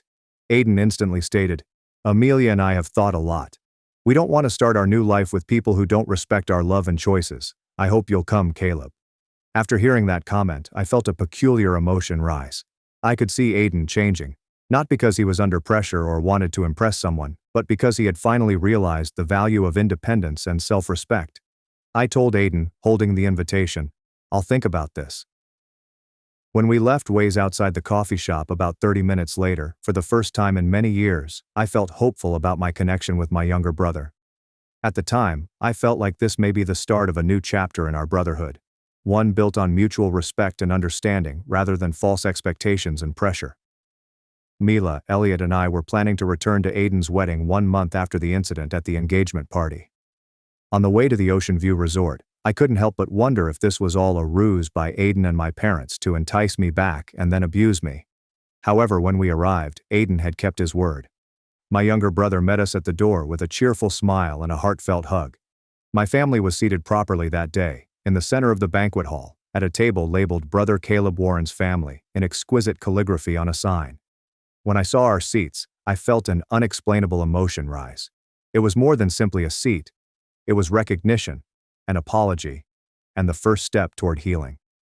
As Aiden had promised, there were no Thomases, Nolans, or Kinsley. The wedding was intimate and heartfelt, attended only by those who were important to the pair. That day, we took more great images, including Aiden and I laughing together, Mila and Amelia chatting intimately, and Elliot playing with other youngsters. Moments I believed would never happen. When the waltz music sounded for the newlyweds' first dance, I stood in a corner, watching Aiden and Amelia dance with joy. I was also pleased because my younger brother and sister-in-law had made their own decisions, choosing love and respect above expectations and pressure from others. At that point, I realized that the journey to recovery could be lengthy and complicated, but it wasn't impossible. A simple step, such as placing a name plaque on a dinner table, can sometimes signal the start of big change. My narrative ends here. Before I end this narrative, I'd like to ask you, the audience who has been listening till now, if I was wrong to stand up and speak out at my younger brother's engagement party to defend my self-esteem, as well as my wife and son. Please share your ideas in the comment box below this story. I want to hear from you. Don't forget to subscribe to the channel, like, and share the tale. Your support motivates us to keep trying every day. Goodbye, and we'll see you in the coming stories. Daughter ran at 16. I gave up everything to find her. When I did, she said, "You left me first." She vanished again. The next call was from Morgue. Luna, my adorable little child, used to cower behind my leg when boys waved hello and blushed at cartoon kisses. Around her first year of high school, I noticed a minor difference in her conduct. She started wearing more cosmetics and less clothing. When confronted about it, she would always become enraged with me, saying that it was her body and she could do anything she wanted. Another big excuse was, "But everyone else is doing it, Mom." This was quite difficult for me to witness, since I was seeing my lovely, sweet little girl attempting to transform into what she felt was a genuine woman. I always tried to explain to her that wearing makeup and fewer clothes does not have to imply conforming to what everyone else is doing, and that she should be proud of who she wants to be. Regardless, she wouldn't move. And I strongly believe in more flexible parenting. So, at the time, I believed it might be a phase. However, our relationship deteriorated with time. Debates evolved into disputes, which turned into violence. She began bringing males over, and while I didn't get a good look at everyone, I did notice those who appeared twice her age. Then one day I snapped. I was searching through her room while she was at school, looking for something I knew she had taken. While checking the nightstand, I discovered a small white bag hidden under the lamp. I had my fair share of college experience, so I understood just what that small baggie entailed. When she arrived home from school, I got into a heated argument with her. She ultimately began yelling at me, and I returned the favor. It grew so terrible that the next morning, when I checked to see if she had left for school, she was gone. 2 pieces of luggage from my closet had disappeared. I phoned the cops right away. How could my precious Luna do this? Run away from me, the person who loves her the most in the entire universe. I scoured the entire neighborhood, traveling for hours around our small town. We found nothing, nor did the cops. After about 4 years of no contact, one of my daughter's friends' mothers shared a worrying picture with me on Instagram. It resembled a video of my daughter from a news broadcast. At first I didn't understand why she was in the news, but then I read the headline. SX workers protest in the south side of town. I could not believe it. There was no way my kid had gone down that difficult path. The more I stared at her on the video, the more she appeared to be mentally drained. Tears immediately flowed from my eyes. I was sitting in my bedroom, watching my daughter's life spin out of control, and there was nothing I could do. I resided in a little town in Texas, while the video was shot in Los Angeles, California. After a few days of dealing with this news, I thought it was only appropriate to go look for my daughter. I booked the next available trip to Los Angeles and arrived there in less than a few days. The next 2 weeks consisted of me getting in my rental car and driving all over the south side of town, as the news report had suggested. I would choose a street, drive all the way down till it appeared to end, then go across a block and repeat. I knew my odds of seeing her were limited, but I had no other option. I knew the cops would be of little help, so I didn't bother contacting them. One day, a miracle occurred. I was traveling through a dreary, neglected neighborhood when I noticed what appeared to be my daughter's particular features. I drew closer, wound down my window, and shouted her name, Luna. She turned around right away, and there she was, my lovely baby girl. I jumped out of my car and dashed towards her. To my surprise, she began running toward me, crying, "Mom! Mom!" We hugged like we hadn't before, tears streaming down both of our cheeks. It was an unforgettable event for me. She got into my car, and after about 10 minutes of hugging and crying, I drove her to get some lunch and sit down to discuss. She still appeared drugged out, and I could tell she was in pain. We were eating. I imagined we'd have a pleasant talk and catch up on stuff. Instead, she sat there the entire time, her face expressionless. I wasn't sure if it was the substance speaking, but it definitely scared me. I got her to converse briefly near the end of supper, but as we were finished, I got into my car, expecting her to follow. She did not. She just stood there and stared at me. I asked her what she was doing. Didn't she want to return with me for a fresh start? She approached me and told me something that would stay with me for a long time. I can't come, or they will find me and hurt me. That is where I drew the red line. I realized I needed to get the cops involved. I insisted she accompany me, but she stated they were watching and had previously warned her without my knowledge. While we were eating, I told her to remain where she was and not move while I contacted the police. While the phone was ringing, I noticed she was looking off into the distance. She looked at something and then soon returned to me. She hugged me one final time and said, "I'm sorry, but I love you, Mom." Then she ran. She ran far faster than I ever could. After that, I felt as if I was drowning in my own misery. I knew my kid was in jeopardy, and I couldn't even defend her while she was in my custody. I felt like a failure as a mother, a guardian, and as a person. Seeing my own daughter's life spiral out of control has sent me into a state of despair. I couldn't go back to Texas without Luna. The notion of returning home and telling my family that I had found Luna, just to lose her again, was agonizing. After Luna ran, I sat motionless in my car, repeating everything and wondering where I went wrong. Calling the cops got nowhere, and I couldn't bear coming home to her empty room. So I bounced between motels, driving down unknown neighborhoods and passing out brochures to anyone who would listen. The nights were filled with regret. Maybe if I'd said, "I love you more," and "I'm disappointed less." Most days I just tried to keep moving, trusting that every shelter worker's promise to call was genuine. However, the city made it easy to lose faith. Still, every morning, I forced myself to get out of bed, because no matter how much hope had faded, I was not ready to give up on my baby. I began on Figueroa, posting flyers at bus stops and laundromats before working my way south. People moved about me in waves, some on their way to work, others already starting to drink. People would occasionally look at me, but most of the time they didn't. Those that did appeared to know. Another missing girl, another desperate mother. I wondered how many faces they had seen on these poles before. I gave out brochures to a bunch of kids crowded over a broken shopping cart. One girl, probably no older than 16, with chipped nail paint and a glittering stud in her nose, stared at Luna's portrait for a long time. "She doesn't run with us," she finally admitted, shrugging. but I observed how her mouth twisted when she uttered it. She put the flyer in her jacket pocket nevertheless. Every day, I made new stops. A soup kitchen on 7th, a drop-in center with torn couches and a sign-in sheet, and a rundown park where guys played cards for coins. I learned not to expect anything and to see everything. Some individuals mumbled prayers for me. Others avoided looking at me, fearing that my misery might spread. At one shelter, a tired-looking social worker with a clipboard addressed me as ma'am and allowed me to use their phone. She went through a database of missing teenagers, clicking on names with icy efficiency. "We see a lot of runaways," she explained, her voice flat but not harsh. "Sometimes they come back, sometimes they don't." I jotted down addresses, phone numbers, and dates, hoping to cobble together a trail. Every now and again, there was a ray of hope. Someone thought they saw a girl like Luna at a bus stop or working behind the counter at a donut shop. I'd drive there, my heart racing, examining every face. Each time it was not her.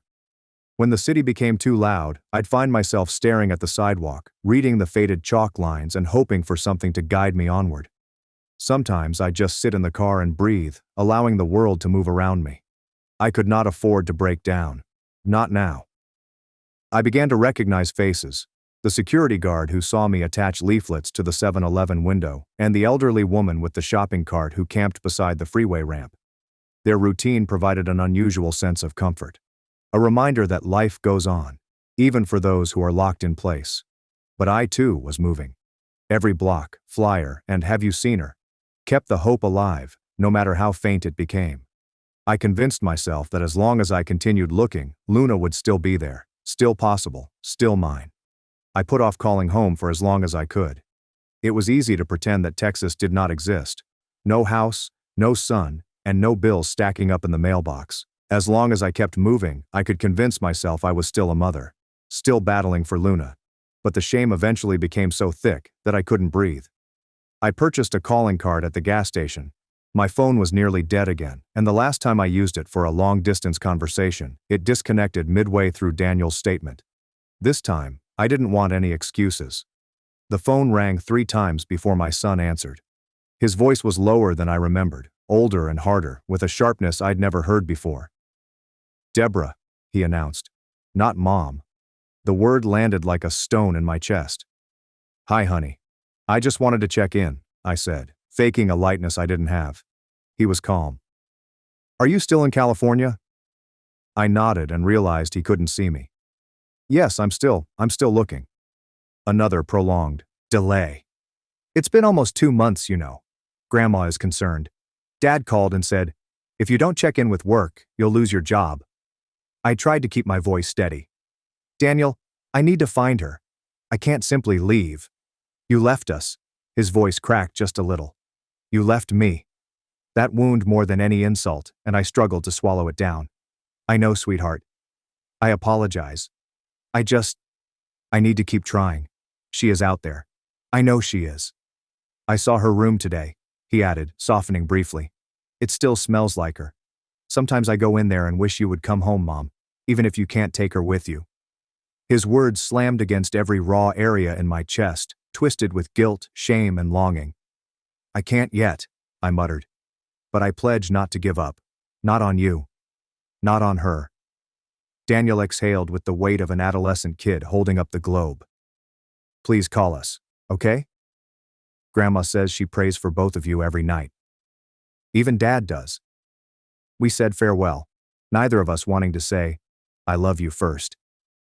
When I hung up, I stared at the motel ceiling for a long time, trying not to cry. I felt like a ghost, haunting 2 worlds but belonging to neither, but I couldn't stop because if I did, Luna's face would vanish from these streets, and I wasn't ready to let her become another lost girl. I met Linda at a makeshift soup kitchen, a folding table set up in an abandoned church lot, and she looked out of place, just like I did. Her jeans were a little too clean, her hair was pulled back tight, and she was clutching a stack of flyers with shaking hands. The volunteers took one look at us and, perhaps out of pity, poured our coffee extra hot. We stood off to the side, 2 islands in a sea of bad luck. She nodded at my stack of flyers. "Are you also missing?" I held up Luna's photo. 4 years now. "I saw her a few days ago, but she ran." Linda gave me a sad grin and showed me her flyer. My kid, Toby. He fled his home last year. I haven't seen him since Easter. With Linda, I didn't have to explain why my hands shook or why I watched every teenage face that passed. She told me about phoning hospitals, bothering police, and camping in her car outside shelters. It seemed bizarre talking to someone who understood the language of missing. I've started to memorize the intake schedules, she said, blinking her eyes. They're always full. They never know anything. We walked the streets together that afternoon, handing out flyers and swapping stories. Linda about her quiet house in Bakersfield, her angry ex-husband, the birthdays that passed with empty chairs at the table. I told her about Daniel, the guilt that ate at me when I called home, and how my own mother had stopped asking when I'd be back. It was easier to walk with someone else. We looked out for each other, taking turns talking to people who might have news. At one point, Linda reached for my hand as a fight broke out in the street, and both of us ducked into a doorway until it calmed down. We laughed, breathless and shaken, and for a brief moment, it almost felt normal. Two mothers on an unusual mission. That night, we ate cheap tacos in her car and talked about our previous lives. Linda informed me that she had begun sending letters to Toby just in case. I write them, seal them up, and keep them in my glove box. I admitted that I had started doing the same for Luna. We exchanged addresses and agreed to call each other if any of us received any news. Maybe our kids ran off together, Linda quipped, attempting a smile that nearly crushed my heart. Linda touched my hand before we parted ways. Do not give up, Deborah, even if you believe you already have. I assured her I wouldn't, and for the first time in weeks, I nearly believed myself. Nights in LA gave too much room for remembering. Sometimes I'd lie awake on the scratchy motel sheets, the sound of sirens and distant disputes soaking through the window, and my thoughts would go backward faster than I could stop. I remembered the first time I told Luna about the divorce. She was 11, sitting on the swing in our Tucson backyard, the Arizona sun a blinding white over her hair, and I had practiced what to say, but it came out completely wrong. Your father and we can't live together anymore, but we both love you. That never changes. She stared straight ahead, her fists tightening around the chains. I know what it means, she whispered gently. It means Dad doesn't love you anymore. I wanted to dispute, to disentangle the truth, but what good would that do? The damage had already been done, and children can see through lies better than adults. The journey to Oregon was intended to be a new beginning. 4 girls and a tired mother, jammed in a station wagon, heading north with everything we owned. I tried to make it an adventure, picking out songs for the road and planning picnics along the way, but grief lingered over every mile. Luna grew quiet and sharp around the edges, always watching me like she was waiting for me to disappear too. By the time she hit high school, I was already losing her. She changed her hair, changed her friends, stayed out late with excuses, and I didn't dare to challenge myself. I told myself it was normal, that she was discovering herself, but every slammed door felt like another break in our family. Sometimes, after the younger kids went to bed, I'd stand in the hallway and listen for Luna's breathing, proof that she was still alive and safe. I made mistakes, I realize now. I allowed my wrath to show too often, and I attempted to argue with her as if she were still a child, even though she had outgrown that a long time ago. Some nights, I worry about every harsh comment, every time I choose work or tiredness over listening. Regret has become a language I speak fluently. Here in the city where she vanished, the past refuses to let go. I recall old disputes, times when I looked directly at my daughter and failed to recognize what she needed. Perhaps if I had loved her differently, if I had paid more attention, she would be safe in a warm bed rather than adrift in the dark. I can't undo anything.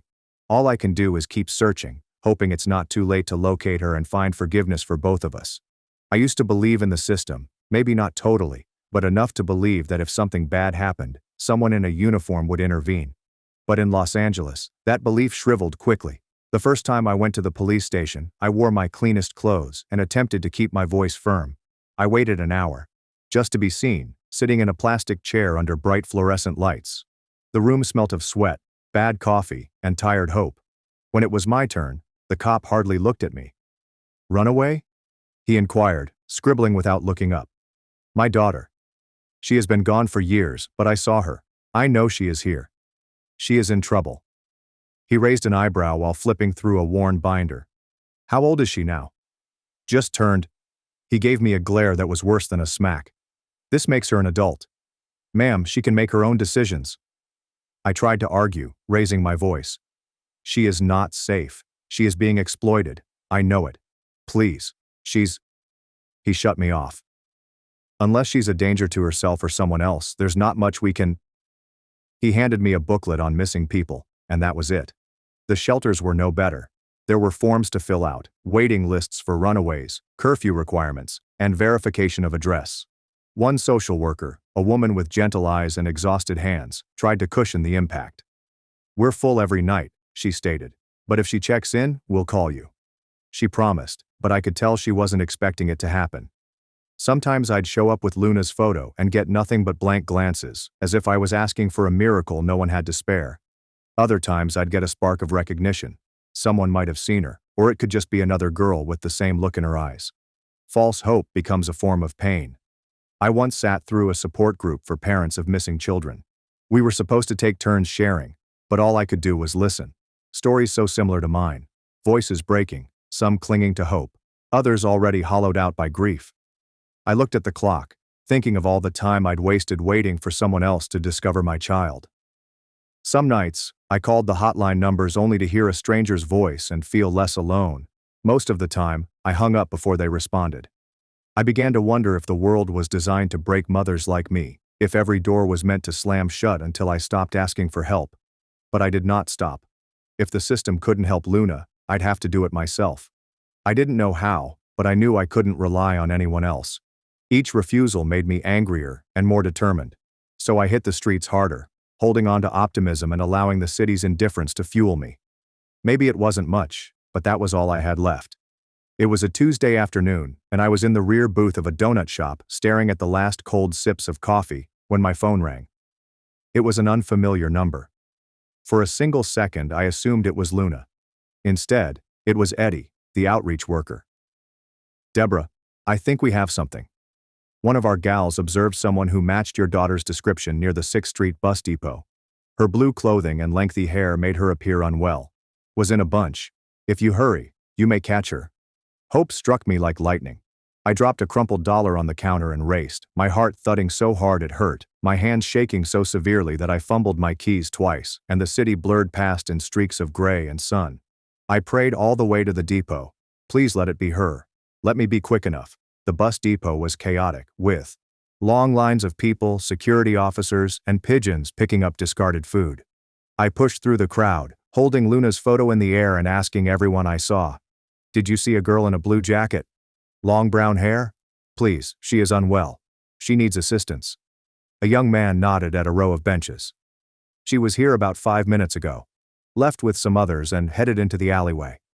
I ran. My legs burned, my lungs raw, as I followed the alleyway behind the depot. The smell of urine and trash nearly choked me. But I kept going, eyes darting to every figure hunched in the shadows. Then I saw her, or thought it was her. A girl in a blue jacket, head down, surrounded by 3 others. Her steps were off, dragging. "Luna!" I said, my voice cracking, desperate and uncontrolled. She looked up, and for a split second I thought it was her. Those same haunted eyes, that familiar slouch. But as I got closer, the girl shrank away, fear flashing across her face. It wasn't Luna, just another runaway. Another lost child bearing my daughter's pain. One of the others glared at me, stepping between us. "Get out of here, lady. Don't you realize these streets consume individuals like you?" I stumbled back, humiliation and heartbreak twisting inside me. For a moment I just stood there, dizzy and lost, the city whirling on without me. The hope I'd felt was already dissolving into self-loathing, and I'd allowed myself to believe, just for a second, that it was possible that my daughter had finally been found. Instead, I was left with empty hands and the echoes of her name in my mouth. I went slowly back to my car, each step heavier than the previous, and by the time I sank behind the wheel, tears streaming down my face, the sun had set. I hugged Luna's photo to my heart and muttered, "I am still here. I will keep looking. I promise." But, in that moment, even my promises seemed thin, like breath on glass, already disappearing in the darkness. After sunset, the streets altered, and even the shadows felt different, longer, hungrier, and concealing things I didn't want to know. Despite this, I couldn't sleep. Every night, I convinced myself that the next hour, the next corner, would bring Luna back to me. I became reckless. I'd park and wander down alleys alone, clutching my phone and a can of pepper spray I got at a gas station. I pretended to be brave, but deep down, I realized it was more of a desperate act. One night, while attaching a flyer to a lamppost behind a row of boarded-up stores, I heard footsteps behind me, quick, sharp, and too close. I turned around and came face to face with a young man, no older than 20, eyes darting, breath ragged. "What are you doing out here?" he demanded, his voice hoarse and low. I tried not to express my fear through my voice. "I'm just looking for someone, my daughter. She is missing." He looked at the flyer. "Do you have any money?" I shook my head, but he approached anyway. "Lady, you shouldn't be out here." I tried to back away, but he grabbed my arm and yanked it hard enough to make me stumble. Before I could yell, a second figure appeared, a thin woman with a dirty scarf covering her face. She yelled something in a language I didn't understand, and the young man let go, spitting on the ground. "You're lucky," he said before storming out into the darkness. I stood there shivering, too astonished to cry, and the woman approached with narrowed eyes. "Stupid to walk alone," she murmured softly but fiercely.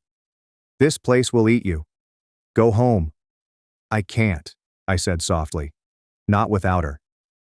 She looked at me for a long time, then nodded as if she understood, and placed something into my hand, a small but robust flashlight. "Next time, keep your eyes open. Observe the shadows." I thanked her. The words stuck in my throat, and as she vanished into the night, I realized I was gripping Luna's photo so tightly that it had crumpled. My legs shook, and I sank on the curb, breath ragged and shaking in the cold. I wanted to give up, to contact Daniel and beg him to come get me, but pride would not let me. I wiped my face, examined my breath, and forced myself to stand. I was still alive, and I could still search, but for the first time I realized how delicate I had become, how near I was to losing both myself and Luna. That night, back at the motel, I shut the door and slept in my clothes, clutching a flashlight in my hand. The city continued to buzz outside, but I dreamed of home, of Luna as a little child, snug in her bed, her small hand curled around mine. When I awoke, I realized the city hadn't beaten me yet, but it was getting near. It was nearly dawn when the motel phone rang, a harsh, strange sound that ripped me out of my uncomfortable slumber. For a second I believed I was dreaming, but the phone kept ringing. I sprang for it, heart in my throat. "Hello?" A woman's voice broke through, official but hurried. "This is the county general. We have a Jane Doe that fits the description on a poster handed in last night. We need you to come down and confirm." My hands shook so badly that I almost dropped the phone. Is she okay?" "She is alive. She's in rough shape. Please come as soon as possible." I ran out the door in minutes, forgetting everything except the directions the nurse had given me. The city was dreary and lonely, the streets washed clean by a rare shower of rain. I prayed aloud, offering everything to have my baby back. At the hospital, everything moved at half speed. The nurse at the desk looked at my clothes and hollow face, and silently took me down a long corridor that smelled of antiseptic and ancient terror, pausing at a curtained room. "Prepare yourself. She has been through a lot." I took a hesitant breath and walked inside. On the bed was a girl, thin, battered, hair dark and tangled, oxygen tubing beneath her nose. She looked so small, my chest squeezed, so I forced myself to approach closer and speak. "Luna?" The girl turned her head and looked up at me with blank, strange eyes. It wasn't Luna. My knees nearly buckled, but I hung onto the edge of the bed to keep from collapsing. The girl looked at me, yearning for something I couldn't offer her. I stumbled for words. "I apologize. I thought you were my daughter." She nodded, her eyes welling with tears. "My mom doesn't know where I am either." For a moment, we sat in silence. I squeezed her hand since it was the only thing I could do for the two strangers who were both in misery. Back in the corridor, the nurse attempted to console me, but her words slipped by. "You're not the first," she replied softly. "Sometimes I believe every mother in Los Angeles. I'm looking for someone." I left the hospital feeling numb, depleted of hope, and heavy in my bones. On the sidewalk outside, the sun was rising over the city, throwing gold over the cracked concrete, and I stared at it, willing myself to feel something, anything, other than loss. But all I could do was keep walking, one foot in front of the other, day after day, hoping that the next time the call would be for Luna and that it would not be too late. When the streets were too noisy and the world seemed bleak, I wrote letters to Luna. Not emails or messages, but old-fashioned letters on motel stationery or the backs of diner receipts, which I never mailed. I just needed to talk to her, even if she never read them. I wrote the first one after the hospital, crouched over the small desk near the window while the city's night noises poured through the glass. Hi, Luna. I saw a girl in the hospital today, and for a moment, I believed she was you. I wanted it so much, I almost convinced myself, but it wasn't you. I'm still here, and I'll always be searching. I wrote about Texas, how Daniel's voice has changed, how your grandmother asks about you every Sunday after church, how your old room smells like dust, and how you used to sing yourself to sleep when you thought no one was listening. I'm sorry for every time I yelled, for every time I allowed my worry turn to fury. I wish I'd listened more. I wish I'd told you you were enough even when you were lost. I don't care what you've done or where you've been. All I want is for you to return home. Some of my letters were angry. Why did you run, Luna? Why did you abandon me to pursue shadows? Didn't you know I'd follow you anywhere? Didn't you care if I lost everything for the chance to hug you again? But ultimately, they were love notes, a mother's vow scribbled in ink that stains your hands and never completely washes away. I still have your photo in my wallet and occasionally mention it, which may indicate that I'm losing my mind or that I'm still your mother, even out here. On the most lonely nights, I'd slip the letters beneath my pillow, as if words might stand in for the daughter I couldn't find.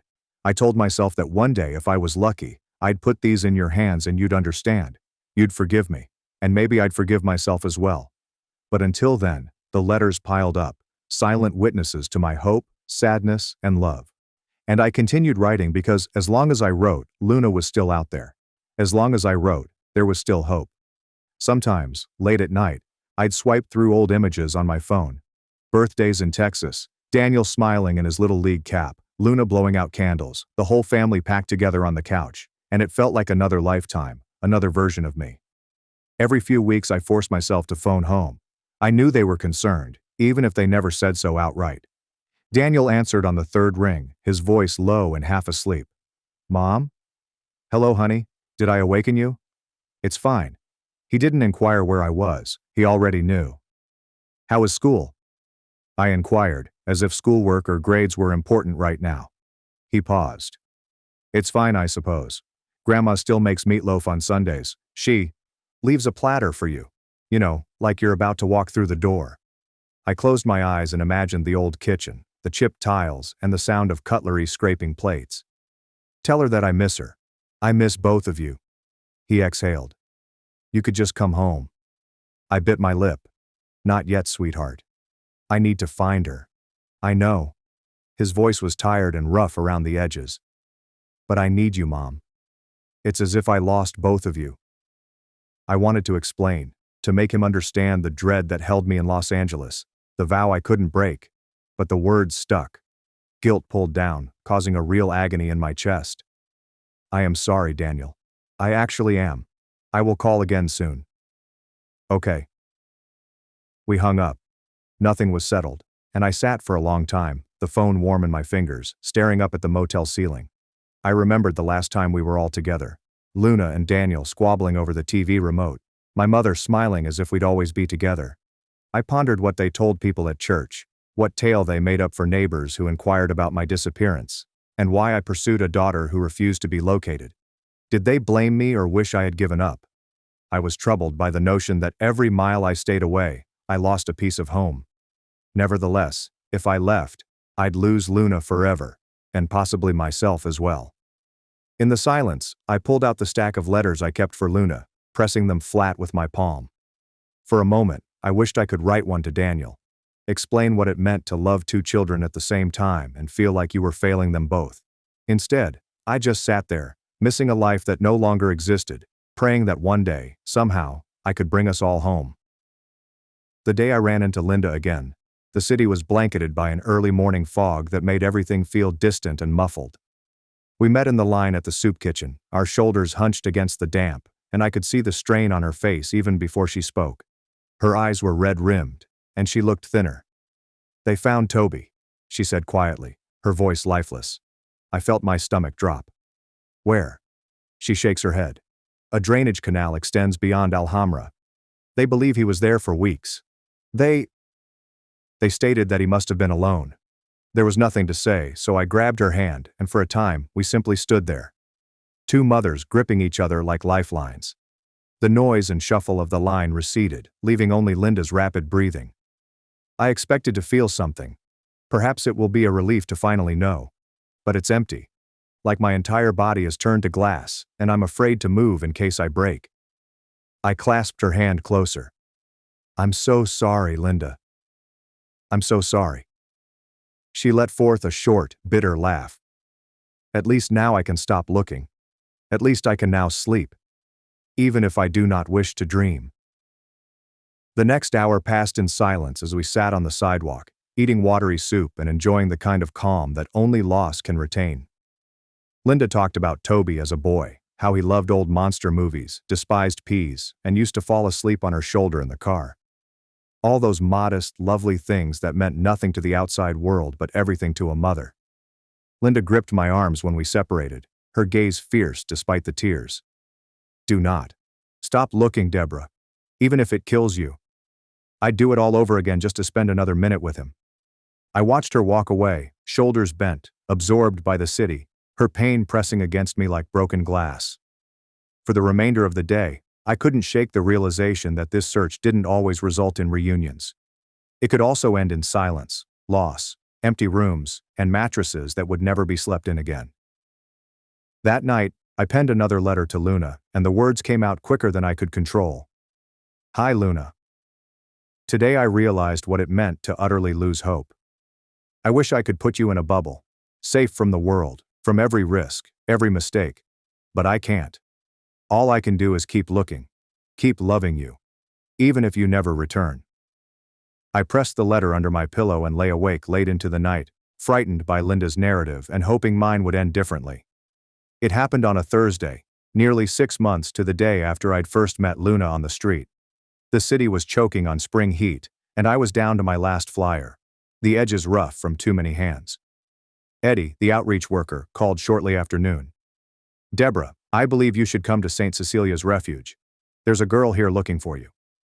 My heart pounded so fast that I almost dropped the phone. Is that her? He paused. You should come. I drove like a woman possessed, unconcerned about red lights or honking horns. My hands gripped the wheel so tightly they cramped. Outside the shelter, sunlight shone through cracked windows, and my legs threatened to buckle as I pushed open the door. The foyer was noisy, as tired folks shuffled around and the scent of stale coffee. At the far end, crouched on a plastic chair, sat a girl with limp hair over her face and a blue jacket 2 sizes too big wrapped tightly around her shoulders. Luna. My voice barely rose above a whisper, fearful to ruin the moment. When she glanced up, time stopped. Her eyes were sunken, her face haggard and damaged. But it was her. My Luna. My baby. Impossibly alive. She stood, unstable on her feet. For a while, we both waited, terrified the dream might break. Then she stumbled into my arms, and I grabbed her, clinging on as if I could anchor her to the ground. I felt the sharpness of her shoulder blades and the way she cringed at my contact, and we both burst out crying. Her hands were ice cold, and her breath was shallow against my neck. For a long time, we didn't say anything. I just rocked her and spoke her name repeatedly. Luna. Luna. My Luna. She finally pushed away, wiping her nose with her sleeve. Her voice sounded harsh and tiny. I don't know where else to go, Mom. My throat tightened with appreciation and pain. You did the correct thing. You're safe now. Eddie appeared in the doorway and gave us a nod. You've both booked a room for the night. We'll have the nurse check her out. I thanked him, tears still running down my cheeks. When we were alone, I held Luna's hands and memorized every line and scar. We'll get through this. We will find a way. Luna merely nodded, her gaze moving to the far window. I wanted to hold her in my arms, take her home, and erase everything that had occurred. But as I observed her, I understood the route back would be long and winding, if it even existed. That night, I lay in a cot next to her bed, holding her hand while she shook in her sleep. I listened to the rise and fall of her breath, scared it might cease, resolved not to let go. For the first time in a long time, Optimism and terror coexisted in my heart. I had my daughter back, if only for a moment, and I was willing to do anything to keep her safe. The nurse checked Luna's vitals and left us alone in the little, fluorescent-lit room. Outside, the city noise was a distant hum, but in that moment, the world shrank down to just the two of us. I poured water into a paper cup and offered it to her. Luna's hands trembled so much that she spilled some, but she managed to swallow. For the first time in years, I truly looked at her. Her cheekbones were hollow, her lips broken, and there were new scars on her wrists and the inside of her arms. Her eyes had a hardness I'd never seen before, and she appeared both older and impossibly youthful. After a long silence, she cleared her throat. "I'm sorry, Mom." My breath caught. "You don't need to say that. You do not have to." "I do." Her voice was scratchy. "I apologize for running, for everything, but I wasn't sure what else to do. I figured if I left, maybe things would improve. Or perhaps I just wanted to disappear." I attempted to reach for her hand, but she startled, so I kept my hand on the blanket, close but not touching. "Luna, I made mistakes too. I should have listened. I should have tried harder to understand." Her eyes flooded with tears. "It wasn't about you, Mom, not really. I was just lost. After the divorce, I felt as if I didn't matter. As if no one could see me." She looked away, her jaw hardening. "People out there saw me. At least they pretended to. But it's not as you think. It is not a family, it is a prison." I attempted to leave, but there was always someone watching. There's always someone ready to pull you back in. Drugs make things simpler, but only for a short while. My heart broke for her. "Please let me help. We can go home or wherever you want. You do not have to be alone." She shook her head and wiped her cheeks. "Mom, I can't. If I leave now, they will find me. They will hurt you. I don't want you involved in this." I felt a helpless wrath, a yearning to rip the entire world apart to protect her. "You are my daughter. I would do everything for you. Anything." Luna exhaled a trembling breath. "You do not comprehend. There is no way out. Not really. You cannot save me. Nobody can." I wanted to argue, to offer her the unattainable, but I saw despair in her eyes, a deep, bone-tired hopelessness, so I came in closer, my voice shaking. "I love you. I always have. That will never change. No matter what." A shadow of a smile appeared on her face. "I understand, Mom. I also love you. I've never stopped." We sat in silence, broken but connected by love. Outside, a distant and chilly siren sounded. That night, after she had fallen asleep, I composed another letter. "Hi, Luna. Tonight I saw you for who you are. Scared, strong, wounded, and still my little daughter. I wish I could take your sorrow and carry it for you. I wish I could create a world where nothing could ever hurt you again. I don't know how to solve this, but I'll never give up trying." I placed the letter among the others and laid next to her in the dark, listening to her breathing and attempting to hold the moment as closely as I could. By morning, Luna's eyes were ringed with red, and her hand shook so terribly that she fought to eat the toast provided by the nurse. I sat next to her, watching her try to swallow, and each bite looked like a lost battle. The refuge provided us with 2 nights, after which Luna had to leave. I attempted to persuade her to stay longer, check into rehab, or go to the hospital. "You need help," I begged. "We can travel wherever you want. Just let me take you somewhere safe." Luna shakes her head. "It will not work, Mom. They know where I am. If I leave with you, they will follow us. They will injure you to get to me." I considered calling the police, but after all those unsuccessful nights begging for help, I knew what would happen. They'd take her statement, tell her she would leave if she wanted, and then drop her back on the street. The system was never designed for girls like her. Still, I tried. I called every number the nurse provided me. Detox clinics, women's shelters, halfway houses. But every facility had a waiting, didn't accept girls with current warrants, or stated she had to show up clean. One woman offered us a space in a treatment 2 hours north, but we had to drive ourselves there, and Luna had to stay sober for the intake. I glanced at Luna, who was sweating, pale, and her eyes darted, and knew it was impossible. "Maybe you could just come home to Texas," I said quietly. "We could start over, just for a little while." She smiled softly and sadly. I wish I could, Mom. I really do. But I am tired. I just want to sleep. That night, I barred our shelter room door with furniture and slept in the cot, one hand on her blanket, listening for footsteps in the hallway, terrified that someone would come and take her away again. Early in the morning, I discovered her in the bathroom, slumped over the sink and shivering. I don't feel good, she said quietly.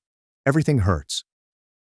I covered her in a blanket, my arms hardly able to support her, and we drove to the clinic in a donated van, where the nurse checked her vitals, took her temperature, and whispered phrases I couldn't understand. They eventually let us stay, but just for the day, because there were no more beds available. Luna lay her head in my lap as we waited in the clinic's busy lobby, surrounded by people coughing, crying, and begging for medicine. I caressed her hair, humming the lullaby I used to sing to her when she was small, her eyes closed, her breathing erratic. I pleaded, let this be enough to save her. But in the end there was nowhere else to go. The system's doors closed in our faces, and the city's shadows lengthened. When darkness fell, we were back on the street, with nowhere safe to flee. I hugged her close, my heart splitting with each step, and tried not to worry whether this was how it would end. Last night arrived unexpectedly, like a door closing softly in the dark. We found a bench near the edge of MacArthur Park, far from the flash of lightning and the endless roar of traffic. Luna was exhausted, her head resting on my shoulder, her hands quivering in her lap. I drew the blanket tightly over her, hoping my warmth would soak into her bones. We spoke slowly, unwilling to break the fragile peace that had settled between us. She told me stories about females she'd met, some still living, some lost on the streets. All of them were looking for something they couldn't identify. She inquired about her home, Daniel, and her sisters, as well as minor details.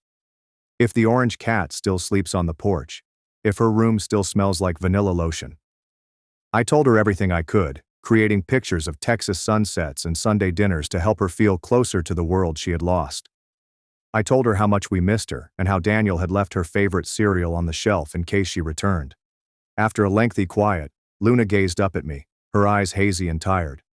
I'm sorry I hurt you, Mom. I'm sorry I couldn't do better. I hugged her as fiercely as I dared. You don't need to be better. You just need to be here. She smiled, a spark of the old Luna. I am exhausted, Mom. I'm not sure if I can keep doing this. My heart was broken, but I forced myself to nod. Whatever you need, I'm here. I will stay as long as you want. We watched the city lights flicker, listening to distant music and laughter. The world continues as if nothing had changed. She placed her head on my lap, and I stroked her hair while humming the song she enjoyed as a child. I prayed I could capture that moment and keep her secure and near forever. When she fell asleep, I remained awake, frightened to let go, and what the next morning might bring. Just before dawn, she stirred, her eyes hazy. Love you, Mom. Do not forget. Okay? I kissed her forehead, tears streamed down my cheeks. I won't forget. I adore you more than anything. As the sun rose, painting the sky in bruised orange and gold, she clutched my hand one last time before falling back asleep. I watched her chest rise and fall, counting every breath and holding on for as long as I could. I had no idea at the time, but that was the end of our relationship. After that last night, the days melted into one another and Luna left the refuge as gently as she had entered. I spent 2 days trawling the parks, soup kitchens, and bus stations, everywhere I could think of. Each time I asked, "Did you see her?" People simply shook their heads or turned away. On the third morning, the phone in my hotel room rang, cutting through the silence like a dagger. I answered on the second ring, my world narrowing to the hum of the phone and the fear in my chest. Is this Deborah? The voice was official, brittle, and already apologetic. Yes. This is Officer Marquez of the Los Angeles Police Department. I'm so sorry, ma'am. We identified a young woman who matched your daughter's description. She was brought to the county general last night. There was an overdose. She did not make it. I couldn't breathe or think. The world swirled, and I grabbed the phone so hard that I felt it would break in my hands. No, I said quietly, the word too small for the anguish.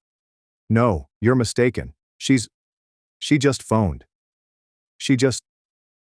The officer's voice grew softer, but it didn't matter. We need you to come down and identify her. I'm very sorry. I hung up without saying another thing. My body moved on its own, stumbling to the bathroom and splashing cold water on my face, as if I could shake myself awake from this nightmare. The mirror showed a stranger's grief, bulging eyes, ashen skin, and curled lips in astonishment. I sat on the bed, holding the last letter I'd sent to Luna. The writing was still smudged from my tears as I read it again and over, hoping the words would mean something more, something that would bring her back. The hours that followed were blurred, signing forms, identifying her little and lifeless body, calling Daniel and my mother, listening to their cries at the other end of the telephone. The outside world went on as usual, with cars honking, the sun rising and setting, and people going to and from work. But my world ended. Everything I had battled for and dreamed for died alongside my daughter in that antiseptic hospital room.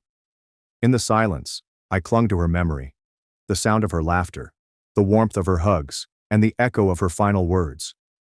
"I adore you, Mom. Don't forget." I wouldn't. I couldn't. But I didn't know how to live without her. The journey home was a blur. A hollow shell of a lady clutching a battered rucksack, oblivious to the world as she crossed 3 states back to Texas. Daniel greeted me at the airport, his face older and tougher than I recalled. He grabbed me so firmly that it ached, and for the first time since Luna's death, I allowed myself to cry. My mother made the calls. Daniel assisted in selecting a simple dress, and the neighbors delivered casseroles we couldn't eat. The days leading up to the burial went in a blur. I wandered the house, touching every surface and recollection. Luna's chamber remained unchanged, her pillow still smelling faintly of her favorite lotion. I sat on her bed, surrounded by childhood relics, trophies, crumpled drawings, a journal half filled with slanted handwriting. On the day of the burial, the church was packed with faces I barely recognized, representing every aspect of our previous lives. Teachers, neighbors, churchwomen, and long-lost pals. Some came out of sympathy, others out of a desire to help, but the majority came for the same reason I did, to say goodbye to the child we'd all lost in various ways. The preacher read from the Psalms, his voice a soft river that attempted to calm the sea of pain. Daniel stood behind me, impassive, his jaw tight, while my mother wept openly, a handkerchief pushed between her lips. The universe narrowed to the plain wooden casket at the front of the chapel, leaving me feeling adrift and disconnected from my own body. People told anecdotes about Luna as a child. Her grin, her stubbornness, her generosity. Some remembered her in ways I had forgotten, volunteering at the animal shelter, advocating for her younger sisters, and singing in the church choir before everything came apart. When it was my turn, I came to the front with trembling hands and read the short words I had written. My daughter was more than simply her choice. She was a bright spot in our lives, a girl who made errors, got lost, loved madly, and was loved just as strongly in return. I'll never stop loving her. She was mine, even when she went away and destroyed my heart. I would do it all over again if I could hug her just once more. After the service, we met at the cemetery, where the wind carried the aroma of wildflowers, and the sun glinted off the headstones. As they lowered Luna's casket, I placed one of my unsent letters in her hands and tucked it beneath the folds of her garment. "Goodbye, baby," I said quietly, the words fading in the breeze. "I will always love you. Always." As the earth closed on her, I realized I'd never get the answers I sought. Never know when hope really departed. Never realize all the ways I failed, and all the ways I tried my hardest. Grief, I discovered, is a shapeshifter. It follows you home, sits with you at the dinner table, and whispers in your dreams. But in the silence that followed, surrounded by those who loved her, I sensed something else, a frail thread of appreciation. For every moment, memory, each ounce of love we shared. I could not save Luna, but I could remember her and carry her forward in the best manner I knew how. A week after the burial, while sorting through Luna's belongings, I discovered an envelope tucked in the back of her dresser drawer. The handwriting was unmistakable, her slanted, looping cursive, and the way she usually dotted her I's with small circles. On the front, in fading blue lettering, it simply read, "For Mom." My hand shook as I opened it, revealing 3 letters written on the same lined paper she used for school essays.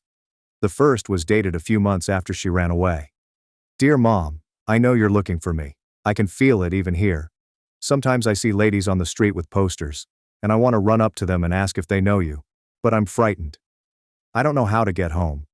I apologize for all the ways I've harmed you, and I hope you're okay. Love, Luna. The second was shorter, written during what must have been one of her darkest periods. Some nights I imagine I'm back in my old room, hearing you humming and smelling food on the stove. I wish I'd listened more and stayed. I know I've made it impossible for you to forgive me, but I love you and always have. The last letter, dated just weeks before her death, was tear-stained and ink-smeared. Mom, if you're reading this, I'm gone. Please don't blame yourself. None of this was your fault. You were the finest mother you could be. I was simply lost and couldn't find my way back. I hope you remember the good times. The way we used to laugh, the road trips, the way you held me when I was sick.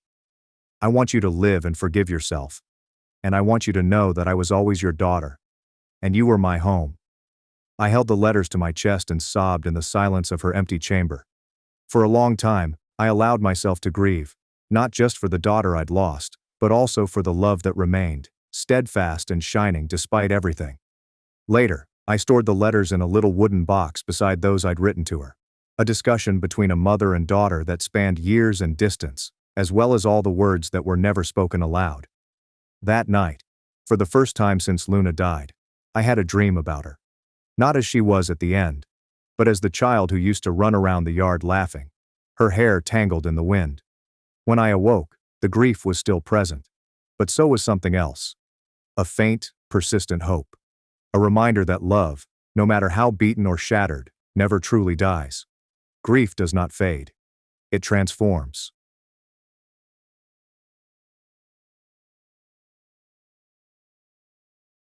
Thought wife was cheating, prepared for divorce. But her friend revealed it was all a lie to test me. I went silent, let the lawyer do the rest.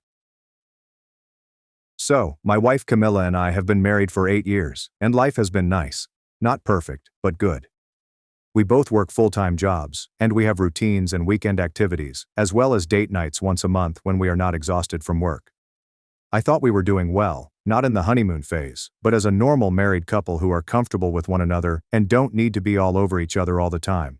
But evidently, Camilla has been discussing our marriage with her divorced friends, and they've been filling her mind with all this bullshit about how I'm not attentive enough, not passionate enough, and how she needs to make me fight for her, or some other silly nonsense. And I'm finding out about this after the event, which makes it even worse. While I'm going through absolute hell, convinced that my wife is cheating on me, she's hatching this complex plan with her bitter pals who can't bear the thought that someone else might have a nice marriage. Camilla started acting strangely about 6 weeks ago. She was suddenly working late all the time and returning home with a guilty expression on her face, as well as feeling exhilarated and clandestine. When I asked her about her day, she became vague and changed the subject. She began dressing more nicely for work, taking longer to get ready in the morning, and wearing perfume, which she had never worn to work before. At first, I assumed she was arranging a surprise for me because our anniversary is coming up in a few months. But then she began receiving texts at unusual hours. When her phone buzzed, she grabbed it quickly and turned it face down. When I inquired who was texting her so late, she'd pretend it was just work or her sister, but she'd become agitated and defensive. Then there was the night she arrived home at nearly midnight and claimed to have been out with the girlfriends, but she smelled like men's cologne and her lipstick was smudged. When I asked her about it, she stated she had hugged someone farewell, but she couldn't look me in the eyes. And I am not an idiot. I know what it looks like when someone has kissed someone else. Following that, I began to pay closer attention, and the indications continued to pile up. When I stepped in, she was on the phone in the other room and hurriedly hung up. She started doing laundry more frequently and acting strangely about it, as if she didn't want me to see specific clothes. She was showering as soon as she got home from work, which she didn't usually do. She continued talking about this new guy at her company named Sam, how hilarious he was, and how he'd assisted her with a project. The Sam thing really got to me because she would bring him up in conversation, then stop herself and shift the subject. When I questioned her more about him, she'd act strangely and pretend he was just a coworker. But she'd previously told me far too much about him for him to be simply a random colleague.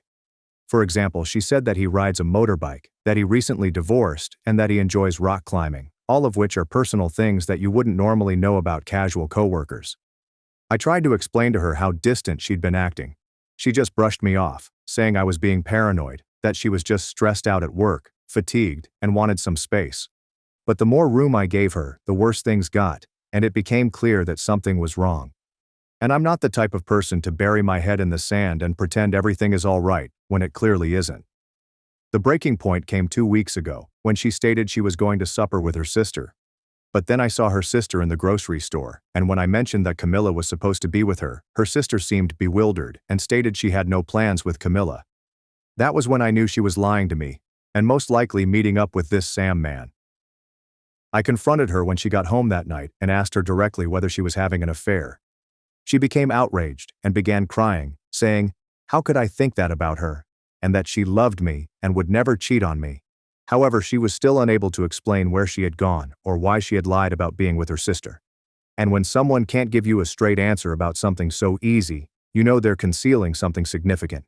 I did not sleep at all that night. I kept thinking about all the warning signals, the lies, and how she'd been treating me like an idiot for weeks. And I realized I couldn't keep living this way, wondering every day if my wife was faithful to me. I determined that I had to either find out the truth or terminate things, because this limbo was killing me. So I decided to hire a private investigator since I needed proof before doing anything severe. I did not hire one. I was investigating divorce lawyers online to learn about my alternatives. I was honestly bracing myself for the worst-case scenario, having to restart my entire life because my wife had been cheating on me with some motorcycle-riding rock climber from her workplace. But then, last Tuesday, everything changed, and I discovered the truth, although in the worst conceivable way. Camilla's friend Gianna called me very intoxicated and rambled about how happy she was of Camilla for finally implementing their advice and making me jealous, and how everything was going so great since I was now paying attention to Camilla again. And I had no idea what she was discussing. So I begged her to clarify, and the full story came out. Apparently, Camilla and her divorced friends, Gianna, Monica, and Jennifer, had been preparing this false romance for months in order to make me more attentive and romantic.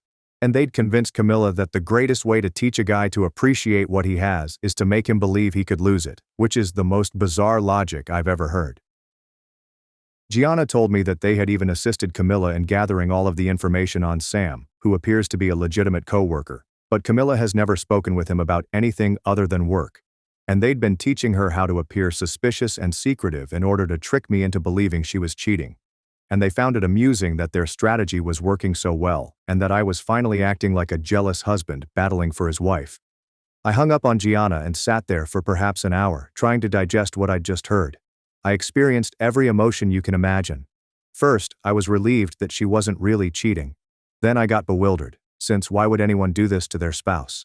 Then I became more angry than I had ever been in my life, realizing that my wife had been torturing me on purpose for several weeks. When Camilla arrived home that night, I informed her that Gianna had called and spilled everything. I watched her face turn white, and then she began crying and apologizing, claiming it had all been a ridiculous prank, that she never intended for it to go so far, and that she would tell me the truth soon anyhow. But I was so angry that I couldn't even talk, and I told her that faking to cheat on your husband isn't a joke, it's emotional torture. She kept trying to explain how her friends had convinced her that our marriage was becoming stale, that I was taking her for granted, and that all she wanted was for me to pay her more attention and admiration. And she stated the strategy had worked because I had been more affectionate and attentive in recent weeks, which made me even furious, because she was correct. I was striving harder because I believed I was losing her. I told her that what she'd done was sick and manipulative, and that instead of simply talking to me about feeling unappreciated, she'd decided to make me believe she was having an affair and watch me suffer for weeks. I'd lost sleep, weight, and felt miserable every day, convinced that my marriage was crumbling apart. And she kept apologizing and admitting that she had made a mistake. But here's the thing, and this is what everyone keeps missing when I attempt to explain it to them. It wasn't a mistake or a terrible joke. It was a deliberate attempt to screw with my thoughts and emotions. And it worked just as expected. This implies Camilla sat there every day, watching me be suspicious, concerned, and envious. She understood exactly why I was feeling that way, because she was inflicting it on purpose. The more I thought about it, the angrier I became, because I realized that every time I tried to speak with her about how distant she was, she made me feel anxious and uneasy. And every time I queried her about working late or receiving suspicious texts, she acted as if I was controlling and jealous, despite the fact that she was fully aware that her behavior was geared to make me feel that way. The worst part is that her pals thought this was amusing. They found it fun to watch me struggle and doubt myself and my marriage. They were undoubtedly chatting about me behind my back, laughing at how gullible I was and how brilliantly their idiotic scheme worked. Camilla took part in all of this. She was actively involved in making me the target of their joke. I told Camilla I needed some time to think, but I knew I couldn't stay another moment in that house. I spent the next hour aimlessly tossing my clothes and personal belongings into bags and cartons. Not knowing how long I'd be gone, I left the majority of stuff at a nearby storage facility before taking only enough to get to my brother's place. While I was there, I couldn't stop thinking about how this affected our marriage and whether I could ever trust her again. Because if she can lie to my face for weeks and watch me suffer and think it's okay because her buddies urged her to, what else is she capable of? My brother, mom, and even some of my friends believe I'm overreacting and should forgive her because she wasn't cheating and was simply trying to grab my attention. But they don't understand how it felt to go through those weeks believing that my wife was betraying me and that my marriage was a fake. And they don't realize that the emotional pain of believing someone you love is cheating on you is the same, whether they're actually cheating or simply pretending to cheat. I kept picturing her with this same person, wondering what I had done wrong, how long it had been going on, and whether she had ever truly loved me, or whether she was just settling for me until someone better came along. And I was preparing how I would divide our belongings, where I would live, and how I would inform people that my marriage had failed. All of that mental and emotional anguish was absolutely unnecessary, and it was created by someone who claims to love me. Fortunately, the only simple aspect of the logistics was the house, as we simply rented the flat and the lease had always been in her name, so I was the one who had to go. After 4 days at my brother's house, I made up my mind and went to see a divorce attorney. When I gave him the complete tale, he said he'd never heard anything like it, but that emotional abuse and manipulation were definitely grounds for divorce, and that Camilla's actions demonstrated a basic lack of respect for me and our marriage. I returned home and informed Camilla that I had filed for divorce, and she completely lost it. She began shouting and crying, pleading with me not to abandon her, claiming that she would go to any length to make amends to me, that she would never listen to her pals again, and that she had learned her lesson. However, I informed her that the lesson she should have learned was not to torment her partner for fun. And this is a lesson that adults should not have to learn. She called her parents and my parents and launched an entire effort to persuade me to change my mind. She kept stressing that divorce was too severe and that we should seek counseling to work through this.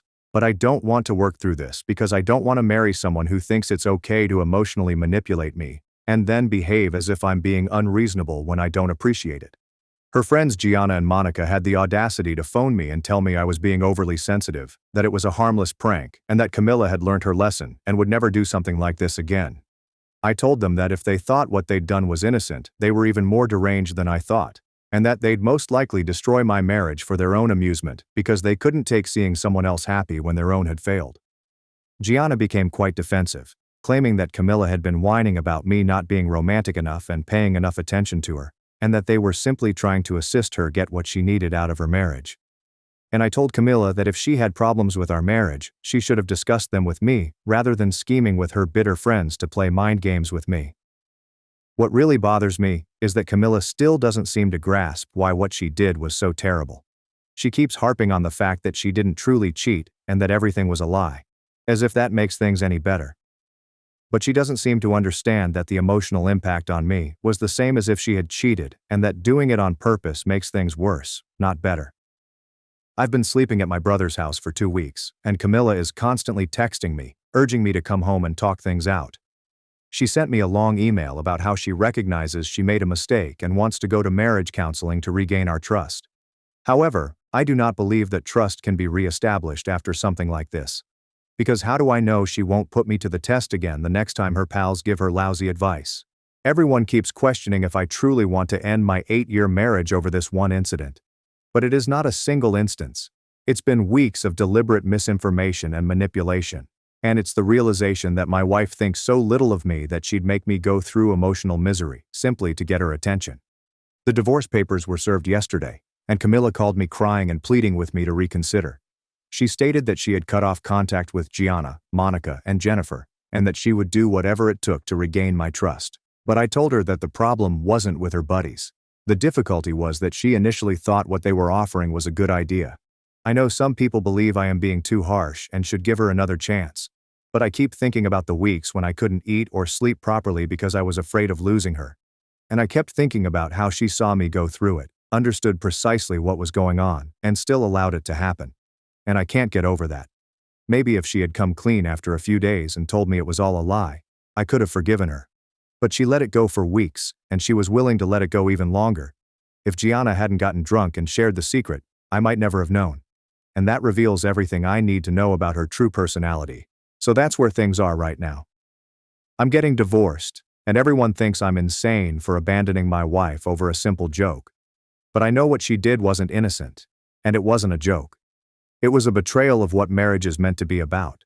And I'm not going to spend the rest of my life wondering what more tests she'll put me through. AITA for divorcing my wife due to this, because everyone continues making me feel as if I'm the one being unreasonable here.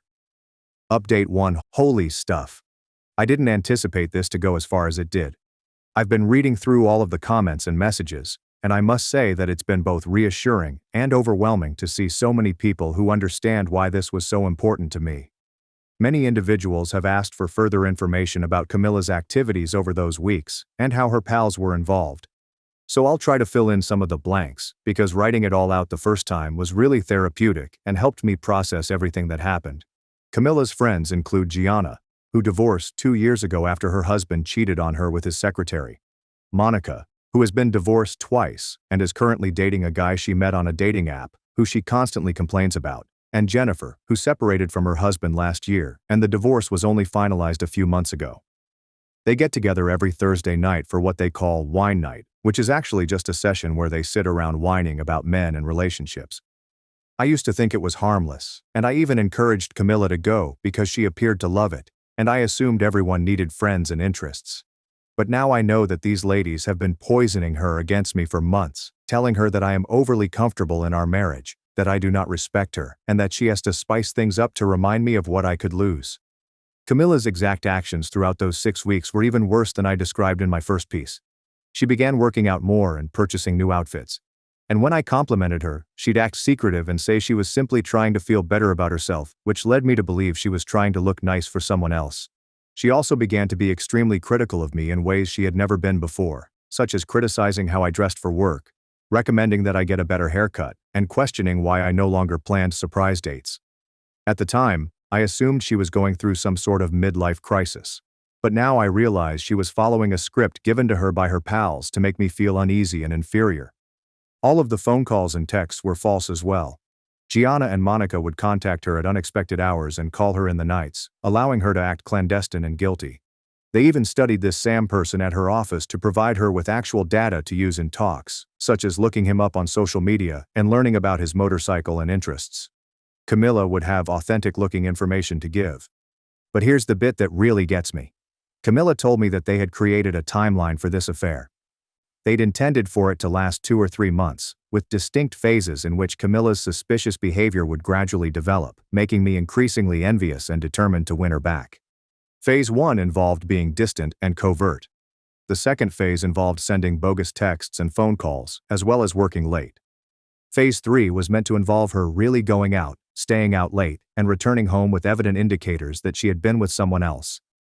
Phase 4 would see her disappear for entire nights, leading me to believe she was having full-fledged affairs. Thank goodness Gianna got drunk and botched their plan before they got to phases 3 and 4, because I honestly don't know how I would have handled hearing that Camilla was spending nights with another man. I was already struggling to keep up with what she was doing in phases 1 and 2. Camilla also acknowledged that they had been photographing and filming her throughout the ordeal, documenting how angry and concerned I became and how their strategy was working. And they thought it was hilarious that I had started sending her flowers and organizing date evenings because I was so determined to save our marriage. That could be the most messed up aspect of it all. They were physically capturing my misery and treating it as entertainment. And Camilla was not only fine with it, but actively participated by reporting back to them on how I was reacting to each new lie she told me. Many people in the comments questioned if Camilla appeared to appreciate what she was doing, or if she was conflicted about it. And looking back, I believe she was getting off on the power and control part of it. She appeared vibrant and eager throughout those weeks in a way I hadn't seen in years, and I assumed it was because she was falling in love with someone else. But now I believe she was manipulating. She'd come home from work with a sneaky smile, and she'd watch me try to figure out what was unusual about her.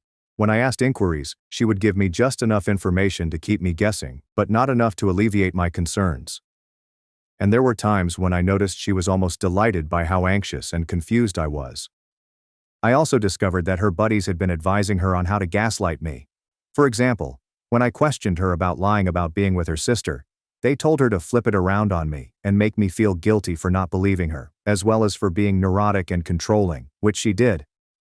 When I tried to talk to her about how distant she'd been acting, they encouraged her to make me feel needy and clinging, and that I should give her space, which is exactly what she did.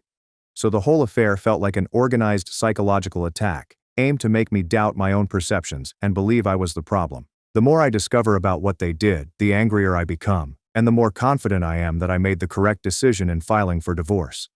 Because this was not a harmless joke that got out of hand. This was an intentional attempt to emotionally attack me for their own enjoyment.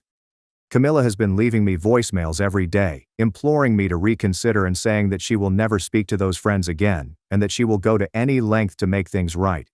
But the harm has been done, and I don't believe there will be any recovery from something like this. I've also received calls from her parents, and even her sister, pleading with me to give Camilla another chance, and explaining that she's learned her lesson and that everyone makes errors. But this was not an error. This was a decision she made every day for 6 weeks. She had several opportunities to stop and tell me the truth, but she decided to continue. Her sister really accused me of being harsh by refusing to speak with Camilla about working things out. And I told her that it is awful to watch your spouse struggle, worry, and doubt themselves when you know exactly why they are suffering, and you are causing it on purpose. The divorce is progressing, and I'm honestly feeling more at ease with my decision every day. Especially when I discover more about how meticulously planned and organized this entire event was. I understand that the woman I thought I married does not exist, and the real Camilla believes it is appropriate to torture the person she pretends to love for amusement. Some folks have wondered if I'm concerned that I'm making a mistake and will regret it later. But, honestly, I feel as if I'm seeing clearly for the first time in weeks, and I realize that I deserve better than someone who would do something like this to me. Update 2. Things have become even more insane since my last update, and I'm not sure whether to laugh or scream at this point. But I wanted to provide an update because there have been some new developments that make the entire scenario even more ludicrous than it was before. Camilla evidently concluded that because begging and tears were ineffective, she wanted to adopt a different strategy. And she's now alleging that the entire phony affair was my fault, that I wasn't paying enough attention to her, and she felt ignored and unloved in our marriage. She sent me a lengthy text message yesterday, outlining how she had been hinting for months about wanting more romance and attention, and how I had been ignoring all of her signs. So she felt compelled to take extraordinary measures to reach me, and she literally said, "You forced me to fake an affair," which is maybe the craziest thing I've ever heard in my life. According to her updated account of events, this was not a joke at all. It was a sincere attempt to communicate her requirements to me after I had failed to detect her more subtle efforts. And she appears to sincerely feel that what she did was justified because I had not met her emotional needs. When I showed this communication to my lawyer, he simply shook his head and said he'd never seen somebody dig themselves into a deeper hole so skillfully. Because now, instead of simply confessing her mistake and begging for forgiveness, she's attempting to defend her actions and blaming me for leading her to them. But wait, things get worse. Camilla has evidently been discussing our predicament with some of her other friends and coworkers. And she's been telling people that I'm divorcing her because she tried to spice up our marriage, and that I'm being overly possessive and controlling by failing to appreciate her efforts to make our relationship more exciting. I found out because my friend Dave works at the same company as Camilla, and he approached me yesterday to ask what was going on. People at Camilla's office are supposedly discussing how I'm filing for divorce over some innocent flirtation and jealousy games, and they believe I'm exaggerating. Dave knows me well enough to see that this did not sound right, so he asked for the true tale. When I informed him what had transpired, he was stunned and stated Camilla had been presenting it as playful teasing to get me to pay attention, not a psychological manipulation effort. So now I'm dealing with the reality that Camilla is actively rewriting history and portraying me as the bad guy to anyone willing to listen. And I'm sure her divorced pals agree with her account of events, as they were the ones who devised this dumb idea in the first place. I concluded I needed to shield myself from the narrative she was building, so I preserved all of the voicemails she left me shortly after I discovered the truth, in which she was crying, apologizing, and admitting that it was all a lie and that she had made a terrible mistake. Because I have a feeling I'll need proof of what happened when she tries to portray me as the villain. Speaking of her buddies, Gianna appears to have woken up and realized she had ruined their entire plan. So she called me to attempt to mitigate the damage and persuade me that what they did wasn't so horrible, and that I should give Camilla another chance. But, rather than strengthening her case, she exacerbated it by disclosing even more details about how meticulously organized and premeditated the entire event was. She explained that they had been planning this for 3 months before implementing it, and that they had researched various techniques to make males jealous and possessive. They chose the fake affair strategy because they believed it would be the most effective way to encourage me to improve my performance as a husband. She also indicated that they had been documenting the entire process in a group chat, offering updates on how I was reacting and applauding each time their strategy worked to make me more worried or attentive. And she mentioned that they had been calling it Project Wake Up Call, which makes me sick to think about. But here's what truly got my blood boiling. Gianna expressed disappointment that it took me so long to confront Camilla about the affair, since they expected me to get jealous and possessive much sooner. And they began to suspect that maybe I didn't care enough about Camilla to fight for her. So they didn't only torture me for 6 weeks, they were also assessing my performance as a worried husband, and wondering if I'd respond strongly enough to make their experiment worthwhile, as if I were some kind of lab rat who wasn't meeting their expectations. Gianna also informed me that Monica had proposed they take things a step further and have Camilla go on a phony date with a guy to see how far they could push me before I cracked. But, happily, they thought it was too hazardous since they were concerned that I may hire a private investigator or do anything else that would reveal their plot. The fact that they pondered taking it that far shows me that these women have no boundaries or sense of decency. They would have continued to push until they had utterly damaged my mental health, if they hadn't been stopped by their own incompetence. I also discovered that Camilla's parents were aware of the situation because she had sought their advice on how to make me more romantic and attentive. But she explained that she was only planning some surprises and wanted to mix up our routine. They had no idea she was preparing a false affair. When her parents discovered the truth after I filed for divorce, they were supposedly shocked and informed Camilla that what she had done was utterly wrong. But they are still trying to persuade me to give her another chance since they do not want their daughter's marriage to fail. Her father contacted me yesterday and said he understood why I was upset, but Camilla had learned her lesson and divorce sounded like an overreaction. And I told him that his daughter's actions were extreme, and that my reaction was equal to the damage she had inflicted. I also informed him that if someone other than Camilla had done this to me, say, if a stranger had spent 6 weeks convincing me that my wife was cheating purely for their own amusement, he would probably want me to file charges. The fact that it was done by his daughter makes it no less cruel or twisted. He didn't really have an explanation for it, and I believe he's beginning to realize that this isn't just a marital squabble that can be resolved with therapy and apologizing. The divorce proceedings are progressing, and my lawyer believes we will be able to finish things up fairly quickly because we do not have children and our finances are not overly problematic. And honestly, I just want it to be over so that I can begin rebuilding my life without having to deal with Camilla's attempts to twist the narrative. I also intend to relocate to a different area of town once the divorce is finalized, because I do not want to run into Camilla or her pals at the grocery store, gym, or any place else. And I believe that a fresh start in a new neighborhood will help me put this horror behind me. Some have questioned if I miss Camilla, or if I am reconsidering the divorce. And frankly, I miss the person I thought she was. But I don't miss who she turned out to be. I'm actually pleased that I discovered what she was capable of before we had children, bought a house together, or made any other significant commitments. I can't help but wonder what would have occurred if Gianna hadn't gotten drunk and disclosed the secret, and how long Camilla would have been prepared to put up with me, believing she was cheating.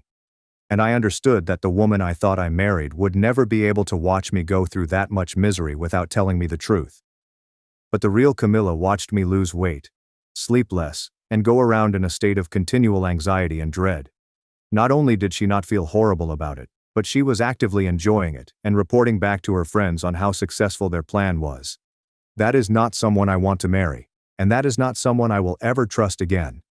And I'm done feeling bad about defending myself from someone who clearly does not have my best interests in mind. Update 3. I thought I'd finished updating the situation, but something happened yesterday that was so unbelievable that I had to share it, because I couldn't make this stuff up if I tried. Camilla and her friends seem determined to prove that they are even worse people than I imagined.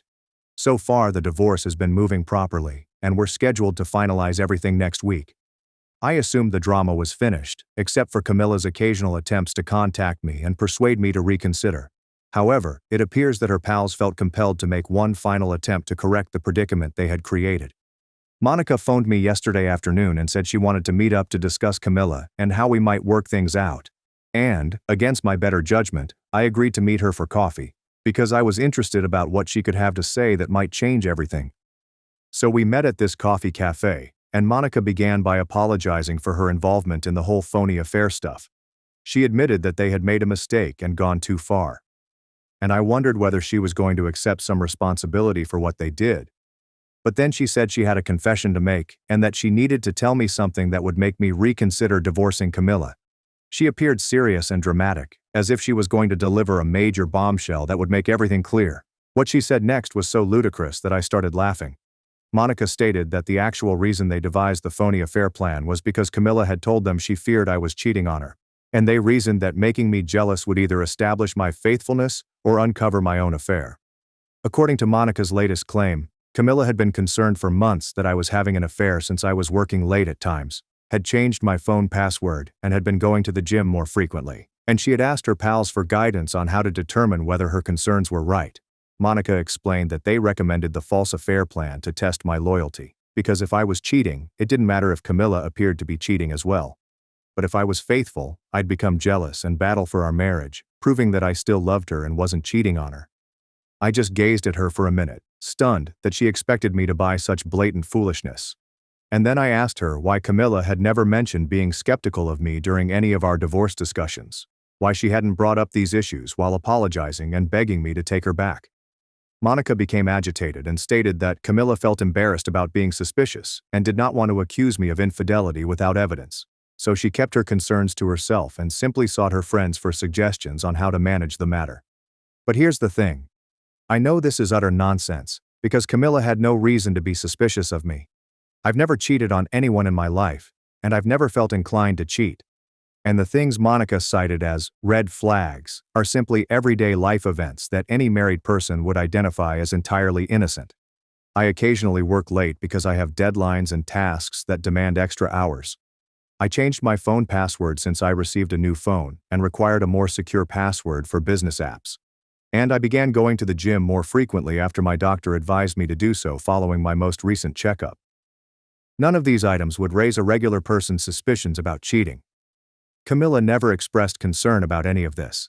She never asked me about working late, about my phone, or about the gym. So I know Monica is making something up to defend their actions. I informed Monica that her statement didn't make sense and sounded like she was attempting to alter history to make Camilla look like the victim rather than the culprit. She became defensive, claiming that I was being unreasonable and that Camilla had expressed genuine concern about our marriage. Then she stated that even if Camilla's suspicions were correct, the fake affair plan had actually worked because it had made me more attentive and passionate, and that our marriage could have been stronger than ever if I hadn't overreacted and filed for divorce. I informed her that our marriage would have been stronger if Camilla had simply spoken her issues with me rather than scheming with her bitter friends to psychologically torture me. And the fact that she thought lying and manipulation were preferable to honest communication revealed everything I needed to know about her and her pals.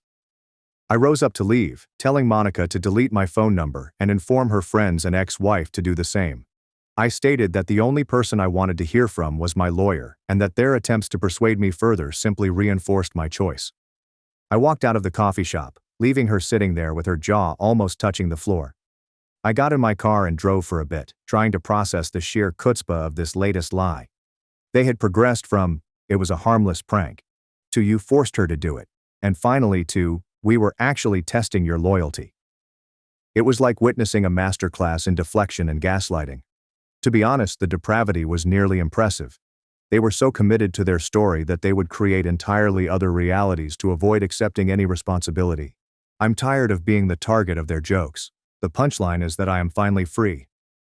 Update number 4. So it's finally finished.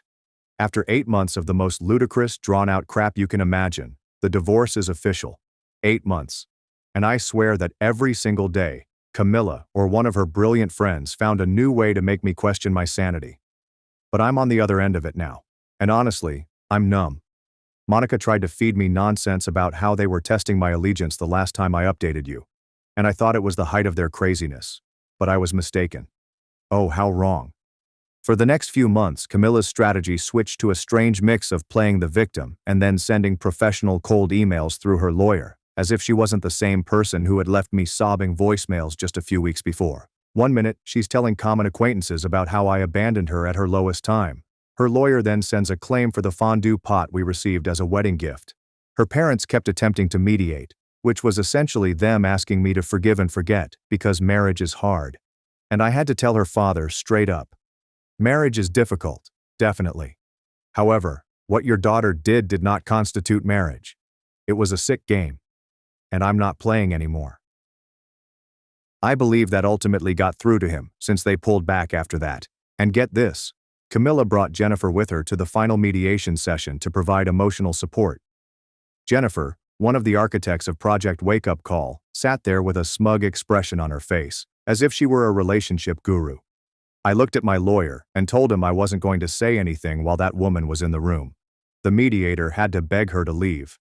And Camilla responded as if I had just committed the worst crime possible by refusing to let one of the persons who helped plan my psychological torture witness me divide some of our assets. You cannot make this stuff up. The day the documents were formally finalized felt weird. I received an email from my lawyer, and that was it. I'm still at my brother's apartment though. I'm now seeking my own place. I wanted time to decompress and get away from the place we shared. I know I did the right thing. I have no doubts about that. But it's still difficult to comprehend that this is my current reality. Divorced at 36, because my wife and her friends decided emotional abuse would be a fun way to spice up our marriage. It's still the most bizarre thing I've ever experienced, and I'm simply relieved it's finally over. My boyfriend laughed after telling me I was dead weight. Now he's crying outside my door, begging to see the baby he didn't know exists. 2 months later, he was drunk in front of my house, yelling my name. I had been with Liam for a little over 3 years. He was nice and attentive, keeping eye contact rather than always looking for someone more fascinating to talk to. Things flowed swiftly between us. By our 1-year anniversary, we were living together in a cute, tiny apartment that we could barely afford. Not ideal timing monetarily, but the rent in this city is exorbitant no matter when you relocate. So, while our connection wasn't perfect, it felt strong. We shared similar goals, eventually owning a home, traveling, and possibly having children. Liam was always more worried about appearance than I was. He was concerned with what car we drove, which places we frequented, and if we posted the best photos on Instagram. I should have paid more heed to the red flag, but hindsight is 20/20, right? Anyway, around 4 months ago, I was feeling nauseated in the mornings and fatigued all the time. I took a pregnancy test primarily to rule it out. We were cautious, but not overly cautious. And 2 pink lines. I recall sitting on the lavatory floor, staring at that small plastic stick as if it were inscribed in hieroglyphics. I took approximately a week to process before informing anyone. My best buddy Barbara came first. She brought wine to our girls' night, and when I switched to water, she knew right away. She asked all the appropriate questions about what I wanted, how Liam would react, and practical matters like insurance and maternity leave. It helped me to order my thoughts. As for Liam, I opted to wait. My birthday was coming up in 3 weeks, which looked like ideal timing. We'd already arranged a modest celebration at our apartment for our closest friends, and I thought it would be nice to share the news with everyone I cared about at once. Again, hindsight. What a witch. The weeks before my birthday were weird. I was battling with morning sickness, which should actually be called all-day sickness by the way, and trying to keep it from Liam. He didn't notice, which I attributed to his busy schedule. He had begun coming home later, spending more time on his phone, and appearing distant. I assumed he was stressed over something at work. My birthday was on a Saturday. I spent the morning setting everything while Liam went to pick up the cake. It took him about 3 hours, but whatever. Around 6 p.m., Barbara and her husband arrived, as did our friends Aaron and Sergio, my cousin Lana, who was visiting, and a few others, including Maria, whom I had known since college. The party was going great. Good food, plenty of drinks, sparkling water disguised as vodka soda for me, music, and laughter. I had planned to make my statement after the cake, but I kept capturing Barbara's attention across the room. She'd give me these tiny encouraging nods that made my stomach turn with tense anticipation. Around 9 p.m., Liam clinked his glass to grab everyone's attention. My heart had virtually stopped. Had he found out? Was he about to steal my thunder? He delivered this entire speech about how special I was and how fortunate he was to have me in his life, all while staring me directly in the eyes. Then he gave me a little, neatly wrapped package with a silk ribbon. The room became quiet. Everyone was watching, some with their phones out, ready to record the moment. I recall assuming it was an engagement ring and had a little moment of concern about whether I should still reveal the pregnancy if he proposed. I then opened the box. There wasn't a ring inside. It was a folded piece of paper. I opened it, perplexed, and read the words that are virtually burnt into my brain now. I'm leaving you. You're useless, and I deserve better. Your stuff will be packed by Monday. I stared up at him, convinced that this was some sort of awful joke, but his expression had completely changed, chilly, detached, and almost amused. Then he announced, loud enough for everyone to hear, that we were finished. That it had been enjoyable, but he had outgrown me. Then he laughed. Like, really laughed. A few other individuals in the room laughed as well, plainly assuming it was a joke we had prepared. But then Liam turned and walked out the front door without saying anything. The hush that ensued was deafening. I stood there, note in hand, pregnancy announcement dying in my throat, as our pals stared between me and the door, waiting for someone to yell, "Just kidding." But no one did. Barbara was the first to relocate. She crossed the room, grabbed the note from my hand, read it, and grumbled that he was an incredible jerk. Then everyone began talking at once, expressing confusion, anxiety, and fury on my behalf. And me? I just smiled. Not because I wasn't devastated. I was. Not because I wasn't humiliated. I certainly was. But at that time, I recognized something important. Liam had no idea what was coming. He thought he had all the cards. He believed he'd organized this beautiful exit, this public execution of our relationship in which he got to be the dominant one. But he was unaware I was pregnant with his child. He had no idea that I had discovered his hidden credit card statements 2 weeks previously while looking for a stamp in his desk drawer. He had no idea that I had already viewed the texts on his Apple Watch while he was showering. He definitely should have enabled two-factor authentication, LOL. Most significantly, he was unaware that I am not the type of woman who collapses when pushed. I am the type of person who thinks strategically. So I grinned. I thanked everyone who came. I assured them that I was fine, I wasn't, and that they didn't have to worry about me, but they did. I even cut the birthday cake Barbara had brought and distributed chunks, as if we were celebrating the end of something rather than mourning it. Maria left almost quickly, stating she was sick. Isn't this an interesting time? Don't worry, we'll get to her. The others stayed to assist me clean up and offer someplace to stay, shoulder to cry on, and alibis for murder, mostly kidding. By midnight, everyone had left except Barbara, who insisted on staying on my couch despite my pleas. When we were alone, I finally broke down. The pregnancy, the treachery, the humiliation. Everything came crashing down at once. Barbara just held me and let me cry, not trying to console me with bogus reassurances or those awful, everything happens for a reason, platitudes that people love to use when they don't know what else to say. When I eventually calmed down, about 2 a.m., I informed Barbara about the pregnancy. She wasn't startled. She claimed she had assumed based on the way I'd been acting lately. Then I showed her my credit card statements, which included hotel payments, upscale restaurants, and jewelry purchases that had somehow never made it to me. I read through the screenshots I'd taken of texts to M, which included heart emoticons and plans to meet when I was working late. We both knew who M was, especially after Maria's sudden departure from the party. We stayed up till daybreak, discussing ideas and making arrangements. Barbara inquired about notifying Liam about the pregnancy, but I remained firm. He would find out eventually, but only when I was ready, not before. Regarding his romance with Maria and the financial lies, I was not going to fall to his level of petty retaliation, but I'd make sure the whole truth came out. Barbara gazed at me with a mixture of concern and admiration as I expressed my concerns. She mentioned that I may be frightening at times when I had that determined look in my eye. I just laughed. A genuine chuckle. The first since opening that dreadful box. That night, as I laid in bed alone for the first time in years, with one hand resting on my still flat stomach, I made 2 vows. One to my unborn child. I promised to create a stable, caring home, no matter what. And one for myself.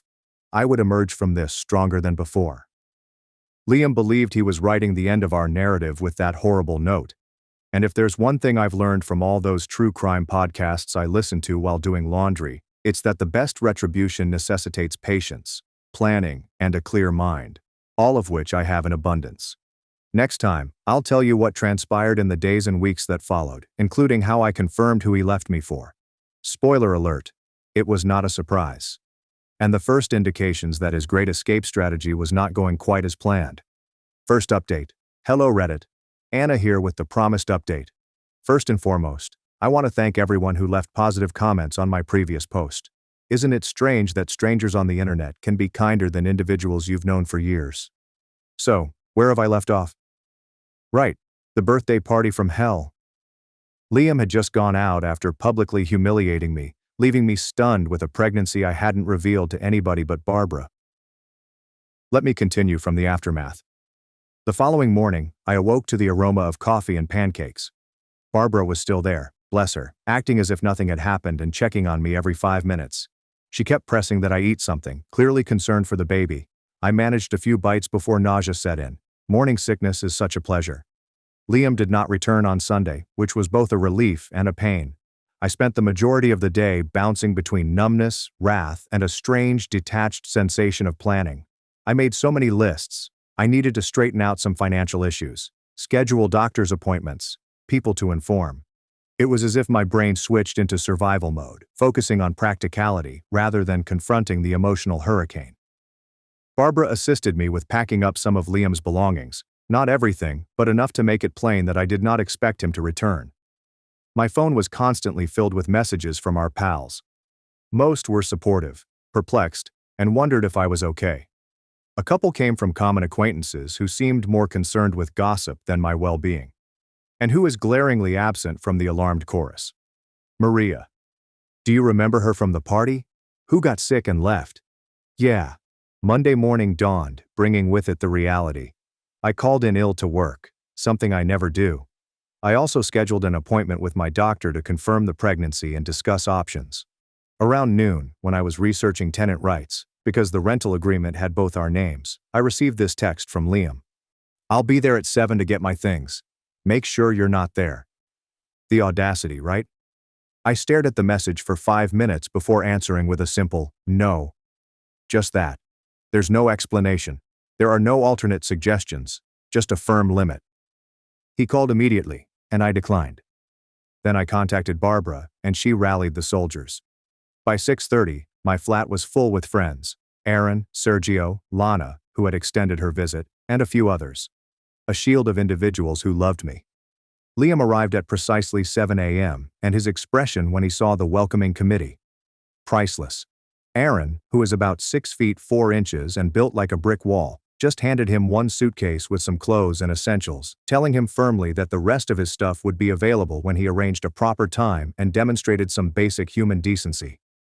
He tried to act tough and demanded to know what was going on, but Aaron, who is about 6 feet 4 inches and built like a brick wall, just handed him one suitcase with some clothes and essentials. Liam tried to capture my attention as I sat on the couch, purposely calm. He began to say something about how ridiculous this was, and that I should just let him get his things. I finally spoke directly to him, telling him that he should consider himself lucky that I hadn't changed the locks yet, and that we could discuss the rest of his belongings once I'd had time to process his wonderful birthday surprise. He began to protest, but something in my look must have frightened him off. He got the suitcase and departed, but not before saying something about my need for an audience. Rich, coming from the man who abandoned me in front of all of our friends, don't you think?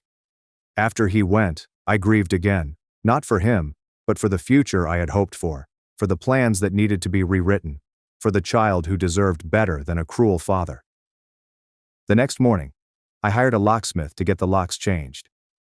Now, about Maria. I had my suspicions from the moment she bolted from the party, but I needed confirmation.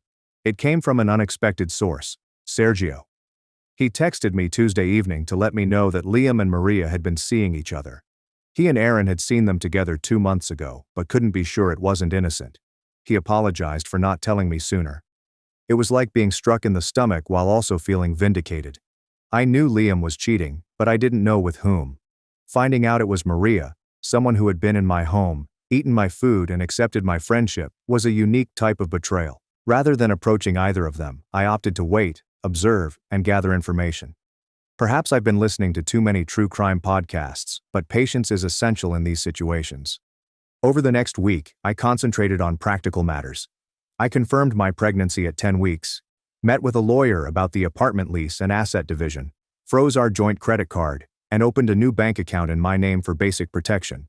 Fortunately, we were not married, so there was no divorce drama. I didn't tell anyone except Barbara about the pregnancy just yet, not out of denial, but because I needed to get my ducks in a row first. 2 weeks after the birthday fiasco, Liam texted again, seeking to talk things through and collect more of his possessions. I agreed to meet him at a coffee shop near our apartment, a public place during the day, on my terms. He looked terrible, which gave me a little jolt of satisfaction. I'm not proud of it.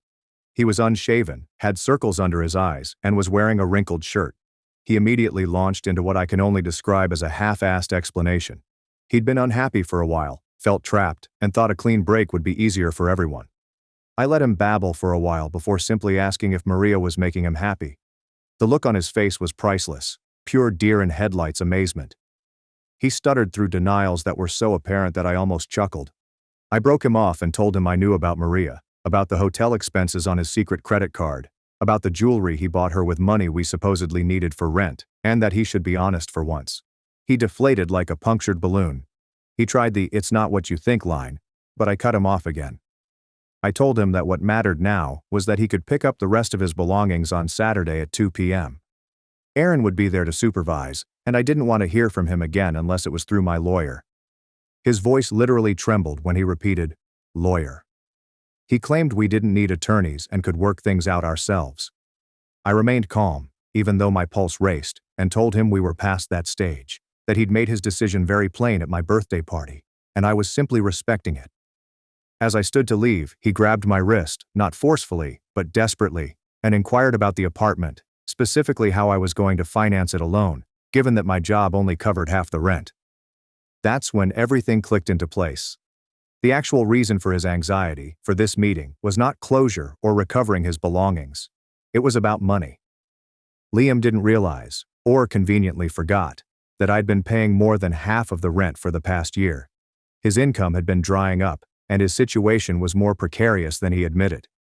He'd been living beyond his means, using my steady income as a safety net while presenting himself as the primary provider to our friends and, apparently, Maria. I smiled pleasantly and assured him that I would manage, adding that, unlike other people, I save money rather than spend it on hotel rooms and jewelry. He drained the color from his face, knowing I was aware of everything. I walked out of that coffee shop feeling lighter than I had in weeks, not because I'd won a relationship battle, but because I finally saw Liam for who he was.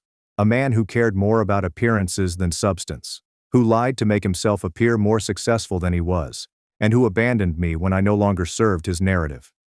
On Saturday, Aaron supervised while Liam gathered more of his belongings, and I spent the day at a pregnant yoga session, which I highly suggest to anyone suffering with stress during pregnancy. When I returned, the flat felt emptier, but also more my. That evening, I began rearranging furniture, reclaiming the space. Over the next few weeks, I fell into a new routine of work, medical appointments, prenatal vitamins, and cautious budgeting. I wasn't just surviving. I was planning for a future that looked different, but not necessarily worse, than what I'd imagined before. Liam and Maria's romance wasn't exactly blooming, and I learnt from Sergio, who heard from his cousin who works at the cafe where they frequently battled in public, that Maria was more unhappy with her reward. Liam had apparently portrayed himself as much more financially solid than he actually was, which is surprising. The first serious crack came about a month after our coffee shop meeting. I was at the grocery store, carefully comparing prices on prenatal vitamins, when I literally bumped carts with Maria, who looked surprised, ashamed, and stubborn in quick succession. She greeted me uncomfortably, saying I looked well, and I replied that she looked tired, which she truly did, with the same worried face Liam had worn at the coffee shop. The awkward silence between us lasted until she blurted out that Liam had told her we were already separated when they started seeing each other, and that he'd claimed we were basically done, just living together until the lease expired. I raised an eyebrow but said nothing, and she stumbled through what could have been an attempt at justification or apology, saying she wouldn't have gotten involved if she'd known we were still together. I ultimately told her it didn't matter anymore, she had him and should enjoy it. As I turned to leave, she called after me, saying he wasn't who she thought he was, that he promised things he couldn't keep. I looked back at her. This woman I'd once considered a friend, now diminished by her own choices, and told her that sounded like a personal problem that I couldn't help her with. About 6 weeks after the birthday party, I began to show, just a little bump, but unmistakable to anyone looking closely. I decided it was time to be more open about the pregnancy, so I told my boss first, who was incredibly supportive, offering flexible hours for my third trimester, and then I gradually told other friends and family. In social circles, word spreads quickly. I knew it would ultimately reach Liam, but I wasn't going to hide any longer. This baby was happening, with or without his involvement. 7 weeks after the breakup, as my pregnancy reached the 17-week milestone, I received a series of increasingly desperate texts from Liam. Is it true? Are you pregnant? Why didn't you tell me? We need to talk. Immediately. Answer your phone, Anna. This involves me too. I didn't answer any of them, not out of spite, but because I didn't know what to say yet. I needed to digest this new phase and decide what part he should play in our child's life. The texts persisted, growing increasingly urgent. I have rights, you know. You can't keep my child from me. Call me back or I'm coming over. That last one prompted me to finally respond. I warned him not to come to my apartment unannounced, that I would call the police if necessary, and that I would contact him when I was ready to resolve this civilly. He backed off for exactly 2 days. Then, as the title of my original post implied, he showed up. It was just after 11 p.m., and I was in bed reading a pregnancy book and taking notes when I heard it. A car door slamming, footfall on the walk to my door, pounding, not knocking, pounding, and Liam's voice, inebriated but clear. Anna, open the door. I know you're in there. We need to talk about our baby. For a while I sat there, heart racing, wondering what to do. Call the cops? Call Aaron? Hide and hope he leaves? Then I heard something that sealed the deal for me, crying. Liam was outside my door, drunk and crying, alternating between demands and pleas, saying he made a mistake, asking me to let him in, insisting that it was his baby as well. Despite everything he'd done, some small part of me felt recognition, not sympathy exactly, that his grand exit strategy, his new life with Maria, his escape from useless me, wasn't working out as planned. Liam had finally come to terms with reality, which came in the form of an unexpected baby and financial difficulty. I got out of bed, put on a robe, and cautiously approached the door. I didn't open it, but I spoke through it, telling Liam that he was intoxicated and should go home. We could discuss tomorrow when he was sober. He yelled that he needed to see me now, to see if it was true, if we were really having a kid. I affirmed through the closed door that yes, I was pregnant 18 weeks now, and yes, it was his. But this wasn't the way to talk about it, and he needed to leave. There was a thud against the door, his forehead or fist. I couldn't tell. He whispered so quietly that I almost heard it. Maria had left him, saying he wasn't who she thought he was, that he'd lied about everything. I couldn't help but notice that it sounded familiar. He laughed, a hollow sound with no humor. He realized he had made a huge mistake and asked me to let him in, saying all he wanted to do was chat. I took a long breath, one palm resting protectively on my small bump. I declined to let him in tonight, but offered to meet him tomorrow at the cafe on Main Street at 10 a.m. I made it clear that if he didn't show up on time or came up drunk again, there would be no more chances. He was silent for so long that I feared he had passed out, but then he softly consented. Tomorrow, 10 a.m. He promised to be there. I heard him walk away, his footsteps uneven, and a car engine started. Thankfully not his. He had called for a ride, so he had done one responsible thing. As I crawled back into bed, my phone lit up with a message from him. I'm sorry, for everything, for the party, for the note, for tonight. I'll make it right. I didn't answer. Words were easy, and Liam had always been brilliant with words, but I needed action now, especially since I was expecting a baby. Did I still love him? No, it died when he humiliated me in front of our friends. I used to detest him, but I no longer do since it takes energy that I could use elsewhere. I would meet with him tomorrow, listen, set limits, and make a decision based on what was best for me and my child, not what he needed or wanted. Second update. Hello Reddit. I apologize for the wait. Life has been fascinating. So, remember where we left off? Liam showed up drunk to my place after learning about the pregnancy. I promised to meet him at that cafe the next morning, and to be honest, I half expected him not to show up.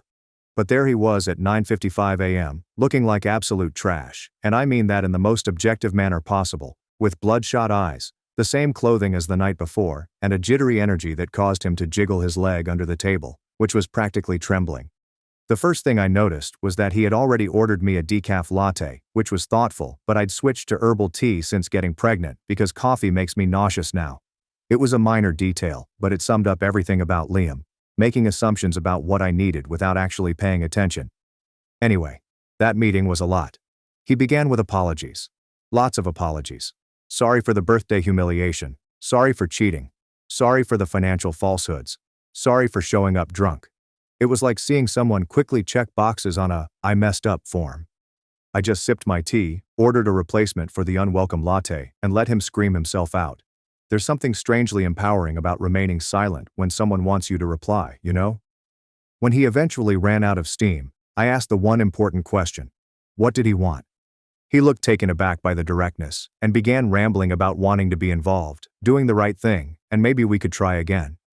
I really laughed at that last part, not maliciously, but honestly shocked that he felt reconciliation was an option. When I told him that I had already consulted a lawyer about child support and custody arrangements, his face lit up with laughter. It was like watching someone realize they were in the deep end of the pool when they thought they were just dipping their toes.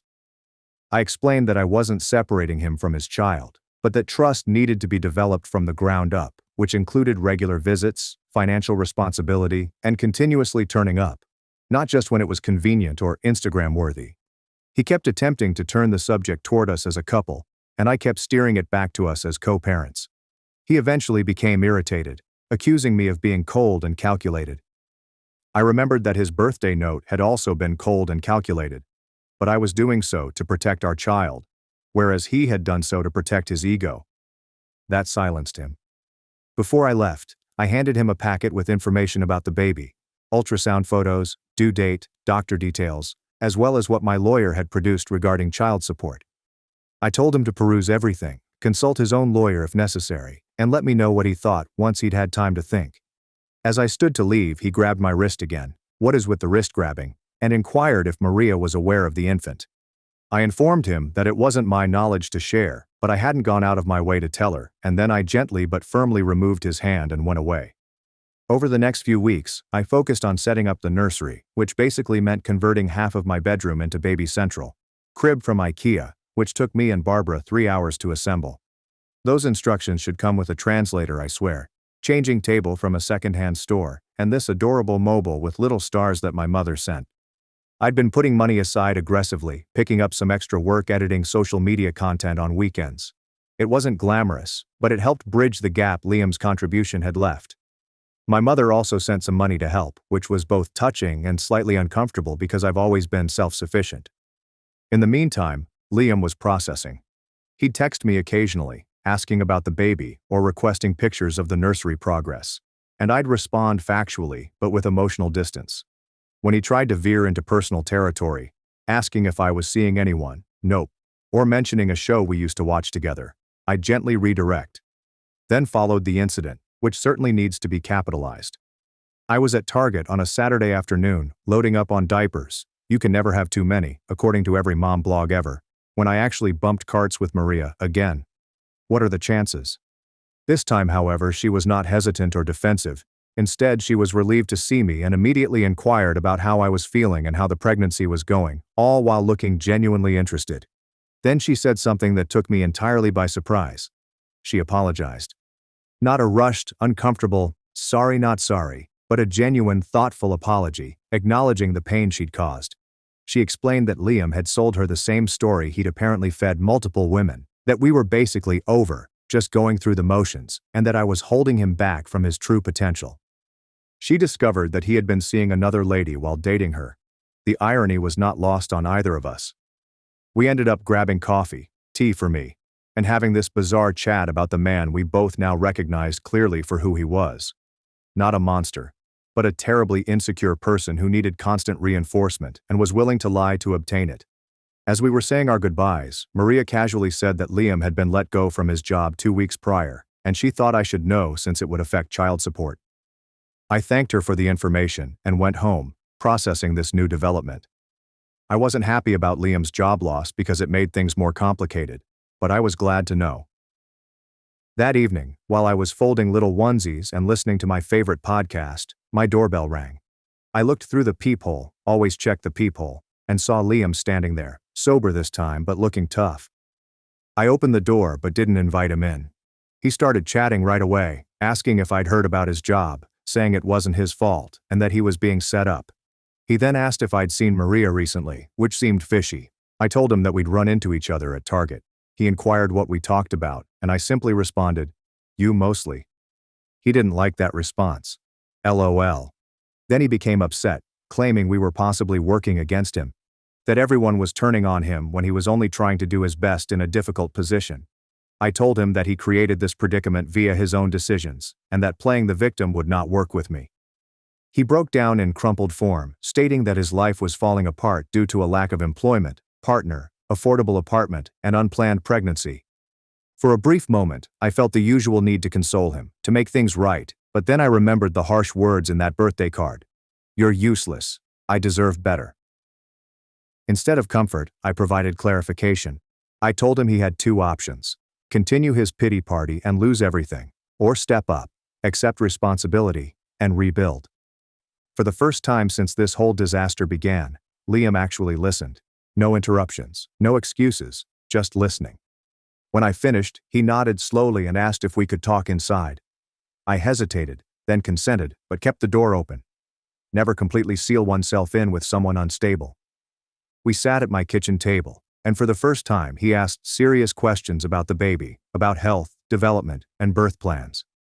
As we spoke, I understood something important. I no longer had romantic feelings for Liam, but I did want him to be okay. Not for his sake, but for our child's. Before he departed, he vowed to revisit the child support arrangement and find a new job as soon as possible. And he surprised me by thanking me for not hating him when I should have. I told him that hate consumes too much energy, and I was saving mine for more important things. The next 2 weeks saw slight modifications. Liam found a new job that paid less but was more stable, and he signed the child support agreement without hesitation. He also participated in a parenting class at the community center. As my due date approaches, things feel functional, not perfect. Liam and I have developed a cautious co-parenting relationship based on clear boundaries and expectations. He attends doctor appointments when invited, and he helped assemble the crib when I finally admitted defeat with those ridiculous IKEA instructions.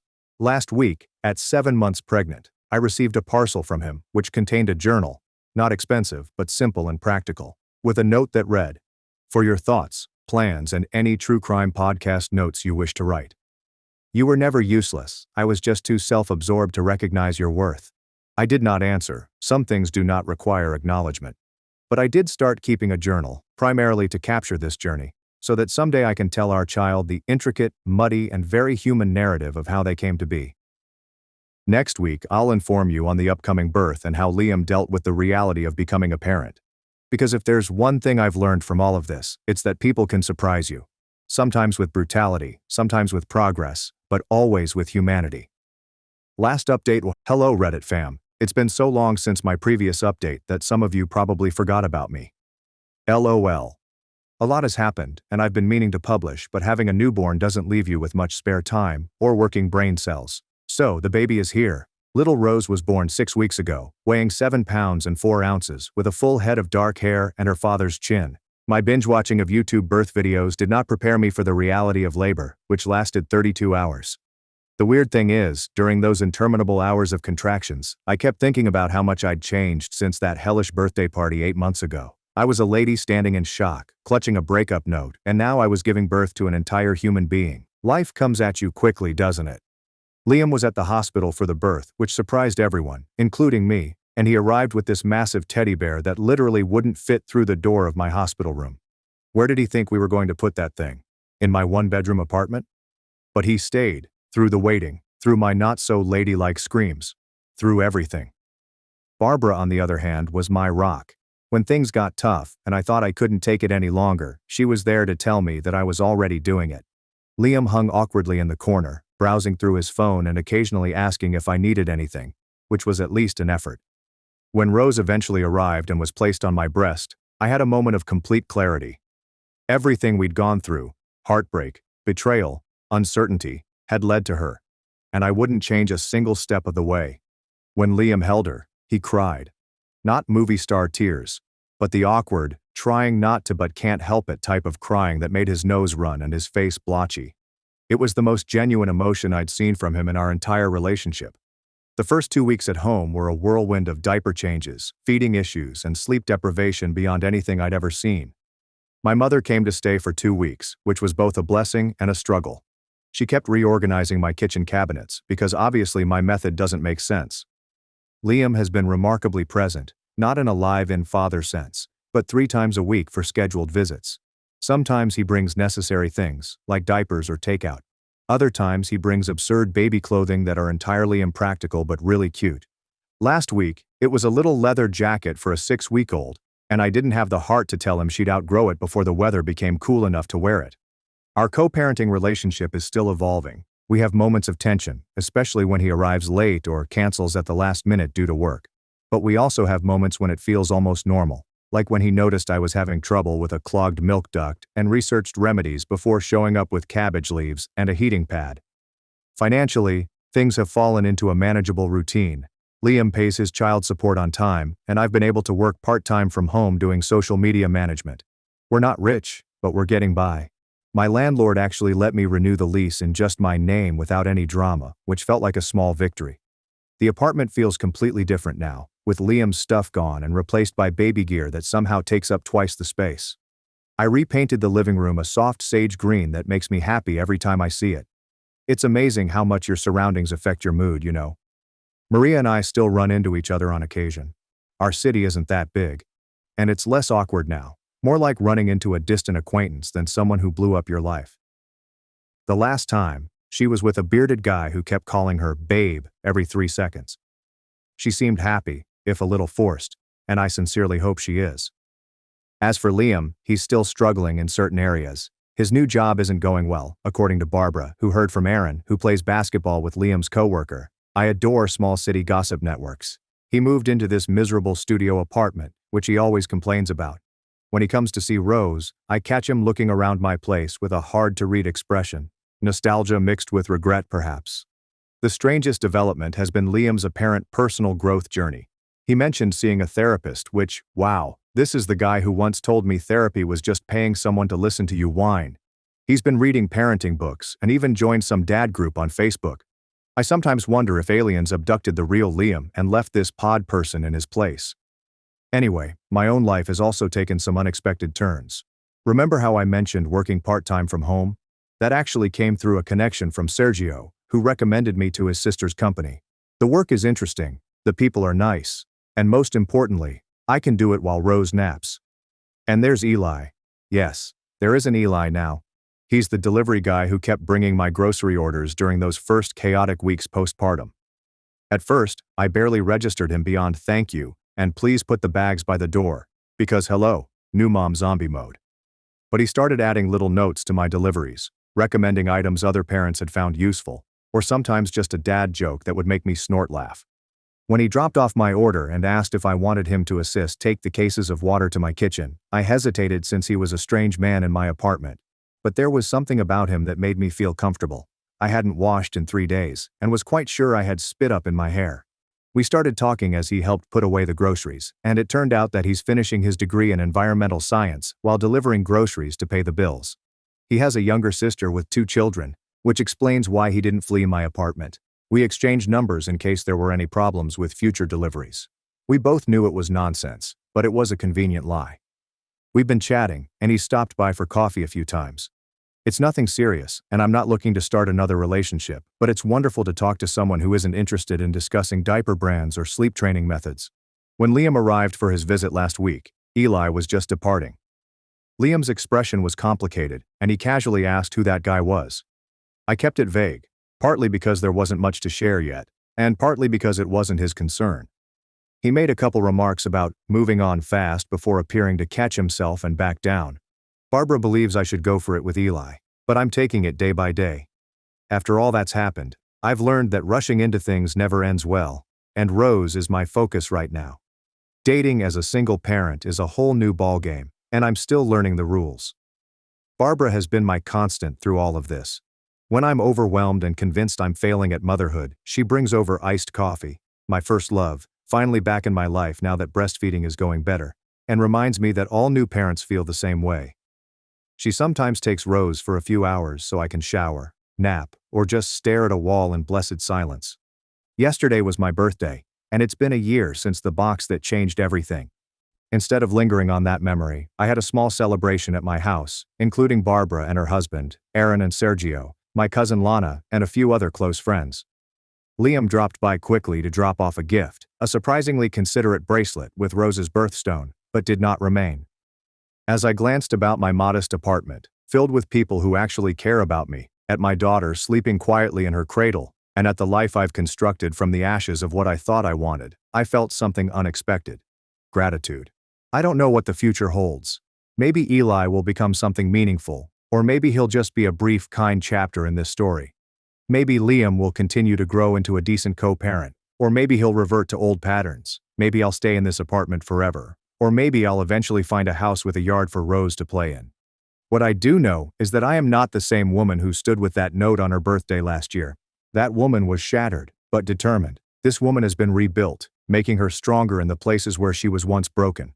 So, if there's one takeaway from this lengthy, muddy journey, it's that sometimes the worst thing that happens to you can lead to the best version of yourself, not immediately, not easily, but eventually. P.S. If you're wondering what happened to the enormous teddy bear Liam brought to the hospital, it's now serving as a barricade to keep Rose from rolling off my bed when I need to lay her down for 2 seconds to urinate, so I guess it served its purpose after all. For those wondering what happened to Rose's iconic breakup note, I preserved it in a memory box in her wardrobe, among her hospital bracelet, first lock of hair, and positive pregnancy test. When she's old enough, we'll give her the entire story. Not to burden her, but it is also part of her history.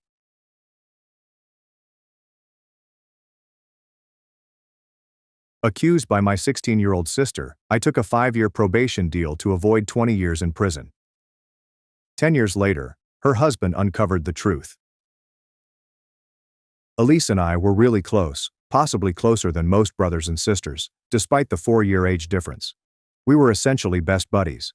Given what has happened, I understand that sounds strange, but it was typical back then. I was never the smartest student in school. I've always battled with grades, barely passing most classes. But I was really interested in electronics, not programming or computers, but rather pulling things apart and putting them back together. I started with antique TV remotes and radios that I found at yard sales. By the time I was 16, I had a whole setup in my room, a soldering iron, multimeters, and crates full of circuit boards and cables. My parents thought it was strange, especially because I would spend hours inside with the door locked. Yes, that is important later. But Elise got it. She was 10 years old when I first became serious about it, and she would sit in my room for hours watching me work. She'd ask me questions about what each part worked, why I was connecting specific cables, and so on. She'd occasionally help me organize my pieces or hold them while I soldered. It was our thing, you understand. However, our parents did play favorites. Elise was the ideal student, straight A's, gymnastics team, student council, the complete package. Meanwhile, I was barely passing classes and spent all of my time either in my room with electronics or at the skate park. But Elise always had my back. For example, I was caught smoking behind the gym once during my junior year. Instead of suspending me, Elise made up a tale about how I was only holding the cigarette for someone else who had run away. She even cried to the principal about how I was trying to change my life and how a suspension would ruin it all. The principal completely bought it. She also helped me with homework. She was far better at explaining things than my teachers. She'd lay down arithmetic issues in a way that made sense to me, probably the only reason I finished high school, to be honest. I also looked out for her. As the big brother, I was quite protective. Looking back, I wonder whether I was being overly protective. Any guy who was interested in her had to deal with me first. I wasn't trying to be rude about it. I just didn't want some random person messing with my little sister. Elise never judged me for getting into trouble, going out late, or hanging around with the wrong crowd. She would cover for me with our parents and make excuses when I skipped curfew. When I came home at 3 a.m., she was waiting for me on the porch, just to make sure I arrived safely. Looking back, perhaps we were too close. Perhaps this is why people were so willing to trust what she stated subsequently. However, it seemed natural at the time. She was my sister, greatest friend, and the one person who truly understood me. Our parents tried to get me interested in normal things. They'd sign me up for sports teams and after-school groups, but I'd always return to my electronic devices. They thought I was wasting my time, but Elise would defend me. "He's good at it," she would remark. "Let him do what he loves." That's the Elise I try to remember, the little sister who believed in me even when no one else did. She was the one who would bring me snacks while I worked on projects, who would defend me in front of our parents, and who trusted me enough to confide in me about her issues. This is harder to write than I anticipated. When things started to fall apart, I was 18, having just graduated from high school. Elise was 16 years old and started to attract the attention of males at school. Being the overprotective brother that I was, I did what any big brother would do, scared them away. I wasn't beating anyone up. I simply wanted them to know I was watching. There was one guy, John, who was especially persistent, a senior citizen driving a nice car that his folks had bought him. Typical affluent kid behavior. I found him attempting to persuade Elise to skip class with him one day. I definitely shouldn't have thrown him against his car, but he was 18, and he was attempting to convince my 16-year-old sister to skip school. What brother wouldn't be pissed? That's when the rumors began. At first it was just whispers.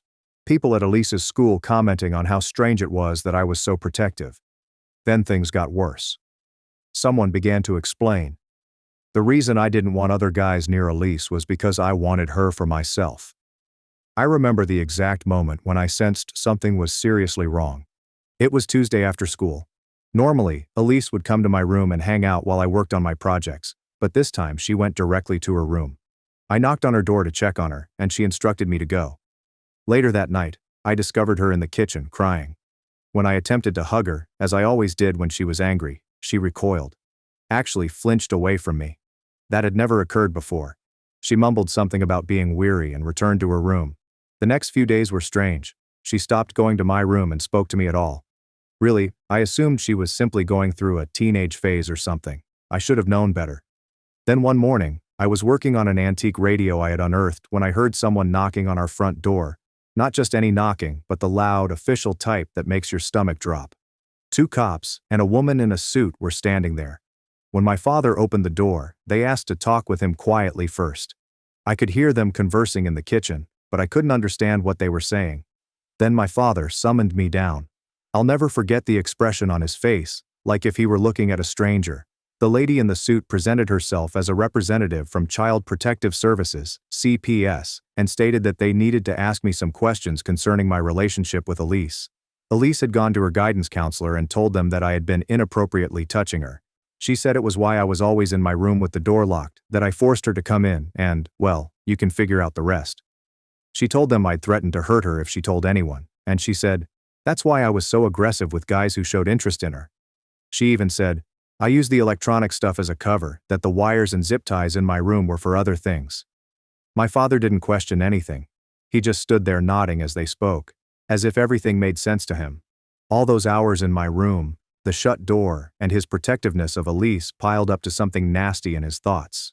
I attempted to explain, showing them my projects, the half-repaired radio on my desk, the crates of circuit boards and obsolete electronics. I tried to explain how Elise used to sit and watch me work, and how she would help me organize bits, but they had already made up their minds. The CPS officer kept asking leading questions, such as, did you make Elise feel special by allowing her to help you? Did you tell her she was different from the other girls? Everything I said only made it sound worse. When they questioned about the time I pushed John, Elise had twisted it as well. She claimed I was envious because she was starting to enjoy other males, and that I couldn't take her maturing and having regular relationships since it would mean losing control over her. What is the worst part? She had this big spiel about how I had become more aggressive recently since she was pulling away. I told her that she was betraying me by talking to other guys. None of it was true, but the way she described it made me nearly believe it. And then I lost it, right in front of everyone. Elise, what the hell are you saying? My voice cracked. Not because I was angry, but because I couldn't believe it. She would not look at me. Elise, look at me. She kept her gaze fixed on the floor, arms curled about herself as if she were a delicate tiny thing in need of protection. That tiny deed only made me furious. You know this isn't true. You know it. I turned to our father, desperate. Dad, come on, you know me. I would never. His voice was low and steady, but his expression, I had never seen him stare at me like that before. Not dissatisfied, not angry, simply finished. You don't even want to hear me out. I took a step closer, but he raised his hand as if I were a menace. Elise flinched. She flinched. That was it. That's when I knew. You can't seriously believe this. My voice lowered. I immediately lost all of my fighting spirit. I looked at Elise again. Really stared at her. She still refused to meet my gaze. I muttered, "Why are you doing this?" She eventually looked up. For a brief minute, it appeared that she was about to say something, perhaps even retract her statements. But then she looked at Dad, the CPS lady, and the cop standing in our living room. And that's when she doubled down, her eyes welling with tears. She took a nervous breath and muttered, "I'm sorry, Eric." And suddenly I understood. She was not going to return it since it was too late. She was in too deep, and she was afraid of the consequences. I laughed. Actually, I laughed. "Wow," I said. "You're really doing this. You're actually doing this." Elise tightened her arms about herself. I just couldn't keep it in anymore. Dad clenched his jaw. "Get your things. We're going to the station." And that was all. There is no trial, no evidence, and no serious questions. My father drove me to the police station in silence, as if I were already guilty, a stranger, and no longer his son. On the way to the police station, all I could think about was how they made everything fit. The lonely older brother who spent his entire day alone in his room. The strange pastime involving all of the tools and wires. Aggressive protectiveness. A close connection that suddenly deteriorated. They saw precisely what they wanted to see.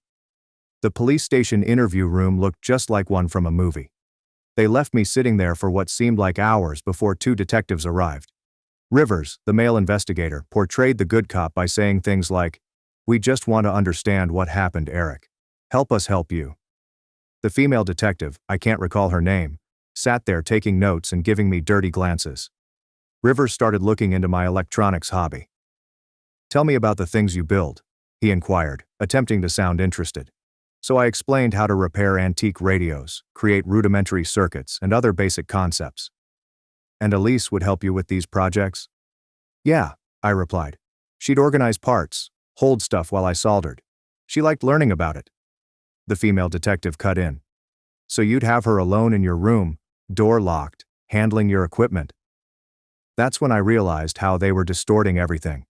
Everything usual now sounded weird. They kept pushing on the shut door. "I locked it because I had expensive tools," I attempted to explain. "Dad would borrow stuff and not put it back." "Or maybe," Rivers replied, his voice growing harsher, "you locked it for other reasons." They had an entire file of evidence and statements about how I began molesting her when she was 12. Right moment she became intrigued. In my projects, how I used electronics to isolate her, made her feel special by teaching her information that no one else knew. "That's insane," I replied. "She's my sister. I was teaching her because she was interested." The female detective leaned forwards. "Interested in electronics? Or afraid of what would happen if she wasn't?" Then they mentioned the John incident. However, in their version, I attacked him because he was stealing Elise away from me. They had testimonies from other students at school about how protective I was and how I scared away any person who approached her. Rivers dug out some images of my room from that morning. They had made it look like a torture cell. Close-ups of my tools, cables, and the zip ties I used for cable management. Even my project notes appeared menacing in the photographs.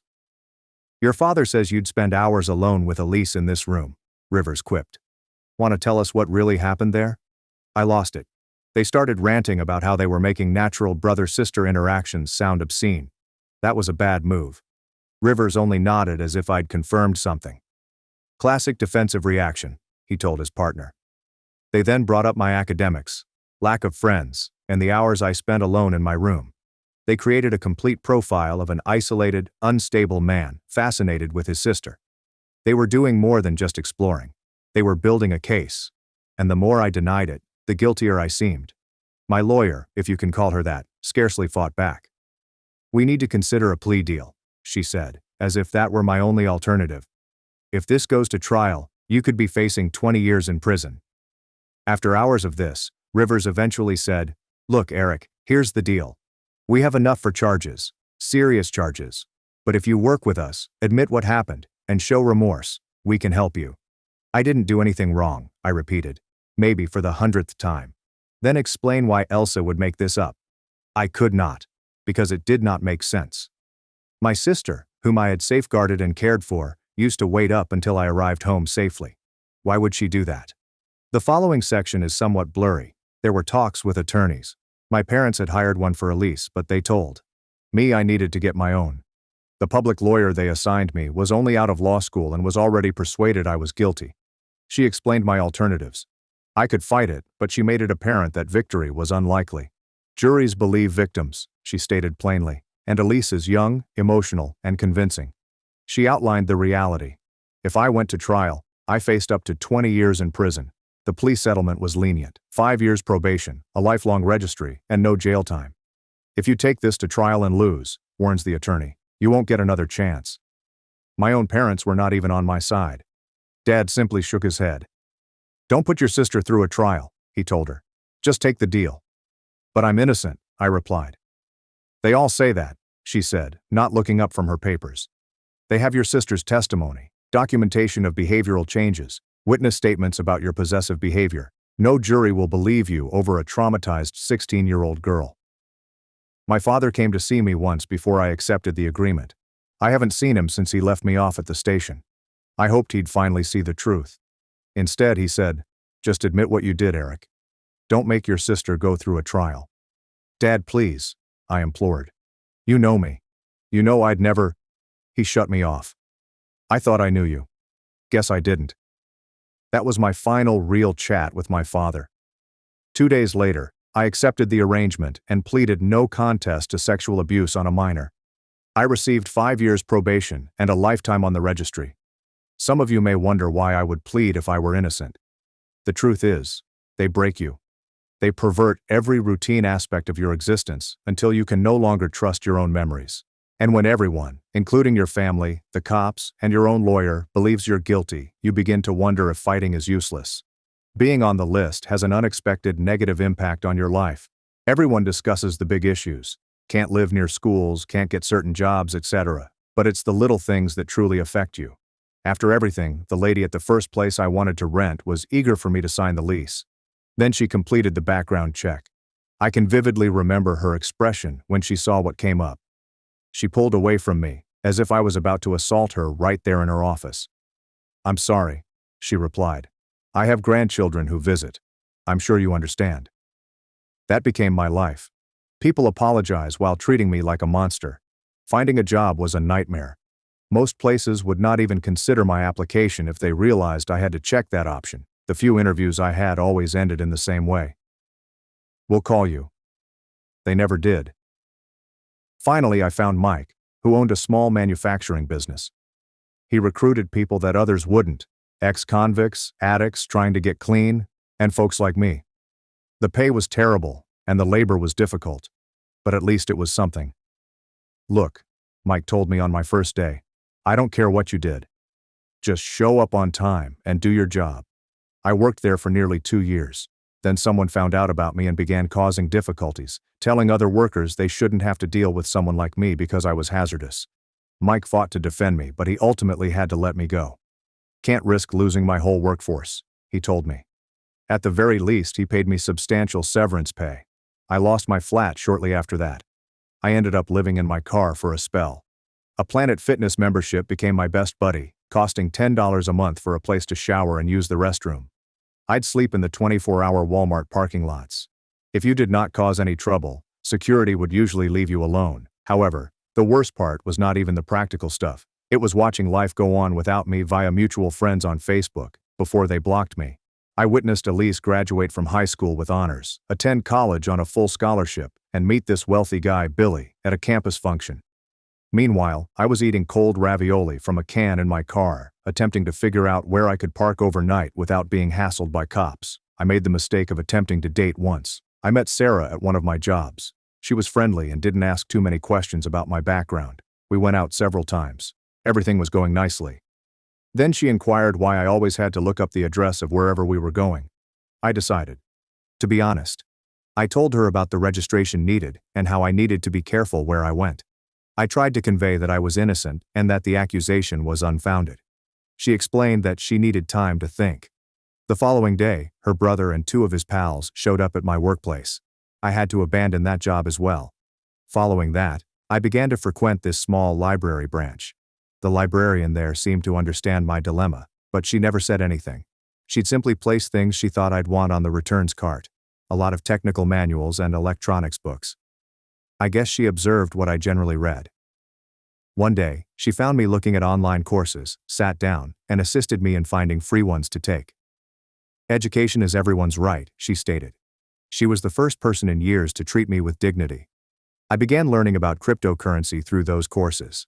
I figured that was something I could do without having my background checked. It turned out I had an aptitude for grasping the technical side of things. I made a little money here and there from trading. But you know what really screwed me up? Seeing comments on Elise's social media, all these people raving about how brave she was, how fantastic it was that she was able to overcome her trauma and achieve success. She even authored a survivor-themed piece for her campus paper. People referred to her as an inspiration. Meanwhile, I was barely surviving. Isn't it funny how that works? I considered trying to clear my name, but who would believe me? Elise was a great, accomplished college student. I was just a creep living in his car. The system does not care about folks like me. That's how I spent most of my 20s. Changing jobs and locations. Never stayed any place long enough for folks to learn about me. Never make friends because what's the point if they'll depart as soon as they find out? Some nights, I'd lie in my car, scrolling through old family photos on my phone. Pictures of me and Elise when we were kids, trying to figure out what went wrong and what I could have done differently. That is the thing with being on the list. It does not simply take away your freedom. It erases your past, your future, and your entire identity. You stop being a person and instead become a label. But then everything changed. It was just a regular Tuesday. I was at work. I had obtained another factory job that was better than the last one, when I received this email from a private investigator. I almost deleted it, assuming it was spam, but something compelled me to read it. The private investigator stated that he was hired by Elise's husband, Billy, to investigate her background. Billy began to investigate because she had been acting strangely recently. The PI had discovered flaws in her story about me and wanted to talk. I dismissed it at first. I've had enough people messing with my life already. But then he gave me another email with confirmation that he was legitimate, court records, case files, and other information I had never seen before. We met in a diner just outside of town. The PI, let's call him Frank, had a big packet of paperwork. "Your sister's story is falling apart," he remarked, scattering papers across the table. "Been doing this job 30 years, never seen someone mess up their own lie this bad." It turned out that Elise had been sloppy, very sloppy. The time frame she provided for when events allegedly occurred did not match school records. The witness accounts from her pals were different each time she presented the event. But what really surprised me was this. Remember John, the senior who was constantly hitting on her? It turned out he wasn't just any man scouting around. She was covertly dating him. And not only that, she was found in his car, doing things she wasn't supposed to do. She was convinced I would tell our parents about it. Maybe because she knew I'd always been protective, or maybe out of sheer dread. In any case, she needed a distraction, something large and stunning enough to ensure that no one thought about John. So she made up the allegations, knowing that once they were spoken, nothing else would matter. Frank had copies of texts between Elise and her pals from that time, which she thought had been destroyed. In those, she actually planned everything. We discussed how she needed a nuclear option to keep me quiet. She didn't expect it to go as far as it did, Frank told me. Reading these messages, it seems like she thought they'd just send you away to live with relatives. Or something. When your dad went full scorched earth, she was too scared to take it back. I just sat there, reading everything, seeing verification of what I'd already understood. Frank continued talking. Billy hired me because she's been acting strange lately, drinking too much, getting paranoid. He found her crying over old family photos one night. When he asked about you, she completely shut down. That's when he called me. Frank then handed out one final document. Elise's signed confession. Billy confronted her with all of the proof, and she broke down and told him everything. "I need you to understand something," Frank stated. "This isn't going to magically fix everything. The legal system doesn't like admitting it made a mistake. But it's a start." He left me with copies of everything. I spent the entire night reading through it all, from the text where she plotted it, to the confession where she eventually revealed the truth. I even discovered some posts she made on a site about how to make abuse charges more credible. The next day, I contacted a lawyer. This time, I got a real one, not some overworked public lawyer who had already determined I was guilty. We sought post-conviction relief based on fresh evidence. My lawyer argued Elise's confession, together with the anomalies Frank discovered, was sufficient to overturn my conviction and take me from the registry. After months of proceedings, a court ruled in my favor. My record was wiped clean. I should have been relieved. I should have felt something. But all I could think about was how long it had taken and how much I'd sacrificed in the process. A week later, an envelope arrived in my mailbox. There was no return address, but I knew who sent it before I opened it. My parents. First contact in 10 years. My hands shook as I ripped it open, not from exhilaration, but from complete disbelief. Inside was a letter written in my father's rigid, impersonal handwriting. They wanted to meet. Elise claimed she had finally come clean. Well, partially. She spun a watered-down version of the facts, portraying herself as a terrified young girl who made a terrible mistake. There was no mention of the calculated lies or the years of pain she subjected me to. However, it appears that this was enough for them to finally accept I was innocent. The envelope included a check for $50,000, which they most likely considered generous. As if it could somehow undo a decade of being treated as a monster. It's as if it could buy back my stolen years, respect, and existence. I held it up to the light for a second before laughing. Nothing had changed. They still believed that problems could be fixed with a price tag. Money was not what I needed. I needed to hear the truth from someone else. So I took Frank's number and called him. My hands shook when I finally dialed. He responded after a few rings, his voice apprehensive. Hello. Billy, this is Eric. After a long wait, they cautiously said, Eric. Who? I took a moment to recover from the pain before responding. Elise's brother. Silence. Then a low, unfunny chuckle. That's funny, because Elise never mentioned having a brother. Never mentioned any family, actually. I choked down the mounting wrath in my chest. Yeah, that tracks. Can't have the skeletons in her closet out running their mouths, right? Billy breathed sharply. Jesus, I knew she was hiding things, but this... I've been married to this woman for years, had a kid with her, and I didn't even know she had a brother. Not one she didn't completely destroy first, I stated bluntly. There was another delay before he muttered, Unbelievable. His voice had the hard edge of someone recognizing how profoundly they'd been manipulated. Then he groaned and spoke again, his voice forceful, final. I'm filing for divorce. I didn't say anything at first, allowing the weight of his words to rest between us. I finally nodded, despite the fact that he could not see me. Good, I said. You deserve better. I hung up after that. There's no point saying anything else. But as I put down my phone, a strange sense of relief came over me. Then I discovered the social media posts. Elise erased all of her accounts, but not before issuing a lengthy explanation about how she remembered things incorrectly as a teenager. She made herself sound like a victim, a poor, bewildered girl who made a mistake, now fearlessly revealing the truth. Her beautiful life began to fall apart after that. Billy has filed for divorce. The school where she worked, yes, she became a teacher, imagine that, requested her resignation. It turns out they dislike having professors who have admitted to creating false abuse complaints. I later learned that Billy had full custody of their child. Elise's confession was used as proof of her instability. She tried to oppose it, but Frank's inquiry had discovered other lies. There are a lot of them. What is the genuine truth? She had lied about everything for years. Not only about myself. She also made up stories concerning other people. When things didn't go her way, she would accuse guys of various things. Some questioned why she eventually confessed. According to Frank, my parents had begun to notice things. Elise had been acting erratic for months, vanishing for hours without explanation, having random outbursts about nothing, and drinking excessively at family events. The final straw came when she slipped up during a heated confrontation with my mother. She blurted out something about how Eric would not have suffered had Dad not overreacted. My mother froze and pressed her for details. Elise attempted to backtrack, but it was too late. Doubt had already been planted. My father, ever the controlling figure, began digging. He contacted people from Elise's history, including her former high school friends. And with that, the holes in her story began to appear. Elise was already in a downward spiral, attempting to stitch together a falsehood that was rapidly unraveling. So when Billy presented her with the evidence, the texts, the contradictions, the proof she thought was long gone, she broke down. And then my phone rang. It was my mom. Her speech was weak, as if she had been crying for several hours. "Eric, please, we need to talk."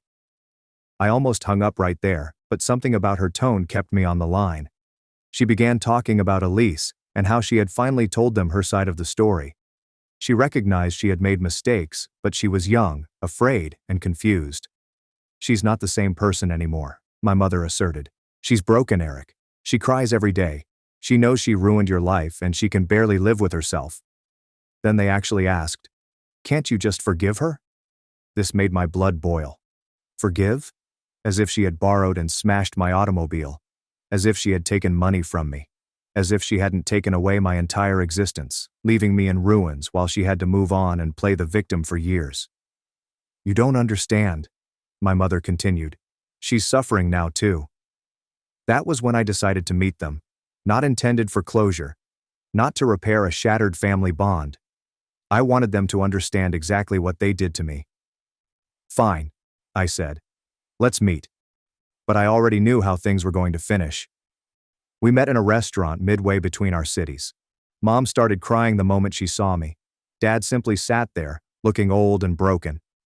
Perhaps having your golden child turn out to be a liar does that to you. Mom attempted to hug me. I took a step back. "Let's just sit down," I said. They had prepared a speech about how sorry they were, how they should have trusted me, and how they wanted to rebuild our family. Dad even took out his checkbook again. Like pouring money at it will solve everything. "Put that away," I instructed him. "I didn't come here for your money." Mom continued saying things like this. "We were just trying to protect your sister, and we did what we thought was right at the time," making excuses, as always. I let them talk to themselves. Then I took out the packet Frank handed me and began reading Elise's texts aloud, the ones where she plotted the entire affair. I watched their faces as they understood how severely their precious daughter had cheated them. She was scared. Mom attempted to justify her. She was just a child. I was barely an adult, I said. Where was my protection? Where was my benefit of the doubt? Dad tried again. "We know we messed up. We want to make it right." "Make it right," I laughed. "You want to make it right?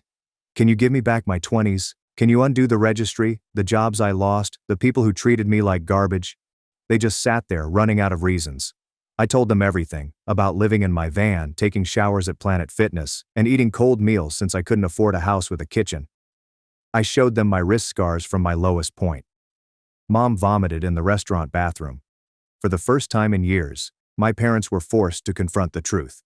The undeniable indication that they had discarded their own son without hesitation, that their golden child was anything but golden. I saw them sit in horrified silence, their entire world collapsing in real time. "You did this," I said in a firm voice. "You let it happen." My father appeared to want to dispute, to justify himself. For once he didn't. He simply gazed at the table, jaw clenched. Mom, on the other hand, continued to try. "Eric, we were just trying to protect her. We thought we were doing the right thing." I leaned back and breathed slowly. "You know what the worst part is?" "I get that. I do.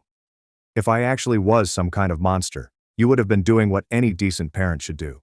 But you never even gave me a chance. Not once. You decided I was guilty because it was easier than questioning Elise. And you let me rot for it." Tears ran down her face. "We were wrong," she muttered. "We were so wrong." I let that sink in for a moment. Because, yes, they were wrong. They were more than wrong. But nothing they said could possibly restore what I had lost. I spent 10 years of my life as nothing more than a label. Mom stretched across the table, her hands trembling. "Please, Eric, we can't change the past, but we're still your parents. Can we at least try to fix this?" I drew my hand away before she could touch me. "Fix it?" I sneered. "Tell me, Mom, how exactly do you fix 10 years? She opened her mouth, but no words emerged. Dad finally spoke. You have every right to hate us, he said in a hoarse old voice. But we're still your family. I shake my head. Number, you stopped being my family the moment you decided I wasn't worth fighting for. A heavy stillness fell between us. They had expected rage, possibly even screams. But I was beyond all of it. I did not need to yell. They were drowning in their own shame without me saying anything. Then Mom played her final card. Elise is suffering too, Eric. I stared at her. Of course. Of course she would say so. She lost everything, she added. Her marriage, her career, her friends. She deserved to, I said, my voice cold. Mom recoiled like I'd smacked her. She made a choice, I murmured, my gaze fixed on them both. She lied, and I paid the consequences. But you? I glanced squarely at my father, who shuddered under my gaze. You made a choice too. You believed her without a second thought. You let them take me without hesitation. Dad closed his eyes for a time, as if to filter out the truth. Mom's voice scarcely rose beyond a whisper. She's not the same person anymore. I gave a dry chuckle. Neither am I. Wasn't that the actual tragedy?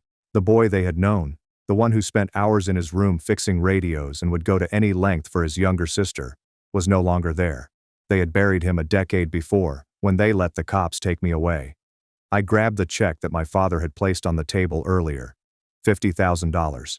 An amount they most likely made up, believing that money might undo their actions. I stared at it for a second before ripping it in half. I don't need your money, I replied. I don't need anything from you. Mom began sobbing. Dad said nothing. He just sat there like a guy who realized he had lost something he could never get back. I stood up. You made your choice, I remarked calmly. Now you get to live with it. I walked away without looking back. I felt nothing when I left that eatery. There was no sense of accomplishment, no relief from the weight on my shoulders, just nothing. And perhaps that was the true closure. A few weeks later, I received a letter through the mail. There was no return address, but I knew who sent it before I opened it. It came from Elise. I glanced at the mail for a long time before I opened it. The letter within was short.